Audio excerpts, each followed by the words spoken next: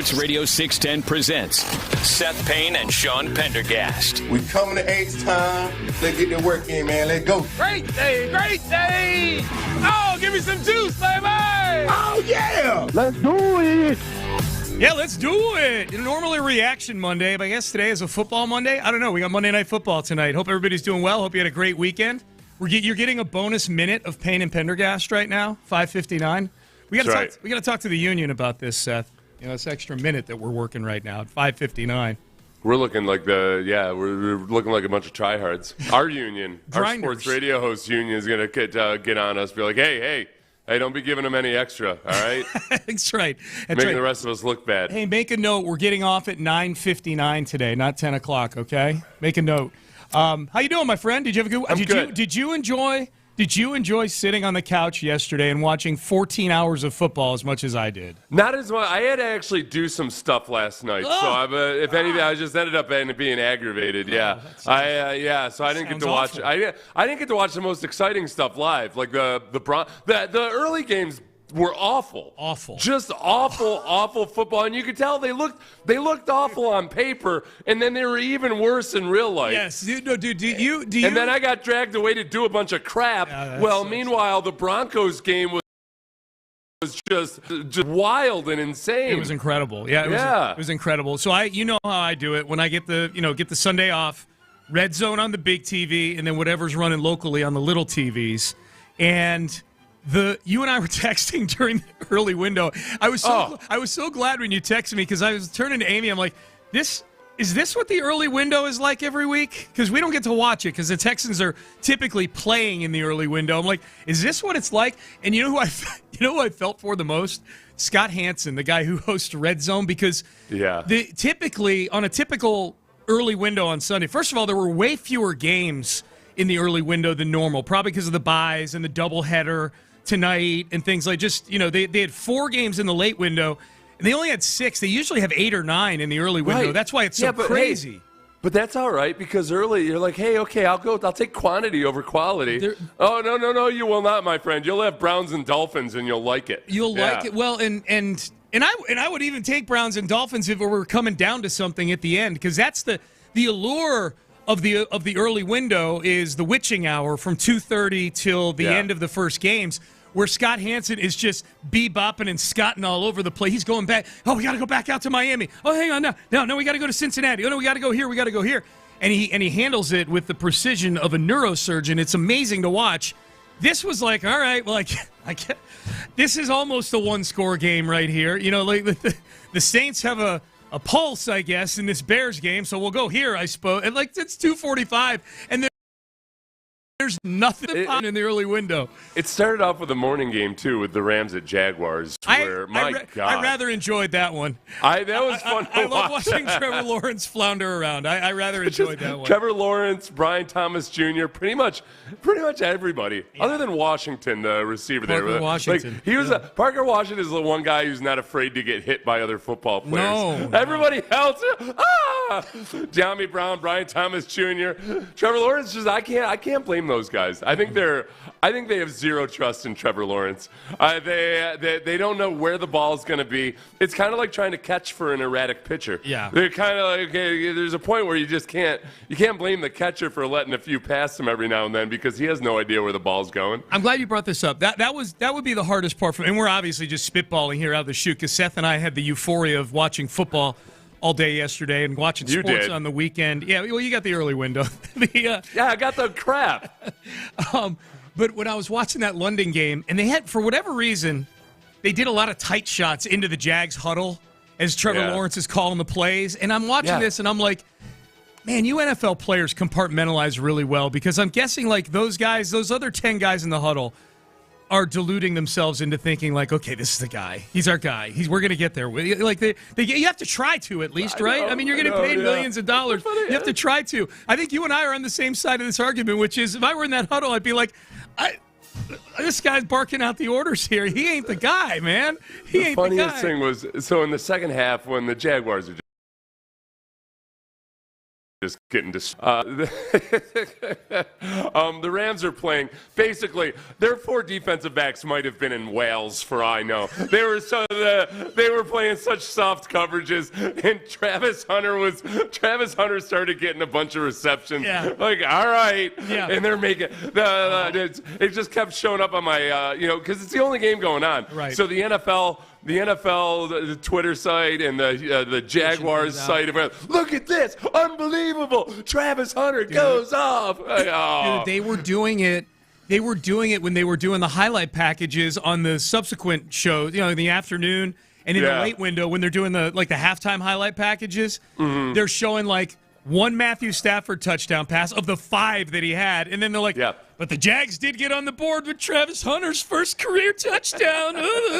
35 to make it 35-7. Oh my God! It was so bad. They were awful. It was except at the same time, I think most Texans fans watching were like, "What the hell? Why? How did we lose? How did we lose? How did we play the Rams so close and then lose to the Jaguars?" One of the big things, obviously, was that the one bad play to Brian Thomas Jr. at the end of that game that got the Jaguars in it and allowed them to win it. If we're to believe the propaganda that's been fed to us, that was C.J. Gardner-Johnson's fault. Yes. And hopefully you won't have the same fate next time. I choose to believe it. All right, so all hail the Toronto Blue Jays.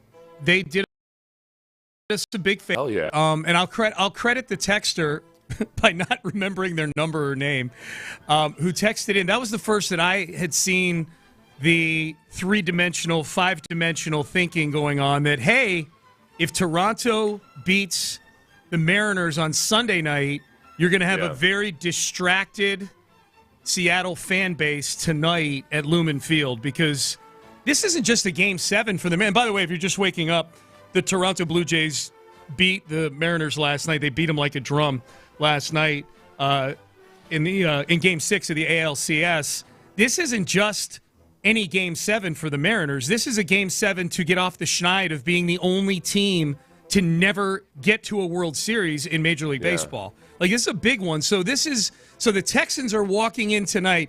Now, granted, the Texans game is going to start 2 hours after it starts. Game 7. The baseball game starts at 7:08 p.m. Yeah. So you'll be at the very beginning of the Texans game. Hopefully, maybe it's a really dramatic finish to the Mariners game, or it's tight at the very least. Yeah. So whatever advantage you can get from that, but then I would imagine immediately. Hopefully, it's if the Mariners lose, then all of the Seahawks fans in the stadium, I'm guessing, will they'll be at least a little bit more depressed. Yes, and they've probably been drinking longer too than maybe normal. Yep. I think that's obviously optimal. I think the thing about a close game though is right. Like the ideal situation at 9:00 would be for Game 7 to be in the 6th inning. That's about where it would be, right? 2 hours in, 6th, 7th inning, and have it be 3-2. Or 4-2 Blue Jays. Blue Jays with the lead, but it's close, so everybody's tense and distracted, but the possession arrow is pointing towards the Blue Jays winning that game. I don't want a close game, but the Mariners are up 3-2. I don't want that. What do they do? What's the big tradition they do at the beginning of the Seahawks games? Is it a gong, horn, a bell? Yeah, I think it's some sort of percussion. I don't know. They're the Fugazi 12th man, so I don't know what exactly. Cannon? Yeah, I'm not sure if it's firearms or if it's... They wind up a firehouse siren or something. Maybe a trumpet? Yeah, I don't know. Yeah, I'm not Do we have anything like that? No. Well, like that, and that might get people in the stadium a little earlier if we did have something like that, Yeah. Something that we shoot or bang on or blow into. Yeah, it would be good. And I don't know what it is for Seattle. But I know that I want them to be depressed. Text in your suggestions for what we need to have as a loud thing that goes off. Yeah. What are we most known for? Yeah. I don't know. Something with a guy. Hey, did you see last night on the TV commercials or yesterday afternoon? There's a new nuclear war movie coming out, which I'm excited about. I want to put the fear of nuclear warfare into our children's hearts the way we grew up with. Let's do a pregame mushroom cloud inside NRG Yeah. Stadium. Yes, that would be beautiful. It's called House of Dynamite. I think. What is this, Netflix thing or something, or is it a movie? No, it looks like one of these movies that they play in theaters. Oh, with the so unfortunately, the kids aren't going to see it. They don't go to movies no more. Place no. with the big screen. Yeah. Oh man. So this game. It's a big game tonight, man. 9 o'clock tonight. You can hear it on Sports Radio 610. Someone texted in, 9 p.m. game. Texans are irrelevant. It's a Monday night doubleheader. They're doing one for the East and one for the West. That's not a. It's one of the. It's the NFL trying to diminish the value of the Sunday window and just spread football out to at least a 4-day. Well, let's see. Thursday, Friday, Saturday, Sunday. A 5-day window now. 5 day, yeah. They're holding off on Saturday until one day they decide. Now that the NCAA is in such a shambles, at some point Goodell's just sitting there waiting to see, like, okay, when do we kill this? When do we kill this dinosaur off? I had that exact conversation with somebody at Kirby Ice House at the Yingling party on Saturdays. We're all watching college football. A buddy of mine says, How soon until the NFL invades Saturdays? Too? Well, no, this is how soon until the NFL has 32 minor league affiliates, all of which are former power conference colleges. Right. Yeah. It's going to be the Aggies will be owned by the Texans, and the Cowboys will own the Longhorns or something like that. That'd actually be kind of cool. Don't laugh. I mean, dude, everything's. I could go for that. Dude, yeah. Mike Lombardi. There were reports over the weekend that he was in Saudi Arabia 2 weeks before the season, trying to drum up support for the North Carolina programs. And unacceptable. I double checked it. This is me proclaiming unacceptable right now, so it makes it extra hilarious when, like, 2 years from now, I take some absurd amount to go do color commentary in the Saudi league. Come in to get Payne and Pendergast $100 million. Tell you one thing, I'll never be bought by this. This be a crap like this. $50 million, you say? It's a lot of money. Yeah. Oh, that was a bad take. The internet will never remember that. What I said 2 years ago. No, this is a big game tonight, though. Like, this is that, and that was one of my things in watching all the games yesterday, Seth. I'm like, okay, somebody's got to win this Dolphins-Browns game, and they're going to have 2 wins. How was that, by the way? I didn't watch any of that at all. I refused to. Until at one point I saw that Dylan Gabriel was like 11 for 13 or something. Let's put it this way. The Red Zone channel went to that game very little. So I didn't see a ton of it. It was a weather game, but 2 through 3 picks. I mean, the Dolphins are a disaster. What I was going to say was, if you lose this game, Texans, you have the same number of wins heading into Week 8 as the Browns and the Raiders. There'd be 3 2-win teams in the AFC, and it would be the Browns, the Raiders, who we all agree are bad football teams, and then the Houston Texans at 2 and 4. And so, this is a huge game tonight. For a Week 7 game, the difference between 3 and 3. The difference between 3 and 3 and 2 and 4 is obviously mathematically big this early in the season. There's plenty of time to make up for it. I get all that.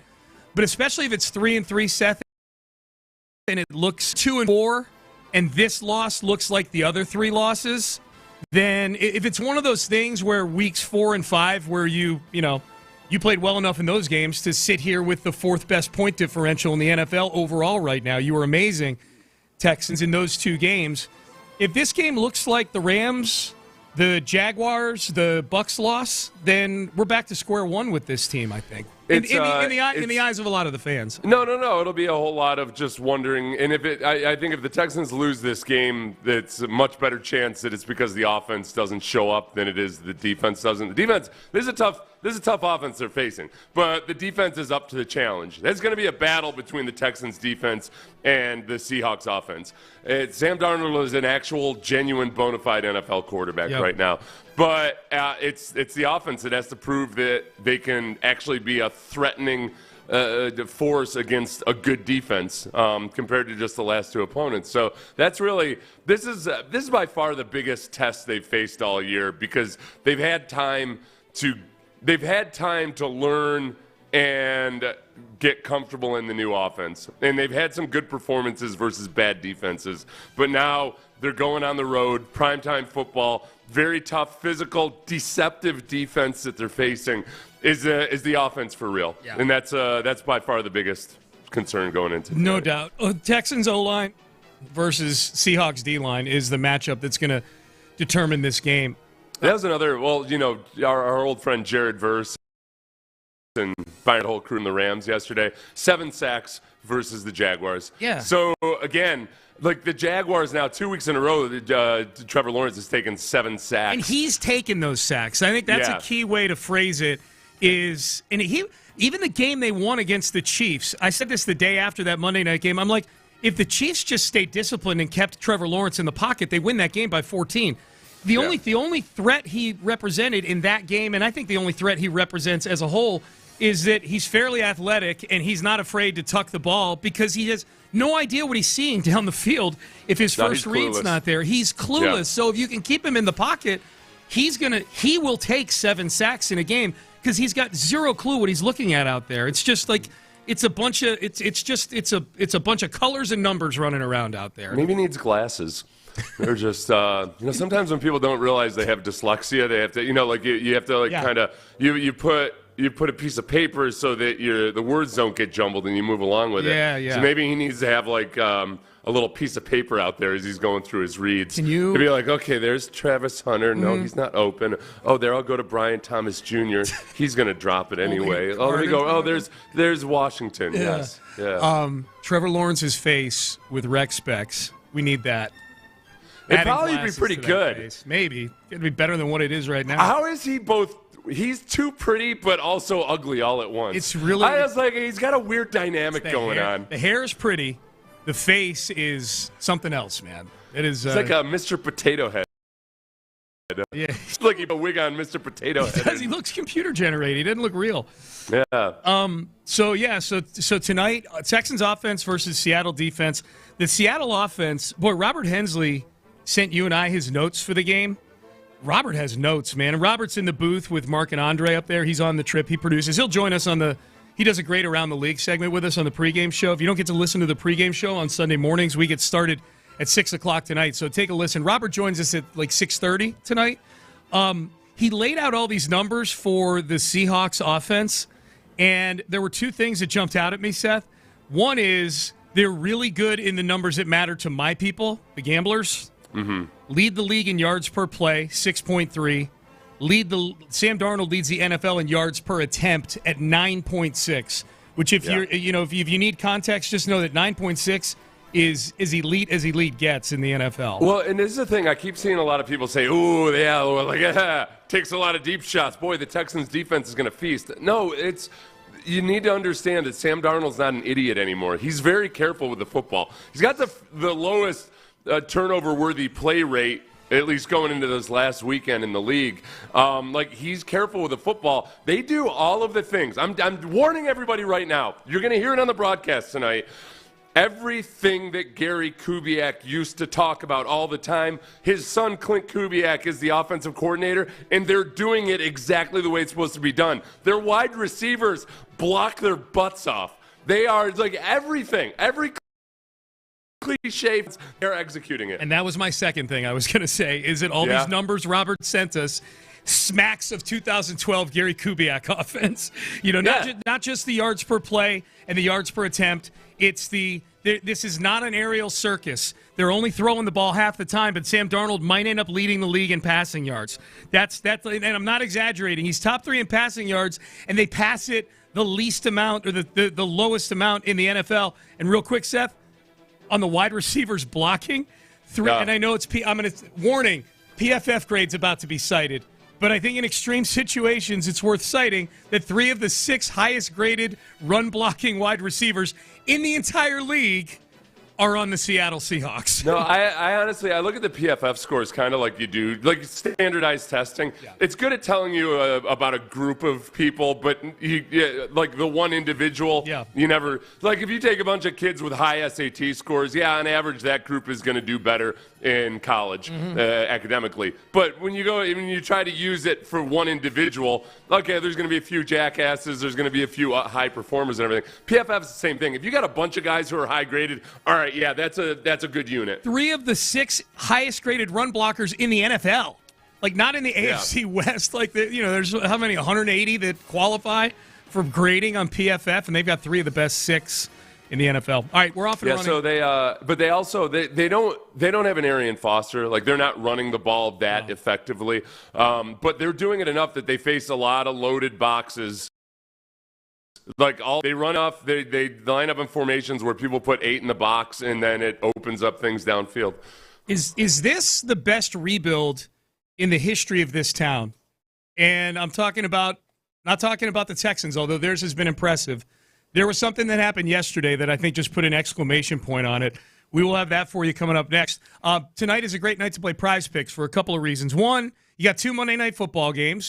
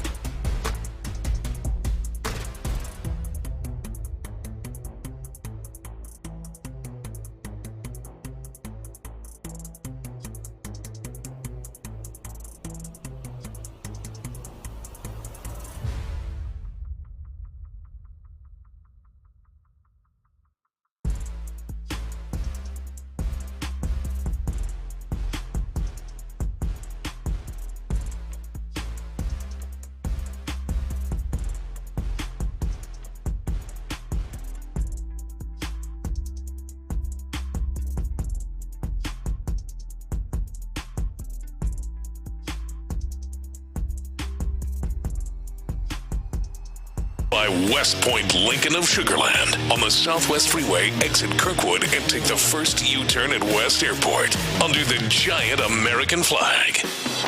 It's a Mokaram Injury Lawyers Reaction Monday on Sports Radio 610. Here's Payne and Pendergast. Okay, real quick, before we get into Kevin Durant and the Rockets and how amazing this rebuild has been, text message. I may be going out on a limb here. Sam Darnold will not lead the league in passing yards, Sean. Exclamation point. Slow down, okay? Slow down for 1 second. You know who led the league in passing yards at least once, if not twice, in this very offense? Matt Schaub. That's who.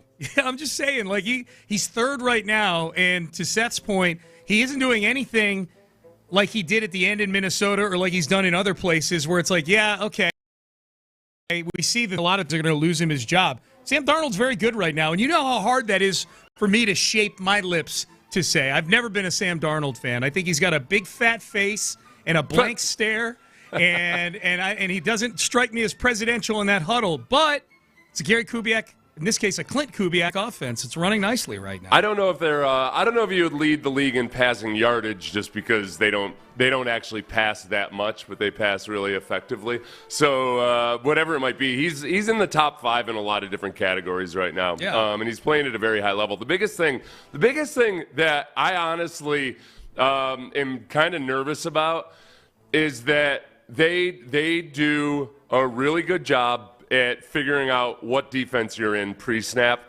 And remember, he comes over from Minnesota. That's where Robert Saleh said that the reason Jacksonville's so good at stealing your signs legally was because Udinski and somebody else came from Minnesota.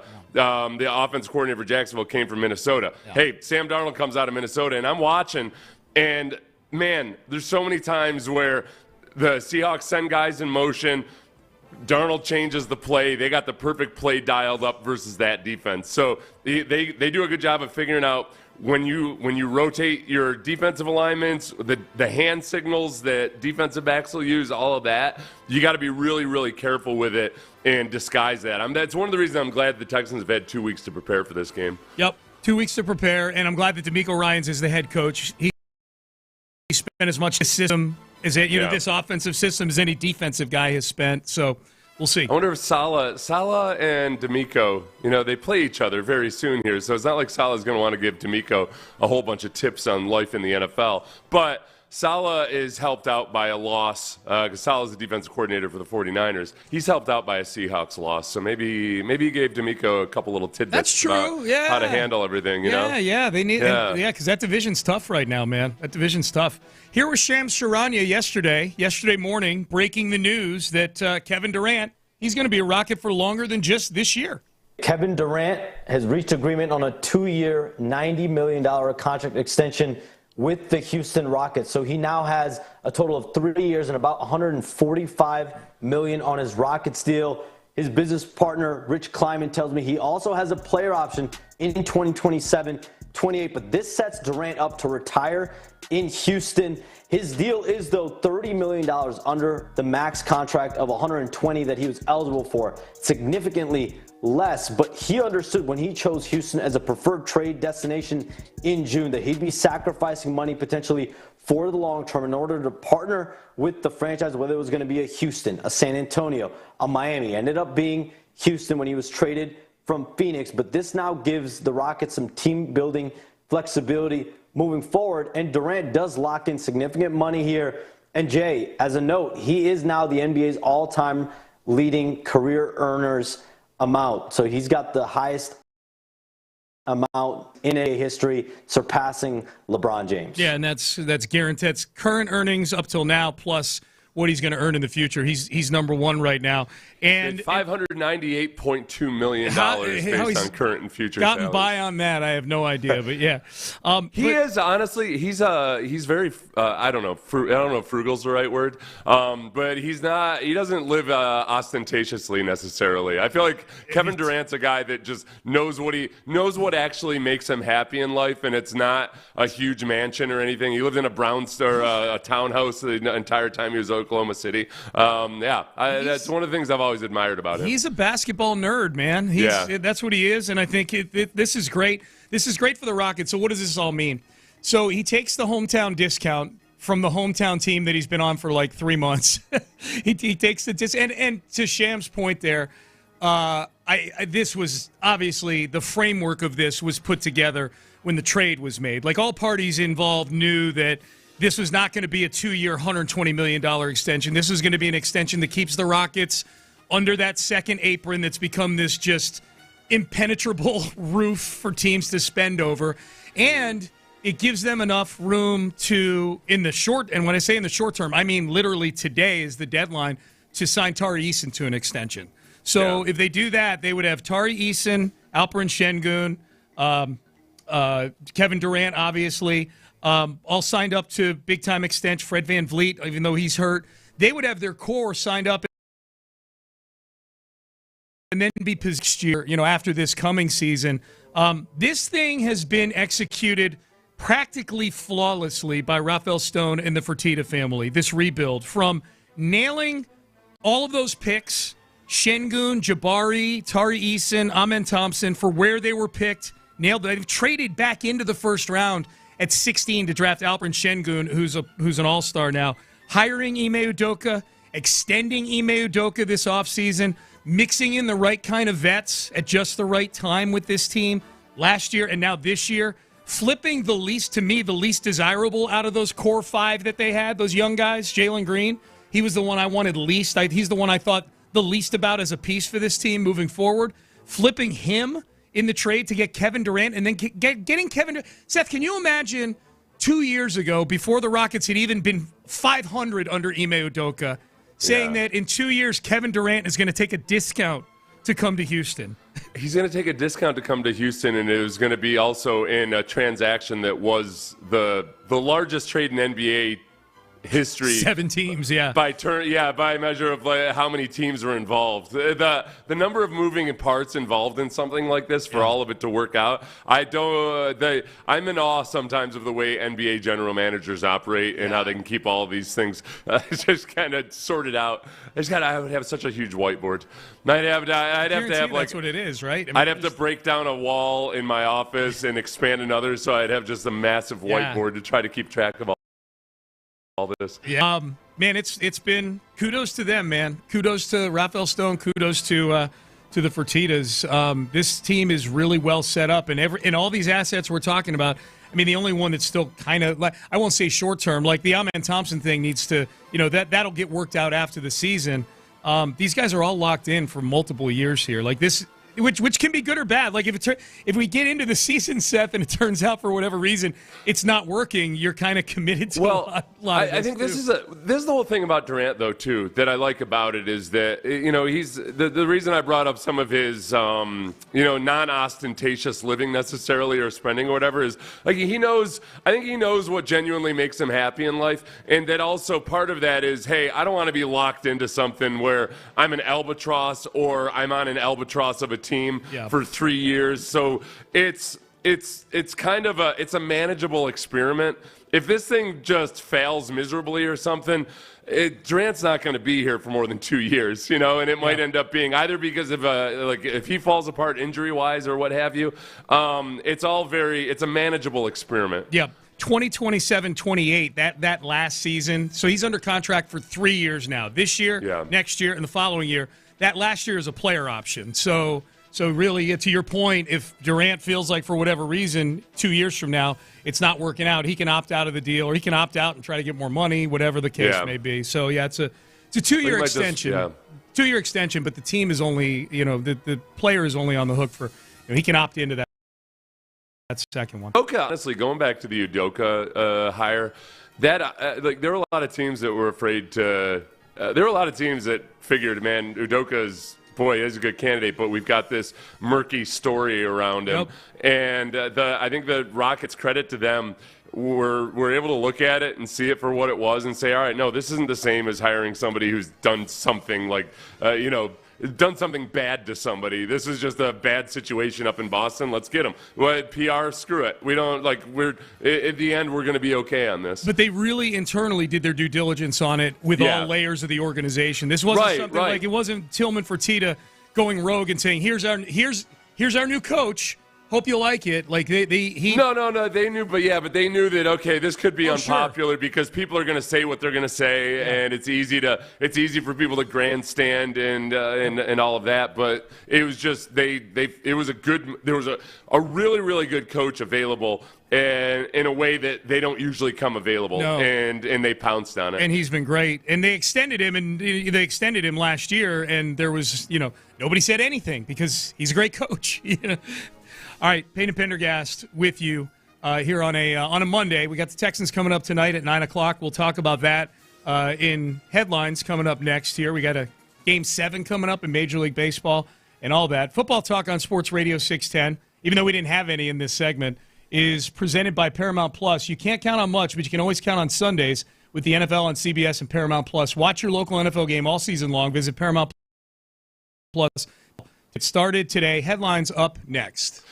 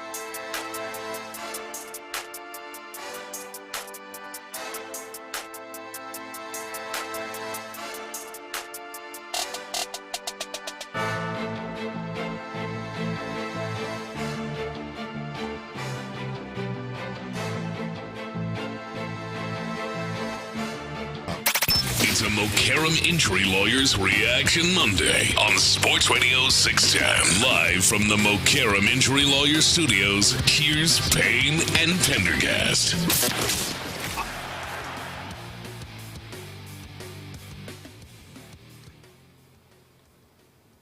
All right, let's get to headlines. We will hit some headlines here on a Monday. Good to be with you, Sean Pendergast and Seth Payne with you. Let's start with the Texans. Kickoff tonight, 9 p.m. right here on Sports Radio 610.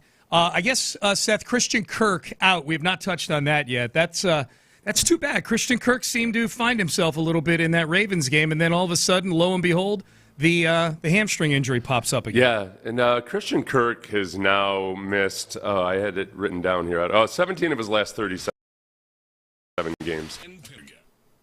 There we go. Yeah, that's you heard it right here on Payne and Pendergast. Yeah, hey, it's headlines. 17 of 38 of his last 17 of his last 37 games that he could have played in, and this is it's I guess what a lot of people would say, like, well, what did you expect to happen?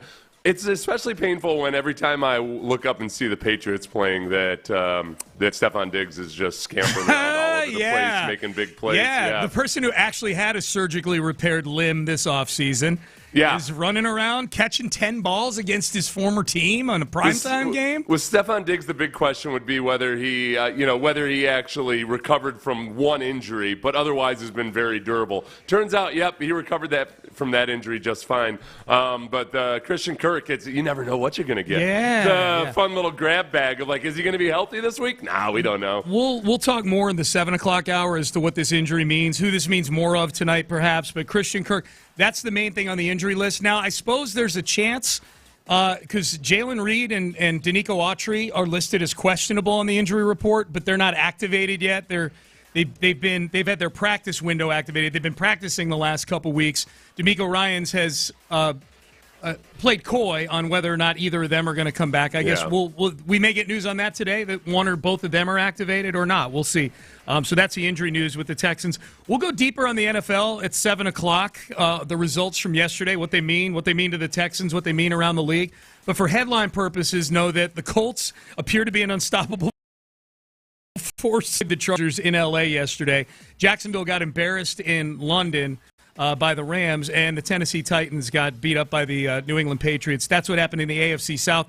I'm kind of waiting on the Mike McDaniel death watch here, Seth. A 31-6 loss to the Browns yesterday, where the team looked lifeless and Mike McDaniel himself looked like a beaten man. I'm still waiting to see if we get a firing at some point. There's times where I try to look at this from the perspective of a player. I mean, there's times where the situation's so bad that as a player, you're probably just wishing, like, my God, they got to get rid of this guy because it's just getting worse and worse and worse. There's other times where, you know, when Dom Capers got fired back in 2005, that season I was really hoping he wasn't going to get fired in the middle of the season or in season, because the team was still trying hard. Guys were still working hard. We were playing close games and still putting up a fight. It would have felt awful if, I figured he was probably going to get fired at the end of the year, but it would have felt awful if he got fired. It wouldn't have been right. With McDaniel, I feel like a lot of players are probably like, they got to please give us somebody to just put some stability into this, whatever the hell this is right now, because it just looks like a mess. It's a mess. It is a mess. So we'll get to that. One of the craziest comebacks that we've seen in the history of the NFL happened yesterday with the Broncos and Giants. We'll get into all that at 7 o'clock today when we got a little more room than headlines to maneuver here. We mentioned the Kevin Durant extension, but if you're just getting in your car and you were tuned out yesterday, good for you. And the Texans play on Mondays. Kevin Durant signs a 2-year, $90 million extension with the Rockets. He could have maxed out at 2 years, $120 million. So he gives them a $30 million discount. And a lot of you are going to roll your eyes like, Sean, he's the highest paid player in the history of the NBA. He's going to have made more money than anybody by the end of this deal. Yeah, still $30 million is a lot of money, man. That's good job by Kevin Durant, leaving a little room to retain Tari Eason and max out Amen Thompson and all that good stuff. So it's nice when you get to a point in life where you are cheered for your philanthropy by just giving up $30 million to make other people rich. Well, simultaneously on the same day, having the headline, Durant becomes highest earner in NBA history attached to your name. Yes. Major League Baseball playoffs last night. Toronto forces a Game 7 at home tonight for Toronto, so that's good. I think most Astro fans are rooting for Toronto in this. 6-2, the final score last night. Man, George Springer, I don't know how much you watched this game, Seth. George Springer looks like he is operating in a ton of pain right now. Yeah, hit at the plate, the crowd there, these Seattle folk that you'll be seeing tonight on television. No, this game's in Toronto tonight. It was Game 5 where he got beat. I'm talking about the people. Yeah, anyway, go ahead. The people who were cheering last night were Toronto people? Well, no, that was Game 5 when he got beamed. That's all I'm saying. This was games. Yeah, gotcha. This is Game 6. Gotcha. Yeah, he muscled his way through it and was limping at the play. Yeah. So, okay, that's headlines. The Aggies up to number 3 in the AP Top 25. Up next, NFL Sunday thoughts. The Rams beating the Jags. All kinds of good stuff happening Sunday in the NFL yesterday. We'll get to that coming up next. But first, Zamora and Liqueur 43. Have myself multiple Carajillos.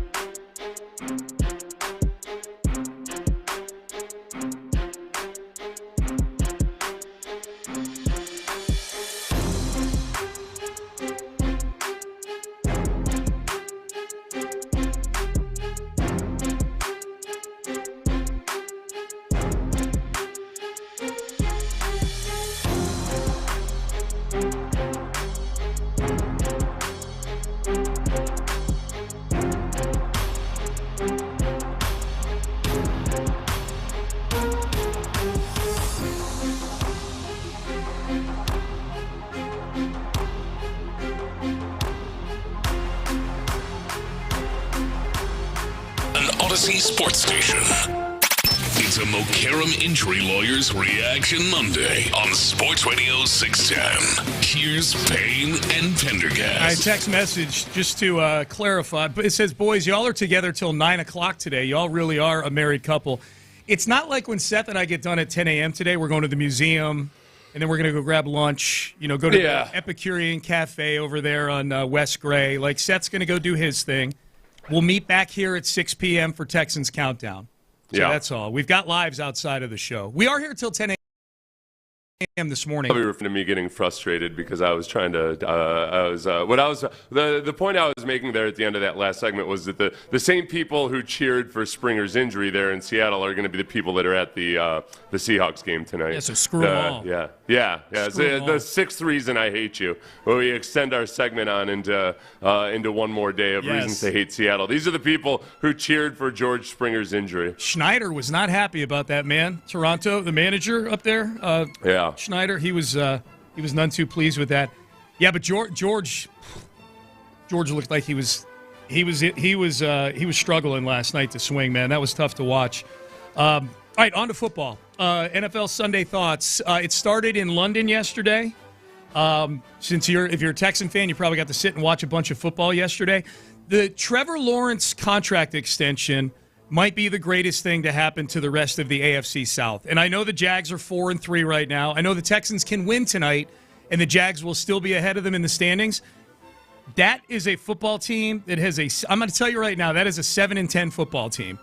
They still play the Colts twice. If I had to pick one team that I think could hang with the Colts right now, it's the Texans, not the Jags. Well, what have we seen so far out of the, Trevor Lawrence? I think there's, like we saw it with Doug Peterson, there's a bump that he gets when a new coach comes in and they're running a new offense and, hey, he gets maybe the best out of him, but that at some point Trevor Lawrence kind of hits the ceiling where, all right, he's not seeing the game in the same game. And Liam Cohen, who took a quarterback in Baker Mayfield and got the best season that he'd ever gotten out of Baker Mayfield, I think he's learning that Trevor Lawrence is not Baker Mayfield. Yeah. It was so stark when you watch Matt Stafford operate versus Trevor Lawrence operate.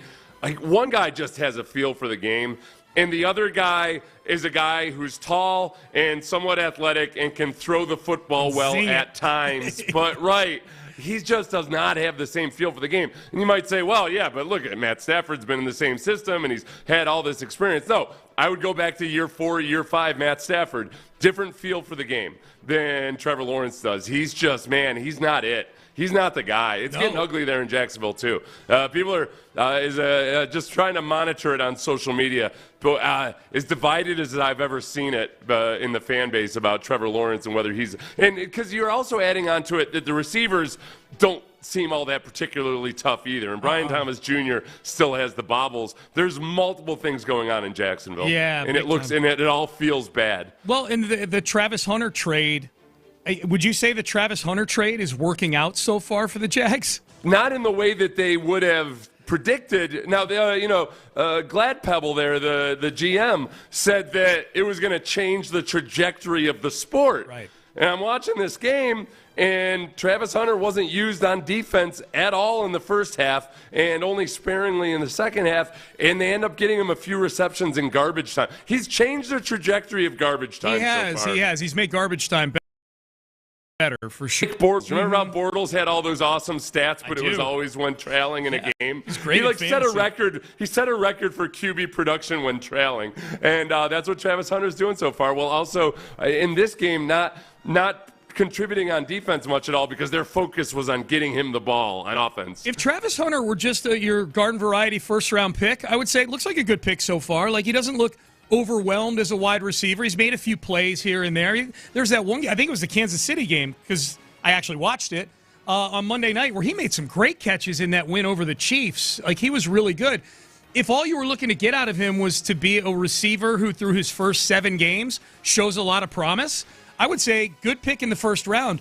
But to not only take him in the top 5, but to trade multiple high picks, including your first rounder next year, to get him, looks like a really bad trade right now. I would say even if you drafted him specifically to be a wide receiver and you traded all of that up, that Emeka Egbuka Tet McMillan. I mean, Ty Warren, the tight end. All of these guys are doing more like those feel like good picks so far. Totally agree with you. That's why I said like if I took him later in the first round, like if I took him, okay. You know what I mean? Like if I took him at like 22 or something like that, and he's got however many catches with a few flash plays or whatever with that quarterback who's not going to set you up to get big numbers, I'd feel okay. But yeah, the trade up to get him looks like a disaster. So far, the guy that was going to change the trajectory of the sport, I would say there's probably 250 players in the NFL that could do the same thing Travis Hunter is doing right now. Like fed the physical tools to do it. Show every now and then on off. No, like actually drop them in and say, okay, show up every now and then on offense and then play a good chunk of defense as a cornerback and zone a whole lot. Yeah, there's lots of guys in the NFL who could do what he's doing right now. Yep. A boatload of them. Yep. So that was good for the Texans yesterday. The Rams did the Texans a solid, get the Jags a little closer to them in the standings. Neither of these teams matter in the standings right now, but the Browns and the Dolphins played what I thought this coming week would be, the loser leaves town match. The head coach gets fired. Mike McDaniel, he should have gotten tarmacked yesterday. He should have gotten tarmacked when they got home. Fired on the tarmac, Lane Kiffin style back in the day. Here was Mike McDaniel post-game following yesterday's 31-6 loss to the Cleveland Browns. There's a lot of guys that will have an important work week because we're not – I mean, if you are negatively affecting the football team routinely, I don't have a choice but to, assess a different player, and I have to coach a lot better as well. So we need we're going to find out who and what we're made of. Yeah. That's the one thing. Pete Carroll has always said that, one of the reasons that his style is effective, even though it's not necessarily the classic drill sergeant type of football coaching style, is you hold guys accountable just simply by making it competitive all the time. And you're never safe. You're always having to fight for it, et cetera, et cetera. You don't have to speak loudly when you carry the big stick of the waiver wire. And I don't know if McDaniel's doing it on any end of any part of the spectrum right now in terms of either holding guys accountable or just being more heavy-handed and disciplinarian or whatever it might be. It feels like he's just kind of along for the ride. Yes. Well, and we make fun of guys sometimes, like Brian Kelly last year after the opener where he banged his fist on the table. It's the season opener. He's banging his fist and he's angry. And I think Kelly's angry is somewhat legit. I think some of it was an act or whatever. There are times to bang your fist on the podium. And yesterday would have felt like one of them if I were McDaniel. That would have been a stark contrast to what we're used to with McDaniel. Like if I saw that from McDaniel, I'd be like, okay, I think he actually is kind of angry now about his whole demeanor and the way that he talks. And I don't know what he's like in team meetings or what have you, but if you look at other guys that don't necessarily have the classic NFL head coach personality, Tony Dungy. I never doubted that Tony Dungy was saying exactly what he wanted to say and what his message was. And there was about 479,000% less hemming and hawing. Yes. I don't know if that mathematically makes sense, but it was a lot less hemming and hawing and trying to figure out where he's going with it. A lot more winning. I know that with Tony. That too. That helps. A lot more winning. This was, I thought, I'm not a huge Teddy Bruschi guy, but keep in mind, Bruschi played his whole career under Bill Belichick, who had his own way of operating. Bruschi shares the exact take that a lot of people do on Mike McDaniel and his demeanor. This is Bruschi saying, I could never, ever take orders from this guy. This coach, this tuning out a coach. When owners hire head coaches, okay, this is what I want you to think about. That's the voice, and that's the picture, and that's the man that your players will be seeing every single day. At 8 in the morning, all the way to 6 when they leave. He speaks to them in front of them, at practice, in the meetings, all the time. You want that in front of your players? Look at that picture. Is that the one that you want leading your franchise? Okay, that's what you got to think about, because that kind of picture, I'll just be honest with you, I don't see it with Mike McDaniel. Okay? If I had to see that man in front of me with some of the things that I've seen him say, and I've watched a lot of his press conferences, and I've watched a lot of him from the Hard Knocks a few years ago, I don't know how I'd be able to play in that locker room, to be honest with you. The man that I want leading me that's going to take you to championships is someone that's the exact opposite of that man in Miami. I love how Brewski put himself in the shoes of a Dolphins player right there. Like, That's exactly 100% right. Sean, I was on a really bad high school football team once. Our JV coach was just awful. He was atrocious. Didn't know what the hell he was doing. And as a football player, you're sitting there and you want to take orders and yes sir, no sir, all of that. But you can just tell, man, this guy doesn't know. And I remember one day the JV coach had to miss our game, probably because he was drunk or something. Who knows? And one of his Coach Condon came in like half an hour before we were going out for warm-ups, and he came in and he said, all right, this is what we're going to do. This is what we need to focus on. Had a couple things up on the whiteboard, and I was like, oh my God, we've got a plan. Yeah, that's a big difference. That is a football coach, my friend. Makes a big difference. Yeah, and I think Mike McDaniel's a little bit on my former JV. I don't know if Mike McDaniel could have coached my JV high school football team acting the way he does. Coach Condon. The Dolphins need to hire Coach Condon. They do. He retired about 25 years ago, but he might still be available. Is he still around? Yeah, he's still around. I get a Facebook. Every 2 years when I check my Facebook, he's on there. Yeah. So he's still with us. You're recommending somebody who's still alive to take as far as I know. Yeah, okay. Get on I Facebook. ran into one of my cousins a couple of years ago. And I was like, yeah, so how's your dad doing? He passed away 3 years ago, Seth. Good for him. Good for him. We are at an age, I'm cognizant of that. When I see people I haven't seen in a while like that, I do check myself a little bit, like, on how's the family doing? Because same thing with, like, marriages. Yeah. Like, how's what's-her-face doing? Oh, good. I don't ever have to actually learn her name, I suppose. Divorced. Yeah. Good. All right, so that was the McDaniel Bowl right there. Sean, because I'm not on Facebook, sometimes I don't realize how many the people who are actively on Facebook assume that you're up to speed on everything. Right. The way, because I'll be like, oh, I didn't realize those people got married. Like, oh, it was on Facebook. Yeah, that's but you're in that tricky middle ground where you are on Facebook, but you're just never on there. Like, you have a Facebook account. Right? Yeah. So like somebody doesn't make a fake one or something. And but they would know that I'm never on there. I haven't posted in anything personal in about 12 years. Yeah. All right, Patriots and Titans, the Vrabel Revenge Bowl. He got revenge, 31-13 against the Titans are a bad football team. Drake May is legit good at football, Seth. He is. This is painful that the Patriots may have found their guy. After the game, here was Drake May giving Mike Vrabel a game ball. Hey, for Coach and all Tennessee coaches, Coach Vrabel, we love playing for you. Appreciate it. Glad you're our head coach, and we love you, Coach. Thank you. Break it down. I got it. Bring it up now. Hey, team on three. 1, 2, 3. The Titans fans got to be like, why did we fire him? I know. Oh, they did. Some of the signs in the stadium where we're sorry we fired you. It was hard to tell because it sounded like there were a lot more Patriots fans there than Titans fans, or at least the Patriots fans had something to cheer about. The thing that I was encouraged by in this game, watching the future opponent, the Titans, is that, man, L'Jarius Sneed is a mess, man. Oh, yeah. He is. He's doing the exact same thing he did. On the broadcast, they were trying to give him the benefit of the doubt, saying, well, he's working his way back from injuries. And, man, it was 3 weeks ago that he was working his way back from and was biting on all this underneath stuff. Talking trash, too, before the game with Nico. Yeah. L'Jarius Sneed he wants to have that 10 yards past the line of scrimmage locked down. He will jump everything. Yes. Any type of misdirection. If you're a bad magician that's just like maybe trying to work on your sleight of hand, go with L'Jarius Sneed. Any little bit of misdirection gets him. Oh, my God, yeah. The old fake tennis ball throw. L'Jarius,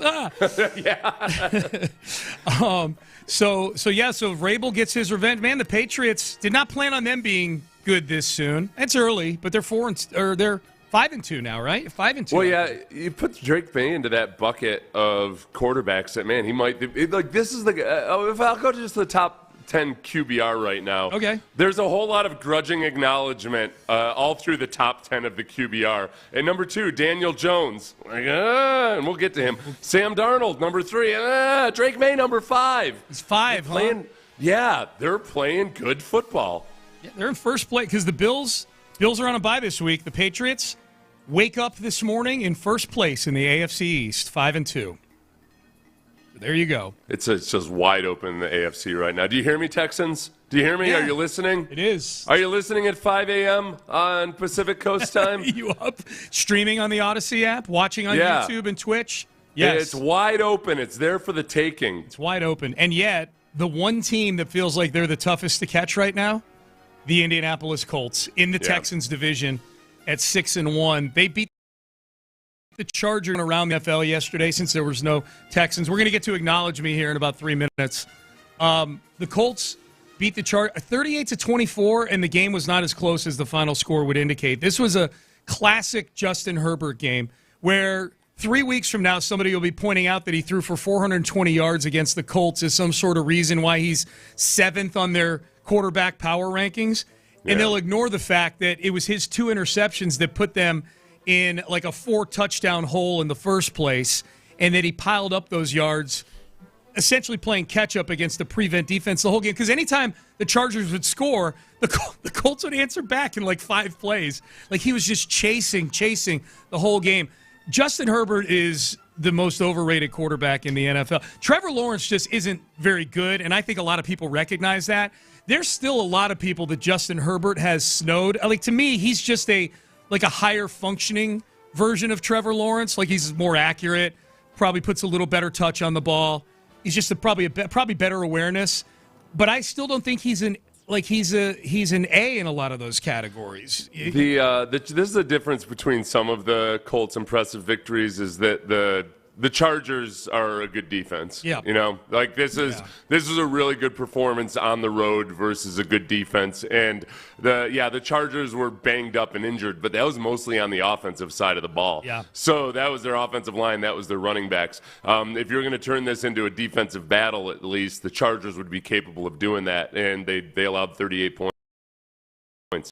Thing, man. I'm kind of glad we don't play until week 13. You win. You win. Damn it. Yeah. You win. That's what you do. That's what Adrian, Let me give you the slap. I'm going to give you the movie slap. That's what Adrian. I'm going to grab you by the collar and I'm going to slap you once, slap you twice. You win, damn it. You can act like a man. Yes. Yeah. Like Adrian telling Rocky, go win. Who says you can act like a man? Who says that? That would be Vito Corleone. Tells that to Johnny Fontaine. Oh. Johnny Fontaine's all sad that there's this new Hollywood guy, and I'm not getting any parts, Godfather. I just know I'm not getting any parts. I'm just so depressed, Godfather. And Vito Corleone grabs him by the lapels and smacks him around and says, you can act like a man. Is that in Godfather 1 or 2? 1. Very beginning of 1. Yeah, it's still. I got to go back and watch this offseason. Make me go watch I've never really I never went through this Godfather phase like most young men. You're going to need to do, I'm going to tell you right now that you're going to need to, well, first of all, only watch 1 and 2. 3 is trash. But you're going to need to do that thing that you told me that you do with movies sometimes, which is stop at certain points and treat it like a series almost. Yeah, treat it like a mini-series. Yeah, and the Godfather movies, you need to do that because the movies are literally 4 hours long. They're the longest movies ever. I'm sure I bet there's a place online where it'll tell me exactly where I need to stop and everything. Guarantee you. Yep, guarantee. Episodic viewing. Yep. I think we just got to wait this Colts thing out, I guess. I hope that this Daniel Jones thing peters out. I don't know. With every passing week, I'm like, all right, they might actually be really, really good. And we'll see. Week 13 is the time. That's when they play the Texans. Defense being good is the thing that's really annoying me, too. Lou Anarumo, man. That was a good signing. Thanks a lot, Bengals, for sucking with Lou Anarumo as your DC. Like the Colts are the team that right now is making a lot of other teams look really dumb. Even the Giants. I sit here and I watch these delusional fans for the Giants act like Jackson Dart is the second coming.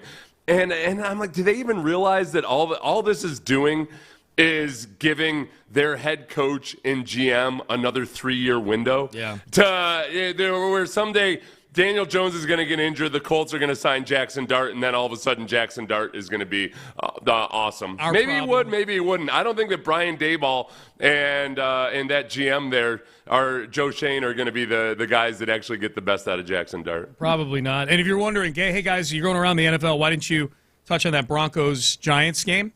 We're about to do that in Acknowledge Me. We've got an acknowledgement from that game. So let's get started there.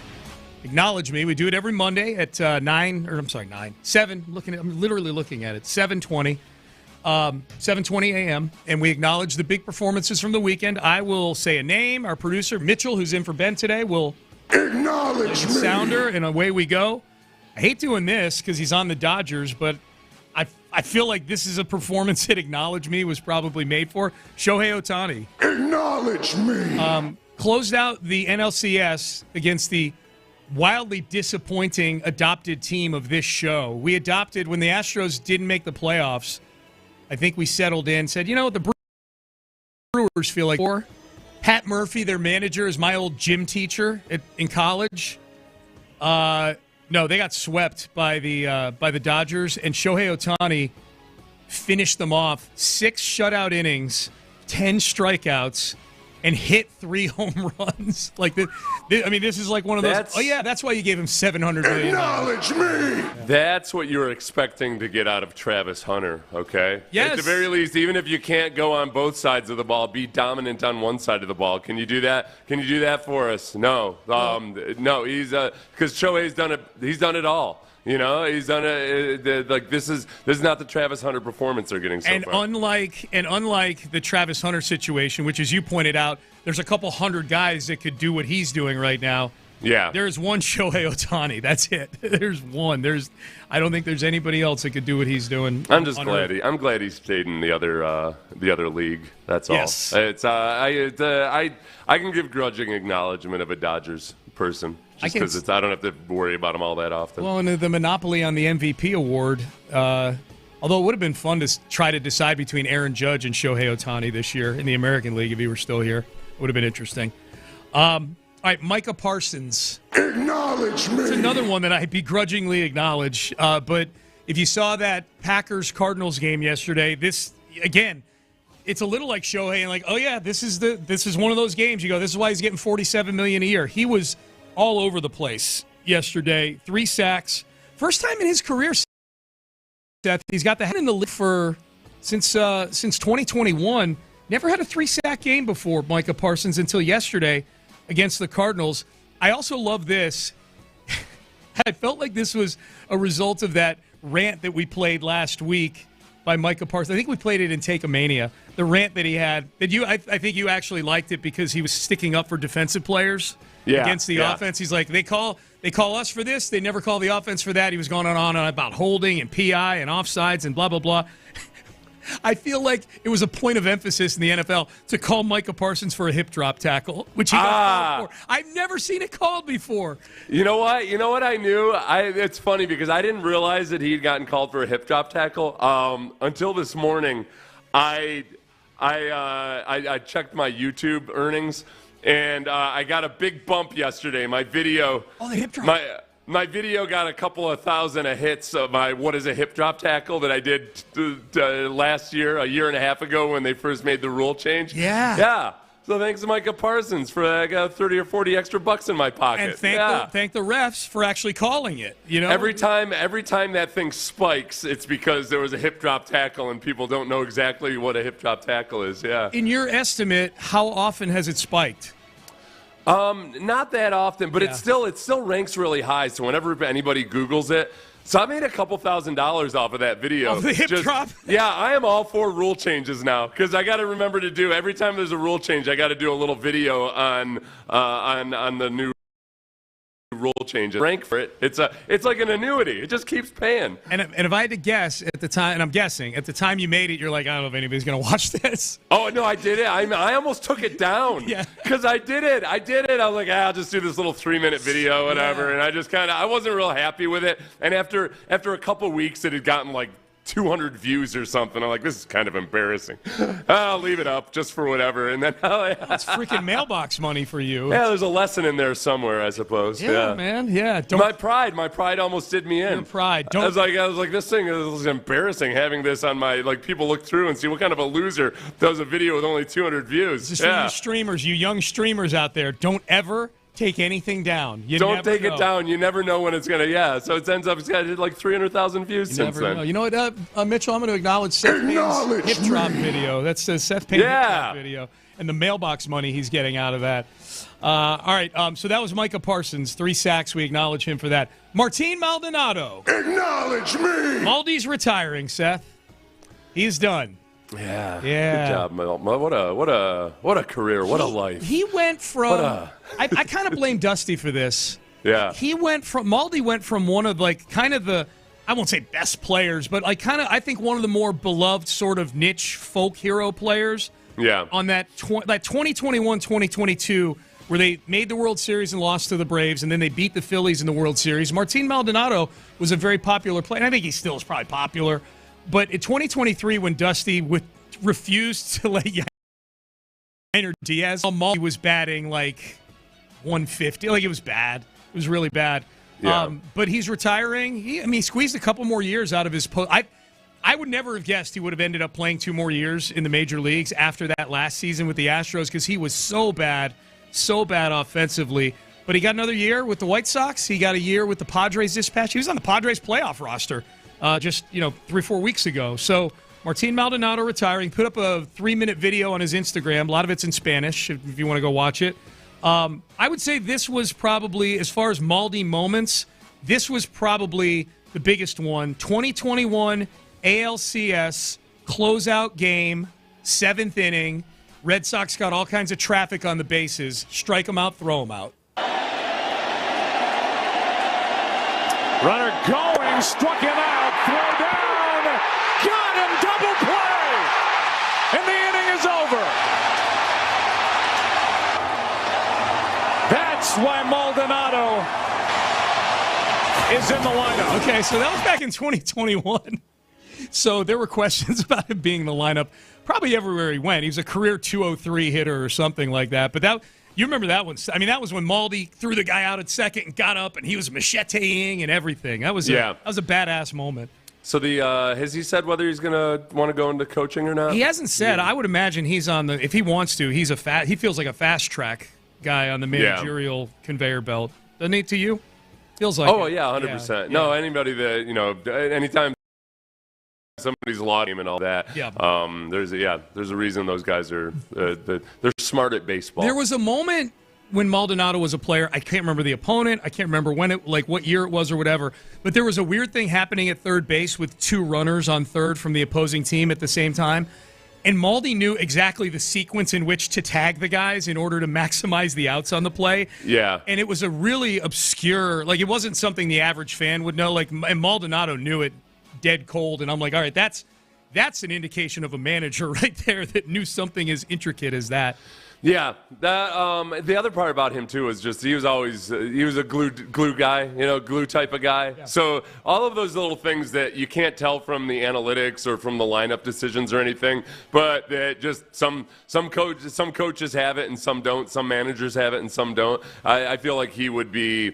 Yeah, he'd be really good in that regard. I wonder the indefinable parts of it. I got to check out and see if his retirement announcement sparked a drumbeat of Astro fans looking to have him. I know Espada's back for this season, so I'm not saying change your mind, Jim Crane, and fire Espada. I'm just curious how Astro fans feel about Maldonado as a future manager. All right, Bo Nix. Acknowledge me! And the Denver Broncos. This game was wild yesterday. This game deserves to be an acknowledge me as an event. The Giants were in Denver, and they were dominating. They were up 19-0 at the end of the third quarter. And those of you who've seen the final score know that this thing got crazy. The Broncos set a record for points scored in the fourth for a team that hadn't scored any points in the first 3 quarters of a game. 33. They scored all 33 of their points in the fourth quarter. This game was 26-8 with a little over 5 minutes left in the game, and the Broncos scored to make it 26-16. Jackson Dart threw just an awful interception while the Giants were up 10 with, 5 minutes, a little under 5 minutes to go in the game. And the bottom line was that the Broncos came back and won this game 33-32, but the Giants ended up taking the lead. The lead changed hands 3 times in the last 2 minutes. Here was Kevin Harlan. Take a listen to this stat from Kevin Harlan about this game. 33-32, the Broncos win. Final score. So improbable. NFL teams had won 1,602 consecutive games when leading by 18 points in the final 6 minutes of the game. We've had 3 lead changes in the final minute 51. Yeah. And it was 1,602-0 teams had been leading by 18 with under 6 minutes left in the game. And with the penultimate drive, when the Giants are trying to just take shots downfield, do something to take the lead back, there's an interference call at the 1-yard line. And it drove me insane in trying to go, because I was watching with no sound or anything. I went back and watched the live broadcast, and Gene Steratore was nowhere to be found. The Trent Green's talking about it, and it was it could have been a ticky-tack. Then Jackson Dart runs the ball into the end zone. That has to get reviewed because it wasn't initially ruled a touchdown, right? They ruled him down. Yep. But it was very, very clear that it was a touchdown, that his knee ever touched. Steratore comes on and talks about that for like 90 seconds. It doesn't say anything about the interference call that got him down there. That's interesting. Do you think that there's any sort of directive about that? No, I think he was probably doing some other call in another game, Yeah. So by the time they got him, he was probably talking on some other broadcast, because that was the late afternoon window, right? It was, it sure was. He was probably on talking about some other rule, and then he had to come on for this. I'm like, everybody, we don't need a PhD to see that this is a touchdown by Jackson Dart. Yeah. Tell me about this interference call and whether Steratore would have called that. Because if I'm an official in that situation, in that moment, knowing that this is probably going to put the Giants ahead in the game, I don't think I would have thrown that flag on that interference. No, I don't think I would have either, especially in Denver. I hadn't noticed that Steratore didn't cut. So I guess I never get to sit and watch 5 games at the same time. So is Steratore, those rules analysts, are they a shared resource for all the games, at that time? I think typically, they patch them in from wherever they're watching it all from. Okay, gotcha. I didn't know. I didn't know if there was. If it's not a primetime game, they're doing multiple different games. I think. Yeah. Okay. Because Steratore will go, because that was a Fox broadcast. Steratore will go on and talk with Romo, because they were doing he'll go in and do it. And Romo, he has to spend so much time with Romo, because Romo never gets it, ever. Yeah. He never understands what Steratore is saying. Yeah. And then Romo will agree with Steratore, but then be like, it also could be. And then Steratore will gently say, no, Tony, that's actually incorrect. Let me explain it to you again. Yeah.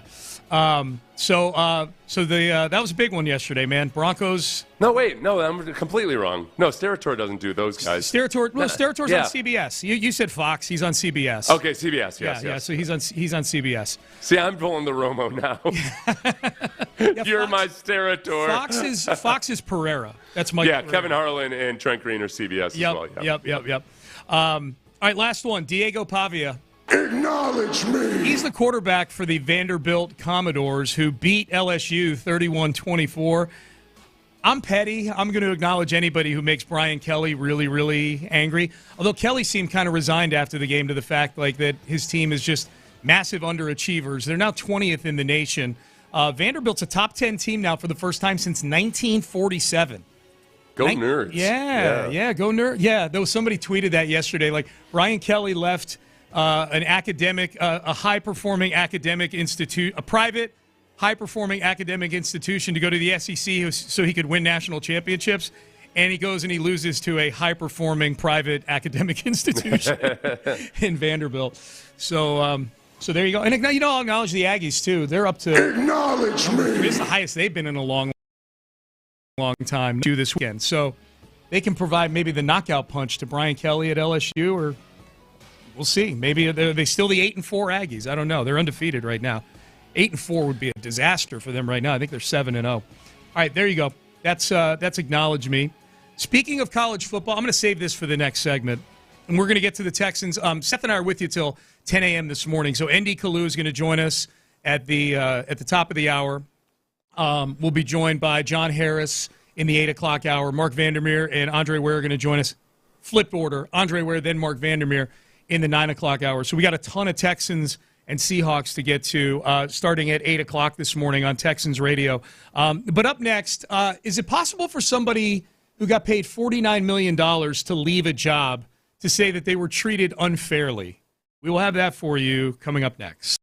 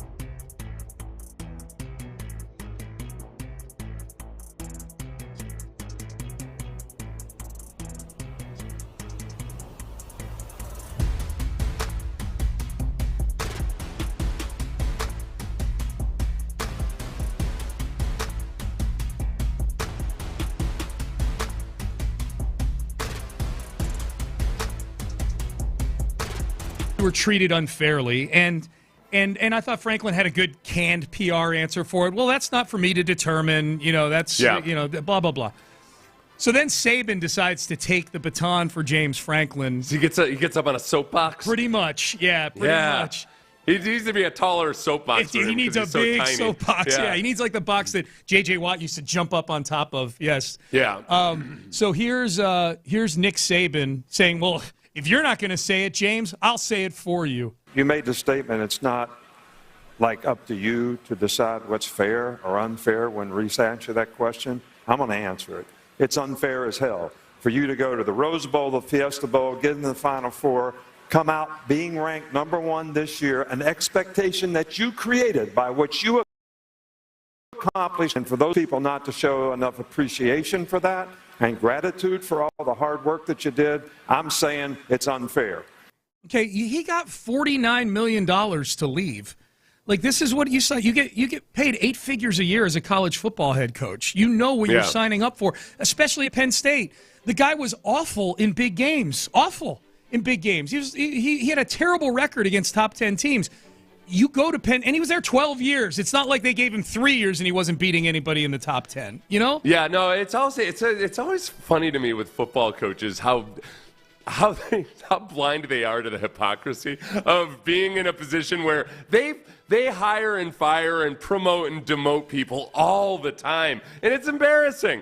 You think it wasn't embarrassing for Jalen Hurts to get benched in the national championship game? Example. Right? Like, it's just like, okay, it's a results business. You swapped out Jalen Hurts for Tua Tagovailoa. Yeah. It is what it is. People get hired and fired all the time, and yet somehow these head football coaches act like a football coach getting fired is the worst crime that's ever been committed in this country. It's hilarious, man. Dude, and you should have seen... It's a results-based business, except they want to somehow be exempt from those same results. Well, in this interview, Seth, every single one of them, Reese Davis, Desmond Howard, McAfee, Saban, I think Herb Street did it too.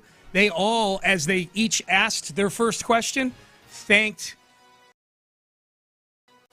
being so courageous to come up here and do this interview. Thank you so much for coming on and basically making doing a really smart thing for your recruiting at your next stop. Yeah, like some war hero or something. It was unbelievable. Thank you so much for coming on and being sure that you're advertising yourself wherever you end up, wherever you land, and it'll aid in your recruiting efforts. Thank you for coming on and answering this carefully manufactured list of questions that your PR people gave to us here. Like he was about to answer for like the Exxon Valdez disaster or something, wow, a lot of people wouldn't want to come up here and answer these questions. It was such ball washing, man. It was unbelievable. So here's one more from Saban. You heard Saban saying that previous cut, you were number one coming into the season. You created the expectations.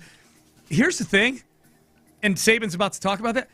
I looked at every poll. Penn State, they were highly ranked. They weren't number one in any of them. That was the big story this year, is that Texas was number one coming into the season for the first time in the history of the school. So, like, Saban's already making stuff up here, like that they were number one. And it's important because Saban specifically says here he hated being number one going into the season. This is one thing that I hated, was we were ranked number one going into preseason several times, and I hated that, absolutely hated it, because you didn't know how it was going to affect your team. Yep.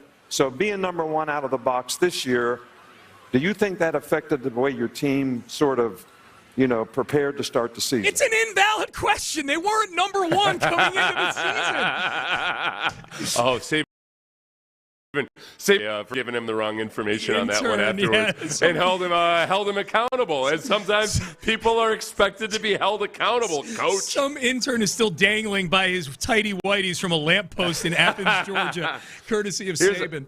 Here's the thing you need to know about most great football coaches. They're miserable about everything. Like, there's nothing. Saban is not, because Saban's wired the same way Coughlin was wired, and I spent a lot of time with Coughlin, and man, they're born whiners, but they're proactive about the things that they whine about. That's the difference. They don't mope around and whine and do nothing about it, but they're going to find something to whine about, and then make other people try to fix whatever they're whining about. about. So with Saban, at any given, if he was 10th to start the season, he was gonna figure out a way to hate that. If he's number 1, he's gonna figure out a way to hate that. It's a great point. They're such whiners. But they're proactive in how they handle the things they're whining about. Obviously, super effective. Like, I'm not here to say, like Saban's the greatest of all time, possibly. It's just funny because I'm thinking, like, there's good coaches that still haven't been promoted to the level of working in the SEC or maybe even working in Division I, but they're out there. We know they'll be there someday. Yeah. And if I was one of those coaches and I'm listening to Saban whine and moan about being ranked several times number 1 going into the season, I'm like, I would happily trade my burdens for your burdens. No, and it is. There's nothing to be done about it. That's why he was as great as he was, because there's nothing harder. Like the great. If you're a coach that's 6-0 on the season and you feel good about your team, you're probably not a great football coach. Right. Like the great coaches are 6-0 and they're like, oh my gosh, this is all going to fall apart if we don't fix these 27 issues we have right now. Yeah. They're gonna find something to whine about. Yeah. And so that's why I think that's why Saban's going to be great in media, because he's just the fountain of things that he'll whine about will never run dry. He's really good. I think he's excellent on College Game Day. I really do. I think he provides really good insight. That was just like that whole collective 90 seconds of audio was just such a lack of self-awareness. Like nobody is crying any tears for a guy that got a $49 million Publishers Clearinghouse check to not work. Like nobody is crying tears for you that, I hate being number 1 every year. Like it's just, get back to analyzing get back to analyzing the actual football and stop caping. Stop putting on a cape. Stop white knighting for James Franklin. The guaranteed contract is always the big thing for me. Where I'm like, all right, guys, look, you just with college coaches, especially before NIL, especially, it was like, okay, Saban's making $10+ million per year, but demanding loyalty and this and that and everything. It's like as the college football coaches' salaries it ballooned so much. But they would still try to play that card of the purity of college sports and everything. It got really tough to stomach. Yep. All right, Payne and Pendergast with you. Seth and I are with you for the next couple hours. I know we usually do 8, but these Monday night games, we go the full 4. ND Kalu is going to join us at 8 o'clock. Johnny Harris is going to join us about 8:25 on the show. And then 9 o'clock, Andre Ware, 9:30.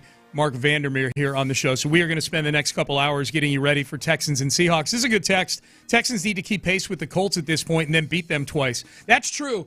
In order to still control their own destiny, the Texans need to win tonight. To stay at just 3 losses to the Colts' 1 loss, and then you beat them twice down the road. There's going to be a lot more losses for the Texans and the Colts and everybody in the NFL. I'm not worried about controlling our own destiny in Week 7. They just need to win tonight. They need to win tonight, Seth, just to stay in that kind of swamp of playoff teams. It's the AFC is a big mess, but you don't want to be on the outside looking in at the mess right now in the AFC. No, you just keep pace. Win. This is a big one. This is the first game of the year that they'd win, where you feel like, oh, okay. You did above and beyond what you were supposed to do. Yeah. As opposed to just keeping it close against a couple of good opponents early in the year. So maybe we could have almost won. The window of emotion after this game between a win and a loss is as big for a Texans game as I can remember in a long, long time. Well, and I'll go back, and you go back to last year because it's a playing out of that same, like, are they coming? Okay, they're winning games, but there's a glass ceiling between them and the elite teams of the true contenders. This would feel like you burst through it in a primetime football game on the road. Weird start time, late. It's in Seattle, which is a tough place to play, despite their horrible home record with Mike Macdonald. Mike Macdonald's 4-8 as the head coach at home there. That's the only weird Achilles heel statistically for them right now. I don't know who my co-host is tomorrow, but I feel bad for him already because I'm going to be a mess. I think it's 2 Luke. hours of sleep. I think it's Luke. Yeah, someone's asking me hey, Sean, how are you doing this tonight? You're doing Luke the show will keep today. It together. Yeah, Luke will be good. How are you doing this? You pregame at 6 and postgame. I'm off tomorrow. That's how I'm doing it.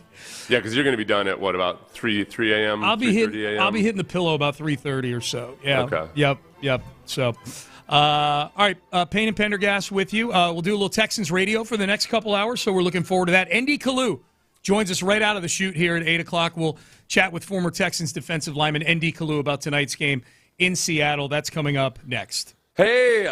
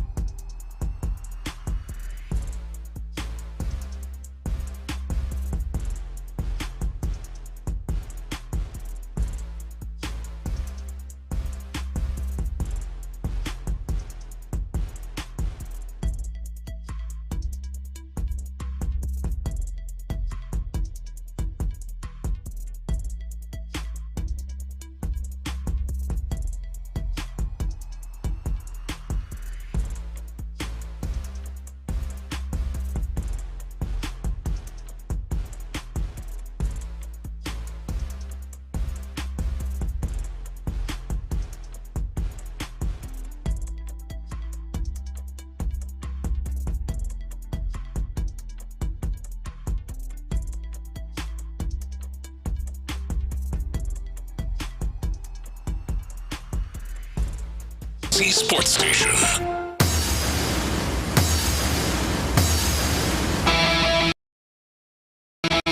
Time to dig in to what happened. It's Texans Monday, presented by Houston Methodist. It is Texans Monday, presented by Houston Methodist, and it is great to be with you. Typically, Monday, 8 a.m. to 10 a.m., you know, Mark Vandermeer and John Harris handle the chores on a Monday following a Texans game. Of course, the Texans yet to play this week, and they kick off tonight at 9 o'clock here on Sports Radio 610 against the Seattle Seahawks. You will hear from both John Harris and Mark Vandermeer throughout the next couple of hours as they join myself and Seth Payne here on Texans Monday. We didn't go in the closet and change into new outfits or anything. We're just kind of easing into the Texans 2-hour patch of radio here and getting going, man. A hardcore 2-hour preview of the Texans and the Seattle Seahawks. We've got our good friend Andy Kalu on the line, Seth, so I'm going to go get him right now. Former Texans defensive lineman joining us here right now, Andy Kalu. Come out of the closet to do that. Regular weekly guest here on Texans Monday. And, of course, Texans Seahawks tonight. Andy, did you have a nice weekend? Did you watch any football this weekend? Yeah, you know, I was watching Baylor TCU. Unfortunately, Baylor fell a little bit short, but it was an exciting game after about 3.5 hours of delays. So I watched a lot of football this weekend. Your son plays for Baylor. For those, I'm sure a lot of the listeners know that. Or you know, I have a son that went to TCU and a Baylor son, so I was guaranteed both joy and misery from that game. Indeed. And that's exactly how it was.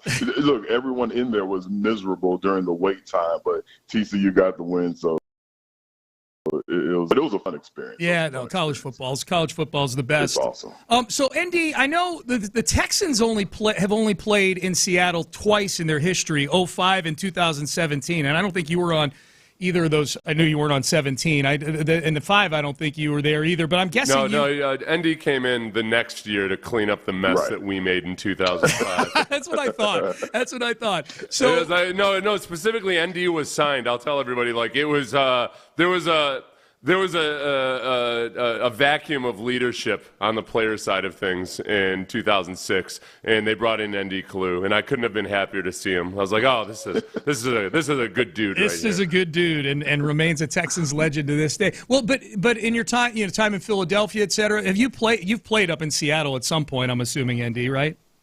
Oh, absolutely. When I was in Philadelphia, Washington, played in Seattle a couple times. Yeah. It's an awesome environment. I'm sure Seth has already talked about it, but a great environment. Well, Seth almost got into a fight with a guy at it, so that was his experience there. Yeah, I almost got to try to. Almost. There's no almost about it. He just he backed down from my challenge. There was one of the guy that I guess this guy's kind of famous for being a heckler, like right where the players come out, Andy.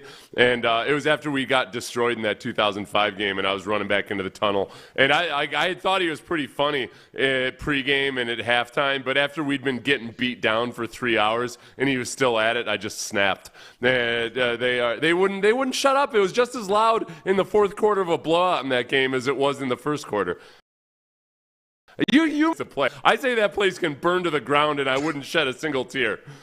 But you know what? The fact that it brought that kind of emotion out of you, that's what makes it great. Like, you know, when I say great, is that, look, we've lost there, we won there, but when it brings that kind of emotion out of you as a player, that, you know, now that you can sit back and tell an awesome story on y'all's awesome show, that's what makes it great. That's part of the environment.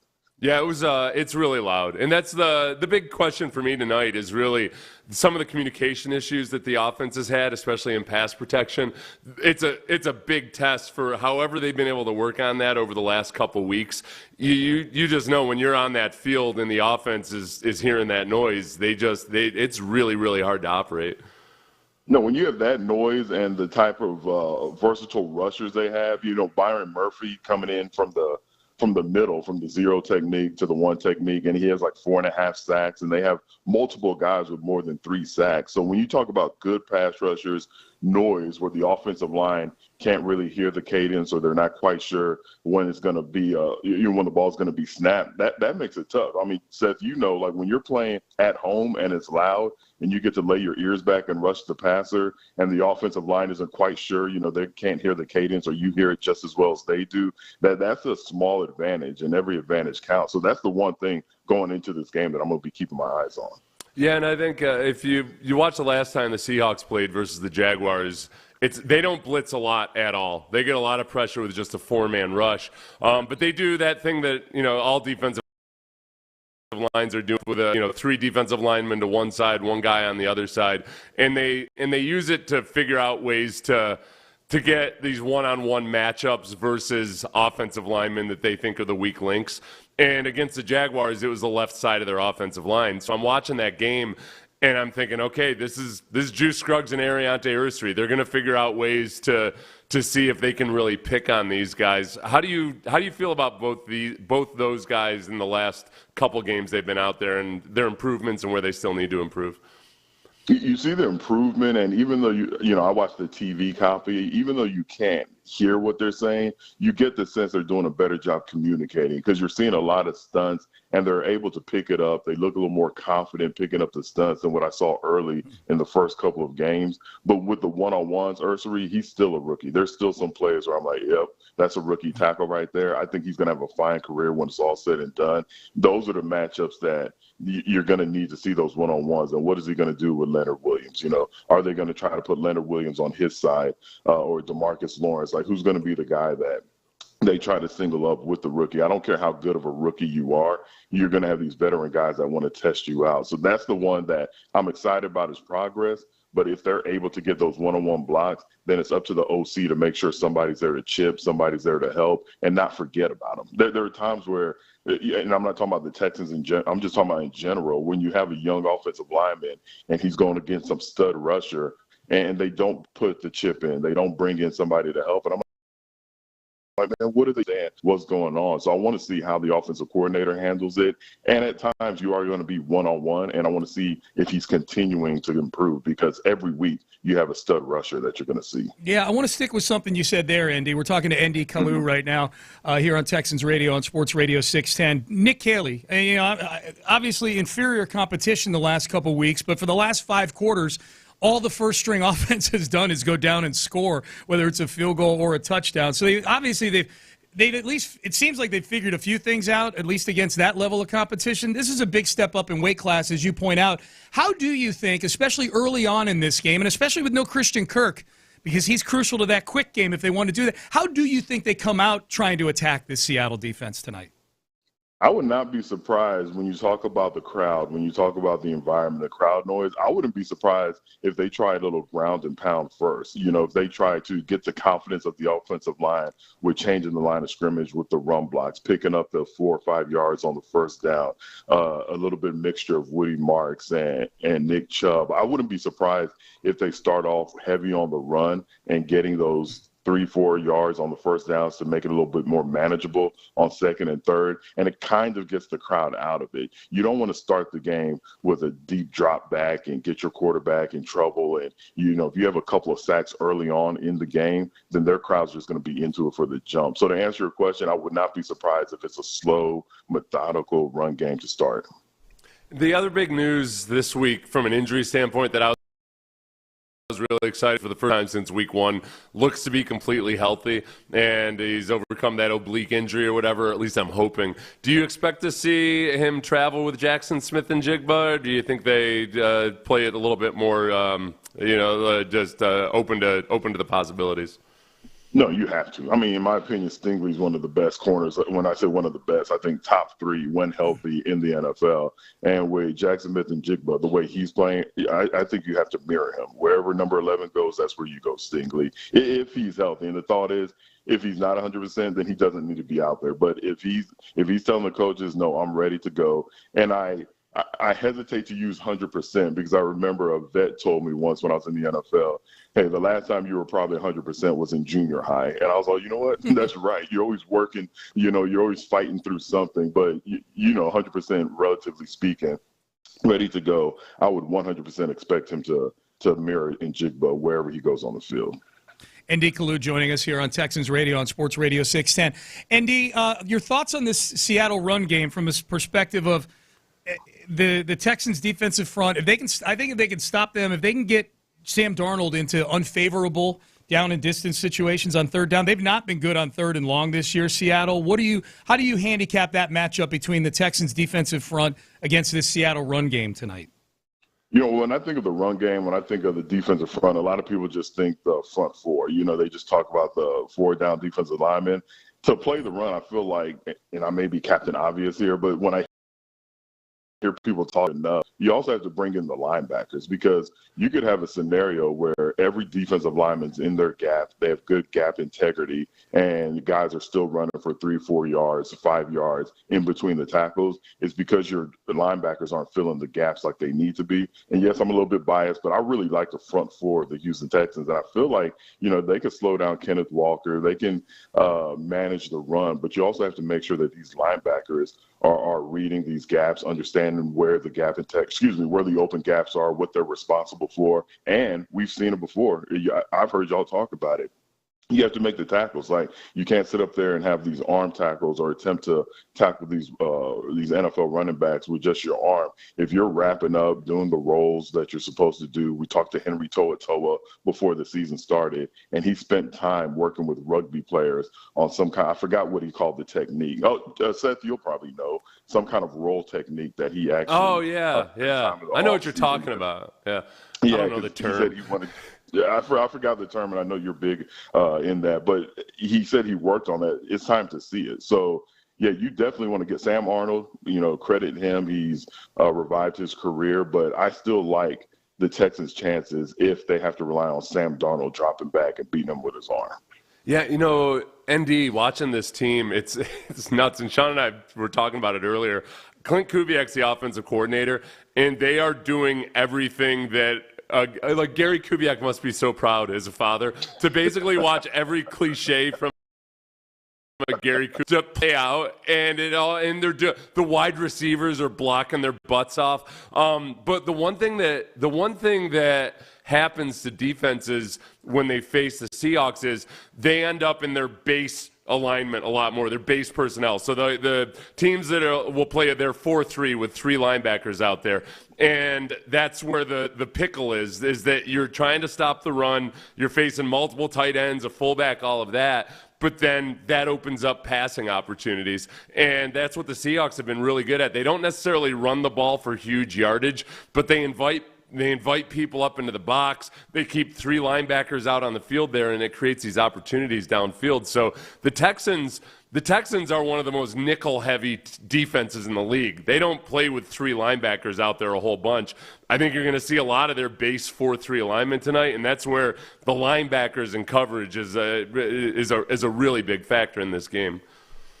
You know, not just the linebackers, and it goes back to Stingley. Like if you could be in a situation where you are in your base defense, but you could take away their number 1 wide receiver in Jackson Smith and Jigba, you know, with Stingley, if Stingley can cover him man-to-man and you don't have to go to zone, you don't have to bring in an extra nickel, and you could go base and eliminate or slow down, because I don't think you eliminate Jackson Smith and Jigba. I think that's going to be beneficial, and that's going to show you exactly how valuable a quote-unquote shutdown corner can be, because you can stay in base and you can still eliminate one of their top receivers. But then the linebackers, like you said, they're going to have to cover these tight ends. They're going to have Kenneth Walker out of the backfield when he runs that little Texas route that the running backs love to run. Mm-hmm. So, yeah, everyone that's on the field, and maybe that means we see more EJ Speed. I didn't even think about that, because when I think of EJ Speed, I think of athleticism. I think of his speed, no pun intended. And maybe you throw him in on base, knowing that you might have to have your base personnel have more of a pass defense mentality. Well, and then the other part of it, though, too, is that when they're out there in nickel, you know, D'Amico, when he was on the coaches show last week, I think it was on the coaches show, he basically talked about how this is really about their cornerbacks, the Texans cornerbacks versus Jackson Smith and Jigba and everybody else. And it felt like he was saying there's going to be a whole big dose of man coverage, and that if Petrie's out there playing that Sam linebacker, they're gonna blitz a lot. So like way more than D'Amico normally does if you want to stop the run, but you got Petrie out there. I'm excited about this just because it's a potential boomer bust type of night where if they can lock down or really limit Jackson Smith and Jigba, but they're blitzing a lot more, you might have a vintage awesome Texans defensive performance. If it doesn't work out, that's a whole nother scenario that we can talk about on Tuesday. But it's gonna be a battle between this Texans defense and that Seahawks offense. And just big picture, as a player, you respect every win. You're not sitting there after you beat the Titans, after you beat the Baltimore Ravens. They're not on the plane saying, oh, we beat the Ravens, but Lamar didn't play. Oh, we beat this team, but they're ready. Tough one in the NFL. You appreciate every victory. But I will say, playing against a Seattle Seahawks team in Seattle, a team that's 4-2. Correct me if I'm wrong. I don't have it in front of me. They're 4-2. Thank you. Yeah. Okay. And probably the best division in football. Yeah. And they're battling for that division, that number one spot. That would be a quality win for the fans. And look, even the players coming back will be like, okay, now we know, we feel, and we've shown that we could compete with any team in this season. Oh, yeah. The selection committee is going to love this win. For sure. For sure. Oh, hey, I don't know if you saw this or not, Andy, yesterday, but this has been driving me insane. So Pat Mahomes was in a short yardage situation, comes up to the line, tries to get the Raiders to jump off sides, and then the mic caught him saying, oh, this play never works. Oh, this is saying he used the F word and all this.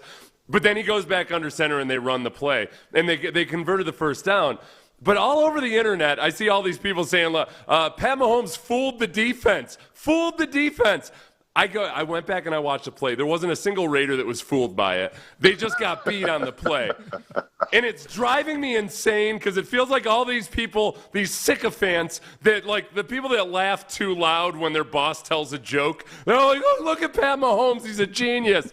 You've been in that situation before. That's exactly what you're expecting them to do. When the quarterback stands up and acts like he's quitting on the play, like you're down in your stance, you know that it might be a ruse. And it's annoying me. It's annoying me. 100%. But I did see a video of it on Instagram, and I couldn't tell if it was planned or not. But just like you said, whether or not he did that, whether or not he was trying to pull the wool over their eyes by acting like he was upset, then he gets under center. They picked up 1.5 yards. I mean, regardless. Right, no, and all 11 defenders were playing the play. There wasn't like a single player that, got beat, yeah. That eased up. But when things are going well, Patrick Mahomes, he's a darling, and he's earned it. He's the only guy that can play as sassy as he plays, and no one really says anything. Kind of like Prince. You got all these big brothers who love Prince, and Prince wears like pants with his butt out, and brothers are just like, oh man, that's just Prince being Prince. With Mahomes, with his flimsy wrist and things that he does, it's like, that's just Patrick Mahomes being Patrick Mahomes because he's good. He could get away with it. Flimsy wrist. It's kind of like 80s. It's good. If Caleb Williams, is that his name? The brother who does the fingernail polish? Yes, the Bears quarterback. If he leads the Bears to a Super Bowl, man, it's over. You're going to see all kind of masculine men with nail polish. A Mahomes Caleb Super Bowl. No. Well, no, the classic was the MMA fighter there that used to paint his fingernails because his daughters like to do it. Like nobody was calling him any kind of, he's just Not to his face. No. Well, we have the equivalent in our culture too, is the fans of the 80s. I grew up when men were men, and their hair was teased real high. They wore eyeshadow. That was when men were men. They wore vests with no shirts on underneath it. Yeah. That's a good, I never thought about that. Oh, my God. Then we go into country music. Oh, my gosh. That is great. Andy Kalu. Hey, Andy, on your before we get you out of here, if you could pick one battle tonight for the Texans to win, or one thing for them to do well in order to walk out of there with a win, what would it be? That's a good one. And I'm going to stay in the trenches and just making sure Sam Darnold's not comfortable. Mm-hmm. It doesn't have to be 4 sacks, but I want at least once a series. Danielle Hunter's hitting him. Will Anderson's hitting him. Whoever it may be. I don't want to see him get comfortable in that pocket. So you did say one battle, so that's really 4 battles. That's okay. That's okay. That was a very good job of taking 4 things and putting it into one. That's a good host, too. I appreciate you covering me right there. That's a good host, too, man. Andy Kalu, Texans legend, former Texans defensive lineman, joining us here on Texans Radio. Andy, enjoy the game tonight. Always great to catch up with you.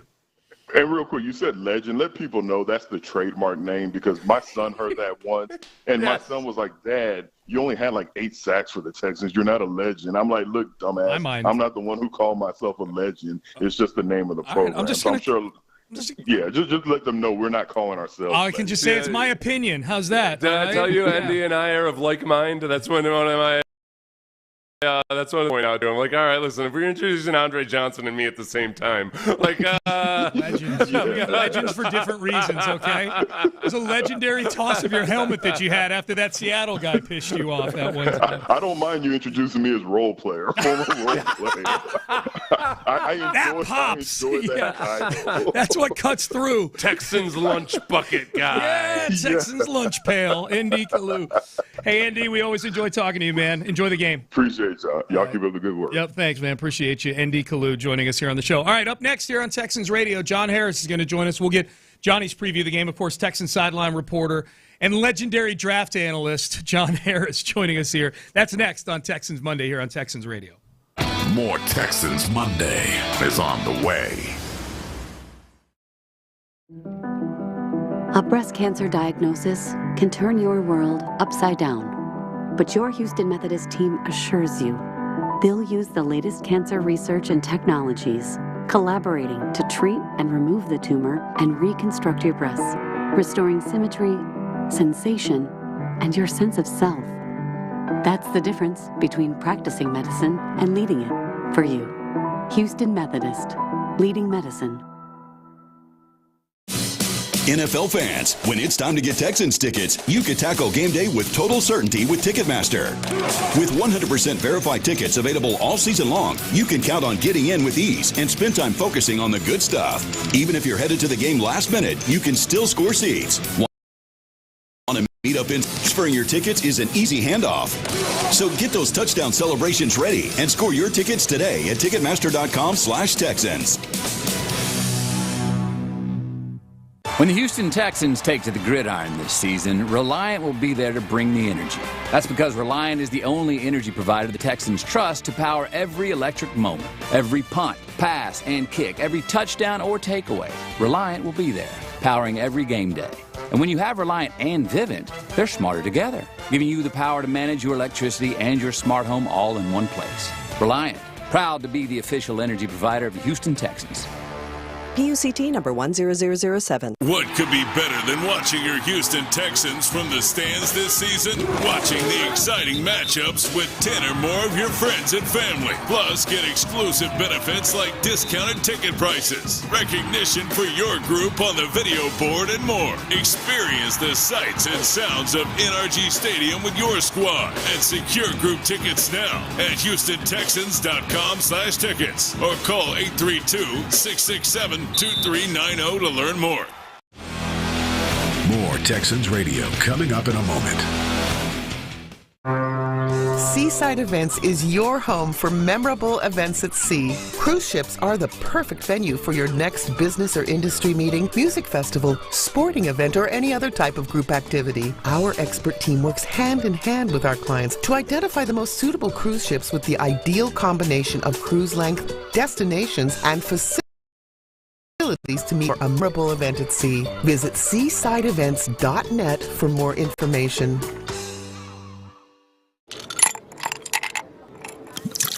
Sky Vodka is now made with water enriched by Pacific minerals and filtered through California limestone. Sky Vodka, a smoother, fresher tasting vodka that's also gluten-free. In other words, it's the best thing to happen to vodka since vodka happened. Sky Vodka, born from the blue. Sky Vodka distilled from grain, 40% alcohol by volume. 2021 Campari America, New York, New York. Please enjoy responsibly.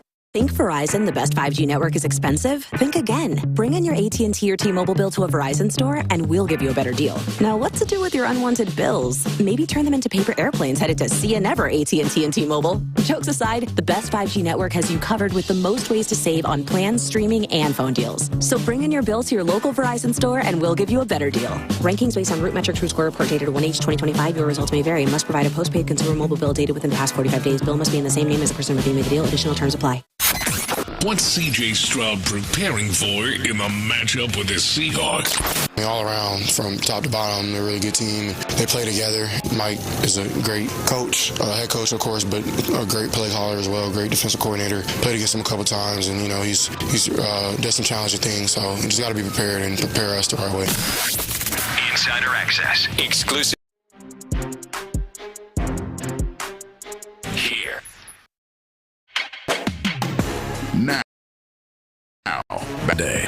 All right, good to be with you on Texans Monday. Sean Pendergast, Seth Payne with you. And, of course, kickoff tonight, 9 o'clock, between the Seattle Seahawks and Houston Texans. 6 p.m., Seth and I have you for Texans Countdown, presented by Modelo Especial. Hey, real quick before we get to John Harris, one of the easiest and most important steps you can take for optimal health is visit your primary care physician. For information or to schedule an appointment, visit HoustonMethodist.org/PCG. That's HoustonMethodist.org/PCG. Houston Methodist is the official healthcare provider for the Houston Texans. Houston Methodist, leading medicine. And with that, we head back out to Seattle. Well, out to Seattle for our first time. We just got done talking to ND Kalu. We're going to be making a few trips out to Seattle during the next hour and a half or so. Our first one, kind of like the pregame show that we're going to do tonight, is to talk to Texan sideline reporter John Harris. Johnny, how are things in Seattle this morning? They're dark. But they're not sleepless. That's good. That's good. Got a little sleep. I do think that people of Seattle are a little, how do I say this? This is a really interesting day for the fans of Seattle with their baseball squad going into Game 7 and then their football squad taking on the Texans tonight. I hope it's the worst day in Seattle sports history. I'm trying to think of a worse one, but I think that's pretty good. I think when the Sonics left, that was pretty rough, but I would think losing Game 7 and Monday Night Football in the same 5-hour span would be absolutely fabulous, if you ask me. So I'm all for that tonight. That's where I'm almost in the game. I can look as far ahead as I want, but I almost I'm thinking about maybe possibly if the Texans win this game, I might just float a false rumor about how we figured out a way to electronically steal signs or something. Just to really make it miserable. Yeah. that there was some kind of system we had. I want the whole city to be miserable by Tuesday morning. By the time you guys leave, it'll be Tuesday morning by the time you guys leave there tonight. There was a weird camera up in the upper level of Lumen Field shedding a green light on Sam Darnold every time he would throw, and they were picking his signals electronically. Oh, please. Aaron Wilson, start that story right now. Yeah, for sure.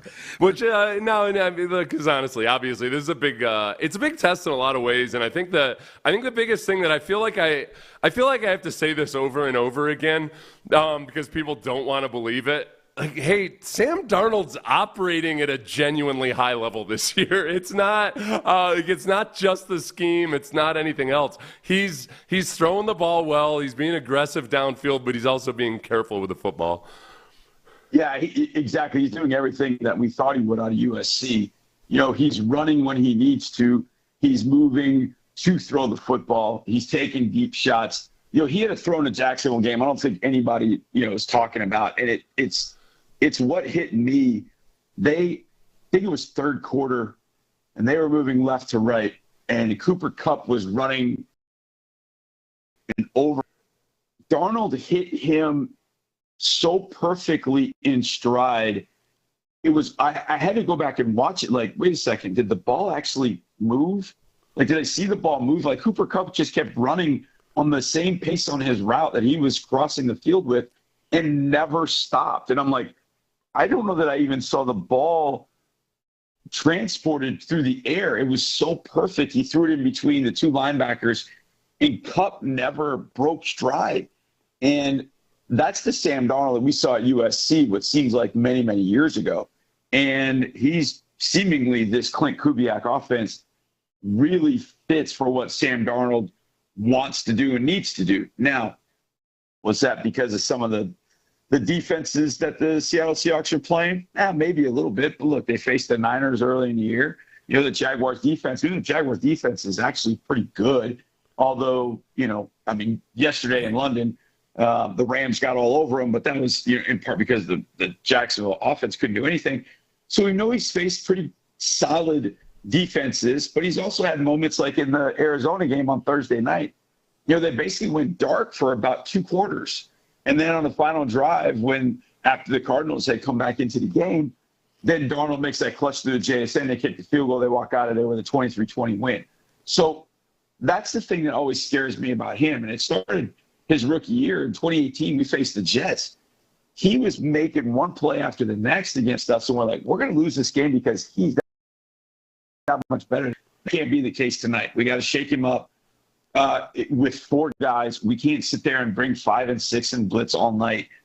It's going to be interesting in the secondary, and we'll get to that, I'm sure, at some point with JSN and Cooper Kupp against Kamari and Derek Stingley. But I think that matchup is going to be interesting because it's going to force Darnold to be that much more accurate with the football. But to Seth's point, he has been, and that scares me. That he can be that accurate with the football, whether it's man or zone that he faces. And I think the Texans will throw him a number of different looks, especially coming out of a bye, and we'll see how Darnold reacts to it. I hope he reacts poorly, but that is going to be one of the keys. How does he react to what the Texans throw at him?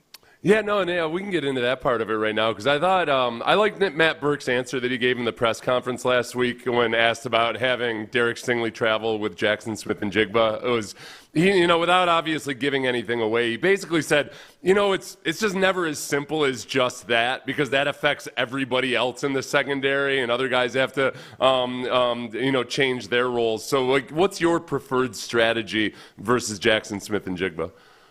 Well, I've always been a mix-it-up kind of guy, especially when I've got 2 cover guys in Sting and Kamari. And the thing is, it's funny because I've always thought Sting. I mean, I've been a Sting guy from day one. I wanted him to play for the 2019 team as a true freshman at LSU. I wanted him on our team because he would have been better than anybody we had. But I do think there are certain receivers that will always be a difficult matchup cover guys. And I think we found out that Sting can pretty much hang with anybody. But we'll see with JSN. The thing about it is, and I think Kubiak will do this, especially early in the game when he's got his first 15 or how many ever plays he's got scripted, I think he'll move both Kupp and JSN in and out of the slot and see how the Texans react to it. Because if he moves JSN into the slot and lines him up there to start with, does Sting go with him? Well, if he does, that's a pretty good man indicator at that point. But if he moves JSN in the slot and then all of a sudden Petrie's over him, okay, that's a pretty good, you would think, zone indicator. So I think if I'm Clint Kubiak, I'd do that. And, I heard Kubiak this week talk about JSN, and he used the name Andre Johnson. And look, they're totally different wide receivers, but it hit me watching JSN even before Kubiak said that because Andre came in training camp, we were talking to him, and he said Gary Kubiak challenged him when he first got to Houston to play every wide receiver position. He said, Andre, you can be the greatest there's ever been if you can move to all these different spots because we can create all these mismatches for you depending on where you line up. And I think Clint has taken that to a different level with JSN. Now, the flip side of that is, okay, you worry about JSN, but, Cooper Kupp still got some juice. But you've got 2 really good cover corners. So I'm curious how they mix and match and where the Seahawks line those 2 up and how many indicators they get depending on where they've lined up. Now, over the years, they don't give a lot away. Even if a receiver that Sting is traveling with ends up in the slot, they still find a way to make it look like zone and then match up the routes out of that. And that invariably puts Sting on whoever that receiver ends up being anyways. So I think the Texans do a pretty good job in disguising that, but it's still going to be that chess match within the game that we're going to see tonight. Depending on where 10 and 11 line up, that's where 24 and 4 are going to go. And then that's how the secondary is going to rotate. And if those guys can just, it sounds simple, but if those 2, Derek Stingley and Kamari Lassiter, can lock up JSN and Cooper Kupp and do a nice job on them in man coverage or even in match coverage, now you've got all the things you want at your disposal getting after Sam Darnold. John Harris, Texans sideline reporter, joining us on Texans Monday here on Texans Radio. Johnny, the last 2 weeks or the last 2 games with the offense, we've seen a lot of good, obviously, the last 5 quarters in particular. What's the biggest thing that you've seen, the biggest improvement you've seen from the offense that is not like opponent specific, where you feel like, okay, yeah, there was the depleted Ravens and it was the Titans, but I feel like this translates against the, almost any other team, and especially tonight in Seattle. What's the biggest like non-opponent specific improvement that you've seen? Yeah, it's funny you asked that, Sean, because that's a question I've been asking of everybody we've interviewed on Texans All Access all week. What's the carryover? What do you think if you had one thing that was going to carry over from the two successful games against, the Titans and the Ravens? I think it's going to be how quick CJ gets the ball out. I think the number of weapons that they have, now obviously Christian Kirk won't play tonight, but maybe this is the first time we see Braxton Berrios tonight. And that, look, Braxton Berrios is not Christian Kirk, but he's exactly what they thought about Christian Kirk, a veteran inside player that understands coverage, can work with his quarterback to get to open spots. So I think I'm not going to sit here and tell you it's not a loss that Kirk's not playing, but if Braxton is ready to go, I still think you have the opportunity to spread the ball out to a number of different weapons. Defenses can't lock into, hey, he's thrown it to 12, 25 times this game. Like the other night, Joe Flacco threw to Jamar Chase how many times? And the Steelers were so stupid they wouldn't go, let's go double cover Jamar Chase, huh? Why don't we just go take Chase out of the game and force him to throw to somebody else? Now, they've got a good somebody else, but you don't see, and you haven't seen the Texans lock in Nico Collins and say, Nico, every third pass is going to you. They haven't done that. CJ has taken what defenses have given him. Ravens are going to play zone. Okay, I'm going to take those option routes to Dalton Schultz all day. And Dalton had a big day against the Ravens. The little goal line routes and things. Jalen Knowles scored. Xavier Hutchinson scored. They did some little, route swapping, so to speak, with some of the releases to try and mess with the coverages down on the goal line. I think some of those things are going to stick around. Now, the one I'd like to see get even better is, and I think it's key tonight, is successful first down running the ball, or even second down running the ball. They can't be predictable tonight running the ball on first down. It can't just be running duo on first down every single time. They've got to mix up first down. But when they run the ball, if they can just, tonight in particular, 2-3 yards against that tough defense, just get to 2nd and 7. Now you've got a lot at your disposal. And who knows if, one of those, a guy steps out of his gap, Byron Murphy's on the sideline getting a Gatorade, you could take advantage and pop one for 5 to 7 yards. It's going to be difficult, but they've got to, I don't want to say stick to the run, but they can't get away from it if they don't have success early. The Seahawks can be all jacked up.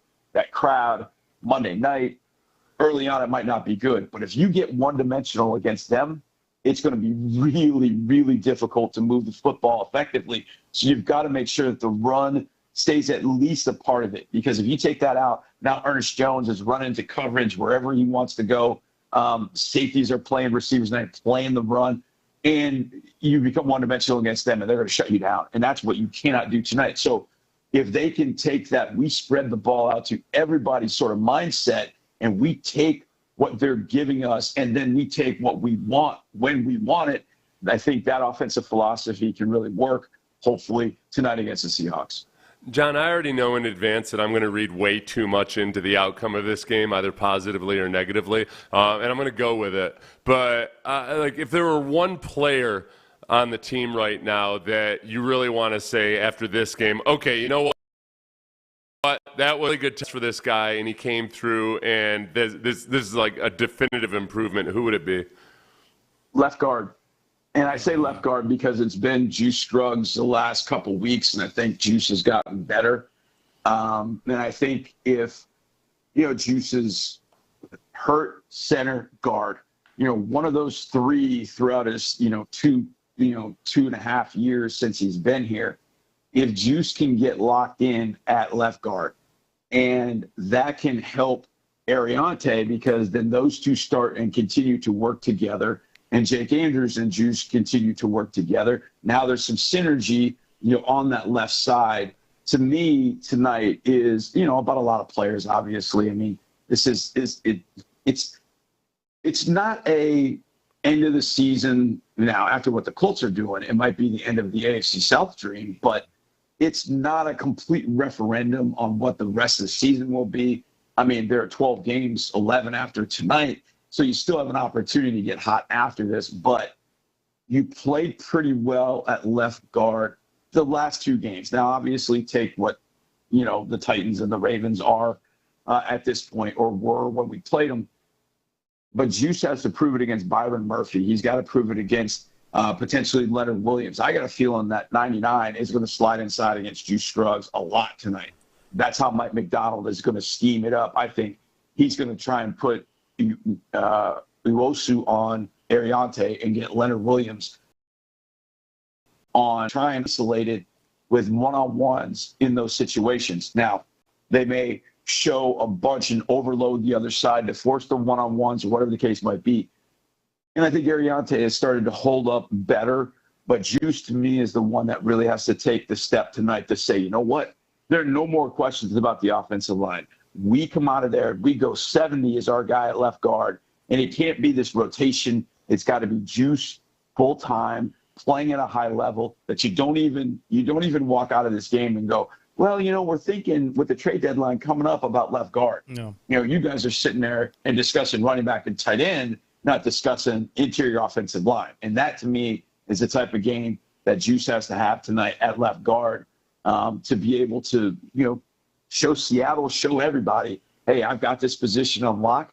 The rest of the offensive line is playing well. Now I'm playing at that high level, and we're a tough group going forward. That is going to be a real problem for people on Sundays when they face an offensive line. But to me, it's left guard because of everything that could happen. Like you said, Seth, if it doesn't happen, all of a sudden it's like this question mark going in against the Niners. And we saw the Niners pass rush last night, really tough. Then after that, it's Denver, and then it's Jacksonville again. Then it's Jeffrey Simmons again. Well, do you want to continue to have questions at left guard? Heck no. So you're at that point going, man, we still are not settled at left guard if he doesn't play really well tonight. Now you're looking at trade deadline kind of stuff, and then you've got upheaval in the offensive line again. The best thing to happen tonight is if Juice plays Jacksonville last year on the road right before the bye. It's just if he got hurt in that game, he can't get hurt. He's got to be able to play at this level and stay healthy. And if he does, I think the offensive line settles down. I think his offense goes to another level. It's Texans sideline reporter John Harris. Johnny, we'll talk to you tonight shortly after 6 o'clock on Texans Countdown. All right, boys. Love you, man. Love you too. Have a good day in Seattle. Yeah, go get some coffee. All right. That was John Harris. We will talk to Andre Ware at the top of the hour. Coming up next, we'll go behind enemy lines. What are Mike McDonald's thoughts on the Texans' offense and defense? Seattle head coach. We'll do that coming up next on Texans Monday here on Texans Radio. More Texans Radio coming up in a moment. Throughout time, man has expressed himself through dance. The Charleston, the two-step, and yes, even the Macarena. But few dances have captured the imagination like the victory dance. It says, I'm a winner. In your face, world. With Houston Texans scratch tickets from the Texas Lottery, it's time to start working on your victory dance. You could have lots to celebrate with top prizes of $100,000, plus enter for a chance to win VIP Texans experiences. So, dust off your victory dance and play today. Must be 18 or older. Play responsibly. Sound familiar? At Mattress Firm, we understand there are many problems that can keep you up at night, like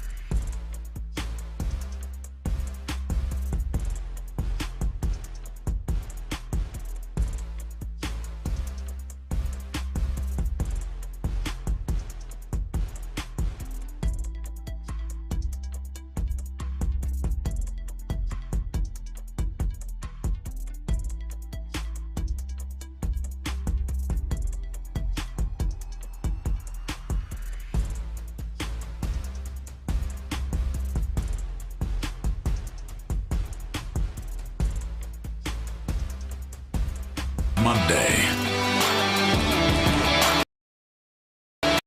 Texans Monday here on Texans Radio. Sean Pendergast, Seth Payne with you on a Monday. 9 o'clock kick tonight. Seattle and the Texans. 6 o'clock Texans Countdown presented by Modelo Especial. Here was Mike Macdonald, Seattle head coach, last week in his media availability talking about the Texans defense. Yeah, it's a hallmark of a D'Amico Ryan's defense. We've seen him a few times when last couple years when I was in Baltimore. Or his first year, I guess, excuse me. But they play hard. They attack the ball. I think they their pressure system is impressive in all three downs, and they got great players. And they play together and good, sound, attacking, diverse defense. So, how do you think, Seth? Like I feel like when we talk in this matchup about the Seattle defense versus the Texans offense, it really feels like there's a matchup advantage for the Seahawks defense against the Texans offense. Like it feels like what the Texans, maybe what their Achilles heels are, don't match up well with Seattle. How do you feel about the flip side of that? This Texans defense matching up with what Seattle likes to do, wants to do offensively. The biggest thing is in the play action game, the Seahawks have a way of just really picking apart any lack of discipline or breakdown by your linebackers, and that just if you're trying to play zone, they figure out a way to create space. They run the ball and they use formations to keep three linebackers on the field. Like they're going to put the Texans in a tough bind where, all right, if you got Jalen Petrie out there, we're going to figure out a way to target him and use motion to just get linemen on Jalen Petrie and run on you. So what are you going to do about that? Are you going to bring three linebackers? Are you going to have play in your base 4-3? Then all of a sudden those linebackers have to be really, really good in the play action game and not allow space behind them. That's really the hard part of it. So the Texans, it's as annoying as it gets, because it's like what you can say about every football game is, well, you got to stop the run and force them into passing situations. That's extremely the case with the Seahawks, because Sam Darnold is really, really good this year when he gets into downs where it could be a run or a pass. When it's a definite passing down, it's not as good. 2nd and 10, 3rd and 10, not nearly as good. But if they get 4 yards on first down, then all of a sudden that's where they start putting the defense in a bind. So with the Texans, a lot of it is really, their ability to just not limit the run, but to stuff the run, get a tackle for a loss on first down. That sets the table for the rest of the series. So they're gonna go out there. I would imagine the Seahawks are gonna go out and they'll be playing with all their heavy dudes on the field and get the Texans into having to play with three linebackers on the field and see if they can carve them up that way. Mm-hmm. And that's where D'Amico also, though, he wants Jalen Petrie on the field as much as possible, but you got to stop the run. All right, we're going to blitz, we're going to play aggressive, and that's the cat and mouse game, and it's going to be back and forth all night as to how D'Amico chooses to respond to it. But it's a really good challenge because the Texans have to do it really effectively. I don't look at the Seahawks offense versus the Texans defense as the Seahawks having the advantage. No. But there's certain things they're going to want to do that if they're successful, it's going to be really tough for the Texans defense. That's a good way to put it. Here's one more from Mike Macdonald on the Texans offense finding explosive plays. I think there's several answers. A lot of teams like hunt man. They hunt certain type of zones, so you have to have a feeling for like how they're operating and what you do well too. I mean, if teams are great against the blitz or great against four-man rush, it's not like we're not going to four-man rush, or if they're not good versus a blitz by the stats, doesn't mean that you get what I'm saying. So I think like that's one way. I mean, sometimes it's just simple as like they got great receivers that can separate and work down the field, which is I think the case sometimes with the Texans. Like they do a good job, and the quarterback throws accurate ball and they protect them. Similar to when you see explosive plays with our offense, those are like common threads on what creates explosive plays. But zones too. I mean, like by definition, zones have holes. So it's about finding those things, and quarterback needs time. You got to have the right thing dialed up, that sort of thing. You know who would like the Seahawks defensive line? Ime Udoka. A lot of big in this defensive line. Yeah, they're huge. They're gigantic. They're old school. It's an old school 3-4 defensive front. Like Leonard Williams is 300 and what is he, like 315 or so? There's times when they're out there and it looks like they've got nothing but defensive tackles on the field when Leonard Williams is rushing from the outside. Their nose tackle, Byron Murphy, is the smallest defense. Their nose tackle is the smallest defensive lineman. He's 305 or something, tiny like that. And then you got the two defensive ends that are 315 pounds. Dude, the part that I think is interesting is when he's talking about the Texans offense trying to, find their opportunities. I've seen a lot of people bring this up, and it's valid, but they'll say, hey, C.J. Stroud does his best when he's not blitzed. He's when not blitzed, he's been really, really good. And then they'll look at the Seahawks defense and say, wow, they don't blitz hardly at all. They only do it with a four-man rush. You got to be careful when you just start looking at stats that way and not breaking it down to how each defense is different individually, because the Seahawks defense doesn't blitz because they don't have to blitz, because they get it done with their four guys up front, and then they really confuse quarterbacks with what they show in their coverage. So it's not the same as going up as, you're not going against a spreadsheet in this game, and they're like, oh, yeah, CJ will just be able to have time and take his opportunities and find holes in zone and everything. It's tougher than that. This is like the Seahawks defense is kind of unique in the way they operate, and it's tough for quarterbacks. They make it very, very difficult. Well, this will be a good conversation we got coming up next then, because Andre Ware, former Heisman Trophy winner and former NFL quarterback, and, of course, the color analyst voice for every Texans game since Jump. He will join us coming up next. We'll talk about that, the Sam Darnold situation, what's Sam Darnold, the challenges he presents, and then what's C.J. Stroud up against tonight. We'll talk about that and a whole lot more with Andre Ware coming up next as we head into the 9 o'clock hour on a Texans Monday here on Texans Radio. This is Tech Sport Radio 610. We all want to stay healthy, but sometimes we get sick or injured. That's why Houston Methodist has primary care right up the street and same-day clinics or virtual care at the ready. And if you need immediate orthopedic care or a network of specialists, they're all right here, so you can keep doing it all. That's the difference between practicing medicine and leading it for you. Houston Methodist, leading medicine.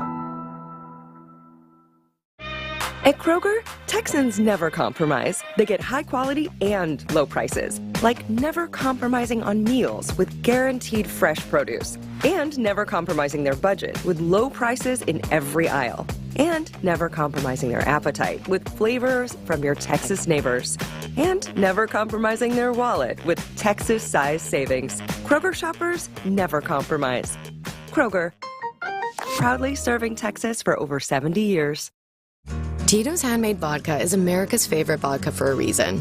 From the first legal distillery in Texas, Tito's is 6 times distilled till it's just right, and naturally gluten-free, making it a high-quality spirit that mixes with just about anything, from the smoothest martinis to the best Bloody Marys.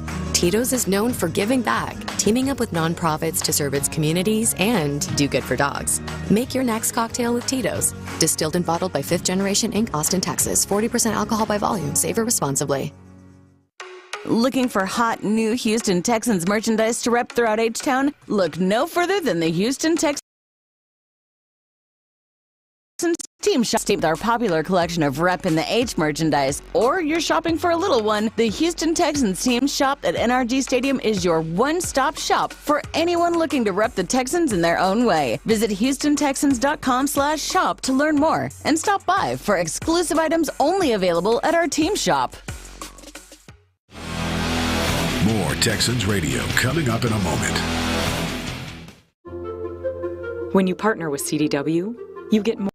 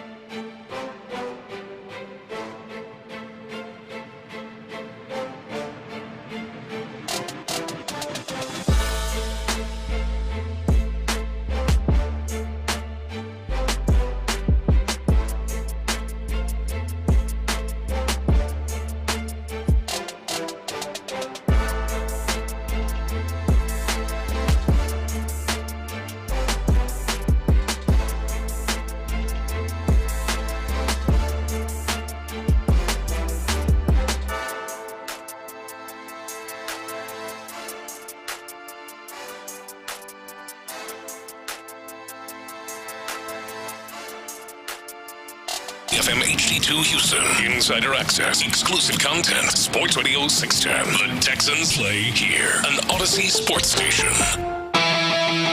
Now, more Texans Monday, presented by Houston Methodist.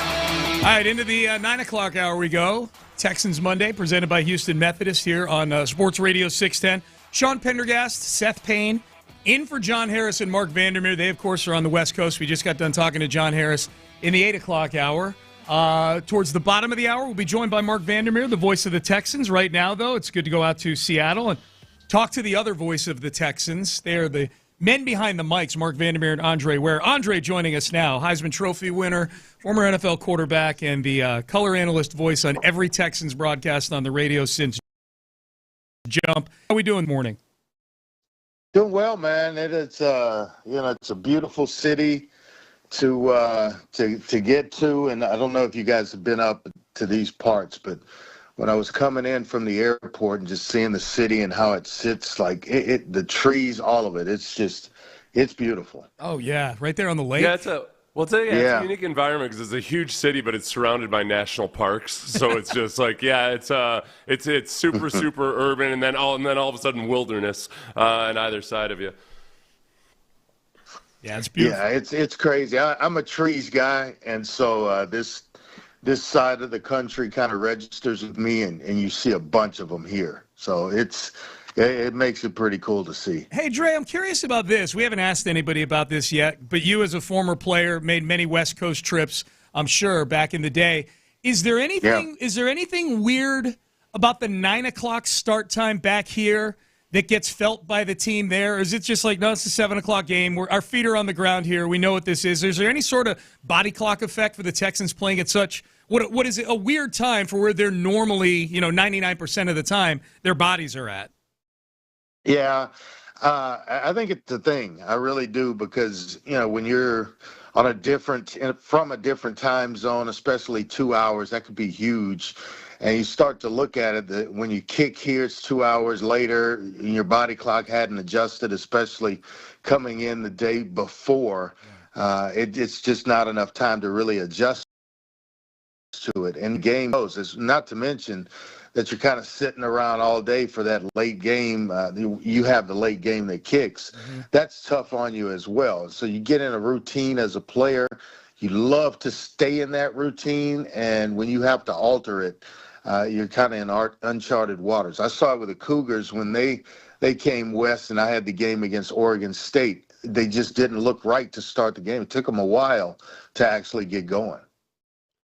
The weather is always a big talking point out there, and I don't think rain is forecast for this evening, but it feels like rain can kind of pop up at any point in Seattle. I was watching the London game yesterday, and I know quarterbacks will always say that wind affects way more than rain does.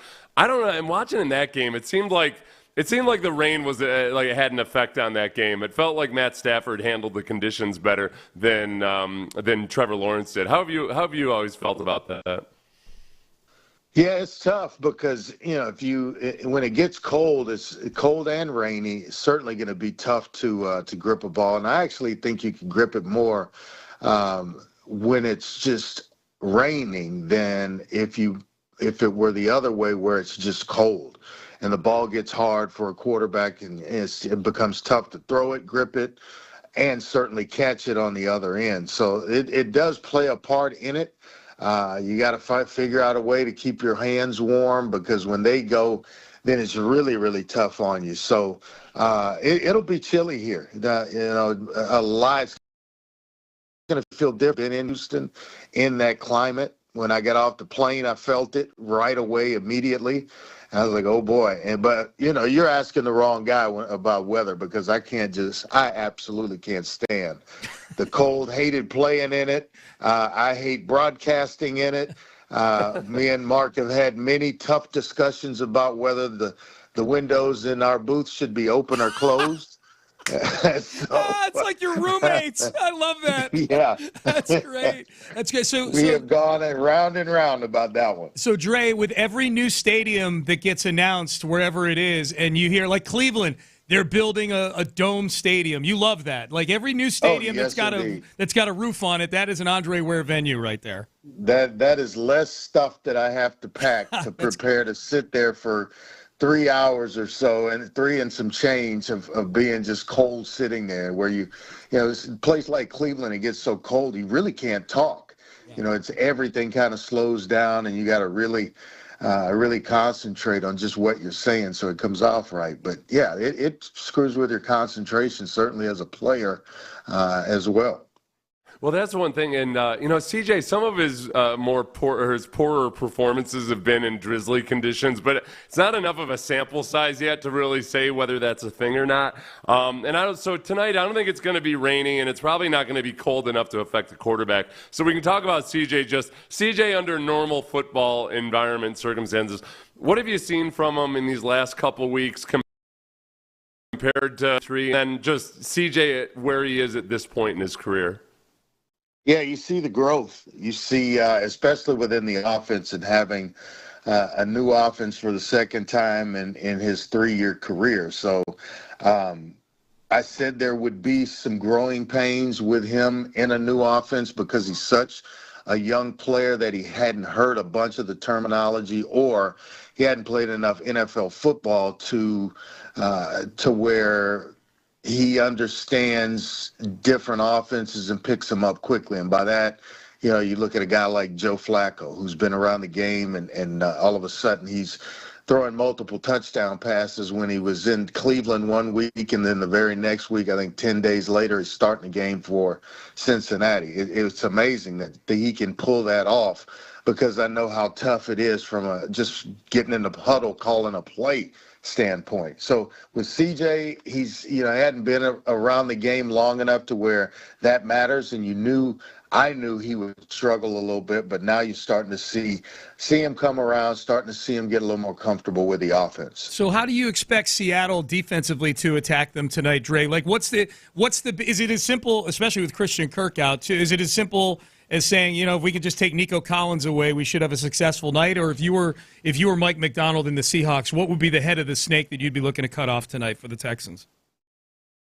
Yeah, I think it's a couple of things. Shut down the running game. This team's really good against the run. They're second in the league, only allowing a larger per game to that teams that come in trying to run against them, and they're at home. So the crowd's a factor. They're going to try to take away the running game, certainly, and it's going to force you to pass. Then you'll see guys, maybe a guy over Nico Collins or underneath him, and then a guy over him where they're trying to double team him, and somebody else like Xavier Hutchinson, who's really stepped up, especially with Christian Kirk out. Jalen Noel has got to step up. The running backs in the passing game have got to chip and get themselves out. And again, Dalton Schultz has got to become a big part of this. A bunch of targets in this one because they're going to get blitzed. The protection is going to get tested. And like I mentioned, it's a team that kind of gets after you in the running game, tough to run against, but you got to stay with it to some point, especially early in the game to keep yourself in the game. But, he's going to see a variety of things. He's going to see a multitude of blitzes. And Nico, it could be a tough night and a frustrating night for Nico because they are going to do everything in their power to take him away and force someone else within this offense to step up. What about Sam Darnold? I don't know how you felt about Sam Darnold last year, where obviously he had a much better performance in Minnesota compared to what he had done with the Jets. And then he goes on and he's doing it this year in Seattle, and I think arguably looking even better than he did in Minnesota in some respects. Take me through your whole Sam Darnold experience from college through now. And it's become very standard in the NFL is that there's almost no straight path to being a franchise quarterback or a really good quarterback because he's had a long and twisting road. Well, I think it just shows you that coaching matters in the NFL. When a guy like Sam Darnold could be at one point talked about in the MVP conversation last year when he was in Minnesota and the way he got going there, and then compare him as well or throw this guy in as well as Baker Mayfield, who bounced around from Cleveland and he got out of football hell to go to Carolina. Both guys were at Carolina at the same time, and then they've now emerged as starters on separate franchises. And I just think when you go to bad places, it is tough to operate, even for talented players. And the two of them were able to just hang around long enough that their talents caught someone else's eye, and they got a chance. And the longer that they hung around, the better for them. And I think Sam and as well as Baker have taken advantage of it, and now are killing the league. What he's doing in Seattle is just sick. He's got plenty of players around him to where he doesn't have to carry the entire load. On teams like the Jets and teams like the Panthers, you do have to at some point as a quarterback. So he has got a nice situation he's settled into, and he's just distributing the football. For goodness sake, he's completing 70% of his passes on the season. So it's been remarkable what he's done, getting himself to this point and then now taking advantage of it. Where are you on Nick Chubb right now? Because during training camp, I felt positive that that if the blocking was good in front of him, okay, you can do something with Nick Chubb, but he wasn't the same level of explosiveness as he was in his prime. Now as the season's going along, I feel like you're starting to see something maybe with that same pop and explosion. Still not back up to his peak form. Can I reasonably think that, okay, he can keep getting stronger and better as the season goes along, or do you think maybe we're close to maybe just this is what Nick Chubb is at this point in his career, which is so far the last couple of games has been plenty? Yeah, I'll take this version of Nick Chubb. I mean, especially when you mix in Woody Marks and what he's kind of able to do, and it's a nice 1-2 punch, so to speak. It surprised me because I didn't know that he had the explosiveness to break a run like he did last week against Baltimore. And so when you see stuff like that and the one cut and bouncing it outside, the ability to still take on defenders because he is a physical runner, the way he's built, it's just how he plays. Give me this version of Nick Chubb any day of the week because he was so good that even a fraction of what he used to be, still pretty. And I think he's just starting to come around. The further you get away from an injury, the more confidence you get, especially after the run that I described last week, bouncing one and taking it to the house. The confidence starts to grow a little bit, and you start to test the knee a little bit more each and every day. And when it doesn't give and it starts to respond the way you want it to, I think he's gotten comfortable, and we're starting to see a little bit of a version of what he used to be and what he still can be. Andre Ware joining us here on Texans Monday here on Texans Radio. Hey, Dre, I want to circle back to what you were talking about with Sam Darnold and the importance of coaching with young quarterbacks. Mm-hmm. And I know it's only 7 games in, but are we seeing the seeds of some coaching disaster with a quarterback being planted in Tennessee right now with Cam Ward so far? Yeah, and you start to see it because I think he's trying to do too much. He's trying to win games and show that he's the player that was worthy of being the number 1 overall pick. My advice to him is just to kind of try to settle in. That now it's a mess because the head coach is gone. Everybody's been kind of reshuffled there in Tennessee, and you're, no matter what happens, when there's a coaching change, don't let anyone tell you that things don't change. Everything's going to remain the same. And we're going to change it up because what we were doing wasn't working. And who does that affect? It affects the quarterback directly, especially a young one in his rookie season. So Cam he's going through it in Tennessee, but you're not going to a good team. It's not like the NBA lottery, so to speak, where you reshuffle it and teams that are right on the verge get a good player and then they're off and running because they're maybe just one player away. Tennessee, they're multiple players away. Where are you on the Indianapolis Colts barometer right now? Where it feels like with my co-host and many other people in the league, it seems like that yesterday's result is a tough one to just kind of not give any credit for. It seemed like a pretty it was an impressive performance by the Colts yesterday. Yeah, it was. I mean, you got to give it up, Sean. You just have to come to grips with it and accept it, man. They're real. And I looked. And I'm like, geez, I'm trying to figure it out in baseball terms or football terms. They're 3.5 games up. And then when the Texans play tonight, you're going to either be 4 games up or you're going to be 1 game closer to them at 3 games. But nevertheless, they're going to be 3 or more no matter what the outcome is. And to see what they did in L.A. against the Chargers, that's a good football team and a well-coached team by Harbaugh, and they just went in and dismantled them. Yeah. Daniel Jones, he's another guy that, benefiting from good coaching, having been in New York in a mess, and now has figured it out. They put players around him at the skill position. He's got a great running back, arguably the best one in the league right now, and Jonathan Taylor. And so now he's just distributing the football. He's got experience just like Baker. And the team, the defense is playing well. The Colts are for real, guys. And they are a threat in the division. They lead it. And it's going to be a hell of a race to the finish line. That's my let's just wait it out strategy with the Colts is not going well. That's what I keep telling myself in between shots of whiskey. Like, just wait it out. Just wait it out. Yeah, as they continue to win from week to week, it's hard to stomach. As they go 10-1 into the game against the Texans in week 13. Exactly. Yeah. Sean's the guy that decides to not evacuate, and then first responders have to waste resources and risk lives to go in and roof with us. With a boat. Sean, they're yelling at Sean to stand away from the chainsaw that's cutting through the roof. Yes, I'm the guy getting rescued. I'm the guy getting rescued by a local reporter during Harvey. Sean's like, oh, these floodwaters are rising. I better go to the attic. Yeah. Wait it out. Yeah. That's great. Andre Ware joining us. Hey, Dre, we appreciate it. We'll talk to you tonight on the Men Behind the Mic segment from Seattle. Looking forward to it. I can't wait, guys.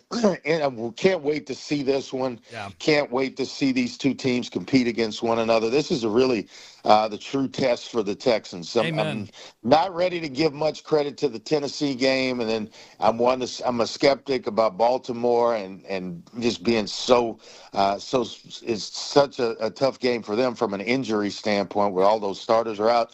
This is the first test to see what the offense is really capable of doing, as well as the defense facing another good offense. This will be a true test on the road. No doubt. Well put. Andre Ware joining us. Andre, we appreciate it, man. Go enjoy the day. We'll talk to you tonight.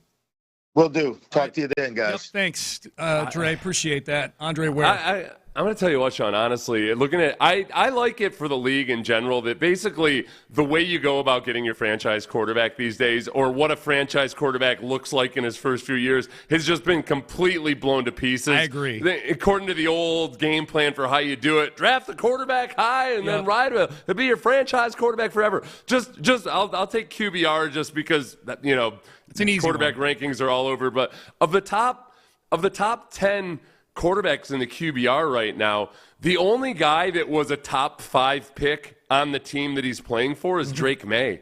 Everybody else was either, if they're with their own team, it was later in the first round. You want me to go through it? Rattle them off. Yeah, rattle them off. Dak Prescott. Yep. Daniel Jones. Yep. Sam Darnold. Yep. Pat Mahomes. Mm-hmm. There's Drake May. Before you get to a guy that was drafted high by the team he's on right now. Yep. Lamar Jackson, Jared Goff, Baker Mayfield, Jordan Love, and then Jalen Hurts. So even half of those guys weren't even drafted onto the team they're on if they were a top 5 pick. Others were late first round picks or back half or certainly not top 5 picks.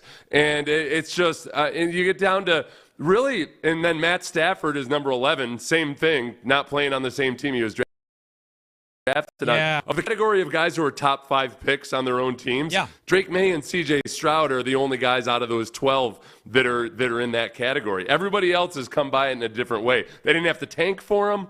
They didn't have to draft them. They figured out a way to get high production out of a quarterback without tanking and getting a top 3 pick overall. By my count, as you were rapid firing those, 4 of them are on different teams than the ones that drafted them. And Darnold and Baker Mayfield, Seth, Darnold is on his 5th team in the NFL. He was on the Jets. The Panthers traded for him. He went to the Niners for the Kyle Shanahan reboot session, and then was on the Vikings for a year, and now he's on the Seahawks, and Baker's on his 4th team, and they're both in the conversation for most valuable player in the league this year. The guys that were drafted, playing on the teams they were drafted by, Dak Prescott, 4th-round pick. Right. The Kansas City Chiefs traded up to get Mahomes. He was picked 10th, but they moved up from 27th to 10th to go get him. Yeah, so they didn't have a first-round pick going into that. It was a late first-rounder, but they had to move all the way up to 10th to go get him.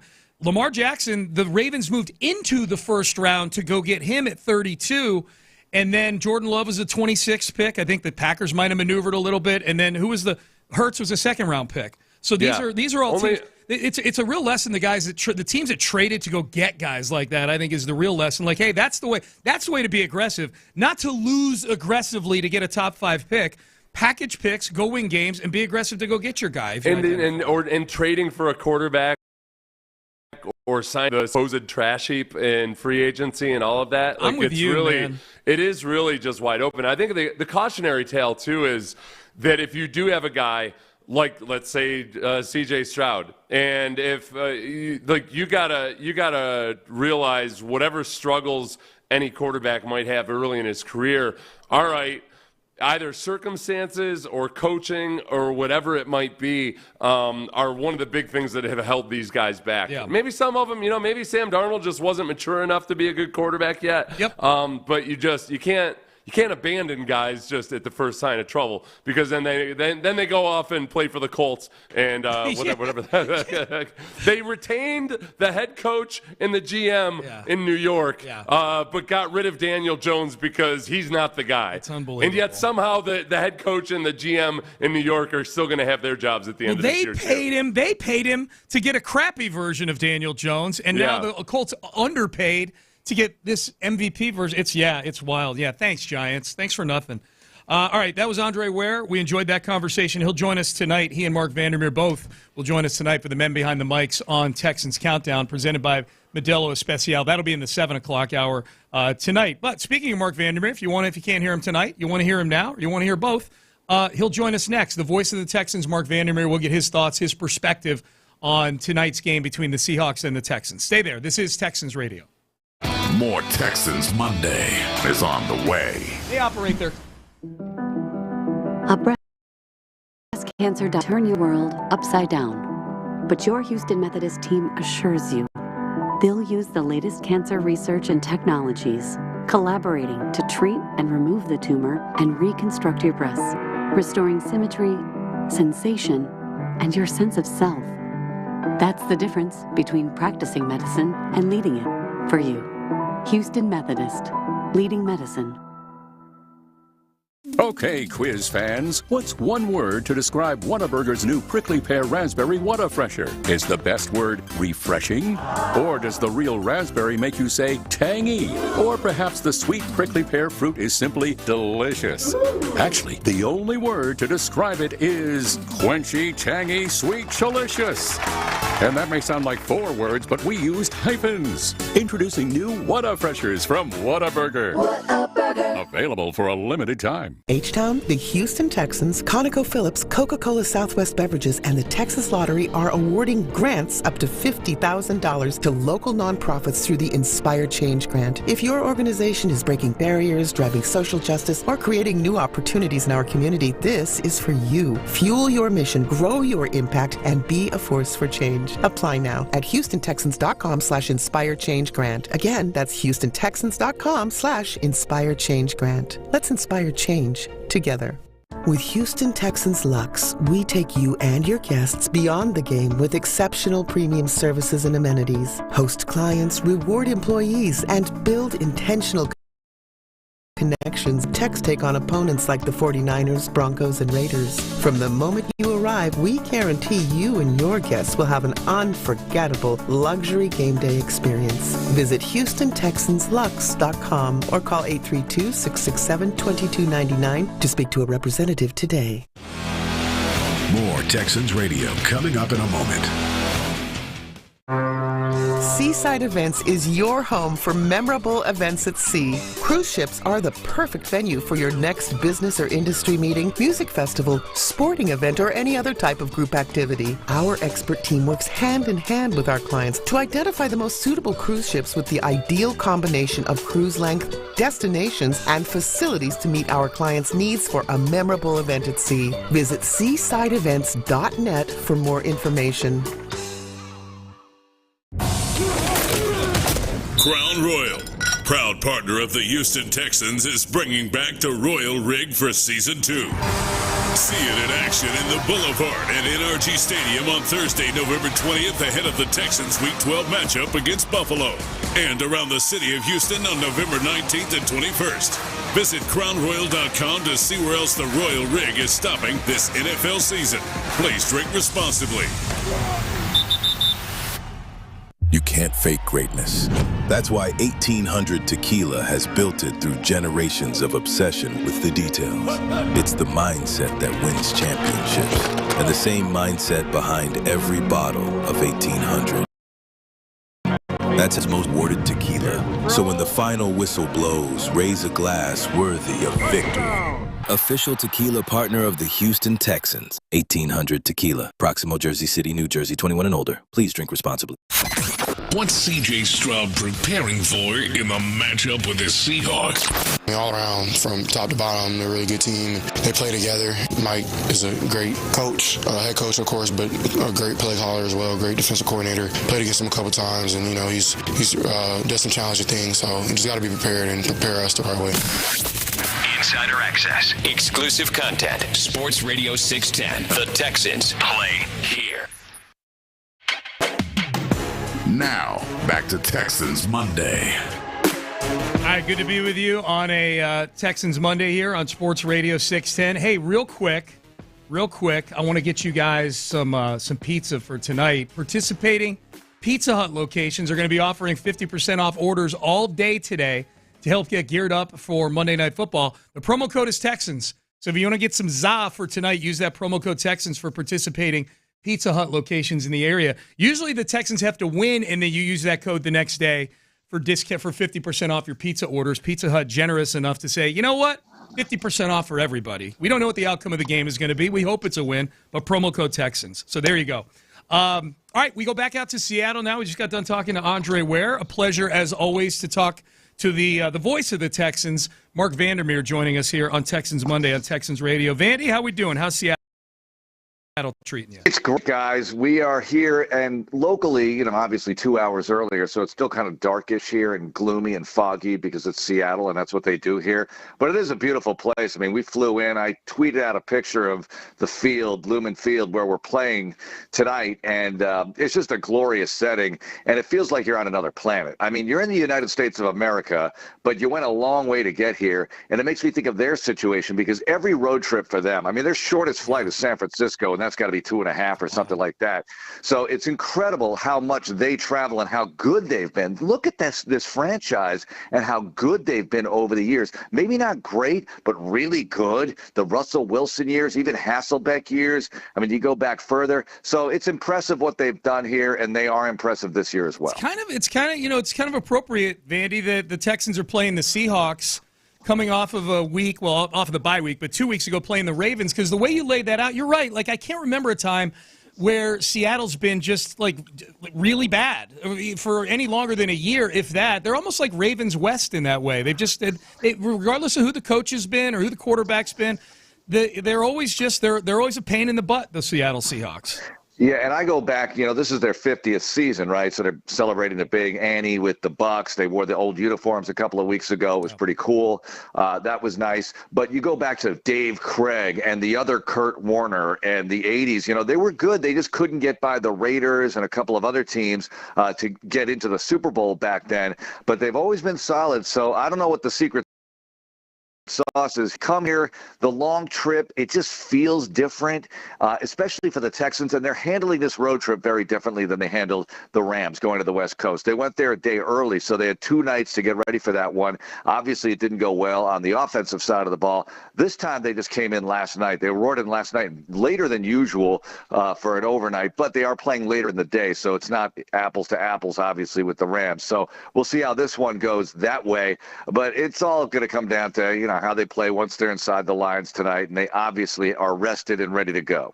You know what? I actually like that, just given that I watched the Rams play the Jaguars in London yesterday. And apparently the Jaguars were all about the sports science, and they were there for a week getting ready and acclimated for it. And they're the ones who looked like they were still hungover from the night before. The Rams got off the plane in their uniforms, ready to go. Yeah, Rams basically flew a plane over, hopped off, and went straight to the locker room. And then there you go. Like, let's not make this any more complicated than it needs to be. That's right. I like that. And Seth, you could speak to this because you played the game. I mean, these guys, sometimes I think we overthink it because you get past the age of 40, and these things really affect you a whole lot more. When you're in your 20s, I mean, look, I could go out when I was 22 years old, fresh out of college, a young working professional, and stay out till 2, 3 a.m. and get up a couple hours later, go to work, and it really wasn't that bad. I'm not saying these guys are doing that, but I'm saying the travel side of this, when you're this young, does it really affect you that badly? I think it's one of those things individually, no, but with football, you always have to wonder, okay, how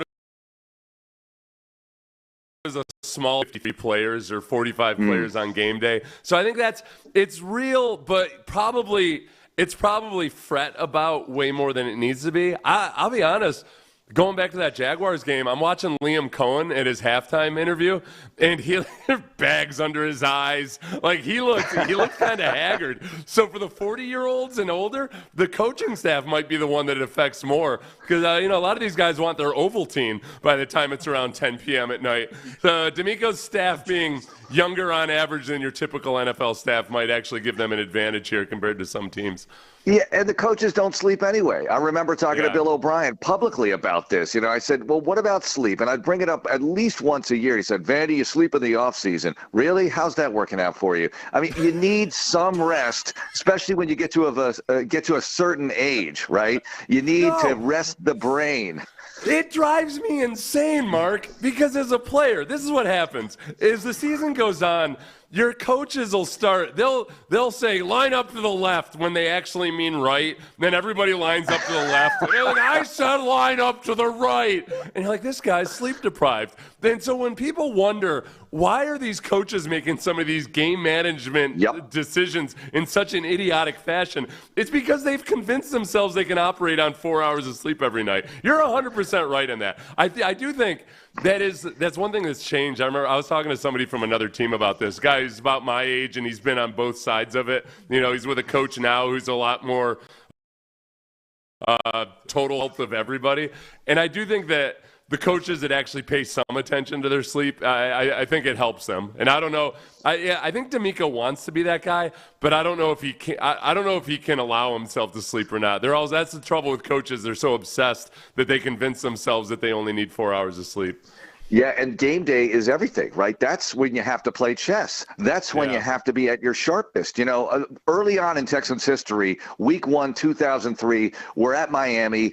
We go out. We're with John Granato at the time. We go out, so you know what that means.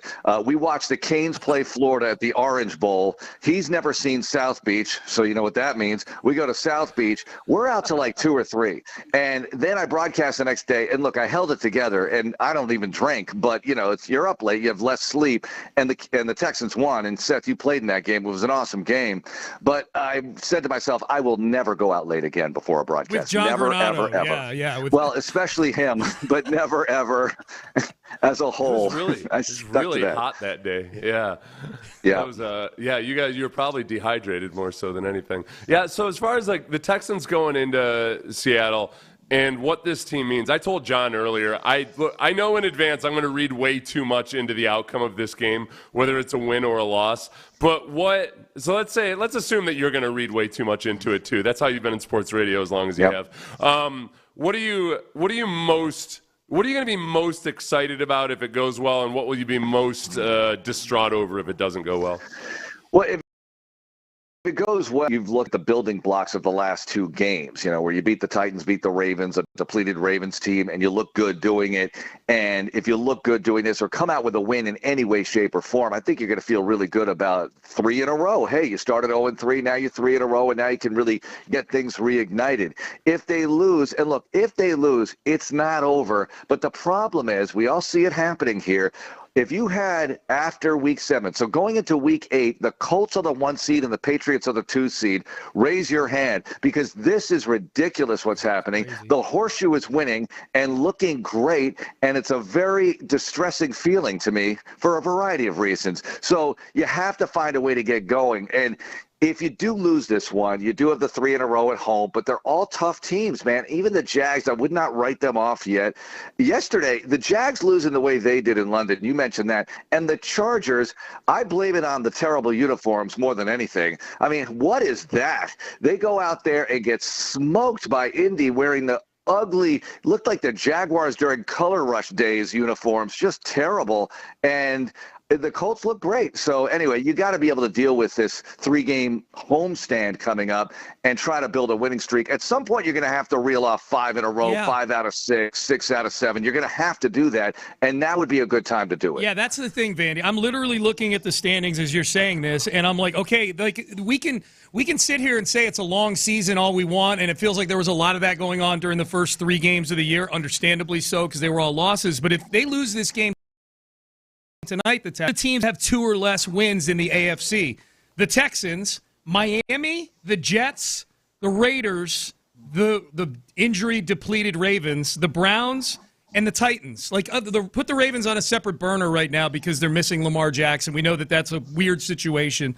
Those other teams are all teams that are bad, and people thought they were going to be bad coming into the year, and that's who you have the same amount of wins. That's the thing for me. Like, I don't want to do another week of radio where we're looking at the Texans and they're in the swamp with the bad teams, not the swamp with the better teams.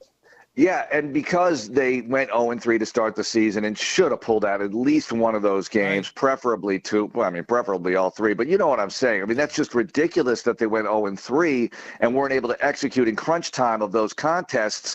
Now they're up against it, and it makes it even tougher that you have these rising stars in the AFC and the Patriots and the Colts, because I've said it all along that, every week Johnny's like, if you had to put $1 on, not that we bet, but if you had to put $1 on one team to win, I said the Chiefs, because to me, the Chiefs, as they got their receivers back, were going to be dangerous, and they look dangerous as hell. And the defense seems very interested in playing football again after that horrible night in Jacksonville. So that's a problem as well. Now, you can't get all caught up in this. It's going into week 8. You're still in week 7 here going into tonight. You just have to find a way to beat this team tonight. And I think they can do it. I have no question that they can do it. Will they do it? They have Carl Cheffers reffing the game. Now, I get these ref stats, and he calls more line of scrimmage penalties, his crew does, than any, so offense and defense. So you better be ready for that. A lot of procedural stuff. You have to be really sharp on offense tonight in a loud building. And Sean, your World Series distraction, it did come through. You got Game 7 going, so let's hope that that's a factor. Yes. Yeah, the Game 7 factor. The game will probably be Game 7 of the playoffs tonight. Will probably be in the sixth inning or so by the time the football game starts. And you remember back when the Phillies were playing the Astros in the World Series and the Texans were playing the Eagles at home. The environment in the stadium was a little bit weird that night because a lot of people were watching the televisions if the Texans are going to maybe get a reprieve from the crowd noise, it should be extreme there. Are you expecting that the first quarter is probably going to be quieter than it typically is at a Seahawks game? Well, I guess so. We could say that all we want, but, they're going to be out there, and they paid their money for the tickets, and they'll be fired up. But if you can get off to a good start, if there's any kind of diminishment in crowd enthusiasm or participation or distraction because of the ALCS situation, I'll take it because, you need every break you can get tonight. I have no idea how they're going to come out after 2 weeks off and an extra day, but they felt good about themselves leaving Baltimore, and I think they are improving, but now you have to prove it, that you are improving, that you are playing better on the offensive side. And you lose Christian Kirk, too. We didn't get to that. But to me, this is a big factor. This is a terrible development because He gets hurt. I interviewed him coming off the field after the Detroit joint practice, and they had no game action between then and opening day, and he got hurt between that time, right? Or in that time. So here he gets hurt in practice last week, and I think this is a terrible factor because your rookies are emerging. It's good to get Nolan Higgins going, no question. And X is becoming a much more reliable, not that he was unreliable, but just a productive receiver for you. Berrios will probably be up, so we'll see what he can do. But I'd rather have Kirk because it was looking like that was starting to flourish a little bit. You wanted to see it 3, 4, 5 games in and see what he could do in the mix with your pass catchers, but you're not going to get a chance to see it tonight. Not tonight, that's for sure. Christian Kirk out for tonight's game. That's Mark Vandermeer, the voice of the Texans. We'll talk to him tonight on Texans Countdown, presented by Modelo Especial. I believe it's 7:30 local, 5:30 Seattle time for you and Dre tonight. Mark, if I'm not mistaken. Yeah. Yeah, it's weird. I feel like I'm just going to look at my watch, keep it on Central Time. I'll send you guys the confirmation text. Don't worry. Thank you. We'll get it all squared away. Vandy, we always enjoy talking to you, man. Enjoy Seattle today, and let's talk tonight. Likewise, guys. Thanks a lot. All right, good stuff. Mark Vandermeer joining us live from Seattle. All right, final segment coming up here of Texans Radio. Seth and I steering the ship here on a Texans Monday here on Sports Radio 610. We'll turn things over to the guys at In the Loop at the top of the hour. Up next, let's go back behind enemy lines. What is Sam Darnold saying about this Houston Texans defense that he's going to face tonight? And has he seen any differences between the Texans of last year and the Texans of this year, Minnesota Vikings? We'll get to that coming up next. It's Texans Monday on Texans Radio. More Texans Radio coming up in a moment. Throughout time, man has expressed himself through dance. The child.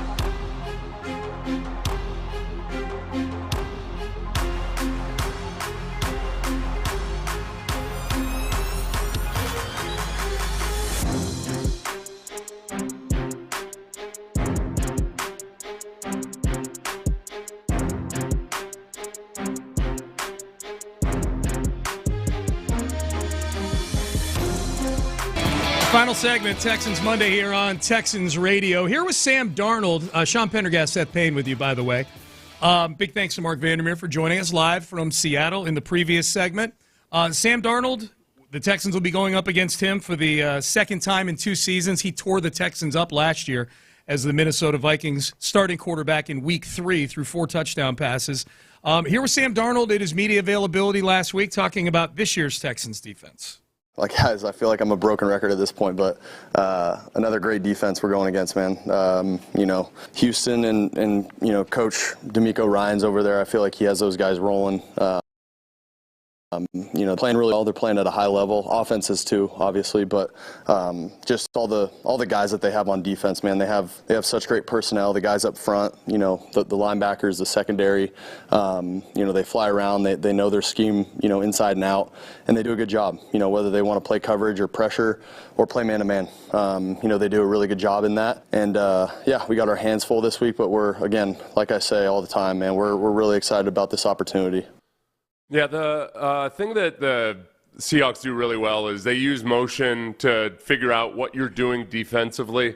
And Sam Darnold will change the line. They'll send in motion. He'll see what you've adjusted, how you've tweaked it, what coverage you think you're getting, they think they're getting, and then they dial up some good plays. That's where the cloaking and the disguise part of the Texans becomes really important. And I think, as John Harris talked about earlier, they do a good job of that. They kind of, when Derek Stingley is traveling with a receiver, it doesn't always look obvious that it is. It's just you have to be that much more on it with the details when you're dealing with an offense that's really good at figuring it out. Because sometimes it's not. A lot of times when we talk about picking up tells from the opponent, there's the things that you can see on film, but then the next level of it is when you get into a game, you're looking at guys' eyes. And you're seeing the subtle little shifts in body movement and everything. Sometimes there's things that you think you can see on film, but you're not sure. And then you get into a game, and then over the course of the first or second quarter, you're starting to really get a feel for, okay. And I don't know if that, I think Sam Darnold might be at that level now with his experience in the NFL. He was with Minnesota last year, who, as we know, by way of Robert Saleh, who explained this in a press conference, Minnesota has a really good system for stealing signs. And that's why Jacksonville now has that system, because they took the offensive coordinator they took a coach from Minnesota and made him the offensive coordinator in Jacksonville. So I think Sam Darnold has a few of those little tricks for sign stealing. So the defense has to be very, very careful about how they communicate. I feel like that's the whole reason they hired Udinski. Just because, Liam Cohen's calling the plays. Like, who do we get as the OC? Yeah, we're going to give you a good title. We just need you to come over here, Udinski from Minnesota, and steal some signs for us. I'm kind of surprised that didn't – I searched around a little bit, and maybe it was a talking point in Seattle, but I didn't see it. That, man, Robert Saleh got up and said, hey, the Jaguars have a really good legal sign-stealing scheme. They got it from the guys they have from Minnesota. Yeah. And meanwhile, and it wasn't anything scandalous. Liam Cohen got sensitive about it because he's weird. But it would, Robert Saleh specifically said, no, it's legal. They figure out what you're, how you're responding, and then they take advantage of it. Yeah. But I think Sam Darnold had that same benefit because he's operating much smarter pre-snap than I ever remember him operating that way with the Jets. That's really interesting. Something you just said a minute ago is because I don't think I've ever heard you have this take before. And we've talked, thousands of hours about defense going against the offense and with various teams and whatnot. But the whole thing, the notion of needing to be down on the field. Oh, yeah. To be able to wait, because obviously you don't pick that up today on the All-22. Who knows? 5 years from now, maybe they'll have a video of everybody's eyes down on the field. But That's really interesting that you can prep all you want to, I would imagine, on all 22 all week. But until you're down there and you're seeing exactly what the intercommunication is like with guys and where they're looking and things. Yeah, no, like with running backs, there's still like running backs in the NFL are all pretty smart about, they're not going to be looking at the guy they're going to be blocking. Like they do a good job of darting their eyes around, but sometimes like it's when the defense shifts and you kind of see the running back move his eyes a little bit more alertly that you can tell that he's going to be like these kinds of things that you can pick up and like just the subtle little body language of defensive backs and how they're moving. Like on film, it might look like they're doing the exact same thing when they're blitzing and when they're not. But a quarterback that's seen things at eye level before can look at, we saw Matt Stafford do it with Jalen Petrie in the first week. Matt Stafford had a hard count. Jalen Petrie gave one little half step forward, and boom, that was it. He changed the play, step back, changed the play, and he knew which coverage he was seeing. That's the stuff that like a real genuine veteran quarterback, if that's what Sam Darnold is, that's what he can see. That might not be as simple as just we're using different calls this week, or we're going to make it look like we're blitzing, but we're not. Is that the genesis for a lot of in-game adjustments, little things like that? Oftentimes, sometimes, sometimes it's for defense. It was never a defensive back huddle or anything when I was playing. As a defensive lineman, a lot of it is it comes down to when you start to have a real good feel for when they're running a specific play, it's being able to communicate it to the rest of the front seven. And just the linebackers, especially like the middle linebackers, when they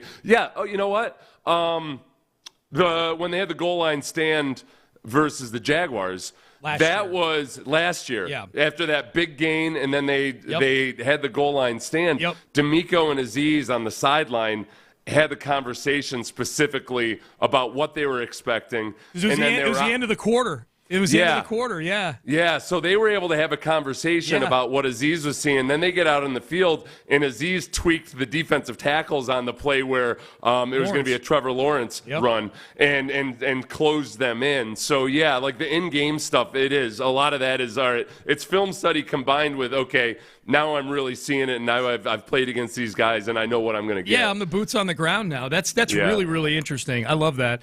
All right, so offensive linemen, like the biggest, it's cool. And now we're starting to see it go back this way because teams are starting to run some more old school football run plays. A lot of times, like you'll get into a game and you think you see something on film, but like you think you might know when the backside guard is pulling, but you're not sure. Then you see him do it a couple times, and then it gets fun because you're like, okay, now I know exactly what play is coming. Well, that's got to be a great feeling. Yeah. All right, how you feeling about this game? We got a pregame coming up at 6:00 tonight. I'm okay. This is how I feel about it. I am amped up and excited about the Texans defense versus the Seahawks offense because I think it's going to be a great battle. I think it's going to be a really, really good battle. I'm nervous about the Texans offense versus the Seahawks defense because there's the two biggest things that we really want to be sure about with this offense, whether they've made genuine improvements or not, are has the offensive line genuinely improved in pass protection on the left side? Ariante Ursary, Juice Scruggs especially.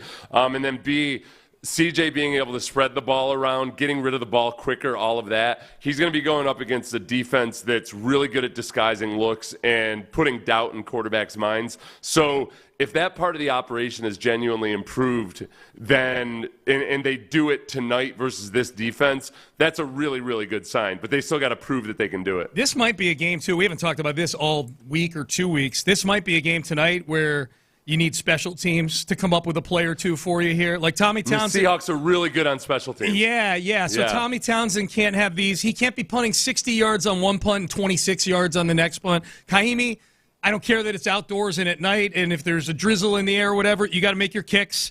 You got to punt well. You got to make your kicks, and Jalen Noel popping one and giving them a short field would be awfully nice tonight as well. Oh, just to give a quick drive-by on the Jaguars, Cam Little, their 70-yard field goal kicker from the preseason, he has fallen apart. I know. He's missed 4 of his last 8 field goals, plus a PAT or too. It really affected their game management yesterday. It did. Yeah, that was because they got into Rams territory a couple times early in that game. But you're right, he's a disaster right now. Seth, antibodies to you, my friend. Antibodies. I'll see you in 8 hours hence. Yes, henceforth 8 hours. Heretofore. Yes. We are done. We're out of time. This has been Texans Monday here on Texans Radio. I'm Sean Pendergast. He is Seth Payne. We'll see all of you 6 o'clock sharp tonight for Texans Countdown presented by Modelo Especial. In the Loop is up next here on Sports Radio 610. Have a great day, everybody. This is Texans Radio on Sports Radio 610. We all want to stay healthy, but sometimes we get sick or injured. That's why Houston Methodist has primary care right up the street and same-day clinics or virtual care at the ready. And if you need immediate orthopedic care or a network of specialists, they're all right here, so you can keep doing it all. That's the difference between practicing medicine and leading it for you. Houston Methodist, leading medicine. H-Town, the Houston Texans, ConocoPhillips, Coca-Cola Southwest Beverages, and the Texas Lottery are awarding grants up to $50,000 to local nonprofits through the Inspire Change Grant. If your organization is breaking barriers, driving social justice, or creating new opportunities in our community, this is for you. Fuel your mission, grow your impact, and be a force for change. Apply now at HoustonTexans.com/Inspire Change Grant. Again, that's HoustonTexans.com/Inspire Change Grant. Let's inspire change. Texans fans, want to give your child a moment they'll never forget? Ashley, proud partner of the Houston Texans, presents the Ashley Kickoff Kid Giveaway. One lucky kid will run onto the field at NRG Stadium and retrieve the tee after a Texans kickoff. Visit any Ashley store in the Houston area or visit HoustonTexans.com/Ashley Kickoff Kid to sign up. Ashley, proud partner of the Houston Texans. H is up, H-Town. The Houston Texans are bringing the heat on the gridiron, and we want you to keep turning the temperature up. C.J. Stroud, Will Anderson Jr., Nico Collins, and the rest of your Texans need you to be loud and in the stands this season. Be a part of the action, and don't just watch Texans games from your couch. Experience them with thousands of other fans live. But hurry, tickets are going fast. Secure them now at HoustonTexans.com/tickets or call 832-667-2390.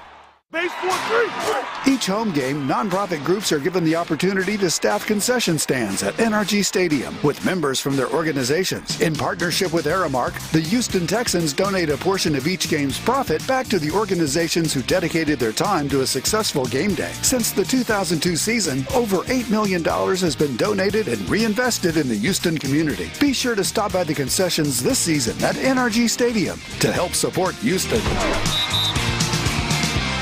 Never settle, unless it's into the electrifying BMW i4. Blend the lines of cutting edge and classic with groundbreaking.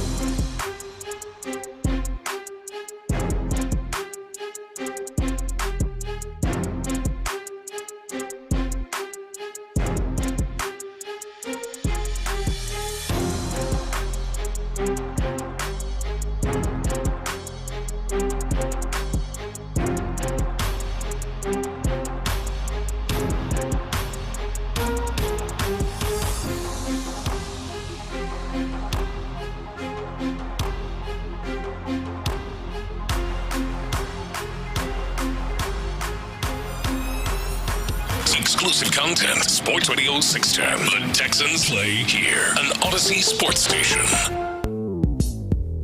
Houston, let's get in the loop. You better get ready because we're going to show up and show out. With John Lopez and Reggie Atatula. Always live, always local. So what do I do? Just take a nose hit? Just take a good whiff of that. It's my first. Whoa!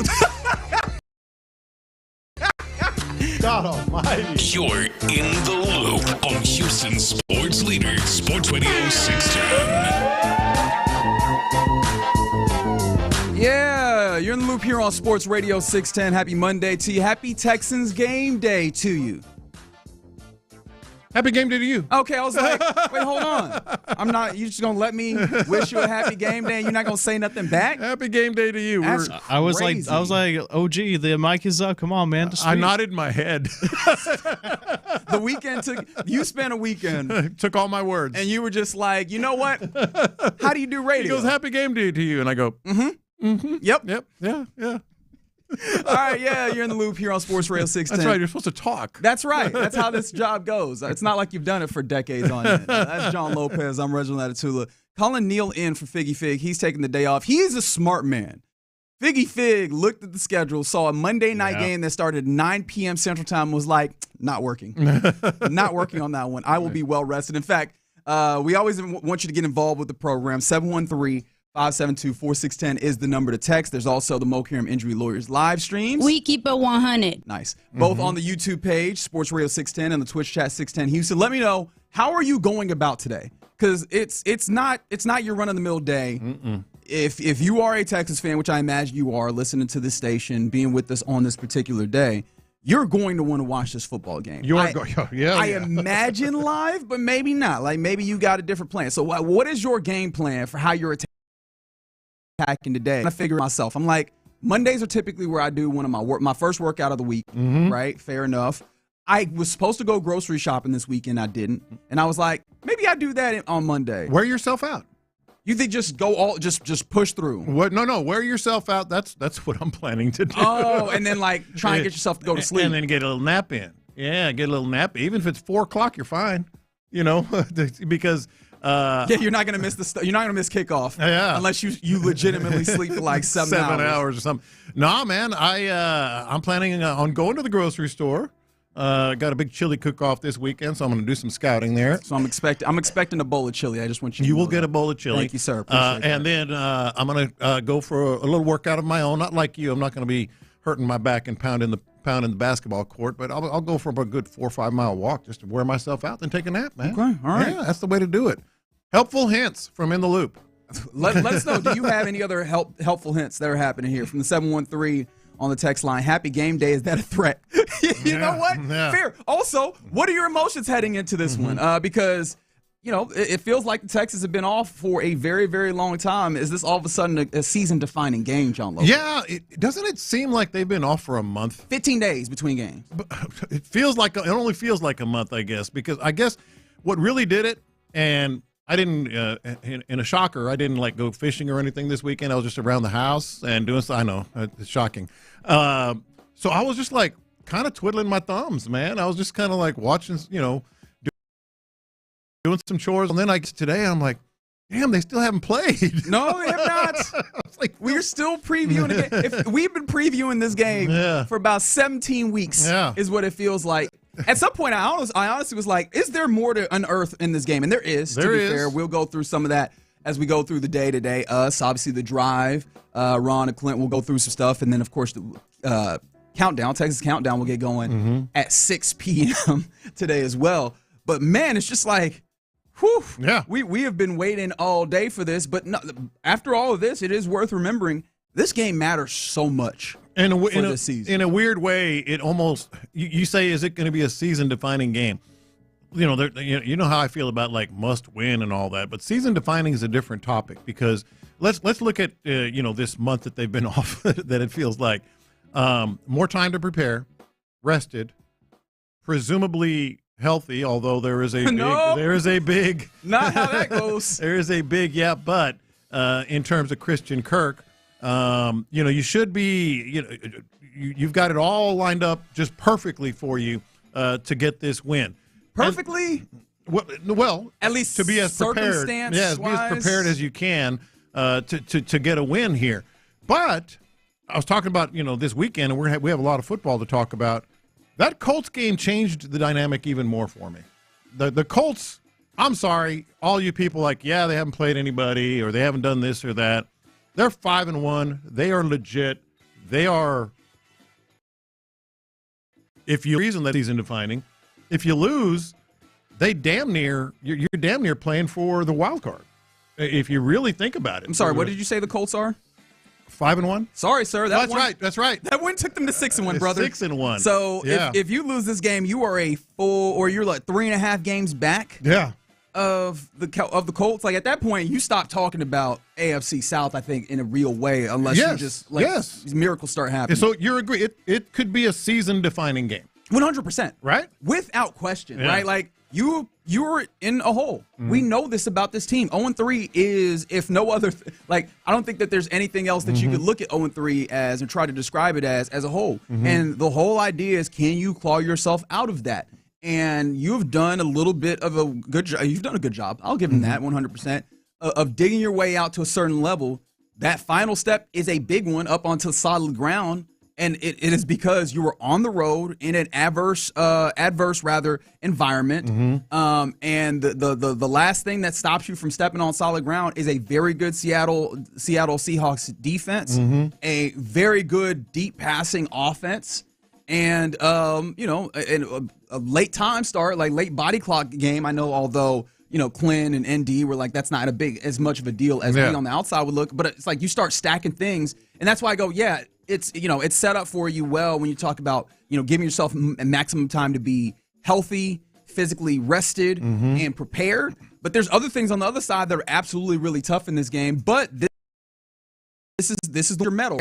As far as since we have seen this offense start putting something on tape, since we've seen the defense kind of tighten up from the big plays that they were kind of the explosives that would let out the pressure on what their defense was. This is the test, right? It wasn't going to be the Titans. It wasn't going to be the Ravens. This is the test. This is the test. And tell me if you realize this, because frankly, again, just being honest, I didn't realize this until last night. I was looking after the Colts win. I was looking at what the Texans have coming up.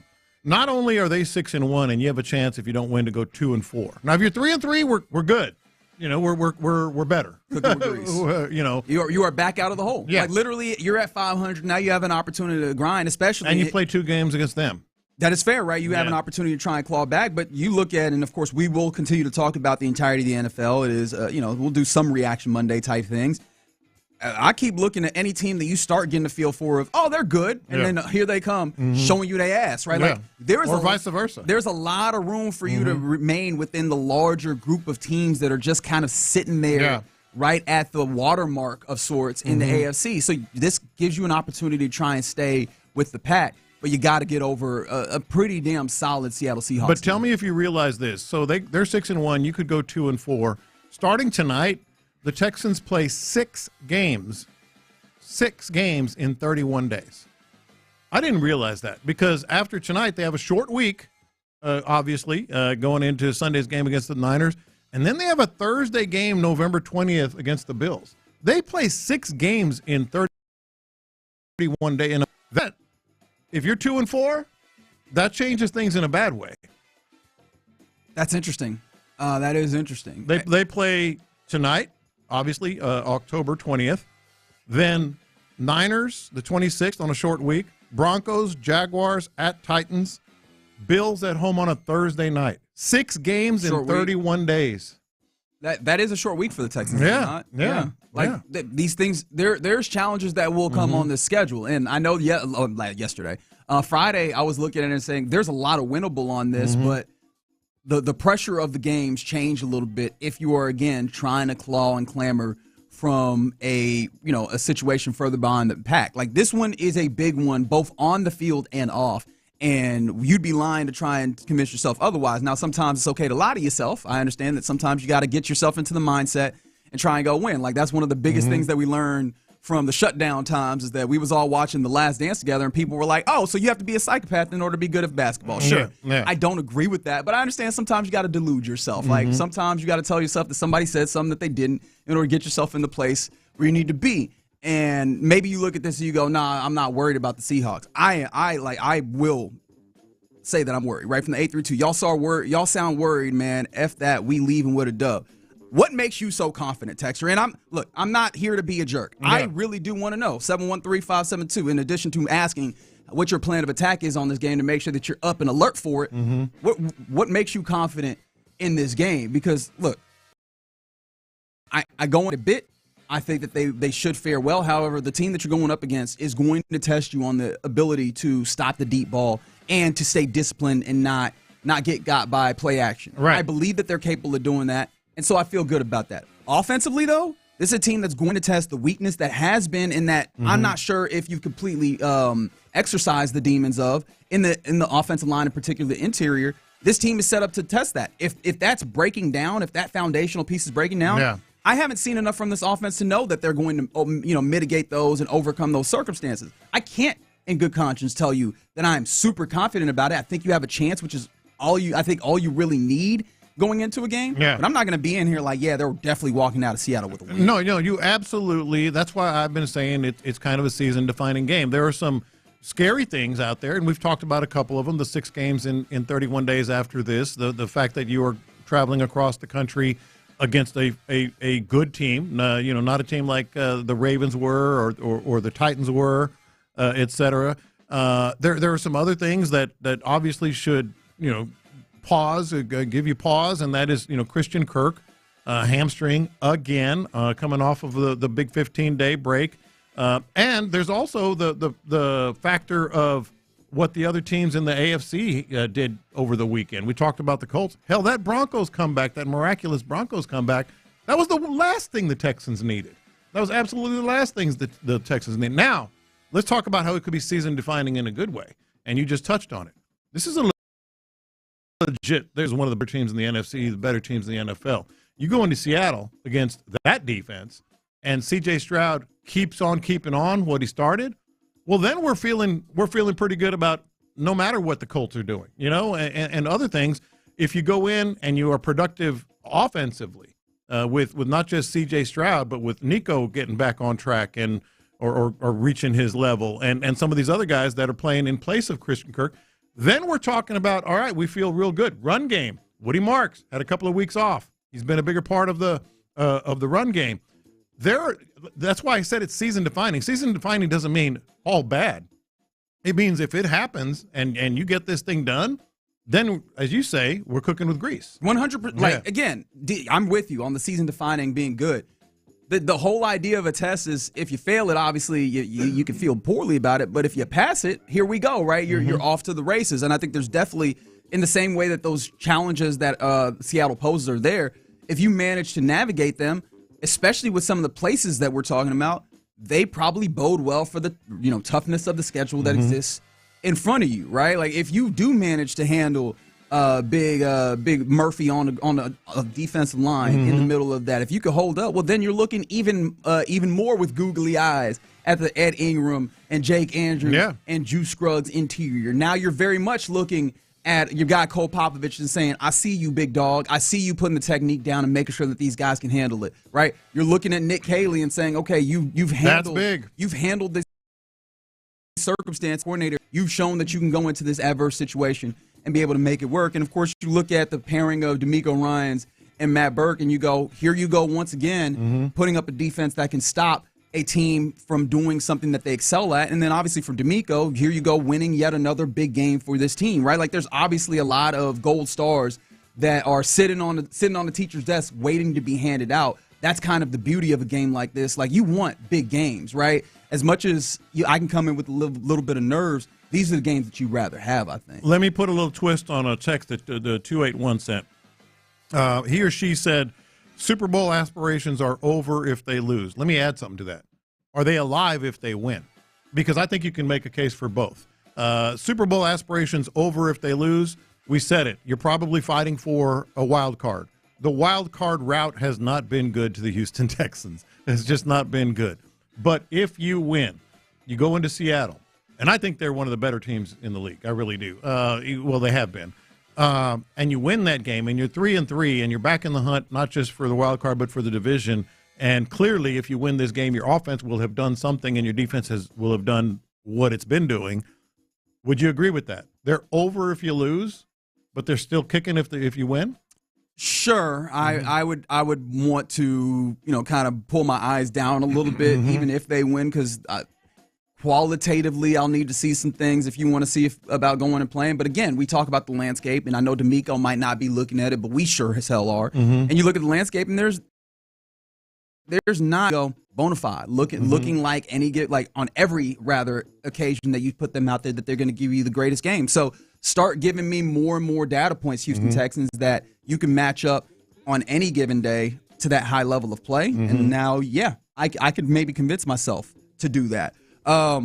Again, somebody texted in, again, 713-572-4610 to our text line. Let us know various things we are asking about. How are you attacking this game day that's got you waiting for 9 p.m. for a kickoff? But I did ask, and I want to pay this off, I did ask what makes you so confident in the potential for a win tonight, because I don't know that I'm necessarily there per se. Someone brought up one of the things that we've talked about, the Seattle's home record, right? They have not. They haven't won games at home. And it's a weird thing. I don't know necessarily what you point to there.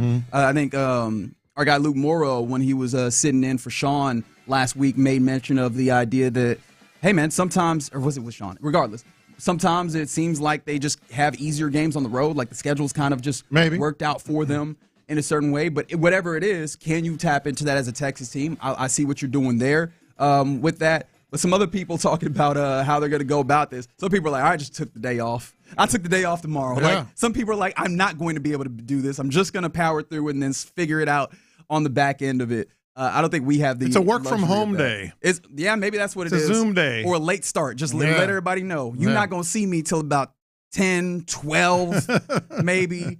I'm just not going to show up just yet. Somebody that normally gets to work at 6:30. I'm just glad Tuesday route is light because I'll watch this whole game live. Wow. Baby. And some people apparently just raw dogging it. Just, hey, I'm going to watch all the game. I'm going to get as much sleep as I can get, and I'm going to wake up and just go do the job. From the 713, even JJ said during the broadcast talking about the Colts that they're legit. And yeah, 281 agrees. Season-defining game, must win. They even went to a place where they go CJ coronation game. Well, I mean, it's that would make it even better if there is a coronation game for CJ, and that's truly one of the things that is going to be the focal point, not just for us but around the country. Whether it's real or not for him. Excited for this game. Right. Again, I expressed some of the nerves in there, but I think there's nothing but excitement with a game that has this level of status, this level of quality, and it's an island game. Now, it's going to be a little bit less of an island game because I imagine a good amount of people are like, hey, I'm not involved here. I'm going to sleep. But regardless. Tell me about the island. Right. Very, very fun one. That should be happening tonight at 9. You'll hear that right here on Houston Sports Leader, Sports Radio 610. All right, we're just getting going on this Texans Game Day Monday. Coming up next, let's go around the AFC South because we did have the full slate of games on Sunday. What did the remainder of the AFC South look like? You already know the Colts won. Let's talk about some of the things that happened in those games next. The Texans kick off a 3-game homestand against San Francisco on Sunday. And we want you to be in the building, sitting in the front row. How? Just be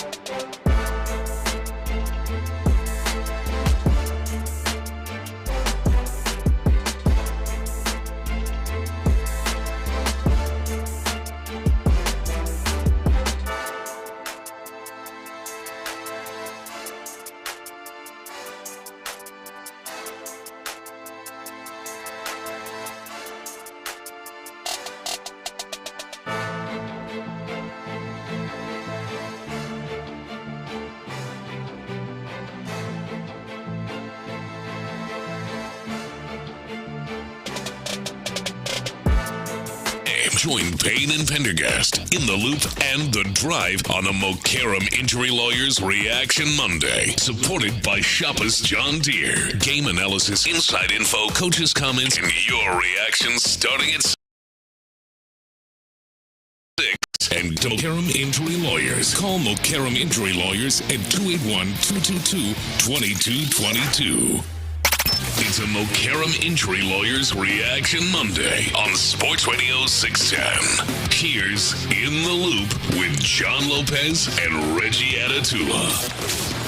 Yeah, we're getting ready for Texans, Seahawks in Seattle. 9 p.m. Central Time kickoff. You'll hear that right here on Sports Radio 610. 6 p.m. is when Texans Countdown will start with Sean and Seth. And yeah, man, it's a long day for a lot of folks. I'm real interested in the ways that you guys are attacking it. 713-572-4610. Let me know how you're handling it. This from the 979, buddy. I'm with you in spirit, but thankfully not in person. Somebody said they scheduled a colonoscopy on Tuesday morning.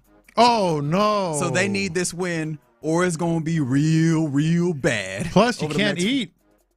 That's a great point. You can't eat. I don't know. That's just a lot of risk right there, man. You're going to be all cleaned out, starving, watching a game, and then get up for a colonoscopy.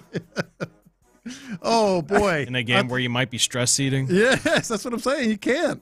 That is rough. That is really rough. So, yeah, man, I'll pass it along. Hopefully the Texans do it not for themselves, not just to claw themselves out of the hole that 0-3 got them in. And for your colonoscopy. But for you in particular, 979, to make sure that particular 48 hours for you is not. And hopefully the game won't feel like one. Awfully. Well said, John. All right, let's do a little bit around the AFC South as all three teams played yesterday. And as always, it is a choose-your-own-adventure proposition. Where would you like to start, John Lopez? We got to talk about these Colts. We got to talk about these Colts. On the road versus the Los Angeles Chargers. There we go. At SoFi Stadium, moved to 6-1 with a 38-24. Pretty much walk in the park. Very much so. Versus the Chargers. Yeah. I mean, this is very much the game where I was like, I can't deny any level of facet of this. This Colts team is good. Did you realize that the Colts have scored 30-plus points in 5 of their 7 games? I did not. The other 2 games, 29 and 20 points. Like this offense is what they call humming. Well, it has every element. It has an MVP candidate playing at an MVP level in Jonathan Taylor, Daniel Jones. And I will say this, all these people that have been saying, well, they haven't played anybody, they're not real, etc. There was a part of me that was, I thought they were legit. I mean, no doubt about it. But there was a part of me that was thinking, at some point, something's going to, the other shoe's going to drop, right? It just hasn't. And yesterday pretty much sealed the deal. They have every weapon you could possibly imagine on, Pittman and Pierce. Got to give them credit as receivers. Obviously, Warren, that guy's a beast at tight end. And then Jonathan Taylor's the MVP candidate. Jonathan Taylor, nice little hat trick, 94 yards on 16 carries. That's good for just under 6 yards a carry. It's not like he broke off some big play that added up most of his total. 23 yards, a nice big game, but he's doing it consistently. You mentioned it, the wide receivers. Pierce had 98 yards himself. Tyler Warren, they're making sure to get him the football. That's the thing is, Tyler Warren is definitely that kind of player where you need to make sure to feed him. And over the last 3 weeks, if memory serves, they've done a good job of doing that, which, again, that's just a comfortable consistency thing. Your man, Daniel Jones, started talking a little bit of trash when he was asked by Evan Washburn on the broadcast, about other people not necessarily, seeing it. He's like, well, y'all just didn't know, basically. But in this game, Daniel Jones, as evidence of the fact of how comfortable he is in this offense and how well he fits, they engineered a 17-play, 70-yard, 7-minute and 41-second drive midway through the second quarter. Picked up a couple of fourth downs in that, ultimately led to a touchdown. Then the next series, 8-play, 80-yard, 4 minutes and 43-second drive. Like, they are so good at keeping drives going, picking up, late plays like 3 and 3. They went 3 for 3 on fourth down in this game. 5 of 11 on third down. They're just super consistent. They do all the things that you need to do on offense. And then on defense, they're not putting up a bad effort either. Justin Herbert, and I don't know how much you want to make this about Justin Herbert, 3 touchdowns, 2 interceptions, and they were some bad ones for him. There were some bad ones for him, but the thing about the Colts defense is they're doing just enough and they're making those plays, as you just pointed out, whether they're gifts or not, bounces of the ball, however you want to put it, enough on defense. But this is a team that is just offensively is just at an altogether other level. Yeah, so the Colts looking really good, 6-1, and I hate to tell it to you, it's probably going to be 7-1. Their next opponent is the Tennessee Titans at home, mind you. This is Sunday at 3:25. Oh, this is a featured game. Why? It's a featured What are the game. networks doing? Like, I get, maybe they were like, hey, division game. And, I mean, obviously the schedule was determined well before they knew the Colts were going to be nice. But I'm like, why did this end up why did they decide that this is going to be a afternoon slate game? But before the season, this didn't look good. Yeah. Like, I get if you thought like the Titans or whatever, or the Colts. Well, I guess they were thinking you get Cam Ward on national TV. Maybe that was it. I don't understand it. And you mentioned 7-1 also ties back to what we were talking about in the last segment. Even more imperative for the Texans today. You go 2-4 with a short week coming back home to play San Francisco, and your biggest opponent is 7-1. That's interesting. All right. Choose Your Own Adventure continues as we go around the AFC South. Where would you like to go next, Jacksonville or Tennessee? All right, let's go to Jacksonville. I thought this one would be a lot different than it was. Jacksonville out in London. They face off against the Los Angeles Rams, and they get absolutely pummeled. They get destroyed. 35-7 was the final on the early game. It was somewhat interesting to watch. Jacksonville's passing game was just disjointed for much of the day.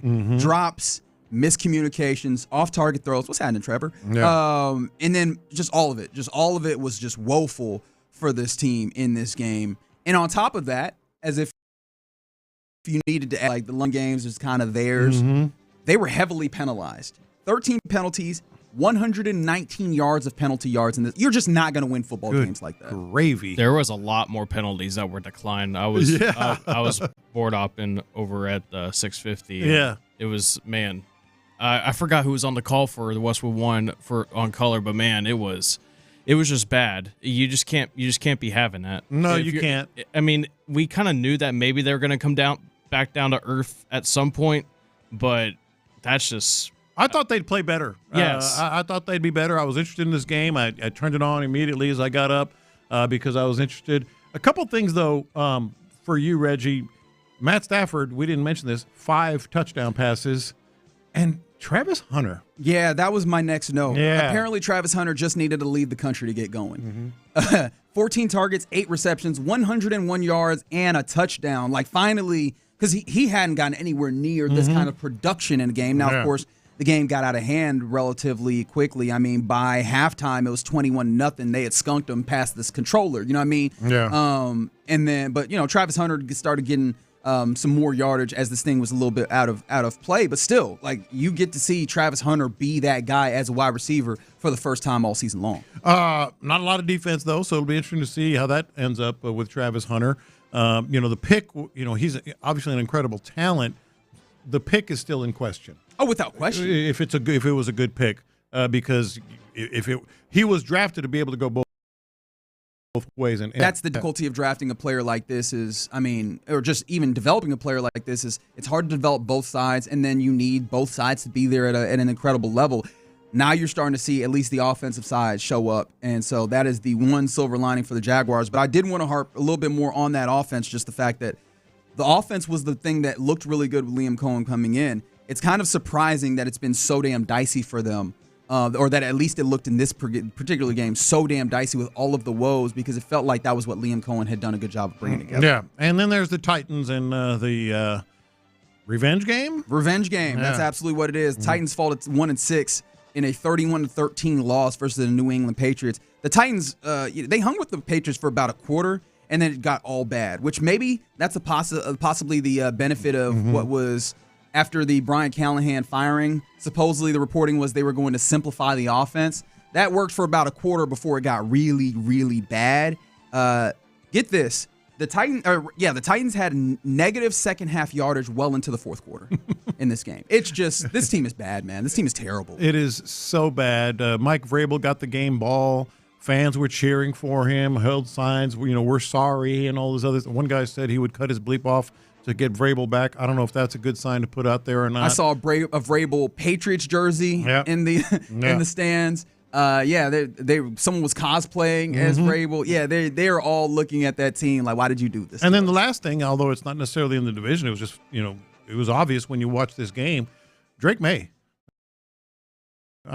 For sure. I'm sorry to say they got something going over there. For sure. We'll talk more about that. The last thing I wanted to put in here, the Titans have begun their coaching search apparently. The interesting thing that I saw about this is that who is running this coaching search is actually the general manager, Mike Borgonzi, and football operations president, Chad Brinker. So those guys are going to be running this search. So we go again on the seesaw of coach to general manager to coach to general manager firings. I feel like now you're going to get the GM hiring his head coach, but I don't know how he is for that job still. I don't either, but he's going to hire Matt Nagy. The connections there run deep. Both work together in Kansas City. They work together. It seems. You can't make it more obvious. I'm sure they're going to go through all the rigmarole of we're doing a complete search. They're not. It's going to be Nagy probably, and that's not good. That's not exactly the juiciest hire for them. Yeah. So there you go. That's around the AFC South here in the loop as we continue to gear up for Seahawks Texans. That is at 9 p.m. tonight on ESPN. But of course, you'll be able to hear right here on Sports Radio 610. Coming up next, let's get to our question of the day. Tonight's going to be a big day in Seattle. Obviously, there's this game that's going to be one of the best of the weekend, hopefully. But then also they've got a Game 7 going on up there baseball-wise. That'll be interesting. What's the biggest day in your sports history? 713-572-4610. I have a good idea what some of these answers are going to be. Let's hear what those are next. What's C.J. Stroud preparing for in the matchup?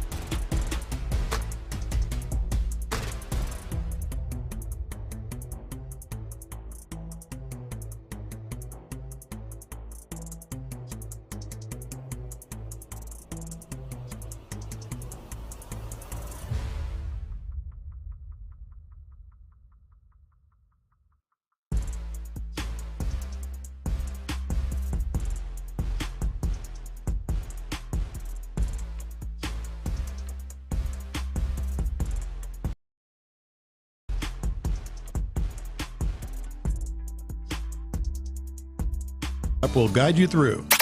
It's a Mokaram Injury Lawyers Reaction Monday on Sports Radio 610. Live from the Mokaram Injury Lawyers Studios, here's In the Loop with John Lopez and Reggie Atatula. All right, question of the day.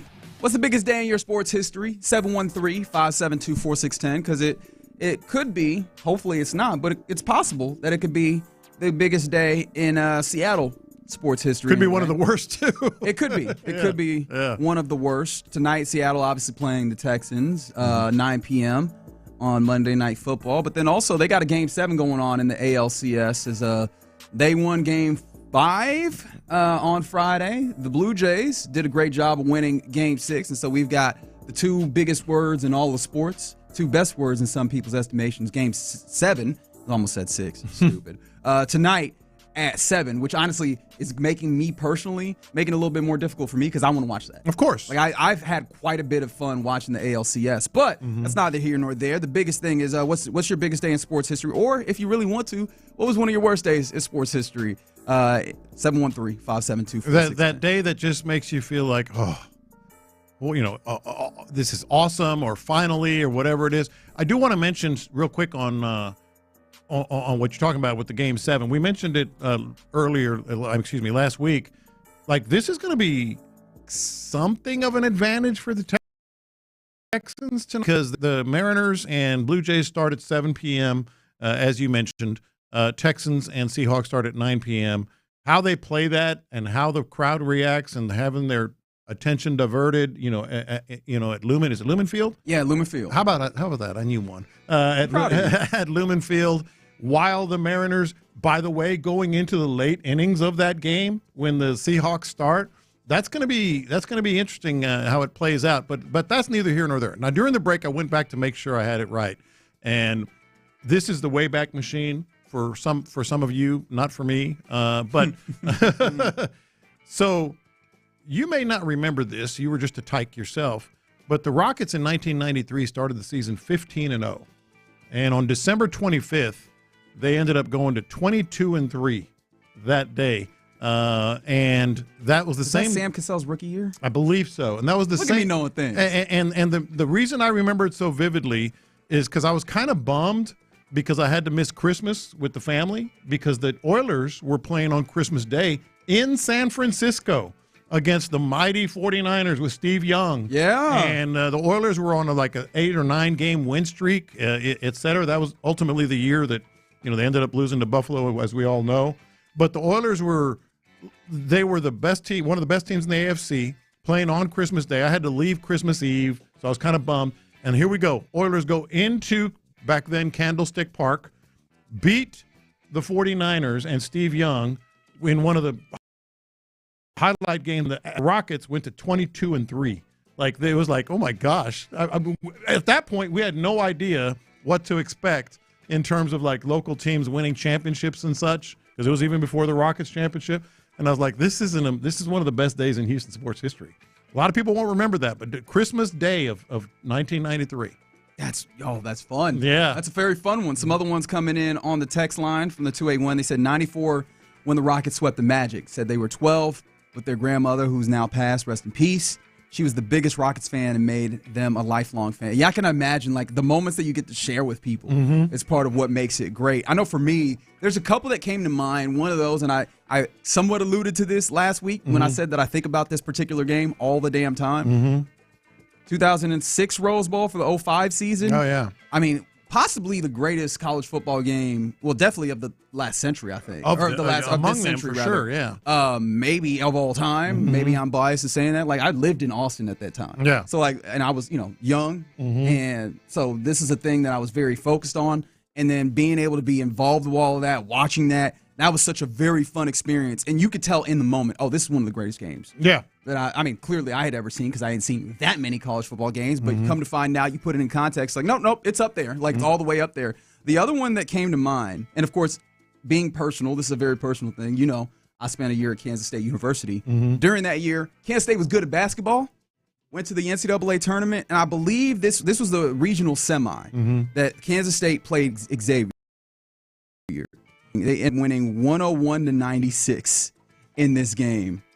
In double overtime. I remembered that. I remember that team. Yeah, and you will be. It makes a lot of sense that once that game was over, which I had watched in the room of a nice young lady with her roommates and a couple other friends, and then we all spilled out into the streets of Manhattan, Kansas, and had ourselves a blast because look, you have a team. It doesn't happen, man. Right, you have a team that's playing at the highest levels of the NCAA tournament. So on top of it being, I believe that's second round of the regional semi is what, the Elite Eight? Yes. You know what I mean? So like you're winning in the Elite Eight. Now we're over here or going into the Elite Eight. Now we're like, yo, this is one of the best teams in all the nation. Yeah. You're winning at that high level. It was double overtime type fashion.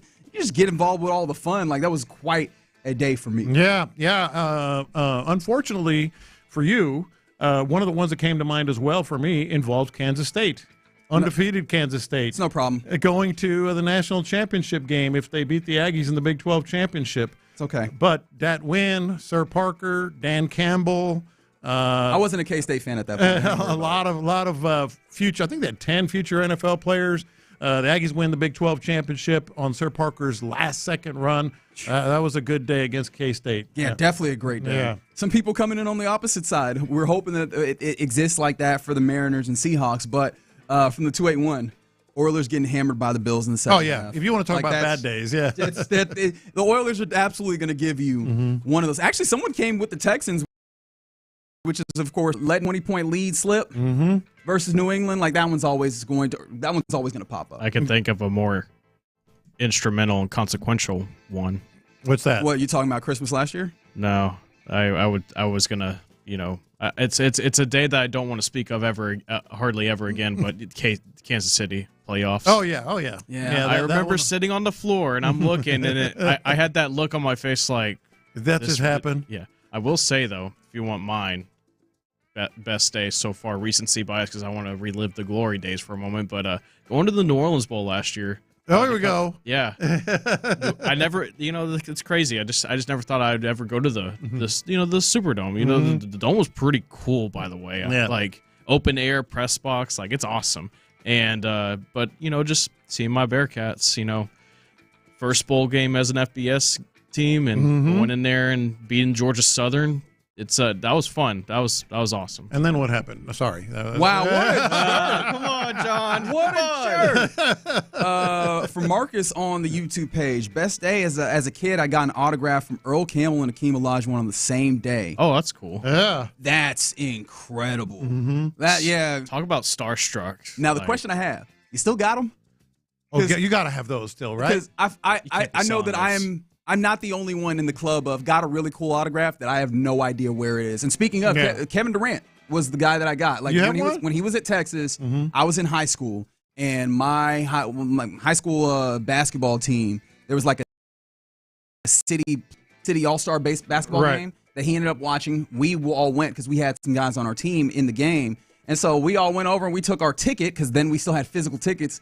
I got him to sign it. There's no way in hell I still have that ticket. It was thrown out. It'd be cool to show him. But it would be really cool to have and be like, yo, I got this autograph. This is a cool one, personal, from the 832. They said personally, it is December 12th, 2021.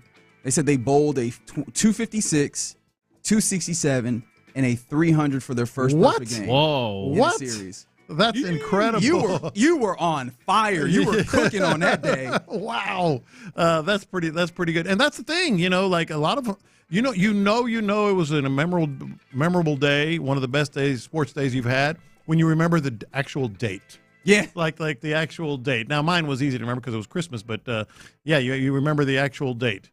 Somebody said best sports days was watching Johnny Football beat Alabama. I'm sure there's a lot. That's on my list. That was a huge game. That's on my list. Everybody was, the guy was magical, and they had a magical team, and they go in there, and that was a loaded Alabama team. Now, of course, one of the ones that I imagine, one of the two, rather, that I imagine is going to be a lot of people all together for different reasons, right? From the 7-1-3 World Series Game 6 they went with from 22. Mom and aunt were sitting in one section. Brother worked for Airmark. Wife got him free. So you just had people all over the building that all were able to enjoy that. And somebody else said watching the 22 World Cup because their dad's health was failing and they knew it would be the last one. So obviously being able to watch that World Series and for it to all come together. And 2017 never that's every. I don't know how you reacted. I just kind of looked around like it really happened. It just really actually happened. And what felt crazy about that in particular, not necessarily in the same way personally for us, but you had just seen something that you thought wouldn't happen in forever in 16, right? That was Cubs, right? Yeah. So you had that, and then you come around, and here come the Astros winning the World Series. It's like, oh, this is a whole new day. I was just kind of dumbfounded. Like I didn't even celebrate. I was just like, like I can't believe that just happened. Yeah. Yeah. Hopefully, the Mariners or the Seattle fans just generally far from that feeling. Yes. I'm rooting Blue Jays and Texans tonight, baby. Vladdy's gonna go off. I hope Vladdy like he did last game, like he's every game, literally like he's been every game. Yeah. So I know we're obviously rooting for the Texans. Personally, I'm also adding Blue Jays on top of that. Seattle has an opportunity for a big day, and I hope that with all hopes that it does not come through for them. All right, coming up next here in the Loop on Sports Radio 610, let's go around the NFL where, speaking of crazy good games, the Broncos might have given us one of the most fun games that we've seen all season long. Definitely one of the best on the day. We'll talk about that and more next. Yeah, let's talk about Texas Star Grill Shop. Hey, man, you can get this done for tonight. You got time.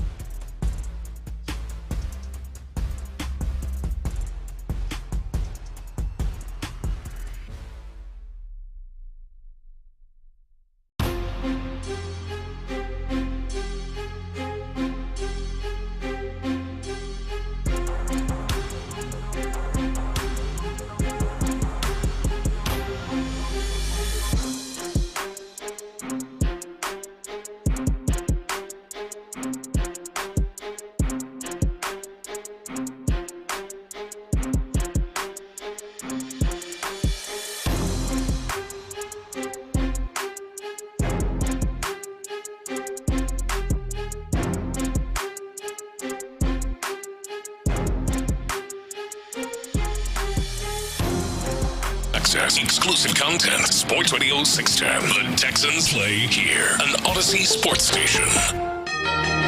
Let's go around the NFL in the loop style. Why are you smiling? Because I love football. Here's John Lopez and Reggie Adatula. I'm going to tell you all about how much fun you're going to have this season. On Houston's SportsRadio 610. Yeah, it's a fun day here in the city of Houston. Lots of fun sports just nationally. But, of course, the Texans have a very important season-defining football game tonight at 9 p.m. as part of the Monday Night Football schedule, hoping to help ruin the nights of Seattle fans all over the globe, honestly. But then the Seattle fans have the Seahawks tonight.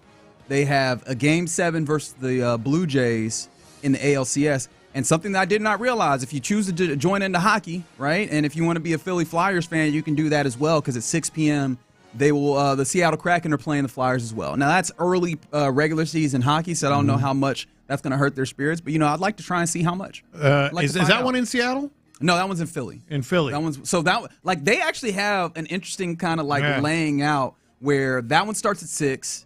Then, although hockey games will track a little bit longer, but then you have 7, I believe, is when the ALCS game 7 starts.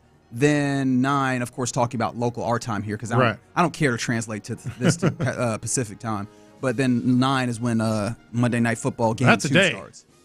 Now that's a day. Yeah, at the very least, you could say that they will be entertained with stuff. How much of this stuff are you planning on taking in personally? Well, for sure, it's going to be interesting. I have the 2 TVs, not all on 3 on one wall like you do, but I'm going to need all of them. Close proximity. I'm very interested in the AL. I'm very interested in the ALCS. ALCS. But where's your nap going to fall in is the question I asked. Nap's going to fall in early. I'm going to go right from here to get some groceries done. Go right to sleep. Very good. Shoot, I'm staying here all day because I gotta work another shift tonight before the other Monday night game. Lucky that is rough. You. I'm glad you mentioned. Remember, this is one of the hated double Monday night games, and of course, that's part of the reason why the Texans pushed to 9 p.m. on ESPN.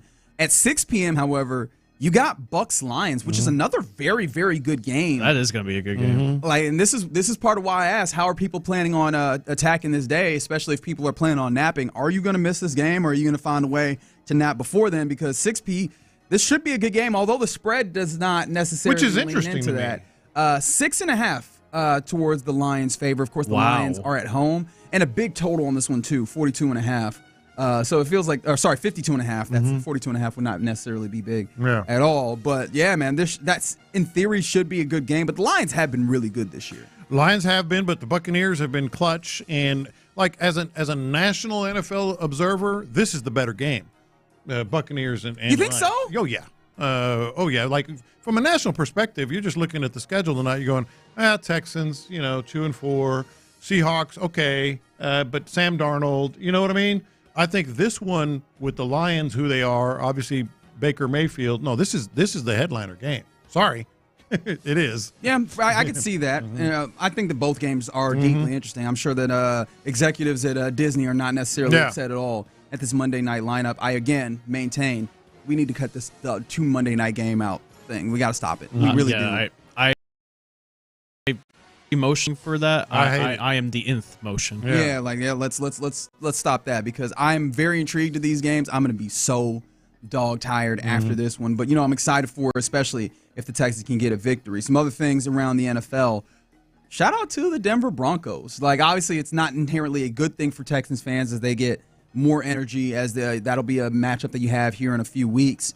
But the Broncos had what was a thriller with the New York Giants and their newfound pit bull backfield of Jackson Dart and Cam Scatterboo. Like, this was a fascinating back and forth, as evidenced by a statistic, of course, that I'm going to bring you that. This one I don't mind. I like this one on games like this. Yeah. Win percentage is always a fun thing. We always see the graphics of it go up and down, and this was a fun up and down. Like, Giants actually had a pretty solid start to this game. They had a 19-point lead for a good amount of time. Into the fourth quarter. Into the fourth quarter, indeed, which is where we pick up. All right, so the win percentage for the Broncos was down to 7% with that 19-0 deficit for them.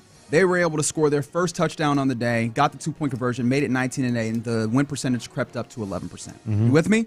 I'm with you. Went back down all the way to 1% after the New York Giants scored a touchdown on what had to be the stupidest looking touchdown. Although it was very fluid. It was like a ball that was tipped and then the tight end coming across, catches it smoothly, off to the races, because how do you defend for that?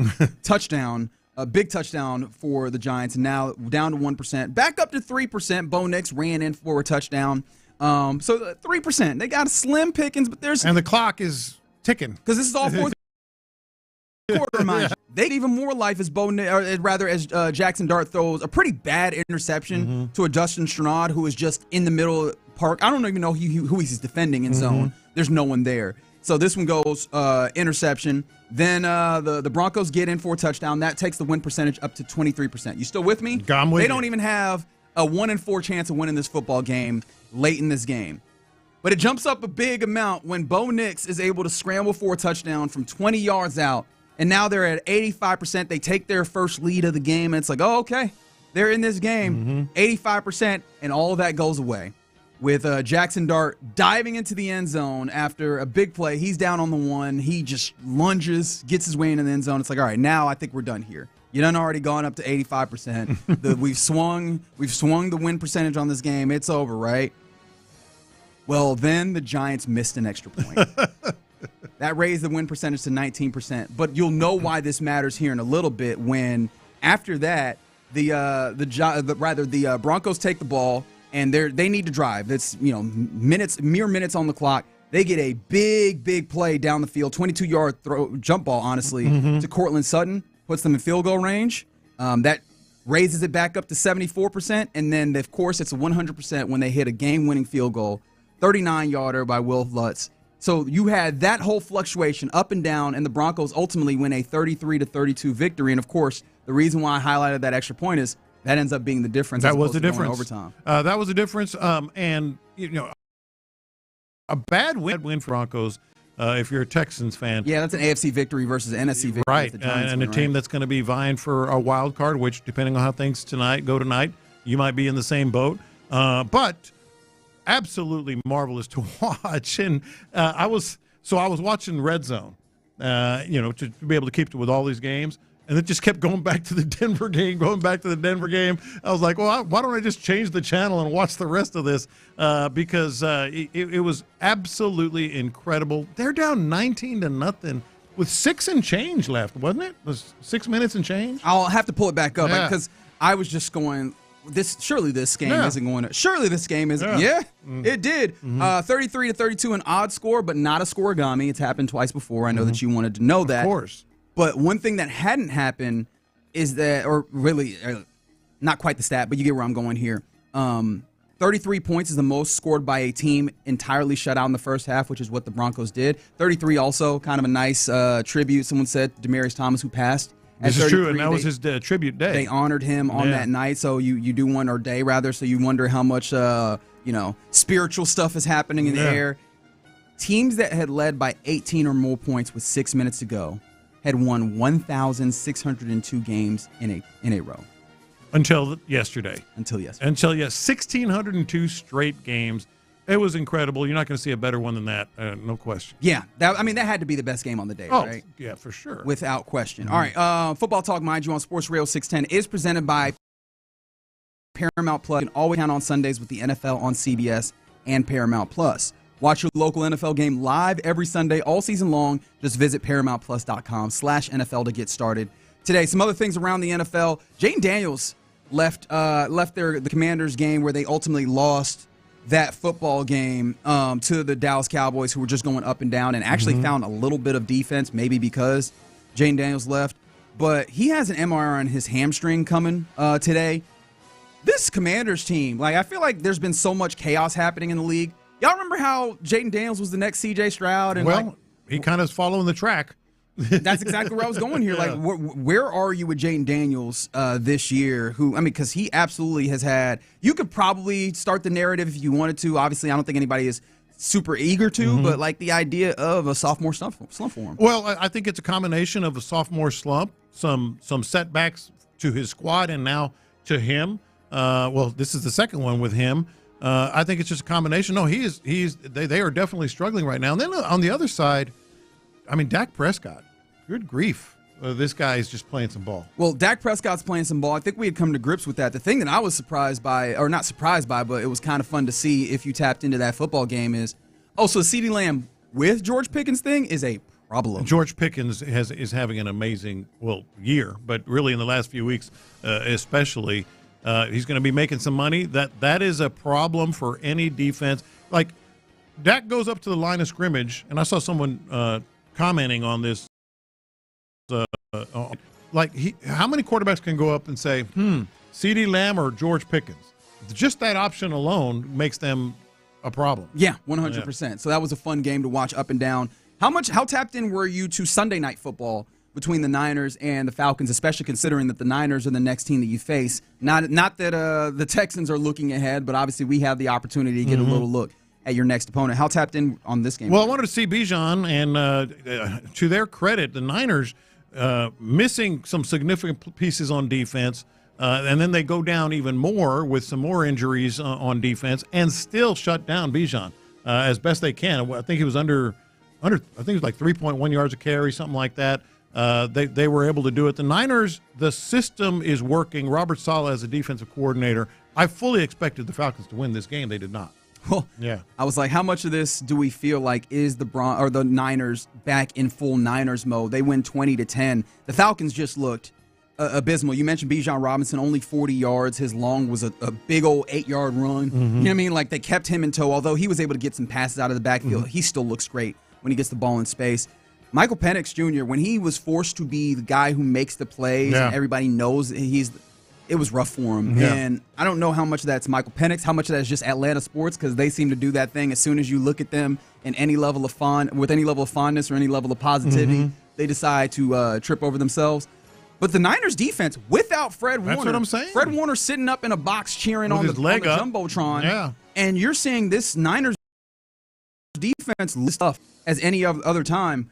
That's the thing that got me kind of most excited, but obviously, like, from just a general football standpoint, but I was a little bit like, oh, man, well, thanks a lot. I thought that Fred Warner goes out, and that gives the Texans a little bit of an advantage when you get a chance to see them. They looked really good without him. No, that's what stood out to me is the Niners defense with not just Fred Warner out, but with other guys getting injured in the course of the game. And I really didn't even see, how many sacks they had of Penix, but they were pressuring him and making his throws very uncomfortable all night long. Yeah, only 2 sacks from him, and he did not have an interception. But that doesn't tell the story. They were hitting the hell out of him, though. Yeah. He had a few times where his hand was hit in this, and I think there was actually a fumble that they lost. Yeah, I was like, I know that the ball came loose. I can't remember if they ruled that a fumble or not, but yeah, they were getting to him, getting pressure on him, and he looked like a lesser version of Michael Penix already earlier in the season. Niners looked good defensively, and then obviously on the offensive side, they showed up in Christian McCaffrey put up a historic 201-yard performance, 129 on the ground, the additional 72 through the air. He's looking spry. He's looking really good. And there were 2 other games that really sort of opened my eyes for this week 7 of the NFL. One of them we haven't mentioned yet, but that's the Chiefs. It's getting back to, okay, well, they're still the Chiefs. And frankly, the Eagles as well. The Eagles going into Minnesota, and Jalen Hurts looking like the guy that can make some plays again, going into Minnesota, winning with relative, not ease, but deliberately and getting it done. Eagles and Chiefs, funny how things work out. Carson Wentz is hilarious, man. Yes. Carson Wentz is hilarious. 2 interceptions in this game. But, yeah, you mentioned the Eagles. The Kansas City Chiefs, man, that Raiders team just looks bad. Like, obviously, but they've been playing so well. The Chiefs are cooking. And Rashee Rice back. I'm with you there. Yeah. But, yeah, the more interesting of those is the Eagles. Now, of course, that does not matter for the Texans because they're on the NFC, thankfully, for that. So y'all handle that over there. But I wonder how intentional this was. I know that Jalen Hurts, the Houston kid, was on the podium saying that, that they came in and obviously the plan is to run the football. 326 yards, 3 touchdowns. Like, they came out, they saw what was happening. They're like, oh, time to throw the football. Yeah. And they played really well. They mitigated Brian Flores, who seemed to make some rogue kind of decisions or maybe some errant decisions on when to blitz Jalen Hurts. Jalen Hurts delivered, which honestly there was questions about him. The negativity about Jalen Hurts as a quarterback started popping up. And then what recently, happened? And then he decided to put up 300 of them things and 3 touchdowns. That was a good game for him. And a great game. I want to circle back around to a player that you mentioned for Drake May. The Patriots had that revenge game for Mike Vrabel in Tennessee, and it showed up really well. Like I mentioned, around the AFC South. The Titans stuck around for the first quarter. Honestly, the game was relatively close for a little while, but that game really opened up once you got past that first quarter. And large part of it was Drake May, who really just flew by a particular record that Tom Brady had as a Patriot. Which was amazing to me. I saw that. I was like, that can't be real. Completion percentage. Yeah. Which the highest completion percentage that had in a game with a minimum of 10 attempts was 88.5%, Tom Brady. And you got to remember, that is an incredible completion percentage as you're getting out here playing. Now, that's 2009 Tom Brady, so it's not quite full bus driver Tom Brady. Yeah. Like, we're getting into the real fun of Tom Brady. So you imagine he was just cooking. Drake May in this game, 91.3% completion percentage. And friends, if you did not have an opportunity to watch this football game, which I get it, maybe you didn't want to watch the Tennessee Titans play, Drake May was not like he was not game manager. He was throwing that football around. No, he was throwing it down the seam. He was throwing accurate plays, accurate balls all night long, all day long, and getting it done. And then the other thing I wanted to mention, just the total opposite side of the spectrum, Jets and Dolphins. Just absolute. I'm still surprised that Aaron. I was like, they didn't play. Yeah, that in Aaron the 2 games. That Aaron Glenn has not gotten it done there. And Mike McDaniel, I thought he was a dead man walking last week. It's even worse this week. And Ian Rappaport saying they're not planning on making a change right now. Yeah, it's all the sounds from there are bad. We might hear some of those later in the program. The Jets was the one that was more interesting to me. I don't know why necessarily. They played the Panthers. It was a 13-6 game. It's not like the Panthers were great. I mean, Bryce Young threw for 138 with a 60% completion percentage. He wasn't necessarily great. But, man, Justin Fields gets benched in this game. Yeah. Because Aaron Glenn says he wants to see if he can get a spark. Tyrod Taylor didn't have a match on him. Not a spark. Like, did not have a match on him. Wasn't no Flint here because he looked terrible in this game as well. Those are some bad teams, man. Texans legend, baby. Yep. It's Rod Taylor. 0-7 is this just? There's no way. Like, we're on fully defeated watch, aren't we? Oh, yeah. Oh, absolutely. I'm surprised. I thought they'd be better coming into the year, but they're clearly worse. And the Dolphins are just, they've completely given up. Yeah. So there you go. Around the NFL here in the Loop on Sports Radio 610. What was a pretty fun weekend of NFL football all the way around. And we'll keep talking about it because it doesn't end or finishes up tonight. Monday Night Football, obviously there's Bucks, there's Lions. That's cool. But we're really tapped into this Texans-Seahawks matchup. And it becomes a little bit more interesting if you were watching the injury reports this weekend. Ruled out for this game, Christian Kirk for yet another game.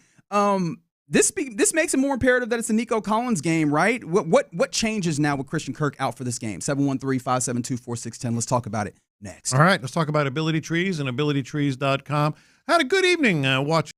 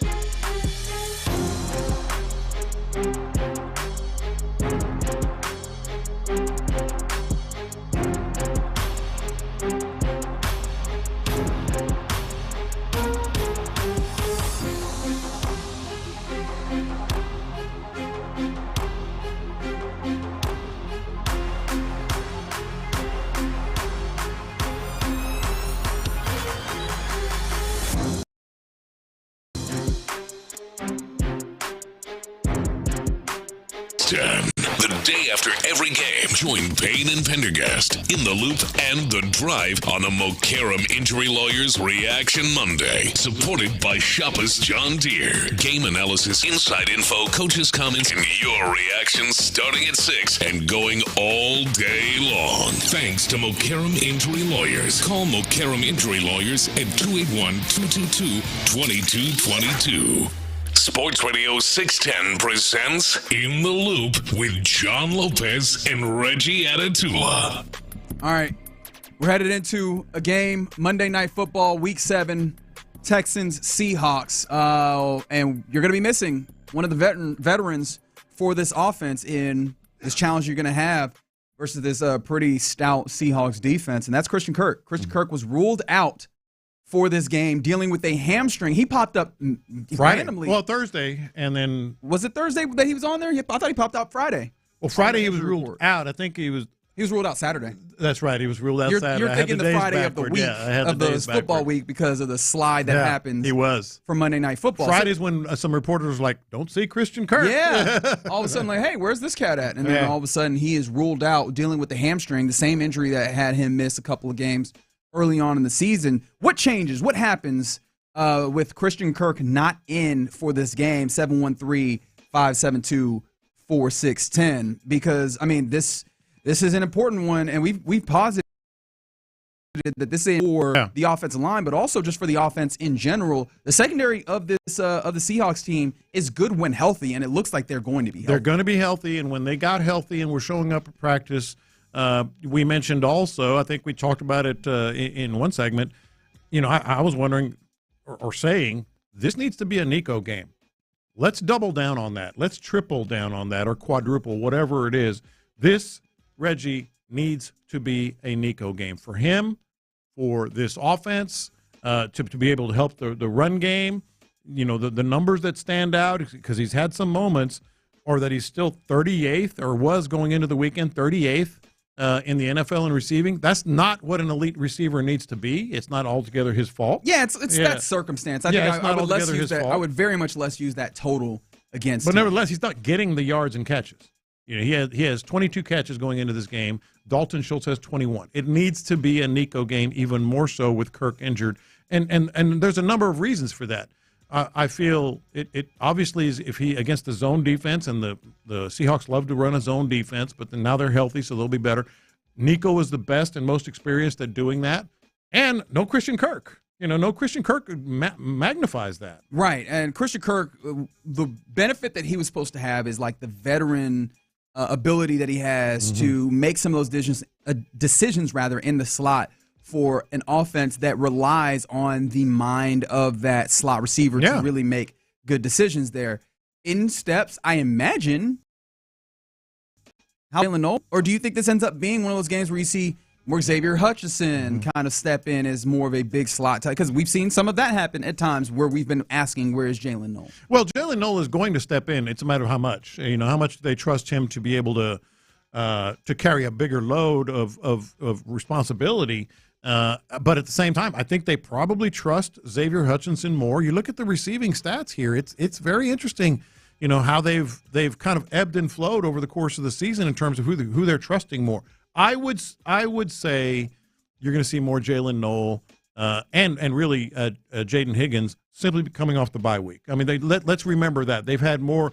They've got the sample size of what they have done. Those players, the younger players, in the Ravens game and at the end of the Titans game, and now they've had 2 weeks, or coaches have had 10 days to really sort of implement that in this game plan. I expect more of the young guys, but it still needs to be a Nico game because they're young guys. How much you're going to really trust them. Yeah, I feel like you go for, obviously Nico is one you lean on heavily. This also feels like a Dalton Schultz game, right? I think it was already a Dalton Schultz game, but even more so if you're talking about guys that can attack the middle of the field and Christian Kirk is out. Whoever you have in that slot obviously will still be doing those things, and you want to be able to have them involved, but it even ups the already prominent role that Dalton Schultz has in finding those spaces. Again, this is a team that's going to play a lot of zone, as you've mentioned during the course of this extended week leading into this game. And Dalton Schultz is a tight end that is very comfortable finding the things that you could say, if you could find some superpower or thing that he does well, he finds a soft spot in his own, and they've clicked. Him and CJ have. That's going to need to be big. I'm also one of the things, before I talk about the criticism that I have in thinking about the Christian Kirk thing, looking at the injury report in general, Elijah Huzzie has also been ruled out for this, the cornerback coming back from his knee injury, so he won't be playing even though he was a full participant at practice. Questionable designations on Danico Autry and Jalen Reed. Those guys possibly returning from injured reserve. For the Seahawks, this was interesting. Some of the guys that we were talking about secondary-wise, Tariq Woolen, coming back from concussion, no designation. He will be playing, and he's a good one to play against. And then Jerron Reed, the defensive tackle, no designation. Leonard Williams, defensive end, no designation. The guys who have designations, who I think will play anyways, Devin Witherspoon, cornerback, I think he still plays anyways. I think he said he's going to play. He's really solid. Yeah. And then Julian Love, safety, who, again, it feels like he would play. So all these talented secondary players, we were talking about them maybe coming back. The designations would lean you to believe that they're coming back. So this actually does place a good focus on that slot position. Who plays? Do you think Braxton Berrios actually gets active and has an opportunity to play? Because I hadn't thought about that. I was out at Saturday at the Kirby Ice House over there in the Heights. You know, Sean had a watch party. I went out and popped out. That might be good, actually. And we were chatting, and somebody was like, "So what's Braxton Berrios' role on this team?" Yeah, it feels like if he does not play, in this week, it does make that question even more prominent. What's his role here? I hadn't thought of it, and I think that question does become bigger if he doesn't play. Some injury thing going on, of course, as well. But this is the one thing that I think is most important for tonight's game. And it might be a little bit of a critique, if you will, on this Texans offense as well as it's done the last couple of games. Like, force feed the ball sometimes to your best player. You know, C.J. Stroud goes to the line of scrimmage, and we've talked about it. It's all about reads, and if they're playing this coverage, then we'll get him the ball. No, sometimes you just got to say, I'm throwing it to Nico. Does that fit, though, with the game that you have here? It doesn't fit with their style. Well, not even just their style. The game that you have here, because I understand what you're talking about, being good against the zone, but if this is going to be a game where there's a possibility for interior pressure, it feels like you need to go quicker rather than longer. And I feel like if you're locked in on a particular receiver, you might increase the time to throw for C.J. Stroud in a way that feels opposite of what you would need to do, which is find the open guy and get it out and take the yardage that's there for you. You might, but who was the player that had the 23 targets, 16? I'm not saying go to that extreme. You're talking. Jamar Chase. Jamar Chase. Thursday night. You know, the Texans have a very much, and they've given it to C.J. Stroud. Read what take what you can get. I know it's a cliche, but take what you can get, read the defense, and then, make the call to get the ball to the right players, the big playmakers like Nico Collins. I'm saying sometimes, even if it's a quick release, as you're talking about, even if it's a 50-50 ball, outside shoulder, down make it happen. Force it sometimes, because you don't have the weapons at the receiver position that are proven. I hit my brain, and I'm like, get the ball to Nico, especially in a game where you have more younger guys in there who will probably be facing off against better defensive back competition than they've played early on in the season. Yeah.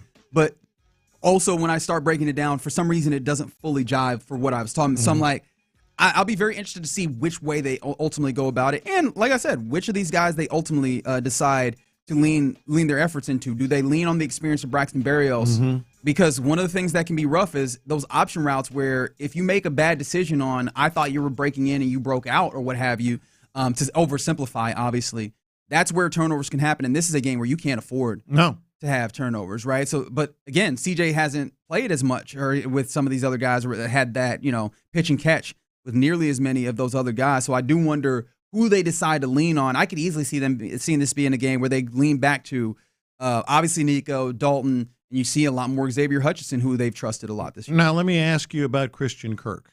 Several texts coming in. Kirk is out. Really, after a bye week? Is that a wasted offseason pickup? And then another one was pretty cool. Christian Kirk is the guy who comes back from vacation and calls in sick. Which is a guy who I would love to be, honestly. Like, I have real respect for that guy in real life, but of course, when you're watching football, it doesn't really hit you. I mean, you saw what I wrote down in the document this weekend when I found out that Christian Kirk was ruled out.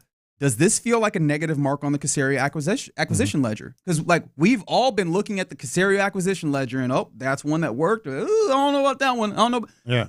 It starts because the whole idea is early on, you need somebody with the experienced a hamstring injury that's hit a couple of times. Now, of course, I don't know how much you can predict a hamstring, but ultimately, that's games that you're missing from one of these guys that's supposed to be a stabilizing force for your offense. Yeah. Ultimately, I think time will tell that, and we'll have to make that decision over a longer period of time, but especially with the seeming reticence to throw Noel into the deep end of let him, demonstrate his capabilities on the stage, it does highlight that. And so I don't know that I'm willing to get to the place where I go, yes, definitely a negative mark, but it's there in the back of my head in a way that I'm not comfortable with. And I totally agree. He played the one critique that you had of Christian Kirk coming in was, he's missed some games lately. Only played 12 games in 23. Only played 8 games in last season, and he's only played 3 games this year.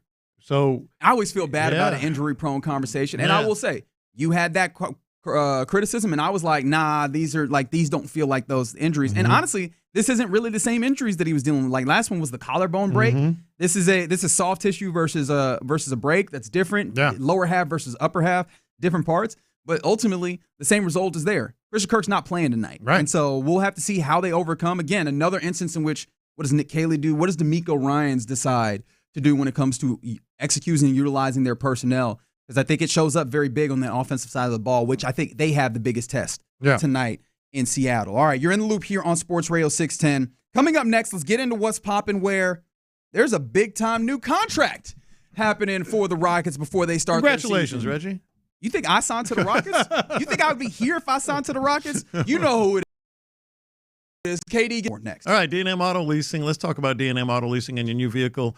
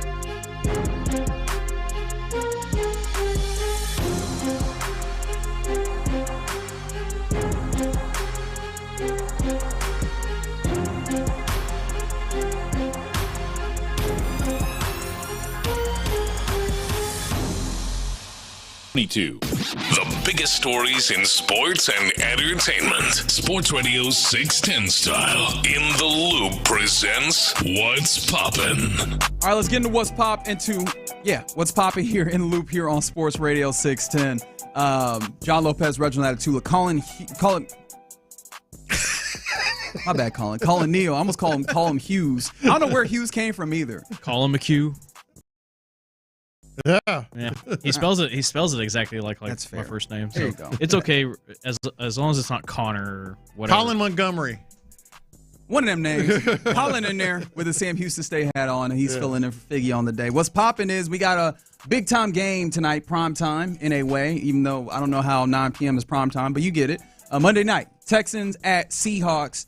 You'll hear that here on Sports Radio 610. 6 is when Texans countdown starts, and we are already getting a little bit of insight from the boys that are out in Seattle. I got a little birdie that says that there's a good amount of Texans fans walking around downtown both last night and this morning in Seattle in the Pacific Northwest. And also Mariners supposedly had a lunch party at T-Mobile Park last night. And you could hear them cheering. So I imagine they're going to have another watch party type thing there at the park. Teams tend to do that, especially with big games. Yeah. That's probably going to be an interesting dynamic. We won't see that from the TV side, but I imagine that you might be able to feel it, the kind of divided attention that's going to be happening. Yeah, I'm telling you, it's a factor. We've experienced it here when the Astros were in the postseason. Eagles came in, I believe, for a Thursday night game. It might have been Sunday night.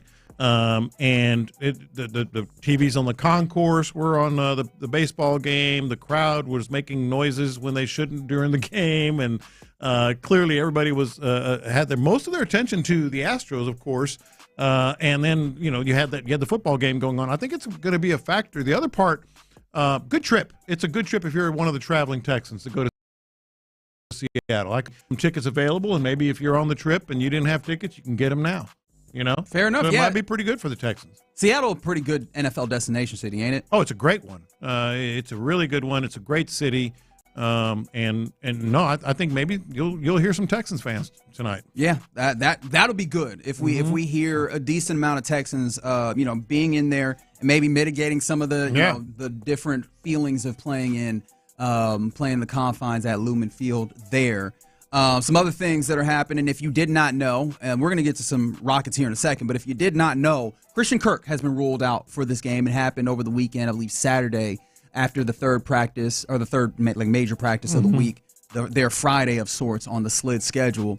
Yeah, Christian Kirk will not be playing in this game. So it'll be interesting to see. Watch the active report to see if Braxton Berrios ends up being made active, or just listen to Texans Countdown. Of course, Sean and Seth will keep you abreast of those things. But you'll get the inactives at 7:30.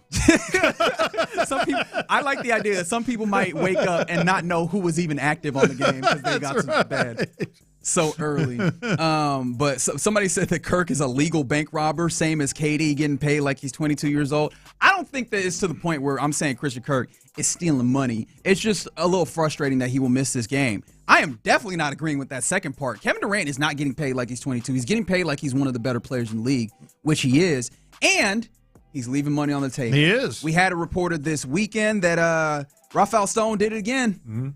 We are in the area, big-time players, superstars in the league, willing to take less money to be in the system that the Houston Rockets have created. Kevin Durant signs a 2-year, was it $90 million deal extension? So he will not just be here through the end of the season. He'll be here through the next couple of seasons, the next 3, I guess, if you consider this one as well, with those 2 years tacked on as well. He was eligible for a $120 million extension, max extension, which would have been $60 a year. He ultimately takes $30 fewer million on this 2-year contract in order to help kind of mitigate some things. You were headed into this year, or what you would have had on the back end of this year was $1.5 million, I think, somewhere around there, under the first apron. You'll now be above the first apron, but you still have room to navigate. And the prevailing thought is that should give you just enough room to sign Tari Eason to his rookie extension. The deadline for that deal 5 p.m. today. Yeah, you'll be hearing that real soon. As people. You think so? You're certain that I think you will. There's been reporting. I think David Aldridge of The Athletic reported as such. But are you in on the idea of Tari Eason extension? Well, I think you have to at this point, despite the injuries, just because of how good he can be for you. But the other thing is, clearly this was something that was discussed well before Durant even came over here. I mean, 100%. So this is part of the plan. And kudos to Durant for doing that, for having this discussion, for understanding this isn't just a end of my career. I'm just going to cash out. He's got more money than God will make salary before any endorsements or anything else. $598 million in his career. Is that good? Is that a lot of money? He's going to make $600 million. Thank you for your support, Colin. More money than any player in NBA history, including LeBron. For now. Well, but still, this thing continues to grow. But you didn't answer the question, John. Yeah, that is true. It's a lot of money. Thank you. We were waiting. $600 million in good journalism, Colin. In salary. So he didn't need the money, but it's also a testament to him as a hooper. He understands how the game is played and how the game for his next 2 years here, however long it's going to be, is going to help him. And not to continue pocket watching, however, he also don't spend his money all that crazy. It seems like he is a very muted type of dude, although I don't know where he places all his money. Mm-hmm. I imagine that he's going to be living good for a very long time. Yeah. And the thing that I love is it's a commitment, as you mentioned, that had already kind of been established. Yeah. In fact, media day. Yeah. I believe both said it. Rafael Stone was kind of like playing coy, and KD was like, yeah, I plan on being extended. Yeah. Right? So that was, if he's in that place, you figured it would get done. But it makes sense. Like, he seems to be the type of dude that would love Houston, right? Like, Houston is a very particular place. I saw it this weekend described as the biggest town in the biggest town, like small town in the country, which I guess you could view it that way. Like, there's some small town charm to Houston, even though it's clearly a big city. He's not the dude that seems like he needs the big city. Like, he seems like he very much likes the particular charm of Houston. So it makes sense that you want to stay here. But maybe the bigger point that I heard the fellas of the Drive, the fellas of Payne and Pendergast making earlier today, which is, look at how quickly